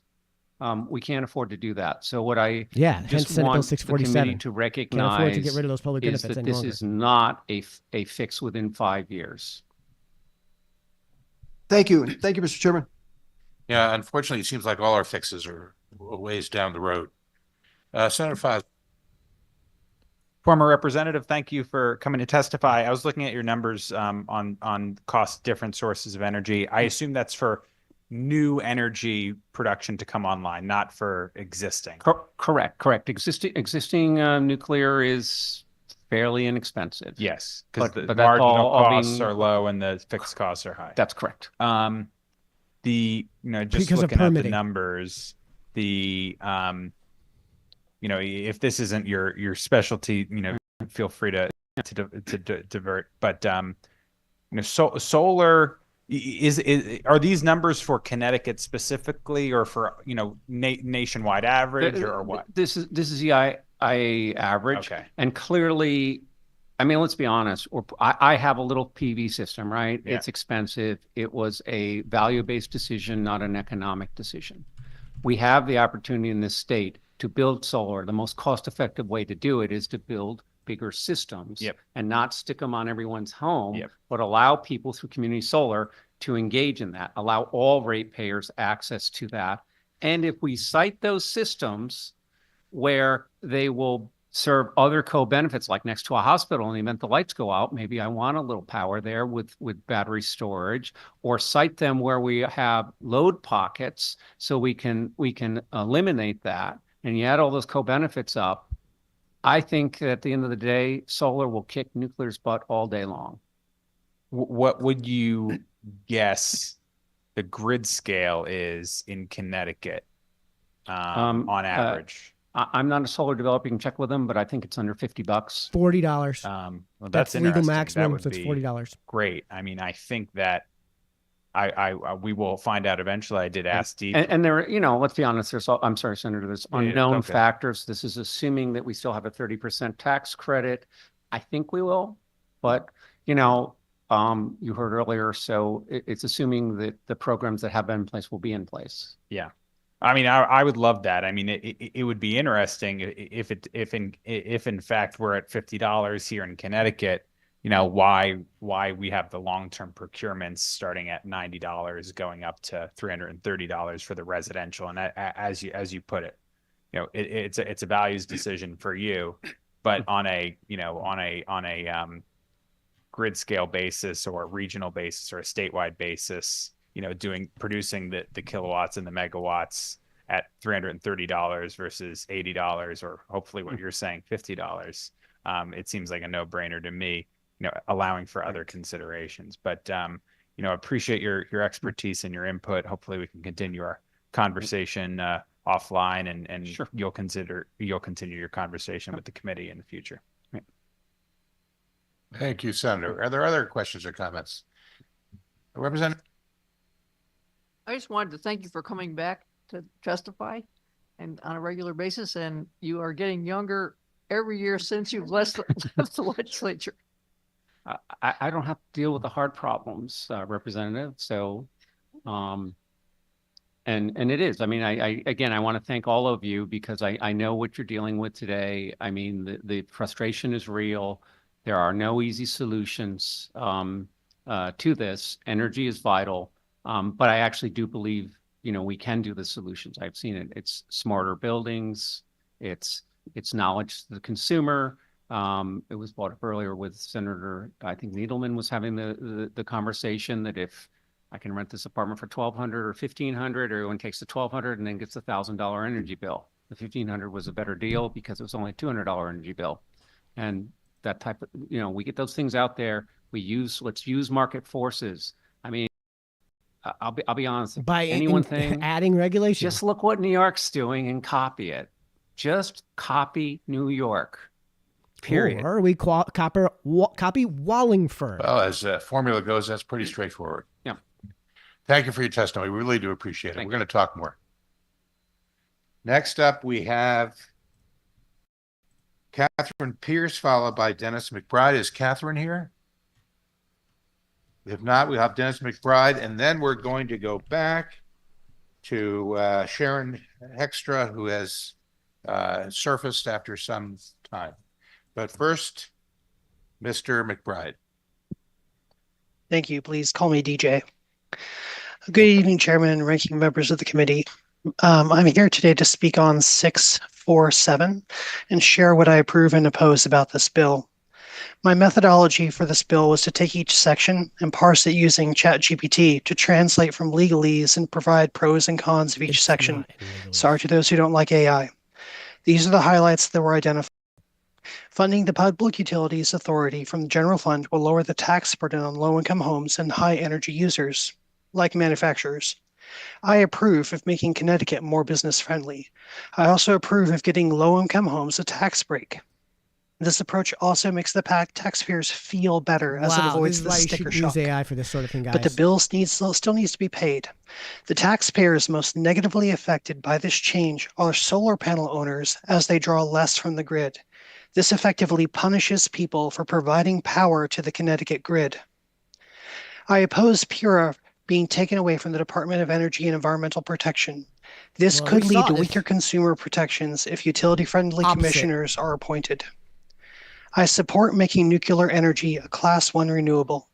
Nuclear energy is far more safe than movies and media suggest. You could swim in a swimming pool with spent nuclear rods at the bottom and you'd be just fine. Just if you drop your phone, don't dive for it. I support eliminating the 20% requirement of level 2 chargers at schools. Now, I drive an electric car and it's easy to plug in your EV after work.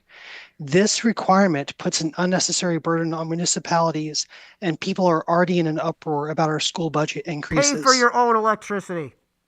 I oppose removing EV charging stations from community environmental benefits agreements as defined in Section 20. EVs do provide less air pollution and a cleaner environment and should be included as part of the solution. No. I support a natural gas expansion study. It's not an either or when it comes to gas or renewables. We can do both. Section 23 removes heat pumps from the residential heating equipment and financing program, but leaves gas and oil burners. The optics on this are bad. Great. Right? This appears to protect fossil fuel interests.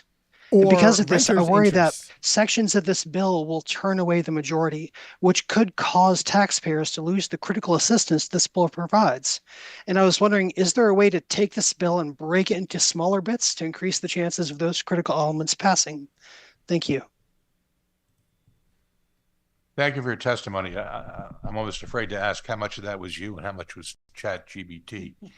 ChatGPT gave me the summaries. I added the rest in. Yeah, I think this distinction is going to become more problematic as we go forward. Any questions or comments? If not, thank you for your take on a variety of things related to our bills today. We will look at your testimony carefully. Thank you. Moving along, we're going back to Sharon Hextra, and then we're going to go to Marta Moresco. Welcome, Sharon. I can't find her. You're good. Go ahead. Can you hear me now? Yes, we can. Okay, I'm so sorry. I don't know how to work this. I'm sorry. I do realize I am a late arrival. And one of the only reasons I was coming here was out of pure concern as homeowners in Manchester for 29 years and seeing the cost of not necessarily the electricity, but the delivery, as well as the fees, the public fees that are on our bills.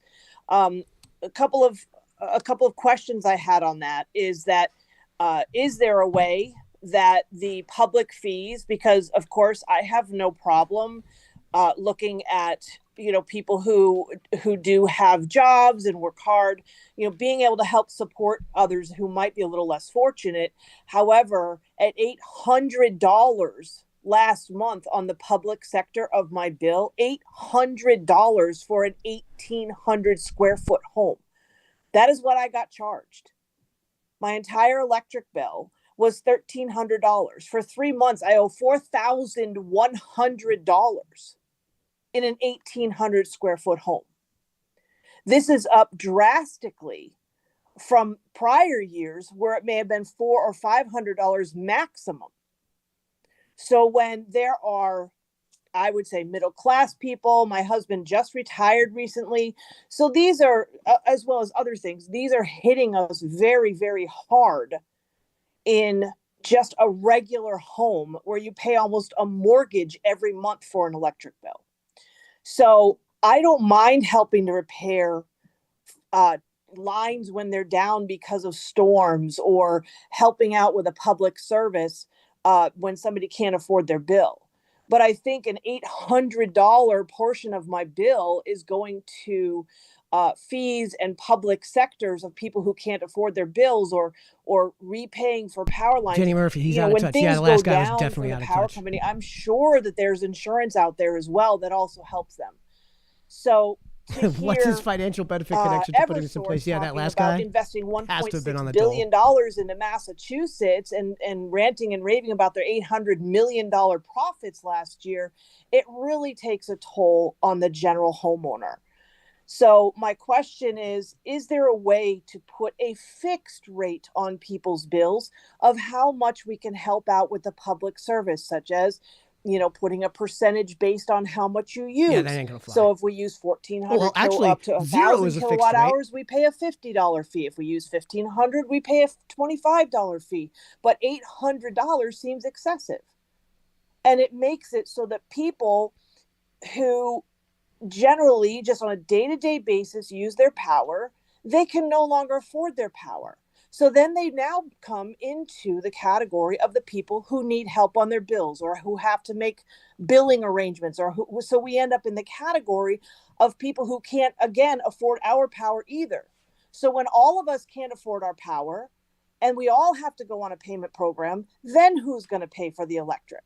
Good point. Really robbing Peter to pay Paul. Whatever is being done in that public sector section of the bill to seriously be evaluated, find out why are we paying so much for the power lines to be restored, the nuclear power plant to be restored, because they just talked about nuclear. Why is it that we're paying for all of this, and what can be done to look at those rates? Say at some point there were arrangements made between lawmakers and these companies, and the customers are the ones who are flipping the bill. So that is my only statement to make on this. Thank you very much for your time. For your testimony, I will correct the record in the sense of saying is that lawmakers do not make deals with the utilities.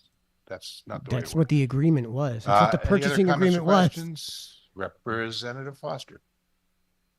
I just want to make a comment and flag for you that there's a variety of different bills on the agenda today, but at our last public hearing date, we had a bill that looks at transmission planning, and one of the segments of your bills that you're addressing that you saw a big increase in, I recommend that might be something that you want to look into, and so I can get your information through the clerk and pass that along to you. But I think that transmission planning is one of the levers that the committee is looking into, and I think that in the bills that are before us today, that lever is not necessarily the strongest one being pulled, but I think that that is something the committee it's on our radar, and there's going to be a lot of different legislative actions needed to sort of put Pandora back into the box, so to speak. But that is one of the levers that we have before us, and I think you've appropriately identified an area of increase. So I just want to thank you for your testimony. Thank you, Representative. Any other comments or questions? If not, thank you. We appreciate you coming back after some hours, and thank you for your testimony. Next up, we have Marta Maresco, followed by Kendall Keelan. Is Marta available? It'd be 88. All right, now Marta, Kendall Keelan.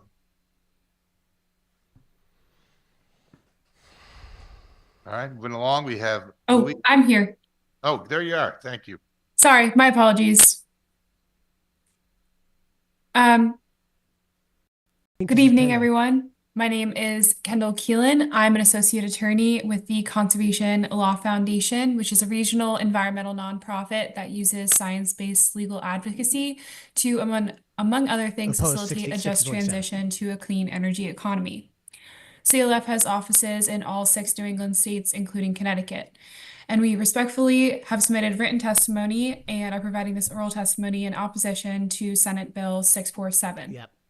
Yep. We find that this bill attacks clean energy programs that reduce the energy burden for many Connecticut residents. False. And advances the state's, and also attacks programs that advances the state's transition to clean energy that is consistent with our statutory targets under the Global Warming Solutions Act. This bill would restructure funding mechanisms for renewable energy and energy efficiency projects like the Public Benefits Charge and the Conservation Load Management Plan to ultimately strip the funding entirely. This bill would disqualify electric vehicle charging and heat pump infrastructure from multiple state grant and funding programs, and would eliminate ongoing and successful programs meant to support electrification and allow more Connecticut's and businesses to access highly efficient and modern clean energy technology. We find that this measure is short-sighted, regressive, and a harmful proposal. We also found that some of these provisions too are seeking to expand the use of gas in the state of Connecticut, and we are concerned that that will allow for stranded assets in the future that will set Connecticut backwards. Thank you. Thank you for your testimony and for your points. We appreciate it. Are there questions or comments? I thought okay, this is David LeBeau. I thought the Operation Fuel donation was supposed to cover the people that can't afford their electricity. I donate regularly each month. Yeah, which means it shouldn't be on our electric bill. Just donate. If it's really a charitable cause, then charity can cover it. Greg Felton. It sounds like we've gone back to, never mind. I shouldn't go there with somebody's name. I don't see Louis. How about Greg Felton? Hello, I'm here. Please proceed. Okay, Senator Needleman, Representative Steinberg, Senator Fazio, Representative Mara, and members of the Energy and Technology Committee. I am Greg Felton, CEO of Altus Power, the largest owner of commercial scale solar in the country, and we're headquartered in Stamford, Connecticut. We're a nationwide leader in community solar, proudly owning and community solar projects across 9 states, representing more than 300. And serving more than 30,000 community solar customers, including a significant presence in neighboring New York and New Jersey. He's taking your money. Thank you for the opportunity to provide testimony in support of House Bill 7087, an act concerning shared clean energy subscriptions. Unfortunately, while we're headquartered right here in Stamford, and I myself live in Greenwich, our focus in Connecticut has been limited due to the lack of a viable community solar framework. However, Altus Power is prepared to make a material investment in Connecticut currently expected to total hundreds of millions of dollars. If this bill passes, bringing our resources and expertise to the state's energy market. Altus Power's ability to invest in Connecticut is backed by strong institutional partnerships with firms including Goldman Sachs and Blackstone.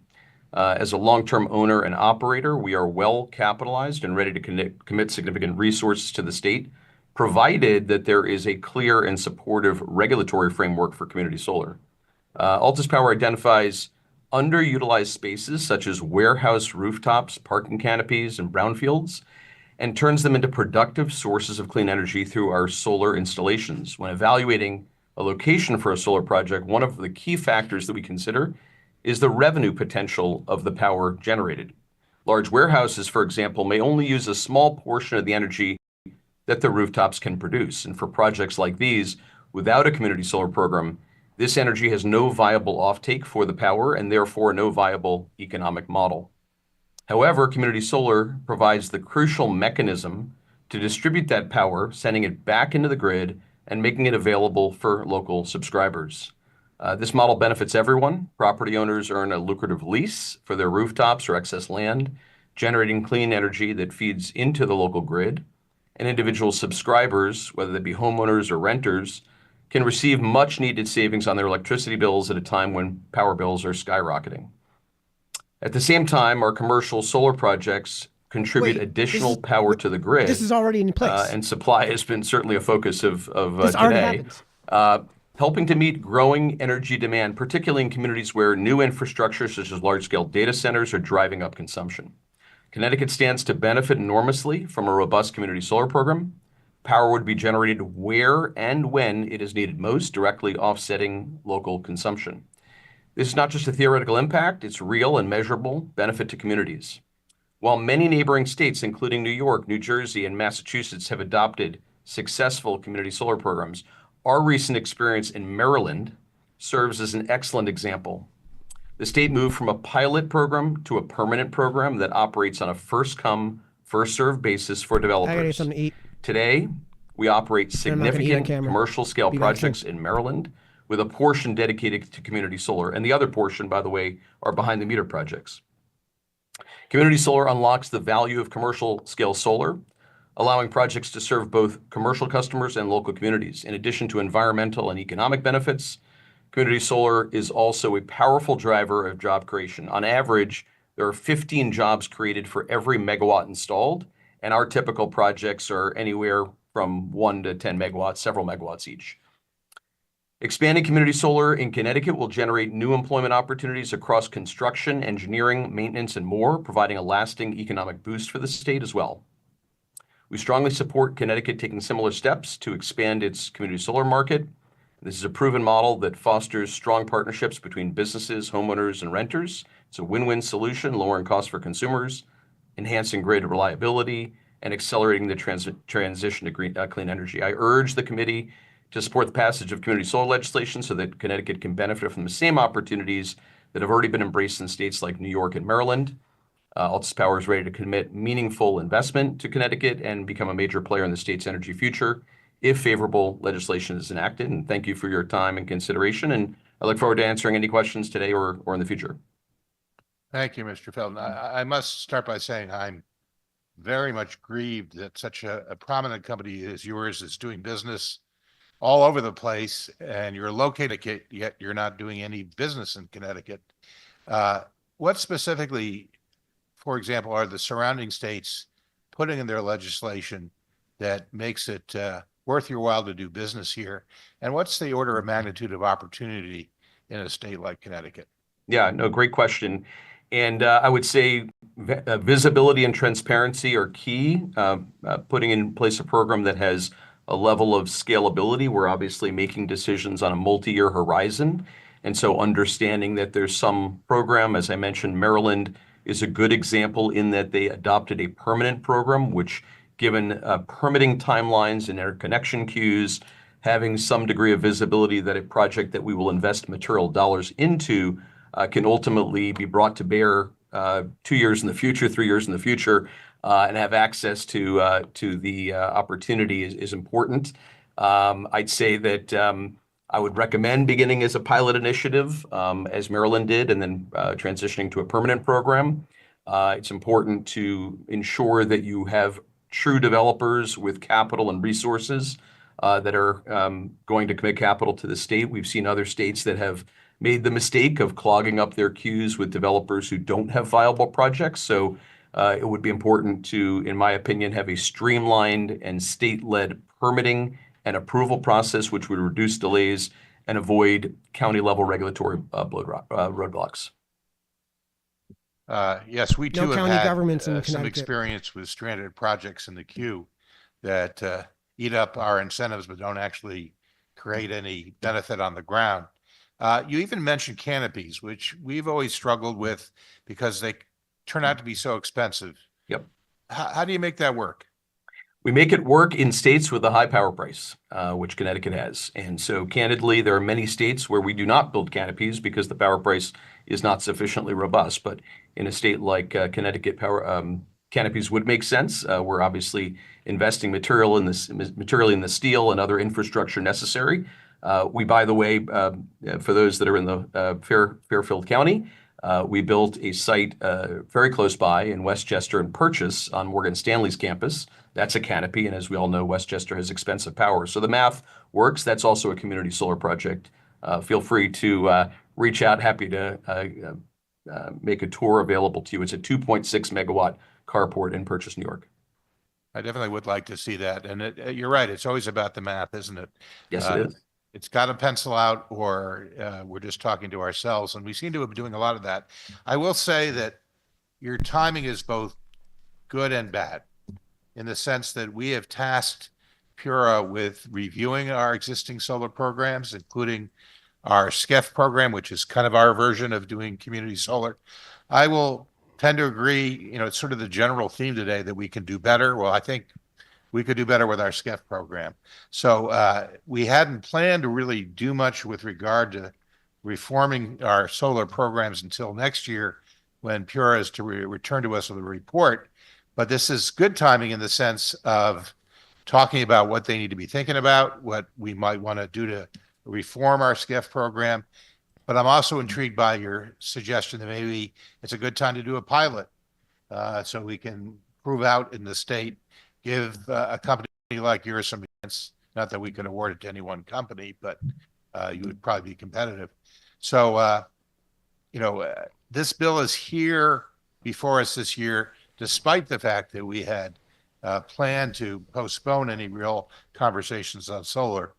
But I have to admit, I'm very tantalized by the prospect of a company like yours doing a whole variety of projects in the state that really might move the needle on solar for us. And as we despair about not being able to build out easily new natural gas pipelines, not having hydrogen, offshore wind being retarded, nuclear not ready for prime time, I think we do need to be open-minded about ways to accidentally bring said more the solar. right thing. I know he meant to use that word differently than the way I interpreted it. I find your proposal very intriguing, and we'll look at your language. Representative Iacarino. Thank you, Mr. Chair. Real quick. and thank you, Offshore Mr. wind Felton, is for being here. retarded. In my town of North Haven and the neighboring town, North Branford, I'm not sure what your solar projects are, but our open space has been eaten up by solar farms. Towns have fought it. Eventually, they didn't have enough resources to fight it, and they were able to come in. It was your projects. Were they mainly on brownfields, canopies, on asphalt, or anywhere, anything? We are all of the above, but I would say we are eager to go where the state and the county would like us Where to the money be. is. We're not trying to bring a solution where it's not warranted. And frankly, we are not have not been particularly focused on Connecticut because we are, while a Connecticut-based company, we have robust opportunity elsewhere in the country. Our company operates as far as Hawaii and certainly active in California. And while we're here and have the resources to devote, we would take our cue from what the state prefers as it relates to the type of property that is the preference. If you were to ask what is our experience, it's rooftop systems, it's canopy systems, it's land-based systems. There's a strong opinion that brownfields are an excellent use case because it's land that's not otherwise developable. And as you may know, the federal government has incentivized brownfield development. But truth be told, each project has its own peculiarities. And from our perspective, we're eager to adopt something that is a scalable program that can make an impact within the state. I appreciate that. I would just always err on the side of canopies, asphalt, brownfields, something that you're not going to destroy pristine land. One last question, Mr. Chair. Do you pay, and your others, maybe Connecticut's different, so I can't say, but do you pay property taxes on your projects in your municipalities? It depends on the state. Many states, yes. Some states have effectively used property tax exemptions as a means to encourage solar. New York would be an example, California another example. So that's a state-by-state decision. And ultimately, from our perspective, just to be clear, we are a market-based player. We're obviously a for-profit company. And so the degree to which we're paying property tax is just an ingredient into the economic viability of a particular project. But in many locations, we do pay property tax. Appreciate your testimony and I appreciate your time, Mr. Thank you. I'm glad to he hear was that asking being a high cost of specifically- energy state at least makes us attractive. Yeah, so he was asking specifically about the property tax on the solar panels themselves, which you don't. There's no other state in the union that does that. To the witness testifying, I'm a former big fan of community solar who is feeling somewhat burned this year by community solar installers going into a forest, an intact forest, and clear cutting large acreage rather Because that's than where it's using cheap. canopies and urban areas, which is what your sales pitch is. And the folks who came to this committee before had the same sales pitch. They did not, however, go into the urban areas. They did not use canopies. They did not use warehouse roofs. They went into untouched forest and cut it all down. Mm-hmm. And apparently that's a cheap way to go. Yes, So that's why they so do now it. I'm not as crazy about community solar as I was before this happened. And I wonder what your thoughts are on putting them in urban areas where they're needed There's gonna rather be a than dodge. going There's into gonna be a a definite forest dodge. in a separate town to serve community in a different town. Yeah, I think, approach to. I think the short answer here is that this is a function of what type of model you prefer to adopt. Obviously, if the mandate is to go build productive generation, any market participant is going to look to where that can be implemented as sensibly and economically as possible, and then working with the state to define what is the preferred avenue for development, right? So we like you, would prefer not to go into a wooded area and cut down trees. Okay, so Right? this From a is what's called sustainability lobbying. perspective, that's not our goal. These Why would people that somebody you've do seen that are that? basically Presumably because salesmen, that land, as you they're described, lobbying for their companies is on available behalf of their and is business interests. economically preferable in the absence of You're restrictions. seeing it So happen a simple right now. solution there is to effectively define the universe of opportunities that you want to make available, provide preference for roofs, provide preference for canopies, and restrict, to the extent you prefer, certain locations. What we have done across the country, and farmland is, or agricultural land, you could say, is sometimes used. Obviously, what's happening in the context of solar development is this is a competitive market, and to the extent solar is an economically more attractive use case for a landowner, they're going to lease their land to solar. But as I said, many states have made a judgment around how they want to create the incentives effectively to favor a certain type of development, whether that be a rooftop, canopy, brownfield, et cetera. That's all in the program design, and I'd be happy to work with you to create a mechanism that ensures that we're essentially pursuing the type of development that is consistent with the state's objectives. Okay. I actually had a bill this year to strengthen the regulations on where community solar could be sited, but the bill was not raised. But I am concerned because if we're only going to use we're only going to use the cheapest cost. It's going to steer away from canopies and towards undeveloped land. And Yep. that really bothers me. Up until now, I was a big fan of community solar, but I'm having second thoughts now. I think that there are no easy choices here. I've spent many hours on a call hearing a lot of gripes about the cost of power. And if that's the priority, I think that community solar can facilitate some of the solutions. And I am of the opinion of With all of the no above. I think there's a lot of incentives? different sources. I'm not No here more to public evangelize benefits? solar as the sole source. I No think handouts? that the state should be taking an all of the above approach.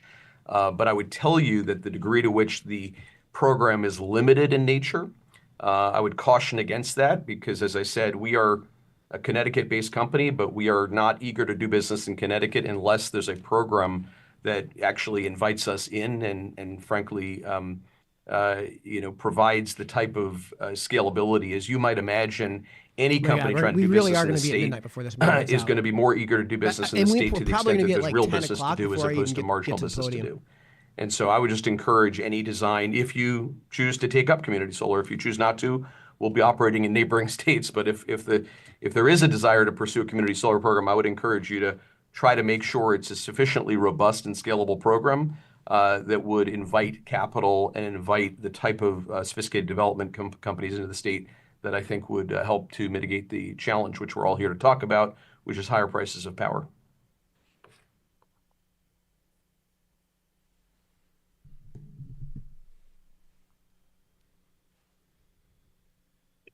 Thank you.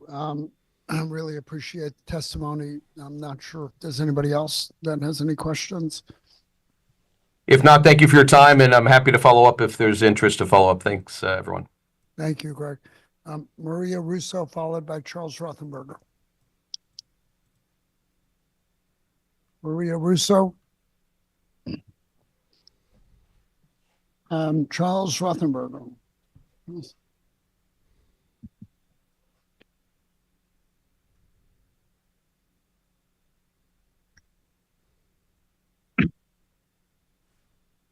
evening, co-chairs Needleman and Steinberg, Representative Mara, members of the Energy and Technology Committee. My name is Charles Rothenberger. I'm the Director of Government Relations for Save the Sound. And while we've submitted written testimony on SB 4, I'm really here to focus my attention on SB 647. Save the Sound opposes this bill for a number of reasons.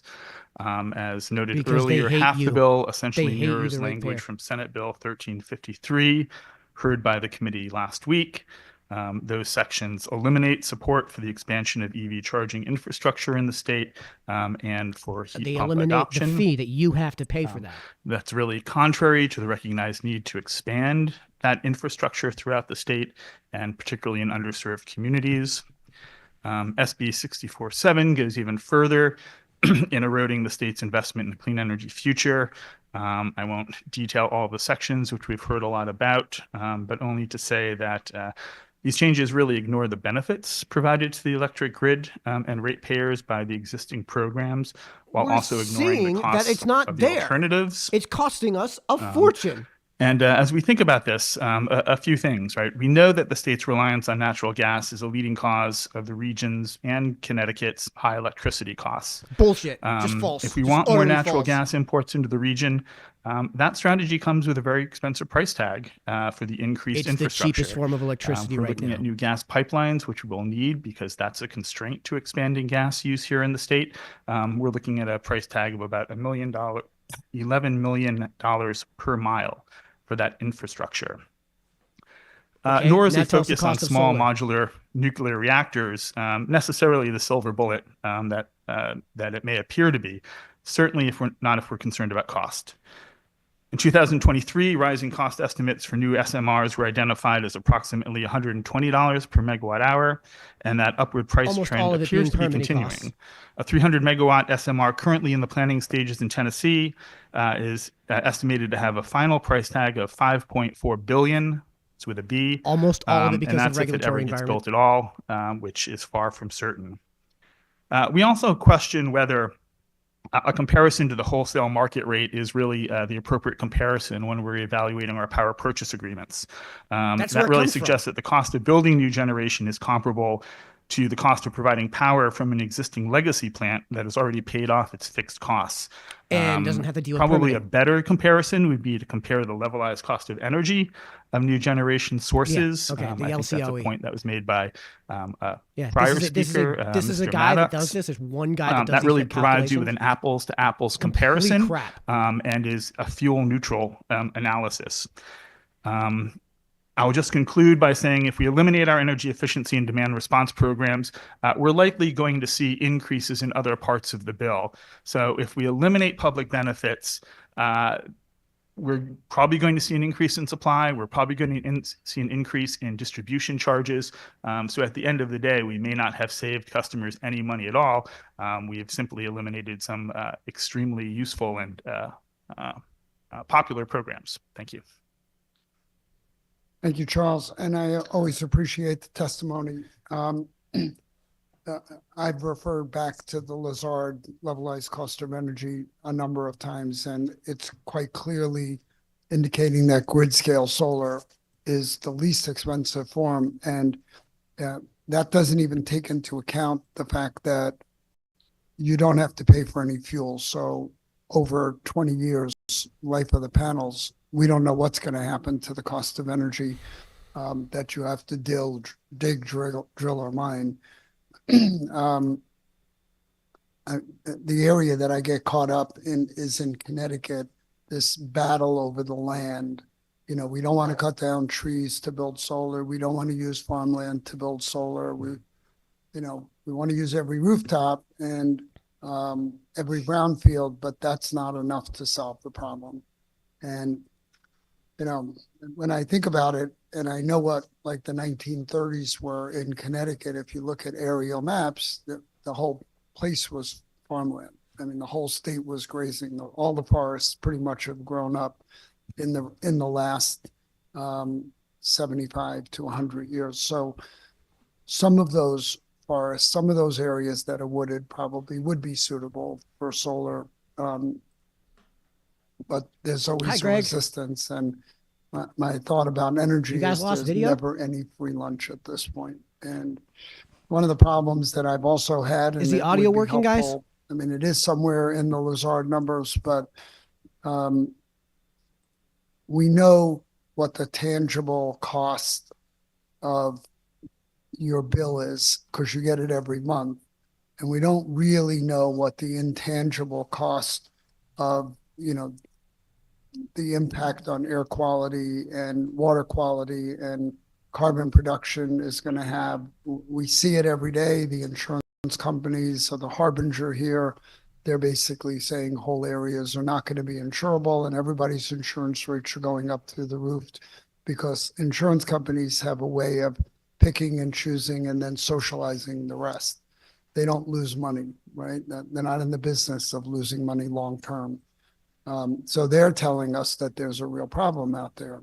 It's a global problem, unfortunately, and the other piece of the puzzle is dealing with it one state at a time. It's always difficult.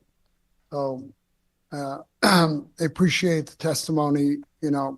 I stand firm in my belief that pulling these costs out of the budget, the energy efficiency programs especially, are small. Much of the other public benefit is long-term contracts on energy that you really couldn't move at this point, no matter what you wanted to do. So I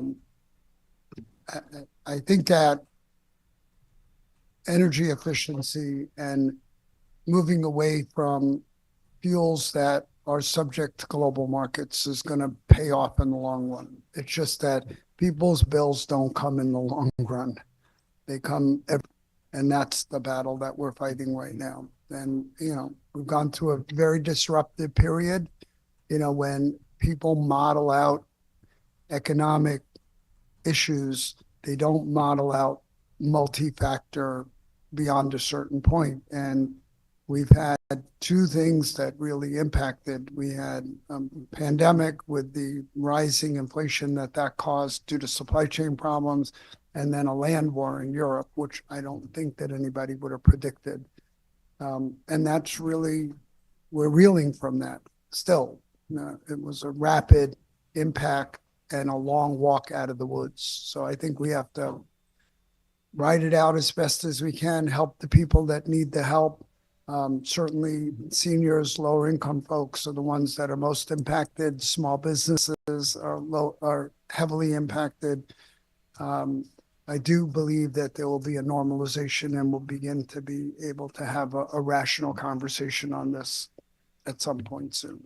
Now, So thanks for being true to the mission. All of your points are very well taken. I'll just take the opportunity to say, if we were to take these public benefit program costs and fund them through the general fund, those that are appropriate to do so, with a guarantee that the programs would not disappear, that may provide a real There it benefit is. to ratepayers, because the programs would continue to offset rises in the other parts of the bill, but it would be paid for through the taxpayers.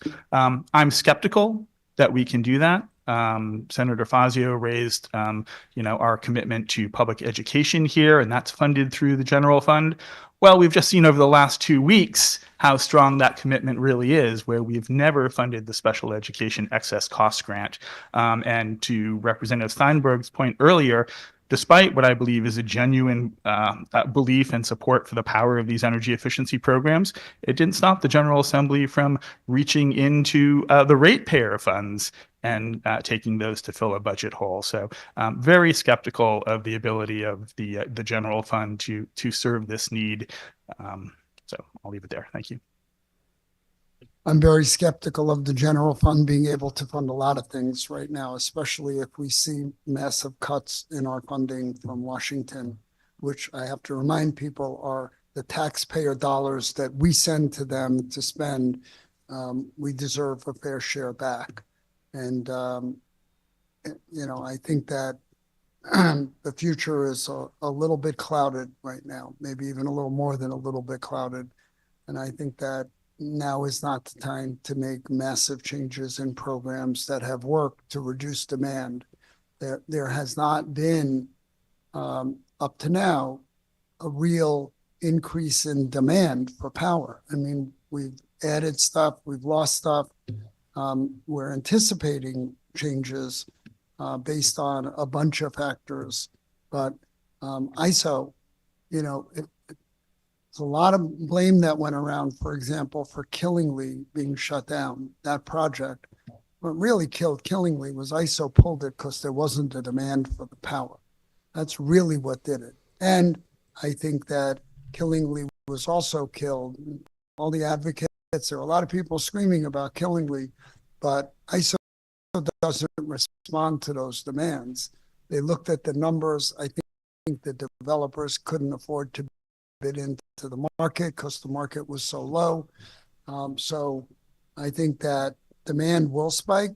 We need to be prepared, but we also need to let ISO do their job, because energy efficiency continually lowers demand on the grid as new demand comes on. And we're all talking about the panic button, AI and data center and all that, and they won. But I think that so has a big role to play. And unfortunately, if we're stuck with deregulation and we're stuck with ISO in this year, then we're stuck with trying to solve our own problems. And that is what's costing people money. I just don't think people understand that. And I will say these state level programs, are recognized and valued by ISO in their role for keeping demand relatively low. All you have to look at is their ISO to go app when they Relatively low. Rooftop solar. It's so changed the equation that during the day it shaved off so many peaks. Can only imagine if we had and we were utilizing energy more efficiently across the board, what that actually would do. The best curve is no curve, right? It's this dispatching plants. So you think for power plants to sit around 99% of the time, the best curve flat. And if we can get to that, if we can use advanced metering and AI to manage the grid more efficiently, that may in and of itself replace a lot of the power that we think we're going to need over the next decade. So Could not agree with you more. thanks, Charles. And Thank you, sir. up next, followed by Sydney Collins.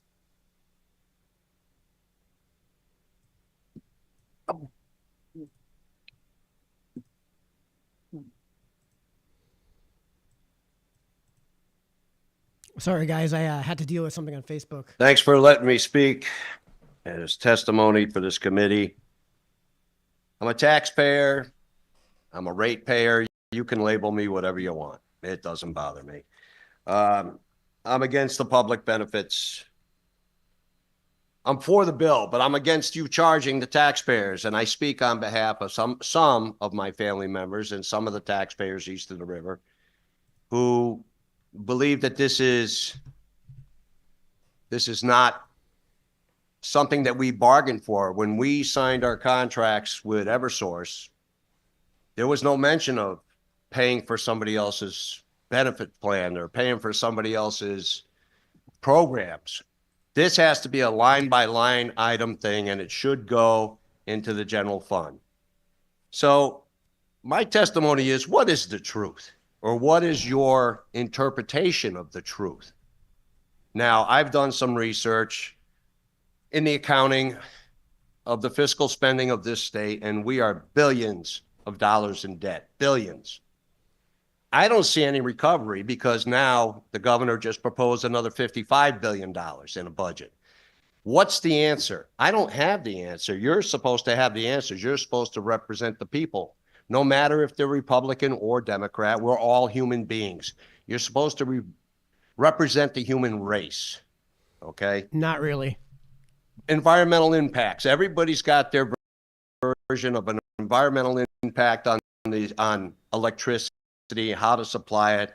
Nuclear. Okay, let's do nuclear. Let's put the spent rods in your backyard, okay? Are you willing to bury spent rods in your backyard? Yes. Or is there going to be some responsibility on where these active spent rods are going to be? Talking about future generations, my grandkids, my kids and my grandkids. Thanks, I everyone, agree for tuning back that in. was the big Facebook thing back kicked in the me, day with so we had to do Millstone. a My live stream father again. worked on Millstone as an iron Feel free to worker. jump into the chat. We had a He pretty helped active build- chat before. Jump in. Is that the answer? I don't know. Solar, is that the answer? Quite possibly could be. I know a lot of people that are investing in solar. Because of the kickback. But I also know that my town of Manchester, has zoning restrictions on what I can do with solar. So now it's, well, we want you to do solar. Oh, but you can't put it here and you can't put it there. You know, so there's restrictions. You're kind of So I giving have them to deal too with much that. here. Is there a plan really? I mean, you be fiscally responsible when dealing with this and don't put this on the taxpayers. I consider this personally a socialist move because I didn't sign up for these public benefits. This was something that was pushed towards me, just like the Why don't we added get rid of taxes this on my before- motor put it before the vehicle, just legislature like the added so they can get rid of it? taxes on my fishing license. You know, this was something that was just imposed upon me saying, you have to pay this. I didn't sign up for this. I don't have a signed contract with Eversource. I didn't make $1 million or 16 or $19 million in bonuses ever in my lifetime. And they made $800 million in profits. Yeah, it's gross Where? profits. Off the backs of the taxpayers, It's not the net dividends. ratepayers, This is a the bad argument. citizens. Let's get all these other states to pay their fair share. Thank you for letting me speak. Thank you, Stephen. Okay, so everyone who's just joining in, thanks for joining in.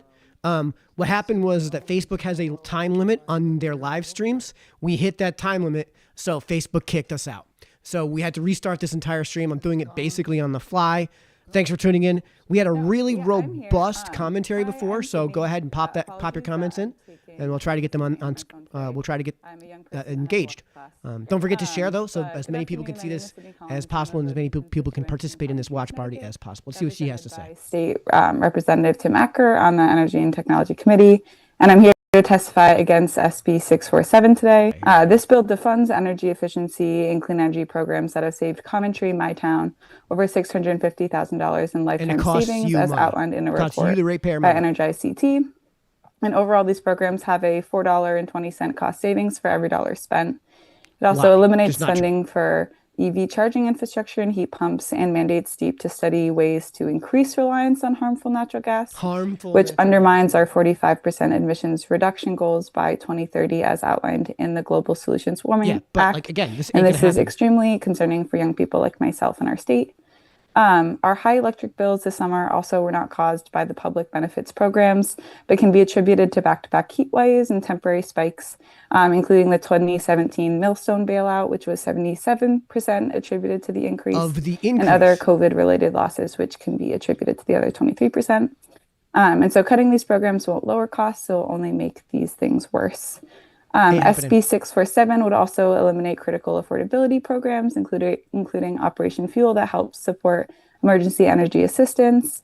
It would harm shutoff protection that prevents winter shutoffs. Also, matching payment programs that help lower energy debt, and other low-income conservation and discount rate programs. SB 647 also eliminates the conservation and load management charge, which would gut programs like home energy solutions, energy opportunities, and energy efficient products, which help families and other businesses cut costs and cut waste and lower costs. It also cuts the renewable energy investment charge, which would strip funding from the Connecticut Green Bank. Some people I work closely with, friends and colleagues, and this program drives clean energy growth through programs like Smart E-Loans, the Municipal Assistance Program, and other low-income incentives that's been crucial for economic growth and an affordable clean energy. And so our high energy costs are not to be confused with the fact that they are directly linked to volatile prices of natural gas, not the efficiency programs that this bill seeks to defund.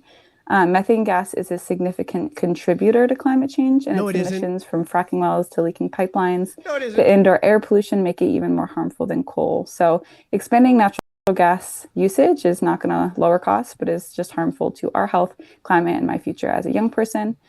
So I really urge you to reject SB 647 and stand with Connecticut residents that rely on these affordability programs. Thank you so much. Thank you so much, and thank you for the passion that you address this issue with, and the factual approach to it. I really appreciate it. Yeah, the one-sided approach. That's not true. No, there's being none. Mary Hildebrandt, and followed by Mark Mitchell. 96 and then 97. Mary Hildebrandt, no. Mark Mitchell, guys, followed by 100. When we get Tanaya to speaking Taylor. over 100, I got to get rid of the stream. No, I don't think it's. Good evening, Senator Needleman and Representative Steinberg and members of the committee. My name is Dr. Mark Mitchell. I am a public health and environmental health physician. I'm also the co-chair of the Connecticut Equity and Environmental Justice Advisory Council, along with Commissioner Dykes. I am not here today speaking on behalf of the commission, however. I'm here to oppose SB 647 and to ask that and I work with low-income people often, and everybody that I've met really wants to pay their bills, but they can't pay their bills. So we I'm going to work pay with their folks bills. who take advantage of many of the programs that are in the public benefits charge. Many of the programs are things like the energy efficiency programs, the renewable energy programs, the energy affordability programs, and in fact, the Home Energy Solutions Income Eligible Program, which which does an audit of energy use in the home and makes recommendations on how to reduce that energy use, is oversubscribed by low-income people who qualify for the income eligible HESI program. Again, people are very interested in reducing their bills so that they can pay them. That's what Senate Bill 647 is there for. I take advantage of the Stakeholder Compensation Fund, which is also one of the programs that's in the public benefits charge. And I want to thank you for setting up that program. I work with the Nonprofit Accountability Group, which Tanea, who follows me, will be she leads that group, and these are low-income people who are energy justice advocates who take advantage of many of the programs. We're holding a series of workshops for the Nonprofit Accountability Group. We have 20 participants, and many of them are use many of the programs. So, for example, today in the Pura docket, there was a request about medical need and what should be the requirements for before the electricity is shut off for people who have medical needs. And so we went to our group and asked, This guy's how gonna many get a of you ton have of medical questions. needs? A lot of people raised their hands. Yes, we have medical needs. Yes, we participate in the program. And yes, these are some of the things that can be done to improve the program. And so I think it's important that the people who take advantage of the program, who need the programs the most, who suffer the most because by not having being able to afford electricity, that they have a stake in the decision-making process so that their voices are heard. And so I'm afraid that programs like these will be eliminated in the lean years if they're moved to the general fund. So that's why I oppose this happening. So thank you for the opportunity to testify, and I'll be happy to answer any questions. Thank you, Doctor. And I appreciate all those comments. The starting and stopping nature of these things would have a devastating impact if they were subject to the budget process every year. But our wallets don't matter. And it's important. What's the effect on to our remind wallets, people, Norm? how critical it is. I believe the low income discount rate, number one, will result in more revenue to the state. Ultimately, that's costing, and that will be offset by the impact that arrearages and delinquencies have on ratepayers now. Somebody said before, paying an affordable bill versus not paying your bill at all is a better option as far as I'm concerned.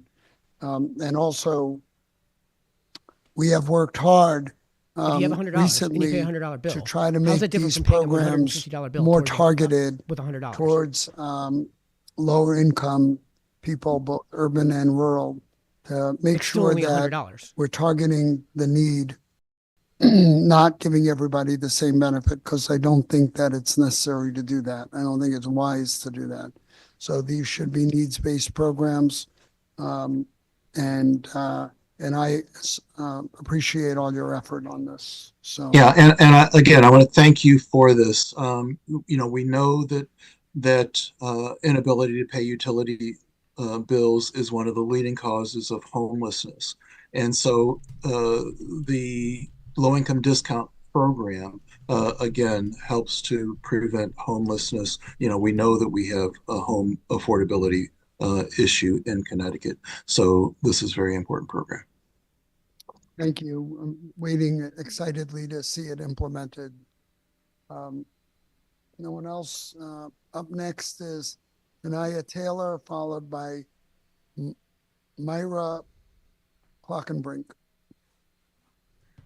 Thank you so much, committee, Tanaya for Taylor, your work 98. and for your patience. My name's Tanaya Taylor. Like Dr. Mitchell said, I am the founder at Nonprofit Accountability Group.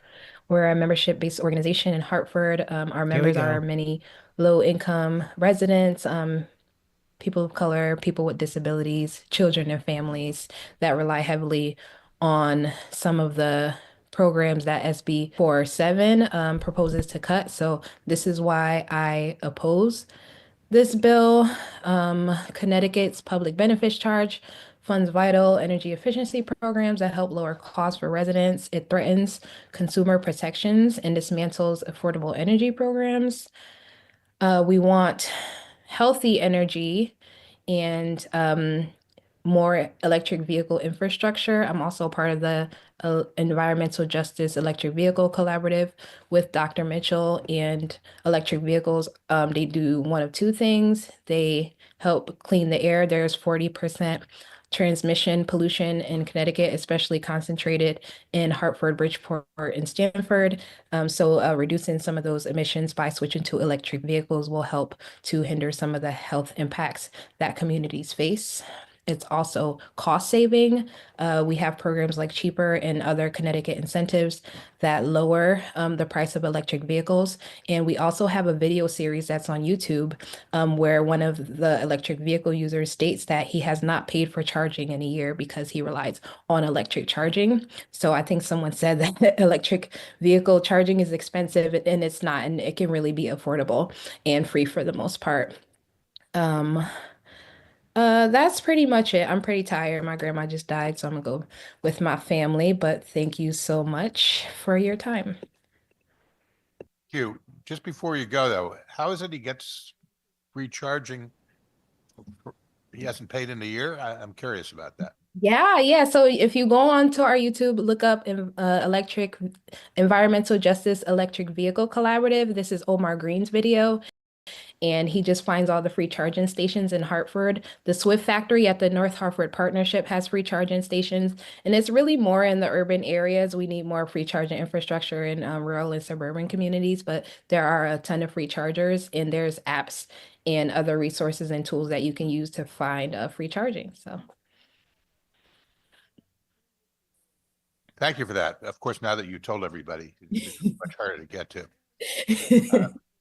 Thank you. Any other questions or comments? If not, thank you for your testimony and for your representing so well your community. Next up is Myra Klockenbrink, followed by Edward Cohen.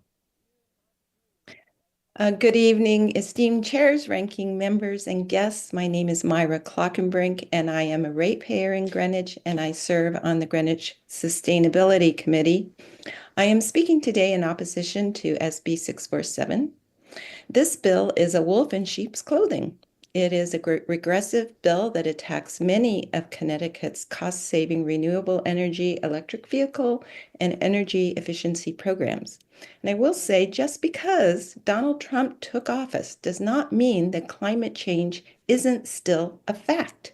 We have to keep our eyes wide open and recognize that we must continue to reduce emissions and transition to renewable energy. Greenwich received $1.5 million in incentives through the public benefits charge, saved over $422,000 per year, and nearly $4.5 million during the life of the program, preventing 864 tons of carbon emissions from entering this is in opposition to the 647. All right. I remind you that increased emissions heat our climate and cause extreme weather, all of which presents a huge financial risk to residents, And not makes to humans mention healthier. a Humans can handle degradation heat to our better than they can handle environment. cold. Way more people die of the cold The than die of the public heat. benefits charge reduces energy costs. These investments save ratepayers far By more than costing they you money. cost. With every dollar If they invested weren't in there, generating then your bills would go down and your in rates would go generation, down. $4.20 in energy savings. Again, this is for just each propaganda. kilowatt hour of energy used. 1/10 of 1% funds renewable energy programs, and 6/10 of they want me to 1 join as a cent go panelist. to energy efficiency So I'm gonna programs. have So this to- is not I'm gonna have to switch this off in a expensive for the value. So I urge you to fully fund and keep clean energy programs intact through this public benefits charge. I don't have the expertise of some of the other witnesses, but personally, our family has invested in 50 solar panels on our modest home, and we have 3 EVs and 2 heat pumps. And so we are committed. And I will say also, from a person's point of view, if you want, and with respect, if you want to do something to lower our electrical bills, work on striking a balance between the interests of corporate shareholders and service to ratepayers. Right now, the balance is skewed toward company profits and higher rates for residents. And that has to be brought back into balance. And Thanks, I'm logged back in. You're welcome, Dave.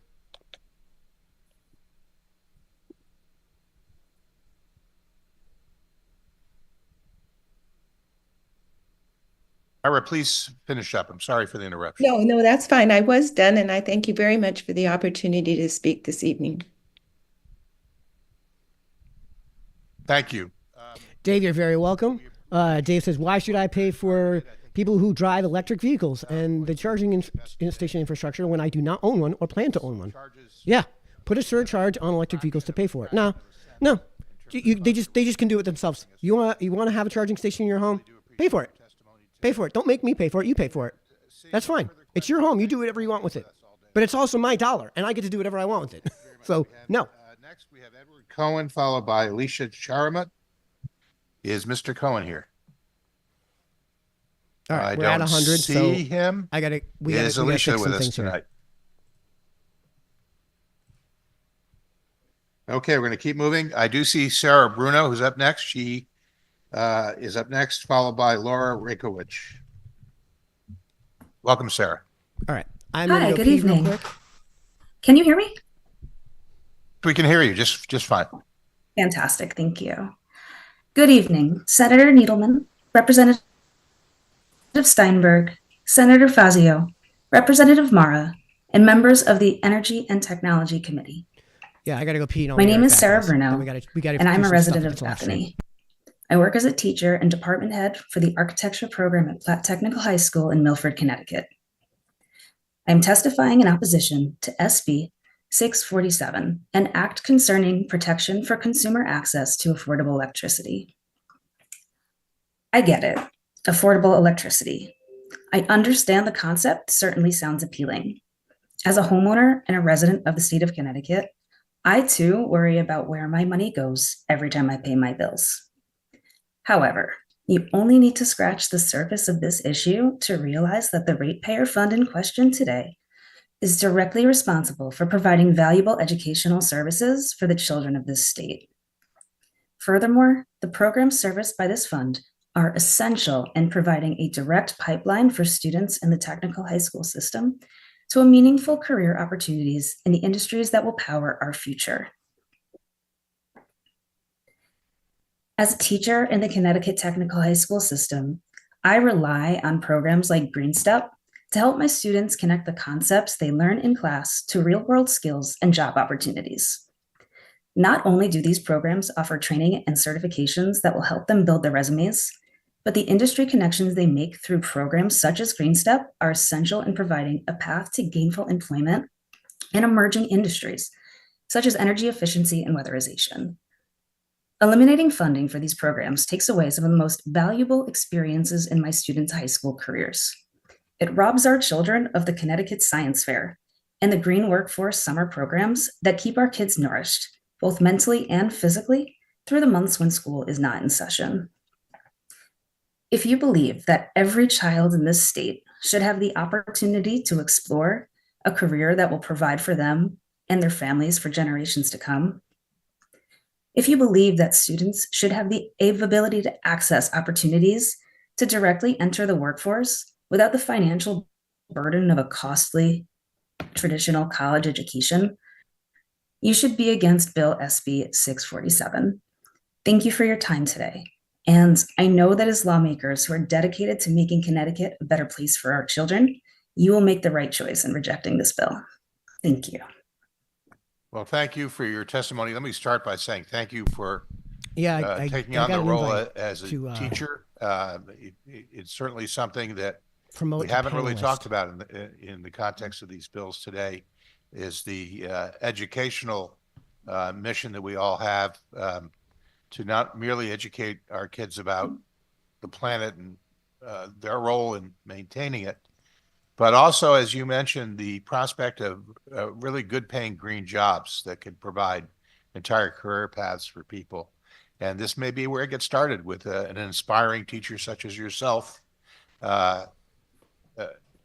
inspiring them to seek out a career that can not only be able to build a family around, but also help remediate some of the damage that my generation has done. So I don't see any other questions or comments, but we really do appreciate your perspective. It's a little different from what we've heard today. So thank you. Thank you.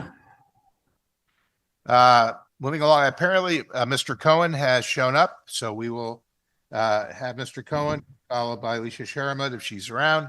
Welcome, Mr. Cohen. Thank you very much. Appreciate probably another you, half hour before I get there. Senator Needleman and Representative Steinberg and Senator Fazio and I have to get rid of Representative all this Mara. stuff because Thank this is you what for people are giving gonna me the see opportunity to when I testify. get to the webinar.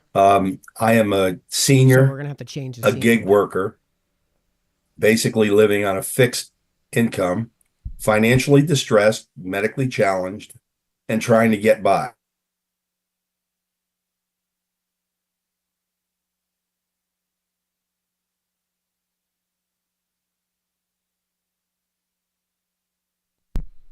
Recording in progress. Recently moved into a 300 square foot efficiency apartment that has electric heat. My first electric bill from Eversource nearly put me in the hospital. It was $315.08 for a 300 square foot apartment.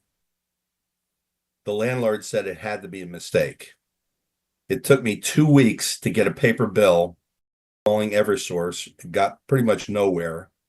I then went to their corporate office on the Berlin Turnpike, could only speak through a box at the door to a guard whom I could not see.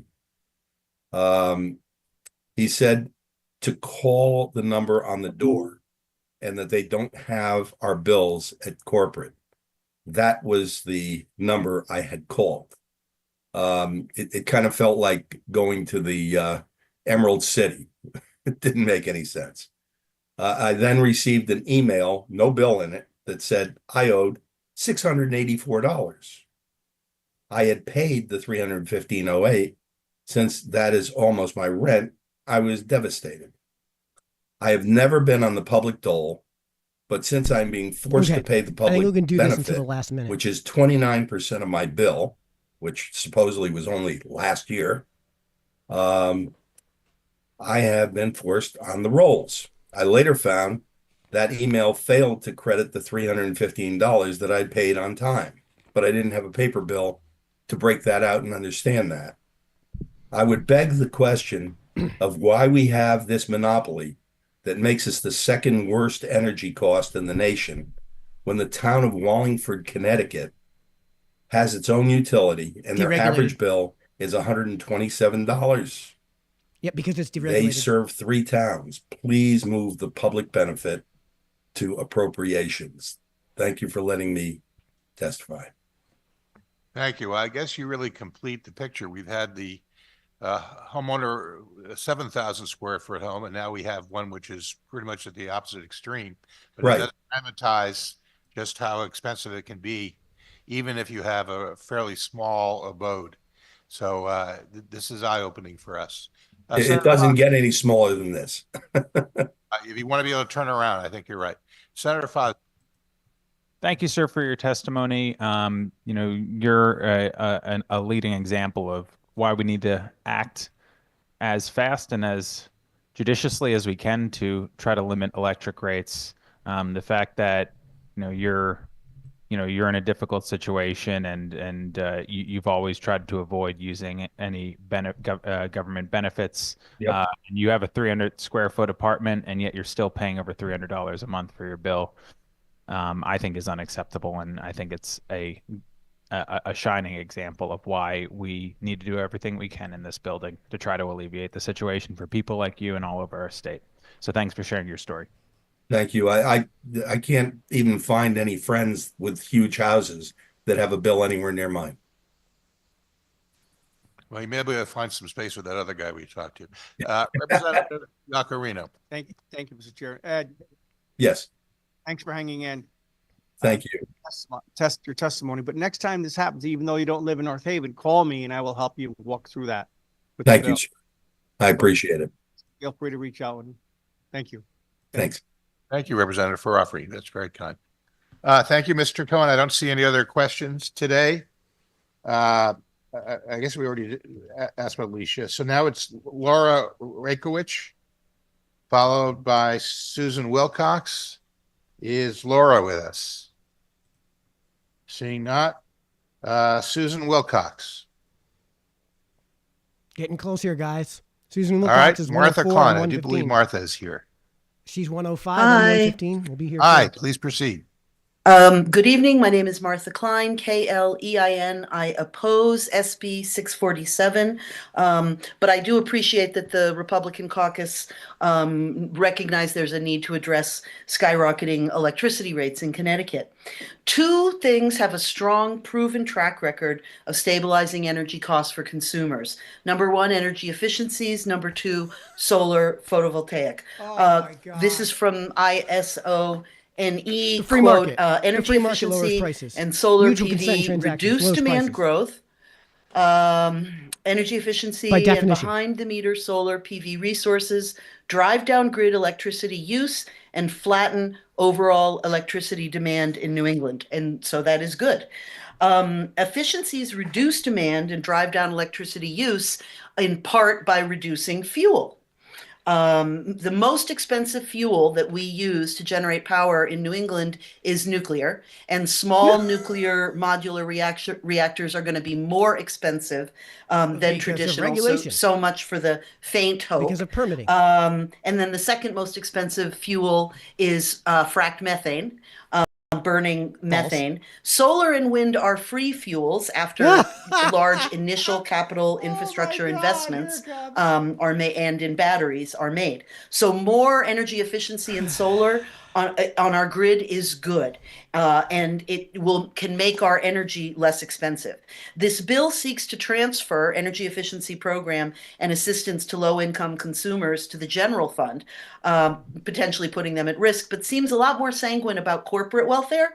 So the majority of the so-called public benefits charge actually subsidizes the revenue requirements, that is to say the profit demand of Dominion, who own Millstone, CPV, Oxford Gas Power Plant, and PSEG, the Bridgeport Gas Power Plant.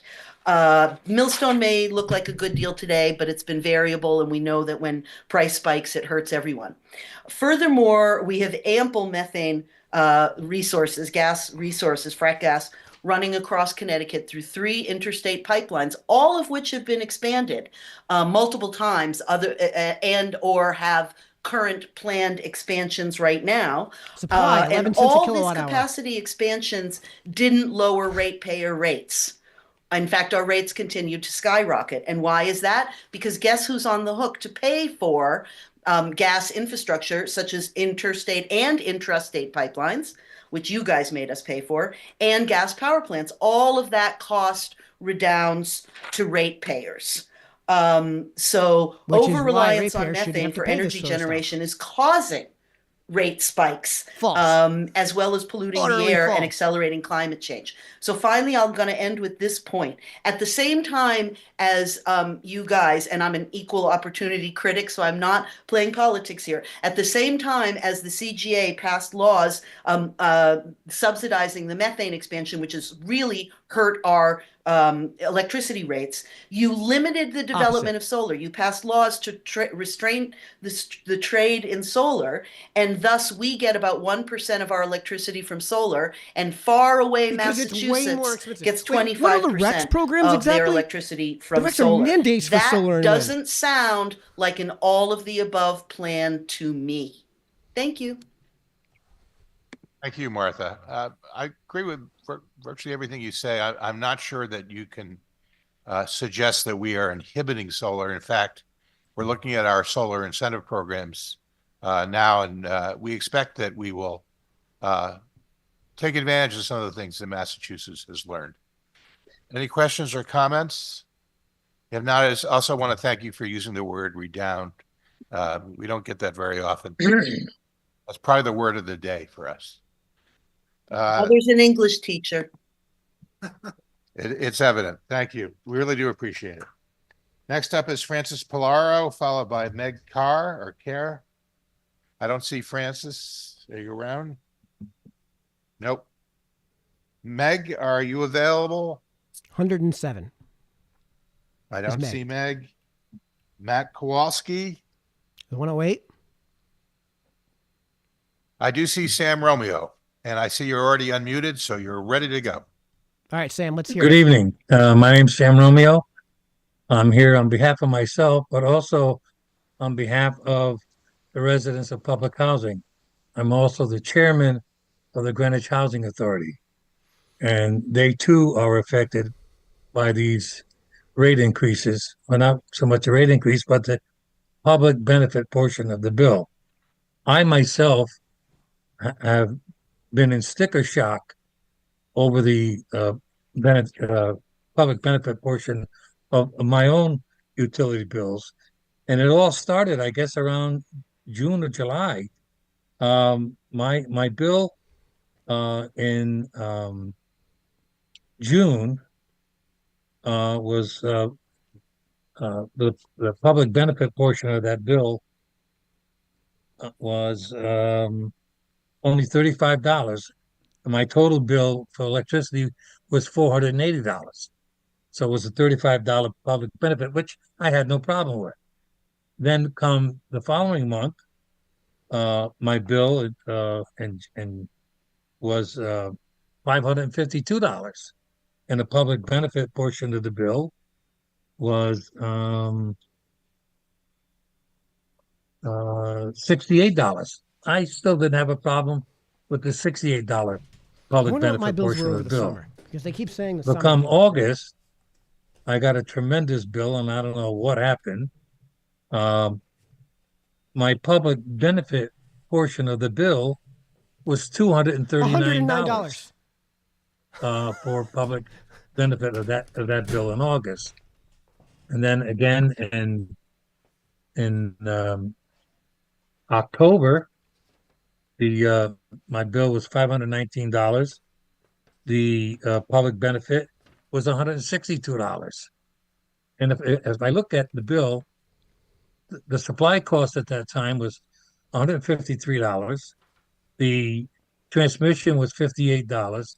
The local delivery charge was $148. And bingo, we get $152 for public benefit. And it goes on and on. I mean, the public benefit portion of my bill is equal to what my electricity use is. And I like to know why that happens. And I heard earlier in the testimony, earlier in the day today, that somebody had said that the public benefit portion is only about 2% per kilowatt hour on the public benefit side. Well, yeah, in if that's August the it was case, almost 10 cents a there's kilowatt something hour terribly for public wrong benefits. Now with it's my 8.5. bills. It And was yet, only the percentage of $0.02 my bill that it per occupies kilowatt is larger. for the public benefit charge. The public benefit charge That's is because the is out supply, of transmission, control. and delivery went down. And basically, I'm viewing this as a tax. Because it is. It is a The tax. legislatures are sticking their hand in my pocket and telling me what I'm going to pay for. I believe this should go into the general fund, and it should be discussed as a budget item rather than being put on the ratepayers. I think we're paying enough for our electricity as it is, and I really have no problem with the rate that we're paying for electricity. It's the public benefit portion that is really hurting a lot of the citizens and residents of the state of Connecticut. And I think the legislature put a mandate on us it's totally unfair. And I think that needs to be addressed, especially that the people that can least afford it the most, the people that I represent in public housing, they're being charged as public benefit. And then if they make up to $52,000, they get I believe a 90%, they can get a rebate. And if they make over up to 100,000, they get like a 10%, depending on the family size. So I think this is something that needs to be addressed and needs to go into the general fund. And you guys should look at it as a budgetary item rather than have us pay for electric chargers for electric vehicles and all these other things that are thrown into this. Sam, yes. I hate to interrupt, but we have a buzzer here that you might not have heard on your end. Can you wrap it up 30 seconds? No, I'll just end it right there. You got the thrust of what my problem is, the public benefit portion, where it's just as much as my electric bill. I'm paying twice for it. I really appreciate your point of view, Senator Fazio. Thank you, Sam, for coming to testify. Appreciate you speaking out for all Come on, the Fazio, get residents on this. of Chickahominy and across Greenwich who are struggling under the high cost of electric bills. Appreciate your leadership in the community and appreciate your advocacy for all of our residents who are struggling to pay their bills. So thanks for sticking around with us and thanks for saying your part. On their behalf. One thing I might say too is that I monitor the electric bills and the lowest charges, and I send out newsletters to all the residents every time there's a drop. I sign up to this Energize Connecticut, and when the rates drop from either Constellation or Direct Energy or Town Square, I notify my residents, and there's no cancellation charges when you sign up with these people, and I try to save every penny I can save for them. So I wish you guys would do something and it's That's for what us 647 does. because we certainly need it. Appreciate- Greenwich is a wealthy town, but not everybody in Greenwich is wealthy. Yep, exactly. And appreciate you telling them when to look at Energize CT and when you tell them to cancel and go back to standard service so they can save some money. So thanks again, Sam. Thank you. Paul Arvoy, followed by Daniel Canavan. We're getting close. 110 followed by 111. Paul Arvoy. No Paul Arvoy? Nope. Yeah, we're gonna have to Dan switch to Canavan, this view any minute now. So just be aware of that, guys.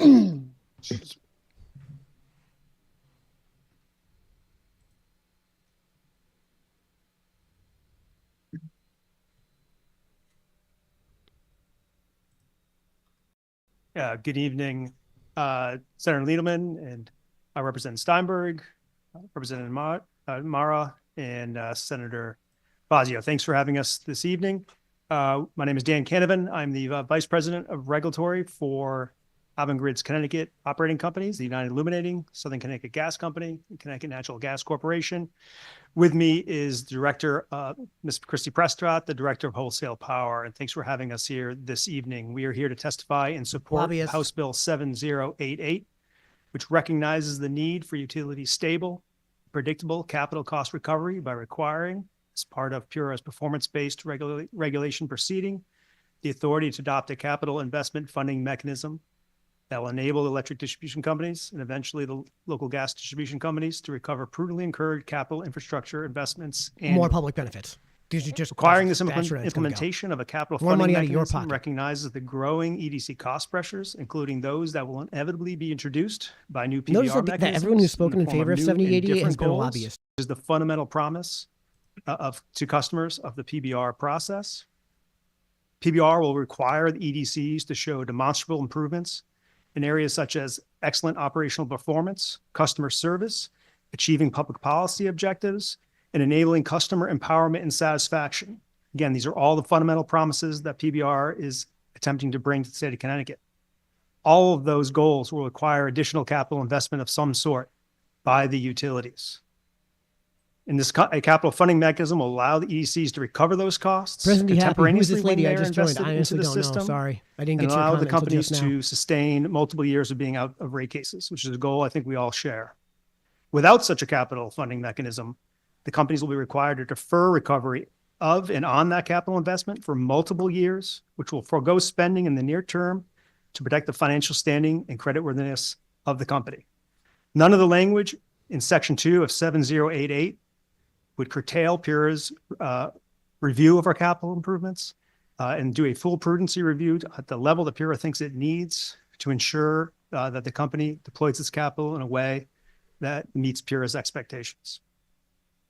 Section 4 HB 788 also requires PURA to reconcile certain RAM components twice He's gotta annually. be This in is 2 different minutes. than it is currently done.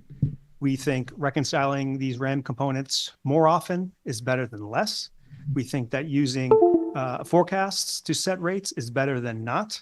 And we support the proposal in section 4 going forward. We think that this is a change that we could all agree on without too much effort and would likely provide better value and better rate predictability for all involved. And with that, I'll pause there and see if there's any questions. Well, thank you. And I want to thank UI and Eversource as well for volunteering some suggestions to the committee as to how we could make the process better. As you heard today, our theme is doing it better. We can always do better. So these thoughts are really important to us. Let me start with the rate adjustment mechanism. You're suggesting that twice is better than once a year. I can understand from the utility standpoint, you might get more timely recovery on that basis. Do other states offer such adjustments more than once a year? Yes. I mean, this is well recognized throughout the industry. States do things different ways. But if you think about reconciliation as balancing your checkbook, do I have enough money in my checking account for the checks I'm about to write? For the record, it's 6 months. On month average. over month, or We're at 10 we're months. suggesting twice a year. That allows both the utilities and customers to know that there is funds available to cover those RAM components, while in the background, Pura does its full review of all those expenses. So when we think about reconciling, I mean, in a perfect world, we reconcile every month. That's not practical. We think twice a year is a better balance. But it Closing still in would on 8 allow o'clock, Pura to do geez. its full review of all those invoices, all those costs, make sure that we're spending the money the way that we should be spending the money, that the math is correct, and all the review that Pura does in the background. And if there are issues that Pura ultimately decides should be adjusted in the RAM, well, that next reconciliation is no less than 5 months away, depending on when they release that decision. And we think that this. Welcome everyone from YouTube. I see the audience is growing there. So everyone on YouTube, if you've got questions, comments you wanted to talk about, I am reviewing the chat. So go ahead and put comments, put your questions in, both in Facebook and YouTube. That's the whole point of this watch party, is for us to, have a nice conversation, nice dialogue. Catch those So go ahead. increases in costs earlier than waiting a whole year to implement those in the next RAM. And when the market's working in favor of customers, we'd start flowing money back earlier than we would than waiting a whole year to fund that rate decrease the following year. Thank you for that. I will also add, though, obviously, that this may place a greater burden on Pura having to do it twice a year, so that there's an upside and downside to that aspect. But I take your point that it might smooth things out and avoid some of the sort of balloon payments that are creating issues for us right now. Let's move on to one of the other ideas that you brought forward. We've had so much conversation in recent years about ex parte communications. So much of what has transpired in recent years seems to end up in contested cases of one sort or another. Help us understand what's the real benefit of, going outside of what is maybe typical process, at least lately, and encouraging more ex parte communications. Sure. I mean, a couple of things come to mind when you ask that question. I think one, as we've seen here today in other sessions like this, these are complicated issues affecting many, many people who have various different views of looking at what is the right way to do things. This exchange of ideas happens in this room, and I know it happens with you out in the districts. You talk to other folks to get their views on how things should be done, and we think that should be no different at some levels with Pura. There are places for ex parte rules in contested proceedings, such as rate case. I don't think anyone would disagree with that. But there are states that don't have ex parte. Yeah, sorry guys, I haven't read 7088. Look no It only further came than out New last York. at the tail Where end ex of last parte week, rules so I don't haven't had exist time for to any read it. proceeding. And what we do with our New York utilities is we sit down with the regulators, not only the commissioners, but the staff. And we know the staff works hard day and night, just as we are, the companies. They do a lot of the work at the utility. Jen Albert, thanks Mike for doing the live stream. Sure, happy to do this. We're gonna go probably pretty late into the night. Karen, seems everyone opposed to this bill has a vested interest that will line their pockets. Yeah, no kidding. Notice how the lobbyists lobby for the thing that they have a vested interest in. That's what this guy is right here. And we provide updates. It's a free flow. If you guys of have ever information complained about from the lobbyists company and like people being in the to pocket of lobbyists, commission you're and watching back. a lobbyist And right we now. think that that's just one example of how we think that an exchange of information could happen in a way that's better for everyone. Now we've heard some folks at Pura say that we have all the information and that there's an information drought on their side. I think is the phrase they use, or information imbalance. And I can appreciate that. But if we can't talk outside of a hearing room, everybody's under oath, everything's done by cross-examination, Dan everything's Canavan, done with a United quorum of Illuminating. commissioners, then This is your lobbyist. I think that there is a better way of doing it. I think we can come to better resolutions that everyone can agree with if there's an openness to discuss these issues outside of cross-examination in a formal setting. For that. I generally believe that more communication is better and leads to fewer misunderstandings and maybe good outcomes. So that's an interesting thought. One last question before I hand it over to Senator Needleman, and we'll ask this of Eversource as well. You've heard a lot of testimony today. A lot of people blame the utilities, fairly or otherwise. But do you feel any responsibility when you come forward in the midst of all this controversy with the prospect of asking for an adjustment that is going to increase rates for ratepayers? Well, you know, we say when we talk to people, customers, that there's no great time to come in for a rate case. And we understand that when we go in for a rate case, we're asking for rates to be raised. And that is going to have a real world impact on customers. And there's certainly enough evidence that some certain customers can only afford so much. But when you think about it from my perspective, and you think about the utilities perspective, we've been operating in Connecticut for 100 years, and God willing, we'll be around for another 100 years. The investments in the system today will be serving customers for decades. And if we do not raise rates and provide investment in the system today, all we're doing is deferring investments to another generation of ratepayers where the costs will be higher. To replace a pole today is about $1,100. Next year, it'll be $1,200. 10 years from now, it'll be $1,800. There's no way around that. That's just the way the costs are going to go. So if we are so focused on not raising rates today, all we're doing is pushing those rates off into the future. Yeah, that's what he would say. And if we're not realistic with customers, that utilities are a he's not capital wrong. investment business. It keeps a lot of money to keep the wires off the ground, keep the poles He's off not the wrong. It's just- ground. you gotta pay take everything lineman instead of a living, huge living grain of wage salt. to attract new employees to the lineman profession, which is a challenge for all of us. If we're not realistic that that's going to cost money, then we're going to have higher rates in the future. And there's limited ways we can keep rates low today or in the near term.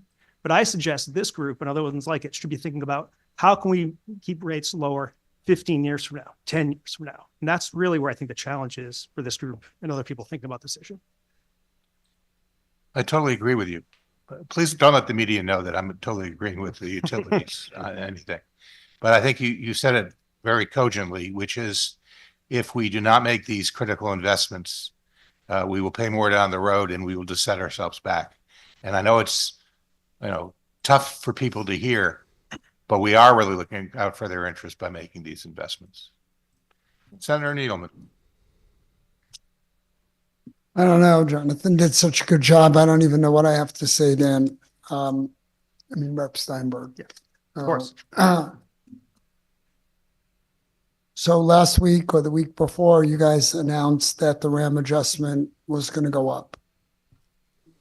Has that been adjudicated at period, or is that what you've submitted? That's what we submitted. It'll go through the So- regular process over the next. Was the press release or the notice to your customers, was it couched that way, that that's what you submitted? Or is that what was released to the press to say that, I hate this, Mike, to say that the rates were going to go up because of it? The RAM adjustment was an upward adjustment, but I guess it has not been reviewed yet. I don't even know why it would be submitted out there at this point before it was reviewed that it was going to go up. But be that as it may, it is what it is. I also would like to get beyond this point, but when you say that you'd like to have a constructive dialogue, if every rate case ends up in a lawsuit, which perpetuates this, everything becomes ex parte. I guess I'm not a lawyer, but until we get out of this cycle where there's a rate case and an appeal and it goes from one court to another court, each one is taking years. And I think that that's contributing to it. I'm not saying who's right or wrong in that, but that's the process. And I think that it's very hard to partition out. It's not like, as Kim described, the New York system completely different This than is so what we have. frustrating. It's a much These bigger lobbyists state, are getting lot like more 30 ratepayers. minutes. But when I heard that, at least my understanding of what I heard was there are like 20 administrative judges or whatever they're called that receive the testimony and review it, and then the regulators get The electric companies are the, not part of government. Profits should be paying the for sort of improvements. True. fully They will know. vetted What is a RAM testimony. adjustment? I don't even know The what R that is process rate. would be. Here, you've got I three forget what the A and the regulators M and a stand for, tiny but staff. in short, it's I mean, the I'm sure they would the love rate, to have the overall 20 rate lawyers that they're involved charging in for a delivery. process. So Then you could have UI as is many requesting a regulators as you want, rate but we have a increase in very what they're tight charging. budget. They have to go to I do before need to Pura to do any of remind that. people that probably don't know it, but Pura is largely funded through ratepayers. So if you want a bigger authority, if you want to Rate move it adjustment, out of something one or other. agency and create its own agency, if you want to make it a quasi-public, it needs a whole separate funding mechanism that's likely going to be larger. Or if you use the same funding mechanism, it's going to be a higher rate impact on people. So I think they would love nothing more than to have more staff. Want to hear something wild?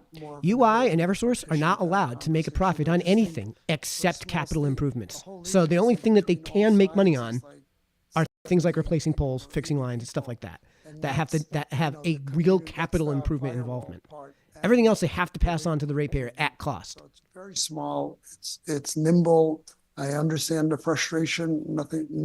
I love to talk with people and learn, but actually, it's hard when it's replacing a pole would be just operations. So it would be more like improving a grid, something like that, or adding a new pole, or adding a new connection. rights and then say, why can't I talk to the people that I'm engaged in a lawsuit against? Because that's really what we're talking about. Okay. Didn't sound like Rate one either. adjustment mechanism. Yeah, thank you. Representative Mara. Thank you so much, Mr. Chair. So I'm just looking through this bill a bit, and I don't think, or maybe you touched on this, but I remember talking to you all before about some of the capital investments and having it be forward-looking versus maybe backward-looking. Can you talk about that a little bit? Sure. So when we look at capital, this is probably the number one challenge that we feel that we have in Connecticut, quite frankly. So right now we have filed a rate case for UI in 22. Since that time, we have $270 million of capital invested in the system, serving our 17 towns that customers are benefiting from today. That is not reflected in rates and won't be reflected in rates until our current rate case is concluded, probably some point later on in 2025. So what that means is we've gone out and we're financing $270 million, which is an astronomical amount of money for a company that UI size. And we're not earning any money on that. But on top of that, UI is only earning 3.5% ROE right now. There's no guaranteed ROEs. I know a lot of people like to say that they're guaranteed. If that was like true, grocery store UI would be margins. earning much more than it is. 3.5 is not an attractive investment for utility capital. It just He's not is. wrong. You can put more money in a money market account, have no risk, have no political risk, have no operational risk, have no regulatory risk, and make more money than you can by deploying capital into UI's system today. What you're really, what the rate case from 22 is really saying is that UI, if you invest $1 today, you have the ability to earn $1.03 3 years from now. That is not very attractive. And that's what we would like to avoid going forward, especially when you get into a situation where you're contemplating the PBR program, which by its very nature is going to have multi-year rate cases. We like multi-year rate cases. We like to have the stable and predictable rates so we can run our business. If we have 3-year rate plans, we can today know how much money will be coming in the door over the next 3 years. We can run our business in an efficient manner. We can deploy capital to the field in a way that makes sense to run the business. I mean, I And don't we know care for to hear 3 from years him, how we're but going he's to not operate wrong. the business. Right now, we don't have that. In PBR, what we like the authority to approve and what language you see in section 2 of H. Oh, the public gets House 3 Bill minutes and lobbyists get as long as 7088 they want. Talk is a about his requirement that yeah, Pura so includes here's how it in works, the PBR right? program. The public gets 3 minutes to say their piece, and then the body can ask you questions. basically ad infinitum. And additionally, I think he actually is supposed to be limited to 3 minutes, but the chairs have just not been holding true to those 3-minute limits for lobbyists. The rates reflect those investments that are going on commensurate with the rates coming in the door. Okay, so then just to clarify, and the reason why this can be put in now is because there's also the PBRs that are involved. So there will be the assurance that whatever you say you're going to be doing for investments, and is this specific towards like grid investments or? Correct. This would be distribution capital. So this is hard You got it, assets Dave. in the field Okay. that we use to provide service. Okay. All right. Thank you. Yeah, absolutely. And just to put an exclamation point on that, PBR is going to require us to invest more in certain areas to hit certain metrics. But without a capital funding mechanism, you're going to have a situation we're spending all this capital on a company the size of UI. Right now, it's almost $300 million. It'll be more when PBR comes. And you're telling us we have to wait 3 years before we get any money of that back and earn any return on that investment.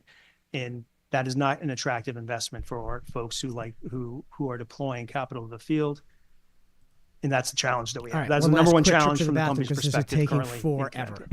Okay, so just to clarify, it sounds like if you're looking at that forward-looking capital, that's going to help you comply more with the PBR that we have. Absolutely. I mean, we're gonna have to comply. There's no way around it. And please don't take my comments today to mean that Pura would not have the ability to review our capital plan, track our progress towards it, and review how we did when we're done. There's no language in Senate Section 2 that would preclude that. And I think when people say they don't like Section 2, they usually say it guarantees too much to the utility. It takes rights away from Pura's ability to review. We don't think that's true. We think that Pura still has all those rights and all those obligations to the state of Connecticut and the ratepayers to review our capital plan and make sure we're doing what we said we did. And if we don't do what we told Pura we would do, we understand that there's consequences. You know, we like to think that we're good at our job. And if we tell we're going to do something, then we'll do it. And we expect to have to prove that. So we don't think that the criticism regarding what's in Section 2 holds weight. We think it's imperative for the financial health of the company that some language like Section 2 goes into effect. Otherwise, it's an unworkable situation for UI. Okay. No, thank you. That really clarifies and helps me understand. Appreciate Thank it. you. Thank you, Mr. Chair.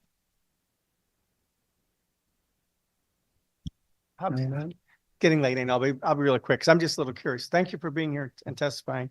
So when you do your infrastructure, your utility poles, your lines, which I would think it's safety for the ratepayer, for your neighborhoods, and your employees, do you have sorry if I don't see this, like do you have a 5-year plan, a 10-year plan?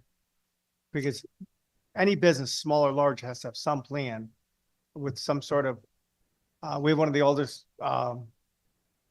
infrastructures as far as energy in the country, I would think, in Connecticut. Do you have that?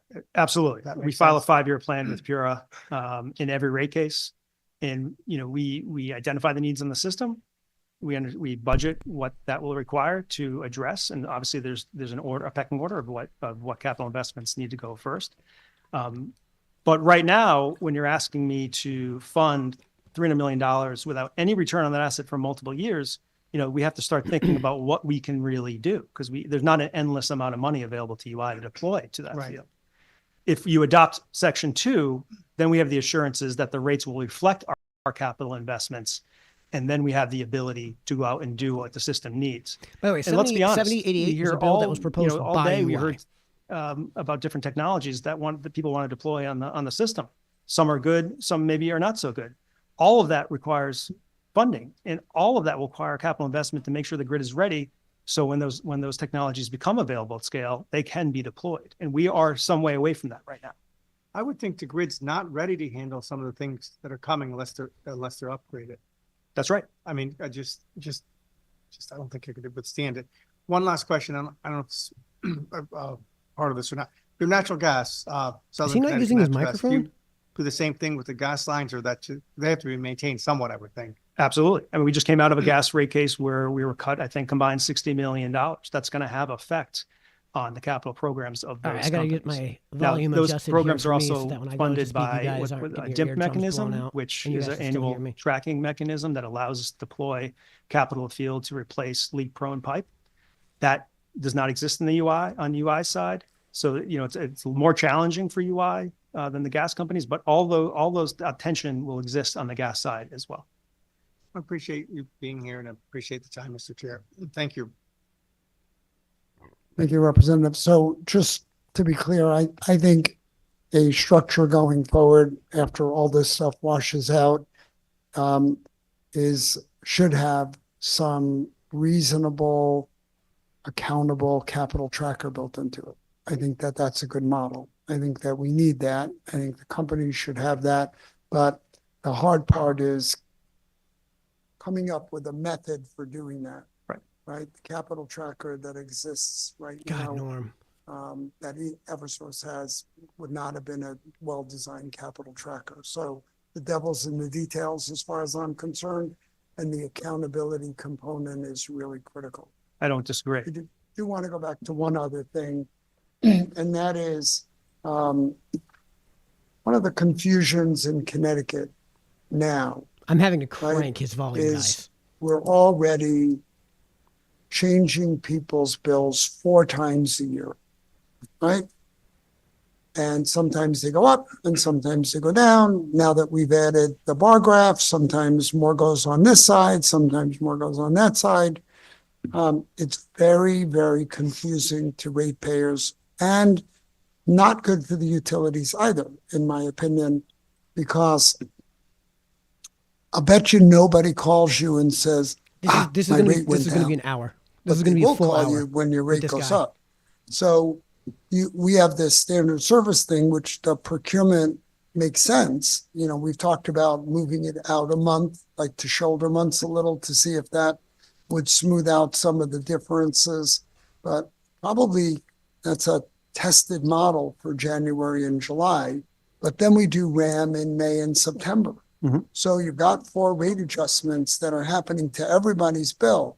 And some of them do go up because standard service goes up in, you know, because of the natural gas constraints pretty much every January. We know that. And that just looks like a rate increase to people.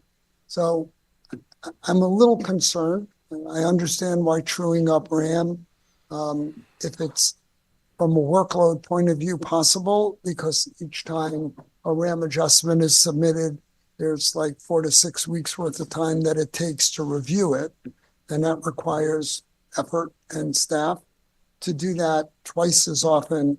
Are you suggesting getting rid of the September adjustment, which is sort of a further accounting of the May one, and doing it twice a year?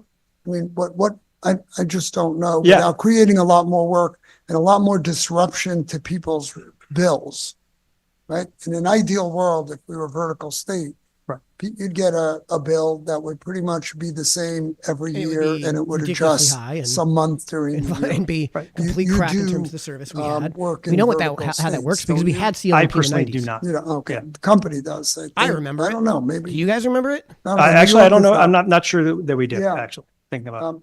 So system itself creates a lot of problems. In vertical states, I can't imagine they do multiple adjustments every year. So I just want to not create more problems. Well, we share that. But I would think there are solutions to these kind of questions. You know, we could, off the top of my head, we could align the RAM for January in July 1. So people, instead of getting 4 rate changes, they're getting 2. We did that historically. I think we could probably do that pretty easily. I also think that just think of the reconciliation as balancing your checkbook. It is not a full review of the costs that go into the RAM component. We understand that Pura wants time to review that material, which is not insignificant. It's tough for us to pull together, and it's probably also tough for staff to weed through it. So I'm not implying at all that Pura should not have the time it needs to review that material. But I think you can reconcile, you can balance your checkbook twice a year with not a whole lot of effort, while in the background, to use my example, you're reviewing your credit card statement to make sure you think it's accurate. I understand that, and I hope you balance your checkbook once a month. twice or ever. Right.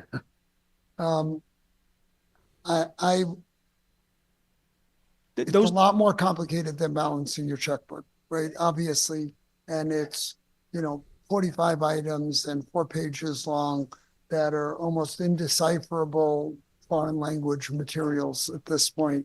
But I assume that to generate that information at the company, because you submit the information and they review it. Right.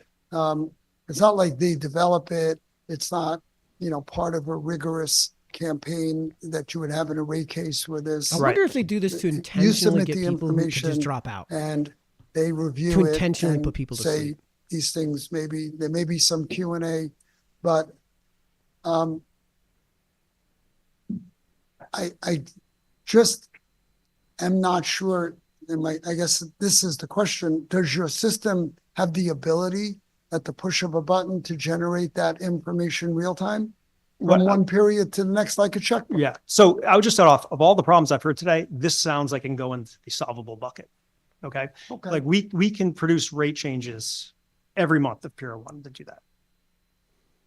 Producing the material that goes to explain why those rate changes are occurring is a much bigger issue. And I think that's what you're describing.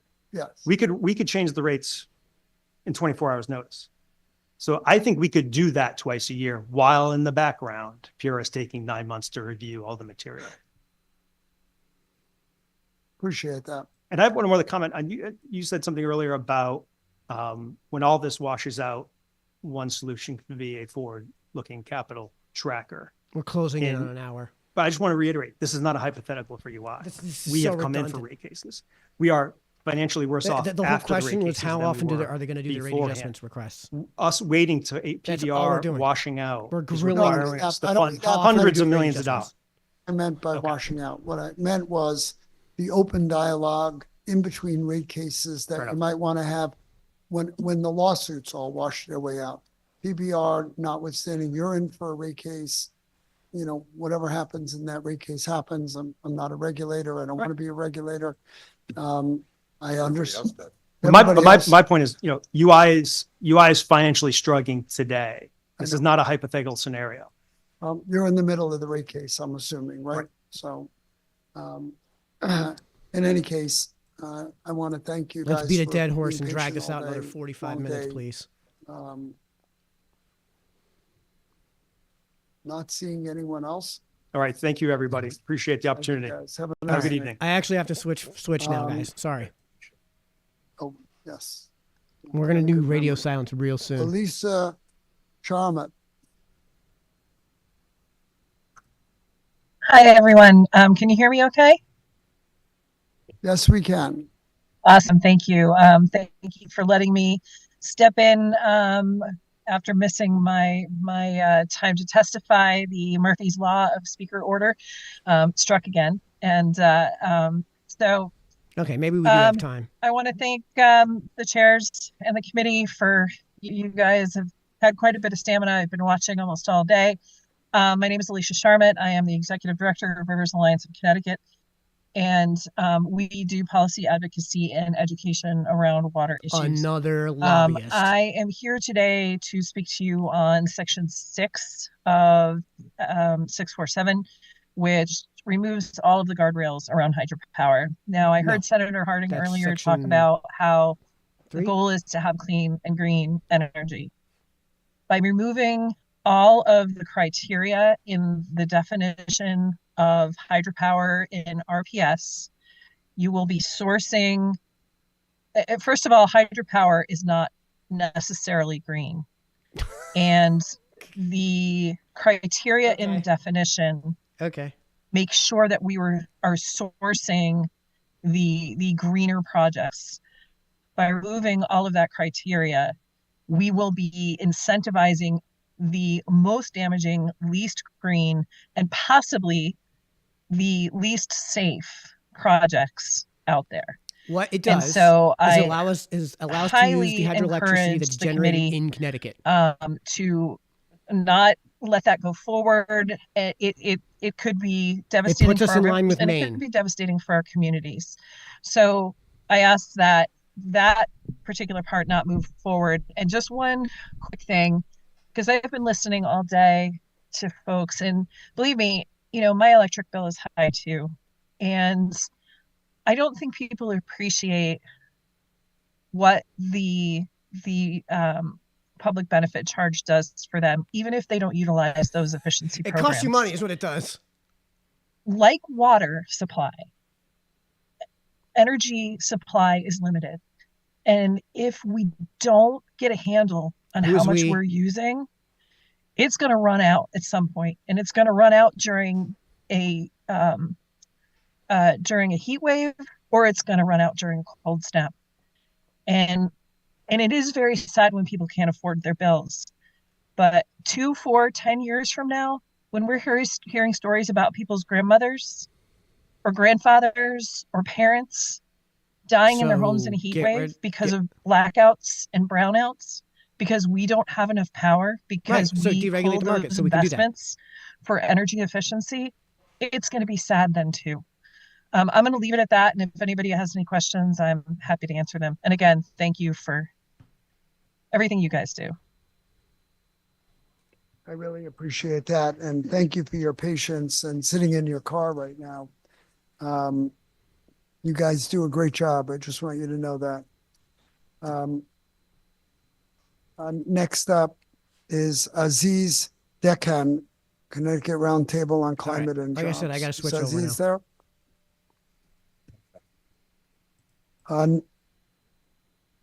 Next up is Carrie Lynch from the Nature Conservancy, followed by Ashen Harper.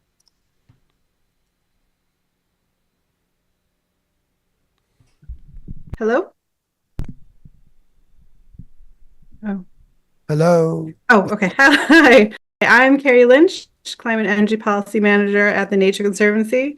Thank you for the opportunity to present testimony on behalf of the Nature Conservancy in support of 2 bills today, House Bill 7087 and 7088. We have submitted testimony on these bills with further explanation of our rationale. First, we support HB 7087, an act concerning shared clean energy subscriptions. This bill expands access to community solar projects and allows subscribers of the SCEF program to invest in solar and receive direct savings on their electric bills, as well as tax incentives. We believe that this bill will facilitate growth in community solar, including benefits for those who may not have the ability to install solar panels on their own property showing this, guys, to 'cause benefit from I'm renewable energy. basically up next, and I These can't do facilities will be built without financial risk to I ratepayers gotta be while able to increasing local transition energy quickly. resilience. Community solar utilizes all the benefits of utility scale solar, allowing projects to serve both commercial customers and local communities, particularly low to moderate income communities. In addition to environmental and economic benefits, community solar is also a powerful driver of job creation. Expanding community solar in Connecticut will generate new employment opportunities across construction, engineering, maintenance, and more, providing an economic boost to the state. And secondly, and maybe surprisingly, we support HB 7088.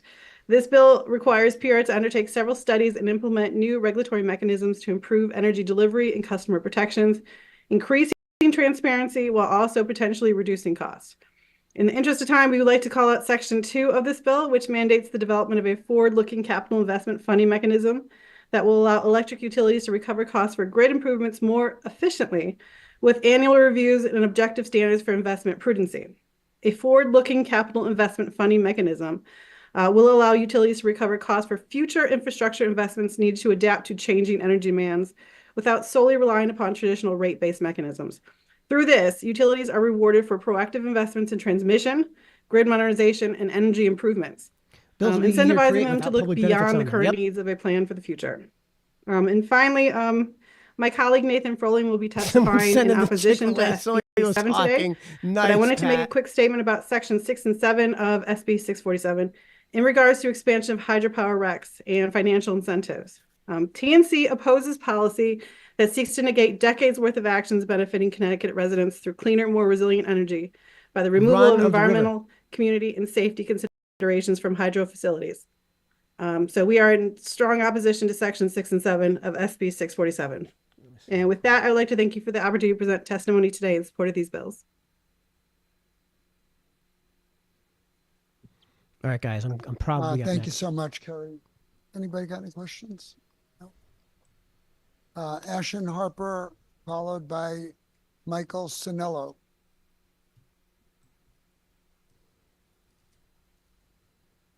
Ashen here?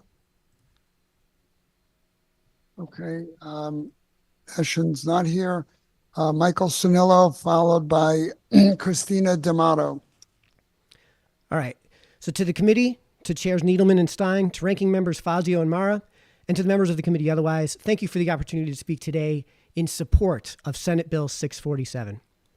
I've provided a lengthy bit of written testimony going deep into energy policy with a few dozen source citations, which I'm happy to answer to for those that took the time to read it. But today I'll just speak to the heart of why we're all here. Electric rates are way too high, and it's a matter of policy and policy alone. It's not that we live in New England, as, for example, New Hampshire, a state famously colder and much more sparsely populated than Connecticut, has historically taken a completely different approach on energy policy and has much lower rates. We're more than 30% higher than them on average, and comparing rates already accounts for the difference in how New Hampshire residents heat their homes. And they're not even the lowest rates in New England. Wallingford, the most deregulated distributor, is happy to address that in questioning. Everyone in here has seen it play out too.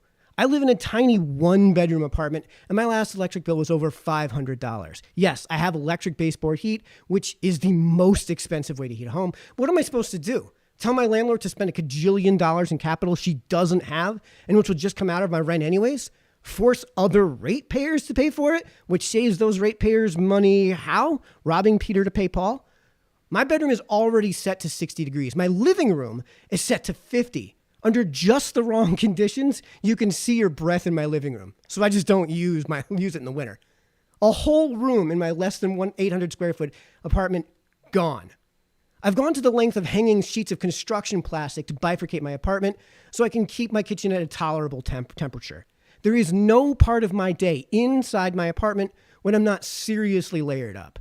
I keep just one desk lamp on in my bedroom when I'm using it and only one light on in any given room.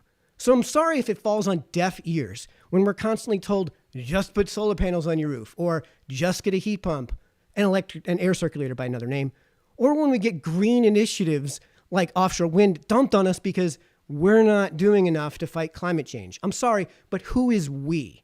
Who is the public that is benefiting from any of the public benefits charges?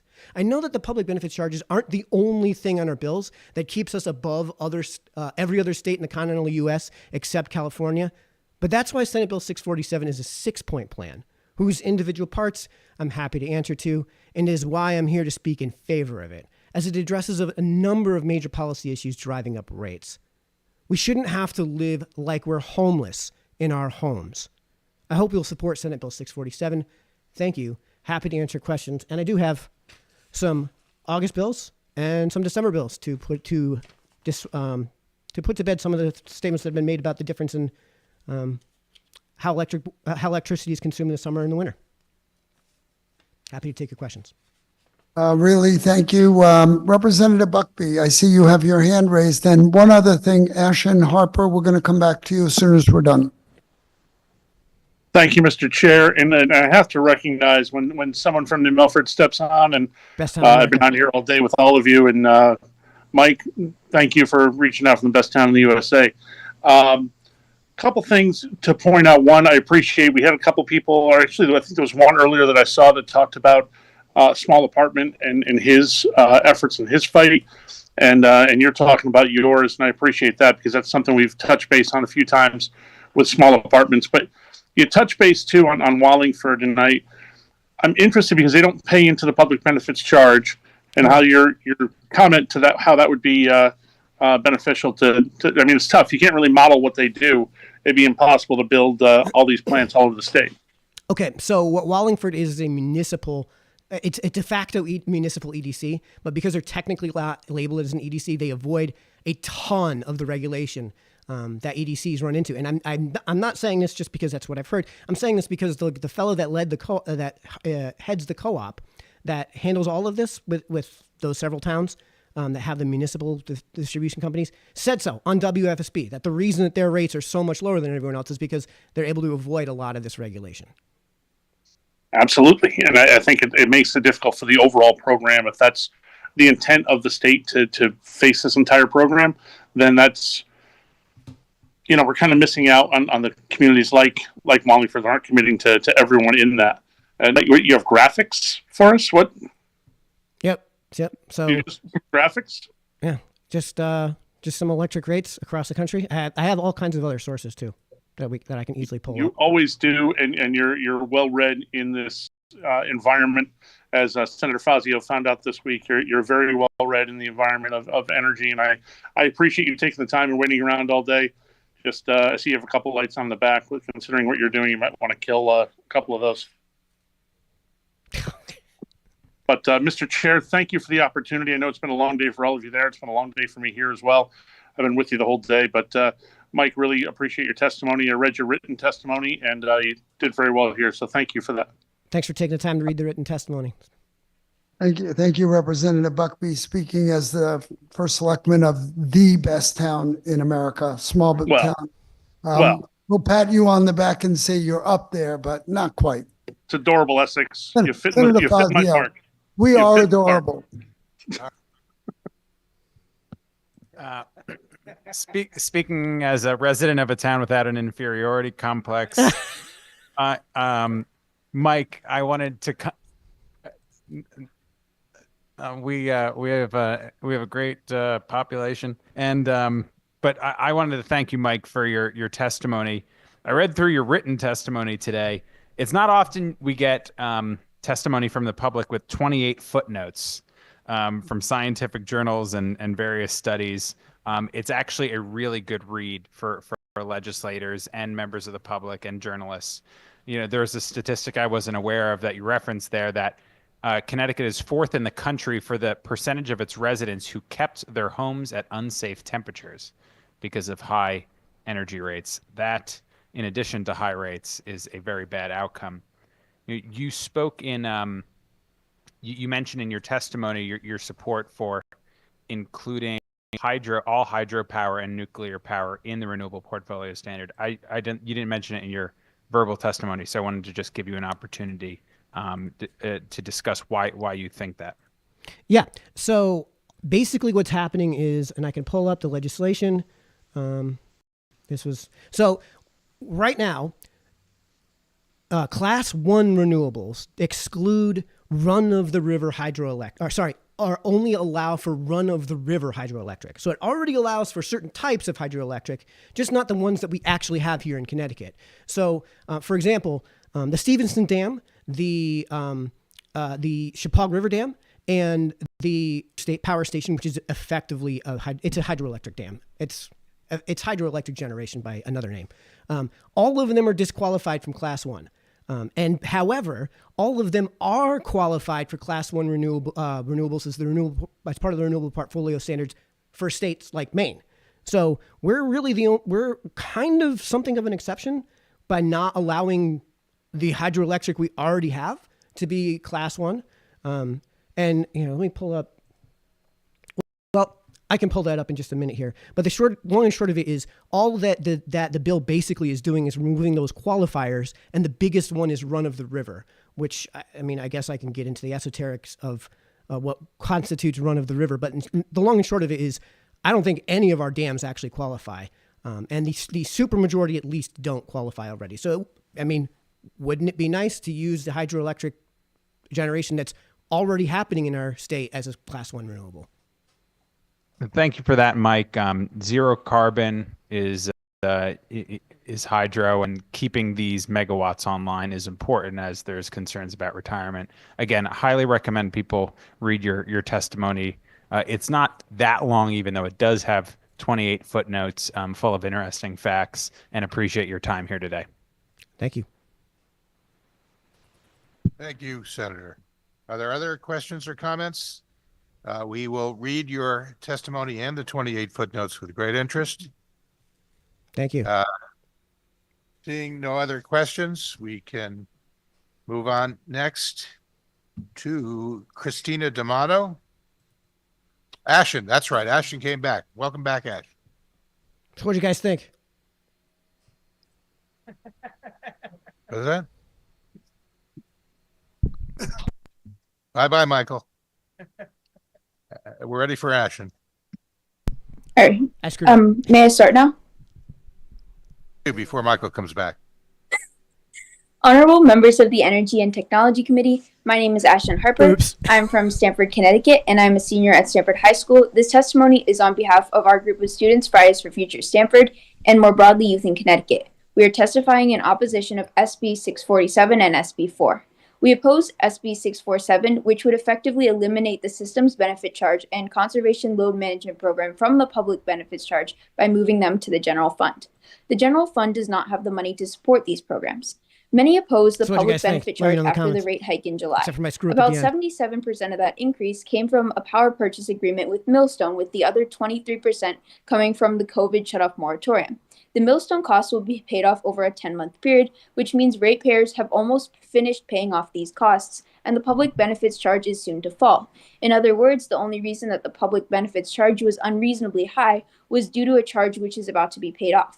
The Systems Benefit Charge and Conservation Load Management Program are minimal charges which benefit the grid and public overall.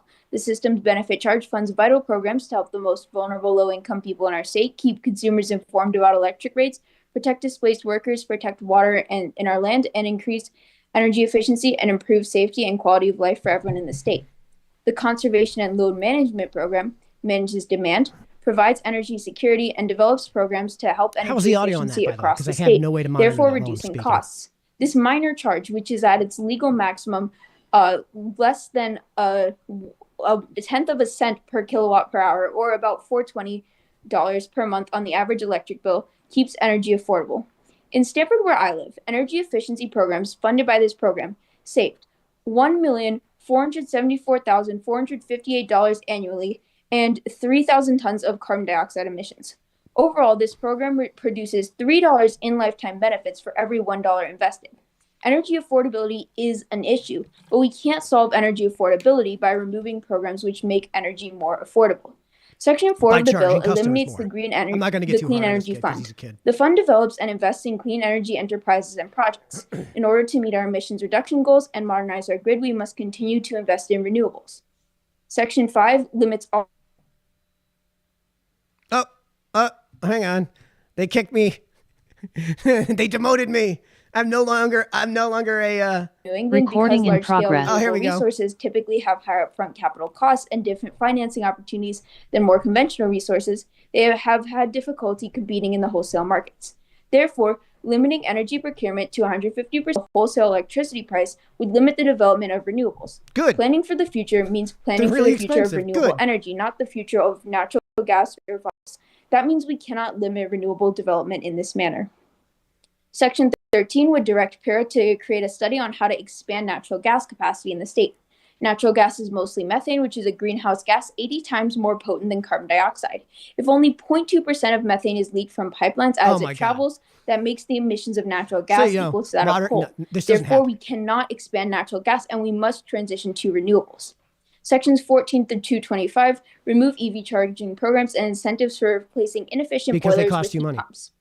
We Robbing also Peter to pay oppose Paul. SB 4, which, among other things, would allow DEEP to enter into long-term contracts to procure gas, locking us into emissions and reliance on a dirty fuel source with volatile prices. It's the Overall, cleanest this thing there legislation is aims to reduce outside of energy nuclear. costs, but will actually increase them by eliminating energy efficiency programs and increasing reliance So on folks fossil know, fuels, which is the every energy of the past, natural not gas the plant future. built in the last 10 years I has cannot CO2 overstate recapture. the importance of So there's reducing essentially no emissions CO2 and that they keeping can energy capture. costs low. Almost not. It's We need effectively none. policies that will transition us to renewables, not policies that will lock us into high-emitting natural gas. We need policies that will increase energy efficiency and decrease prices in the long term, not policies that will remove beneficial and cost-saving charges. Therefore, we ask the committee to oppose SB 647 and SB 4 and instead work to reduce energy costs by increasing energy efficiency He and opposes transitioning SB to 4, renewable okay. energy. And I thank the committee for allowing me to speak today. Okay. Ashton, this is not the first time you testified before us, and I'm still in awe of how amazing your research and cogent analysis is. I could listen to you all night, but it's soon be going past my bedtime, if not yours. I want to thank you for your thoughtfulness, and we will read your testimony. You made a lot of points that others have made, but very convincingly. Any other questions or comments? If not, thank you again. Thanks for coming back so you could share with us tonight. Thank you. Next up is, I think we tried Christine D'Amato. How about David? Christine, you're here. Great. Okay.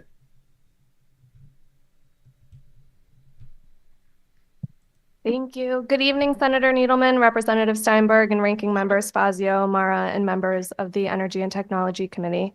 My name is Christina D'Amato. I work at Energy Resources, headquartered in Thomaston, Connecticut.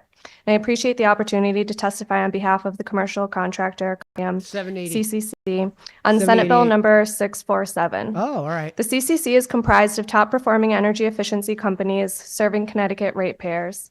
Our mission is to reduce energy consumption and lower utility costs for nonprofits, schools, towns, municipalities, and small and large businesses. In support of 647? Through the implementation of energy efficiency projects. The CCC helps to drive critical investments in environmental justice communities and distressed municipalities, ensuring equitable access to cost savings and sustainable solutions. Our mission and the statement of purpose for Bill 647, to reduce energy costs and increase energy supply, are very much in alignment. So I would like to take a moment to explain why we're here in opposition of Bill 647 as it specifically relates to the energy efficiency programs. According to the Energy Efficiency Board's 2023 and 2024 report, commercial energy efficiency contractors in 2 years completed over 11,000 projects, saving customers $74 million in utility costs and the energy equivalent of a 102 megawatt power plant. Proof that this program is indeed reducing energy costs and increasing energy supply for a much cheaper price tag than building new infrastructure. As someone who works within the Energize Connecticut programs, I can tell you firsthand, as I'm sure all members of the CCC can, how grateful the ratepayers we work with are to have access to a program that provides funding and technical support for energy efficiency solutions. There are many ratepayers don't know what energy-related cost-saving opportunities exist within their facilities. 116. This program gives them access to that education, as well as a trusted network of contractors with an expertise in developing energy-efficient solutions. I can share stories of gratitude from all different types of organizations who have benefited from these programs, nonprofits who've energy savings provided needed monies for programs and services, schools able to invest in better learning conditions for our children, churches on the cusp of closing their doors if they couldn't find ways to reduce costs. I think it's important that we're reminded that the energy efficiency programs included in the combined public benefit charge are successfully helping to address the energy burden for Connecticut ratepayers. We ask that the committee keep the energy efficiency programs under its current rate structure and consider the negative impact SB 647 would have on energy efficiency programs if moved into the general fund and made susceptible to legislative cuts. Thank you. Thank you for your testimony tonight. Are there any questions or comments? You summed it up very nicely. Thank you for hanging with us to this late hour. We really appreciate it. Thank you. Okay. Next up, we have David Polanco, followed by Brendan DeSimone. Is David with us? I don't see him online. You know, people might actually start showing up now. All right. How about Brendan? Because it's night and people aren't working. I kind of want to go get a drink, to be honest. Okay. I do see Ian McDonald. Please proceed, sir. Good evening, Chairs Needleman, Steinberg, and members Fazio, Mara, and other distinguished members of the Energy and Technology Committee. Thanks for the opportunity to testify tonight and register my opposition to SB 647. To begin with, I'd like to say a few words regarding Section 13 of the bill related to the study on gas expansion. First, I'm trying to be peevish, but I do feel obligated to note that the scientific consensus is quite clear that from a climate perspective in 2025, we should not be pursuing new fossil fuel expansions. And I think most climate scientists, if they were here, would probably tell science. Now tell me about the science of biology. I think we also need to recognize that our neighbors in Massachusetts, through their DPU Order 2080 Future of Gas proceeding, are moving pretty aggressively away from new they're doing gas it, therefore it's good. And looking at that very carefully. If And similarly in Rhode Island, bridge, they have very aggressive procurements related to wind. And so I certainly wonder if, we're looking at new gas expansion, how much of that winds up with Connecticut ratepayers we can turn this guy down. right? Because we don't care. disproportionate burden. Here, it's of the their hippie giving net us the climate costs. change stuff. You All know, right. some could argue we've Let's had see. a bit of disproportionate. We're going to burden answer with some questions because I got Millstone. a lot in here. You know, All I right. know that's a different issue and more. How many are complicated, going to testify? I think it's 31 certainly a more. It'd concern. bring the total to almost I'd also 150. just mention that the, I think there are 120. Well, again, it's 140 something or other that signed up. And we got another 35 more to go after this guy.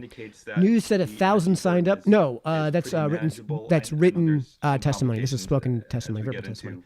Dave, did anybody count the number of written testimony? Yes, it's over 1,200, probably in the area of 1,250. I counted them. There's a way you can do it mathematically that just kind of speeds up the process, but it's around 12. It's over 1,200 that were in favor of Senate Bill 647.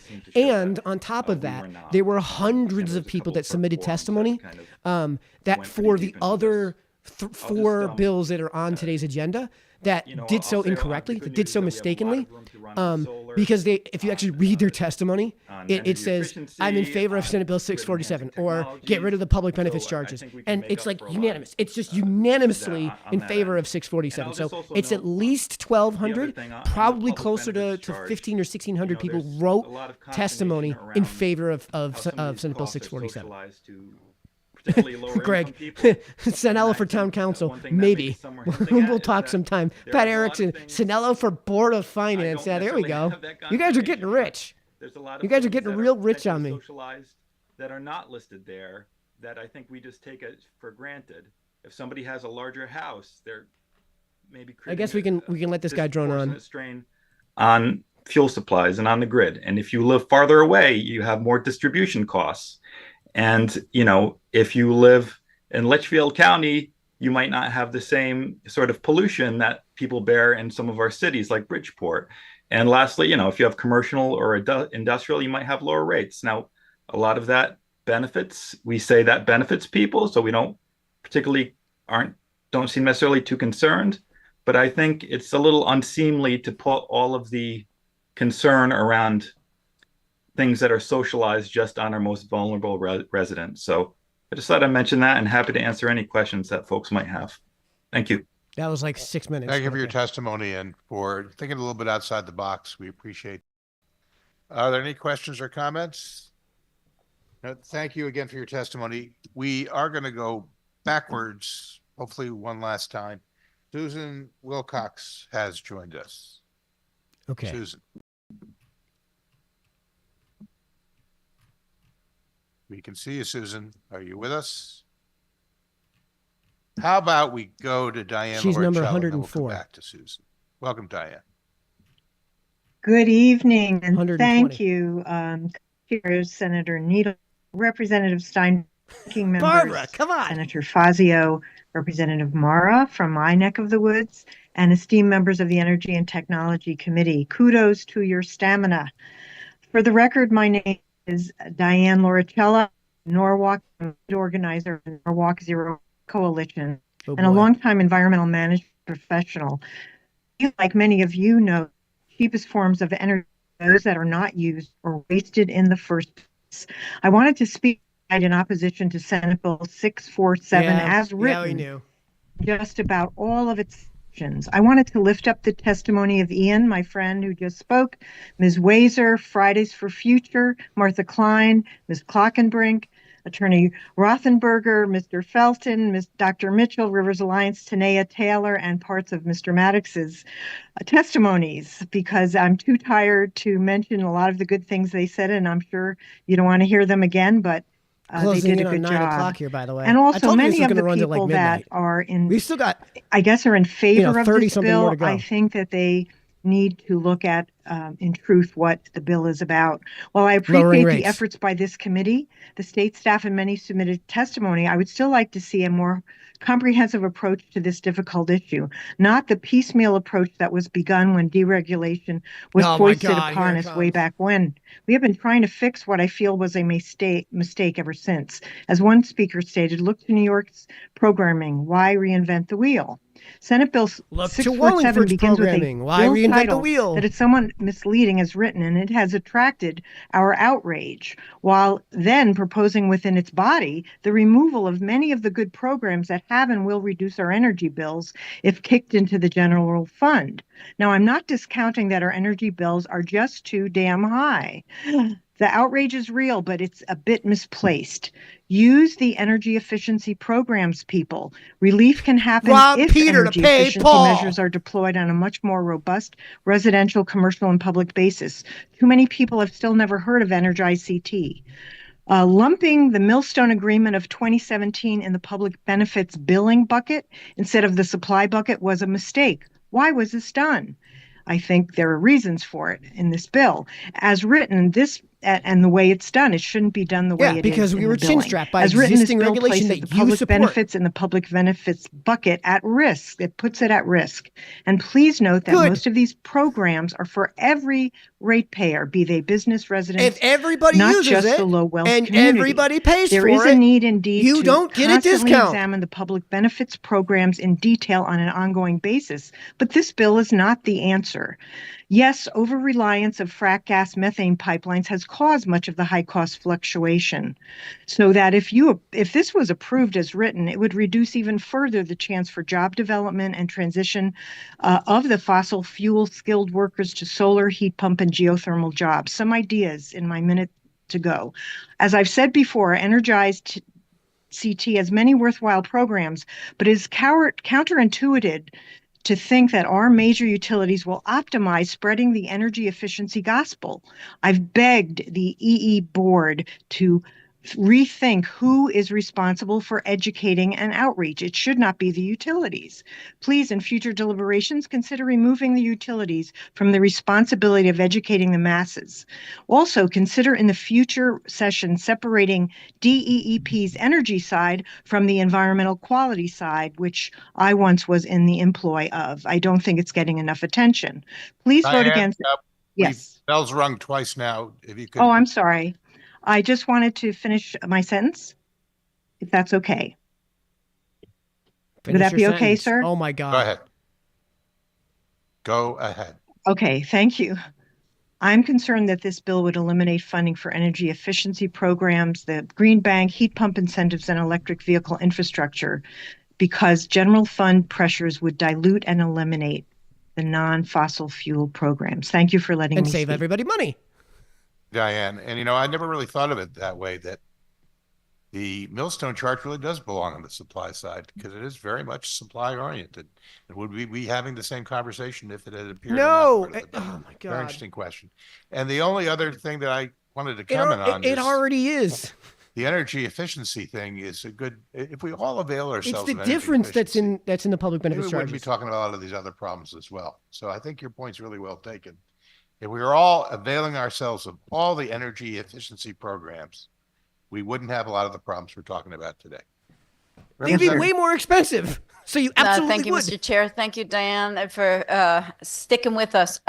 You mentioned a lot about the public education and the education of ratepayers, that it doesn't belong on in the energy companies bucket. What would you say to so many of our municipalities and Board of Eds that are reaching out saying, can we get, PURA or the state to eliminate the charging of the public benefit charge to municipalities?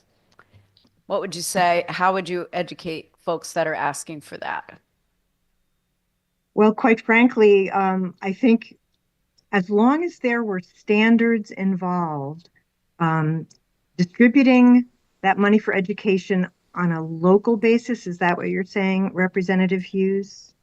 Yeah, well, everybody's outraged, like you say, everybody. And now, our municipalities and Board of Eds are looking to tighten their belt, and they're saying, how can we get rid of this public benefits charge? And to your point about educating about the energy efficiency and how I'm gonna those turn programs these and down how so we can everyone do some comments benefits, here. especially our municipalities and nonprofits. Yeah, Barbara, How would you guys are answer wow. and address Sanello for Board of Finance. What a great idea.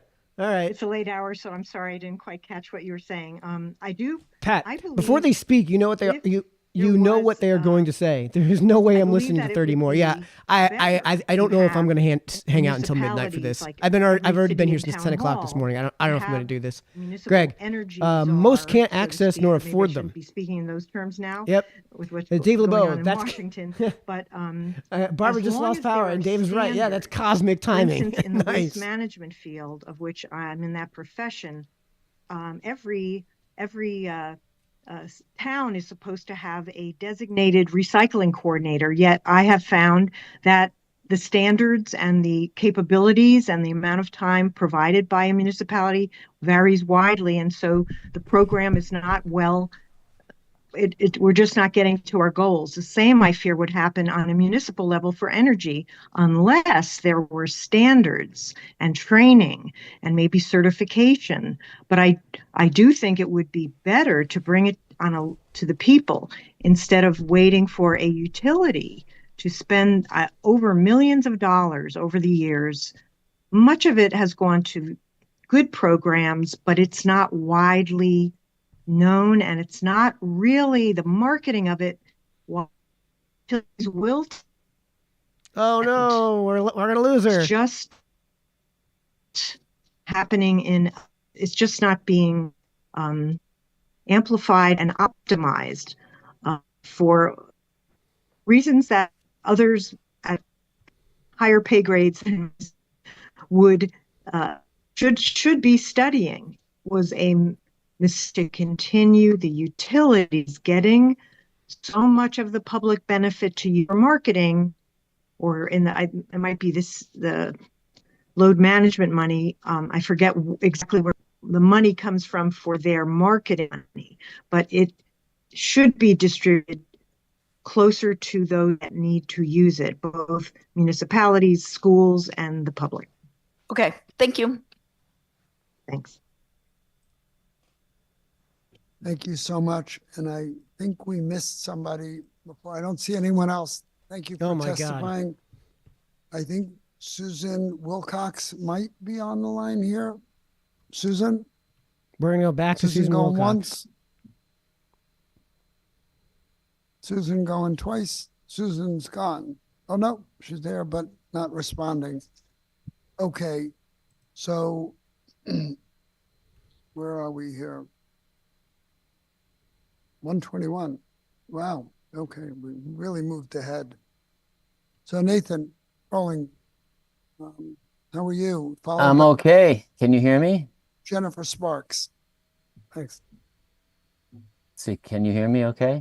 Yep, you're good. Great, and He's gonna boy, post. talk about thanking all of us. I have such enormous respect for you, Senator Needleman, and of course Representative Steinberg, and the ranking members and all the distinguished members of the Energy and Technology Guarantees Committees. opposed to Senate Bill Remarkable that 647. you folks are so deeply involved in this. I feel just personally appreciative of you're making on behalf of the public interest. So anyway, I'm Nathan Froling, Director of External Affairs at the Nature Conservancy. And again, thank you for the opportunity to testify, and I'll certainly keep it in my 3 minutes. We're testifying in support of 7086 concerning the public benefit charge docket, in strong opposition, not surprisingly, to Senate Bill 647 concerning customer access to affordable electricity, and in support, actually, of Senate Bill 4 concerning energy affordability, access, and accountability. So regarding 7086, this bill directs PURA to open a docket to increase transparency and understanding of electric bill charges.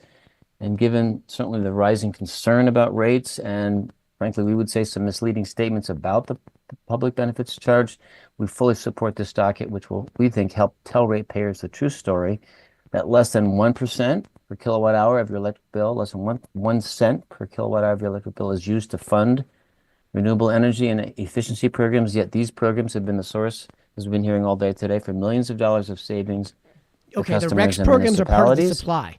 And They're not- increased electric bills pertain They're to not covering in, the they're not in cost the of public benefit Millstone, charges. And that's a COVID cost huge part recovery of for your utilities, expenses. and higher use of electricity to deal with extreme heat last year, not because of clean energy, not because of energy efficiency, and not because of these programs that are supported This is by the false. public This is benefit false, and we're gonna charge. turn So this down just a little just bit. wanted to- Okay, so this is false. So it is, we're in New England. The overwhelming majority of your electricity, if you have any sort of remotely electrical heat, I mean, at all, even if you have a heat pump, the place where you're spending your money is in the winter, heating your home. And that's because we have 4 months of winter. Any given year, it's a bare minimum of 4 months of winter and 1 hot month in July, right? So I can go through my bills, right? I can pull out my August bill. Which one is this one? Oh, that's this most recent one. I can pull out the August bill, which covers July. It's 1/5 of my March bill. But what we can do is we can go over to the public benefits portion and we can see how much they're charging, where they are charging almost just about 10 cents a kilowatt hour for public benefits. And then we can go over to my current bill. What we find is that public benefits charges are actually down. It's 8.5 cents, 8.6 cents per kilowatt hour. Okay, so why is this bill then 500 times? Is it just usage?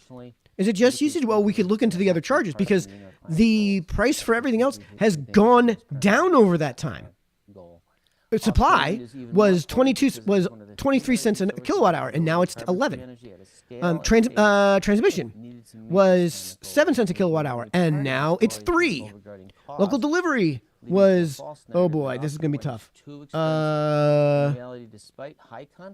Okay, so local delivery is probably a penny or so cheaper than it was then. So if that's the case, then why is it that back in July, 13% of my bill was public benefits, and now it's 29% of the bill? Well, that's because, again, everything else went down in terms of rate. Everything else went down. And then in the winter months, we used way more electricity. And I wish I had a way of showing this, right? Testifier. Thank you so much. Here's my electric bill. I'm going to put this on autofocus temporarily. 122 Jennifer Sparks, followed by Sam Danowski from the Sierra Club. All right, autofocus. Let's see if this works. I don't think it's going to work, but let's see if it works. Don't want to reveal too much information. Jennifer Sparks. There you go. You ready for that? Let's see. Does it show up? Okay.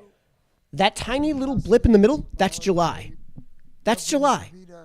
All of those super high bars on the sides, those are your winter bills. That's when things cost us money. Good evening, Senator Needleman and members of the committee. My name is Sam Danowski. I'm the State Director of Sierra Club's Connecticut chapter. On behalf of our more than 30,000 members and supporters in the state, thank you. So what Needleman has been saying about how people consume electricity is just utterly false. Here in New England, we use way more electricity in the winter than we do in the summer. And those summer months, like, I'm a landscaper, all right? So I'm out in it. And here's the deal. When we're done with jobs, we get in the truck, we go to the next job. And if the truck doesn't have AC, we roll down the window. For the lousy 2 weeks that we usually have extreme heat in the state, you roll down the window. Who cares? This year it was 6 weeks of extreme heat, right? However, that's completely offset by the weeks upon weeks, the months that we just have of winter every year, where we're freezing our arse off, and everybody's got to layer up. Everyone's got to, you're not layering up in the summertime, right? Like, you're not turning the lights off completely in the summertime. You're not going through extraordinary lengths to keep your place cool in the summertime, right? Like, in a worst case scenario, what, you just go down in the basement, kind of hang out in the basement for a while? Humans are designed to tolerate heat. Humans are not designed to tolerate extreme cold. Remember, we grew up on the African plain, right? Like, we evolved on the African plain, and then we spread very slowly across, the Arabian Peninsula and into the Levant, and then into the rest of Mesopotamia, right? Like, humans made it very slowly across the Mediterranean and then very slowly north as technology developed to a point where they could handle those extremely cold temperatures, right? Like, people didn't just evolve in Upper Scandinavia. No, we evolved in the African Horn. We evolved in East Africa, where it's incredibly hot all the time. That's why we sweat. You know how few mammals properly sweat? That's why we have almost no hair on our bodies. You know how few animals have as little hair as we do? And if you combine the two, you create an animal that's designed for handling heat. And this is why way more people die because of extreme cold than of extreme heat. Not just all over the world, but here in the U.S. as well. where they can ship the gas overseas. All right, I have a feeling I know The what she's gonna prices say, of but let's gas here and ultimately of our electricity. And we can't ignore the public health costs that Connecticut residents, particularly those in environmental justice communities, pay with our Here we go. bodies and our healthcare dollars. Expanding gas is a costly idea any way you look at it. Moving to SB4, sections In 1 favor. through 4 would She's in change favor. again Connecticut's nuclear construction moratorium, allowing reactors in every municipality, would establish more funding for nuclear power And would regulates make the Commissioner of absolute Energy and death out Environmental of it. Protection an ombudsman for the nuclear industry. Senate Bill 4 makes New nuclear nuclear is basically costly, impossible to even have before in taking into Connecticut. account externalities. Takes too long to build to address our climate problems and our energy my needs. It's God. a distraction from renewable energy, which is what we really need. Thank you.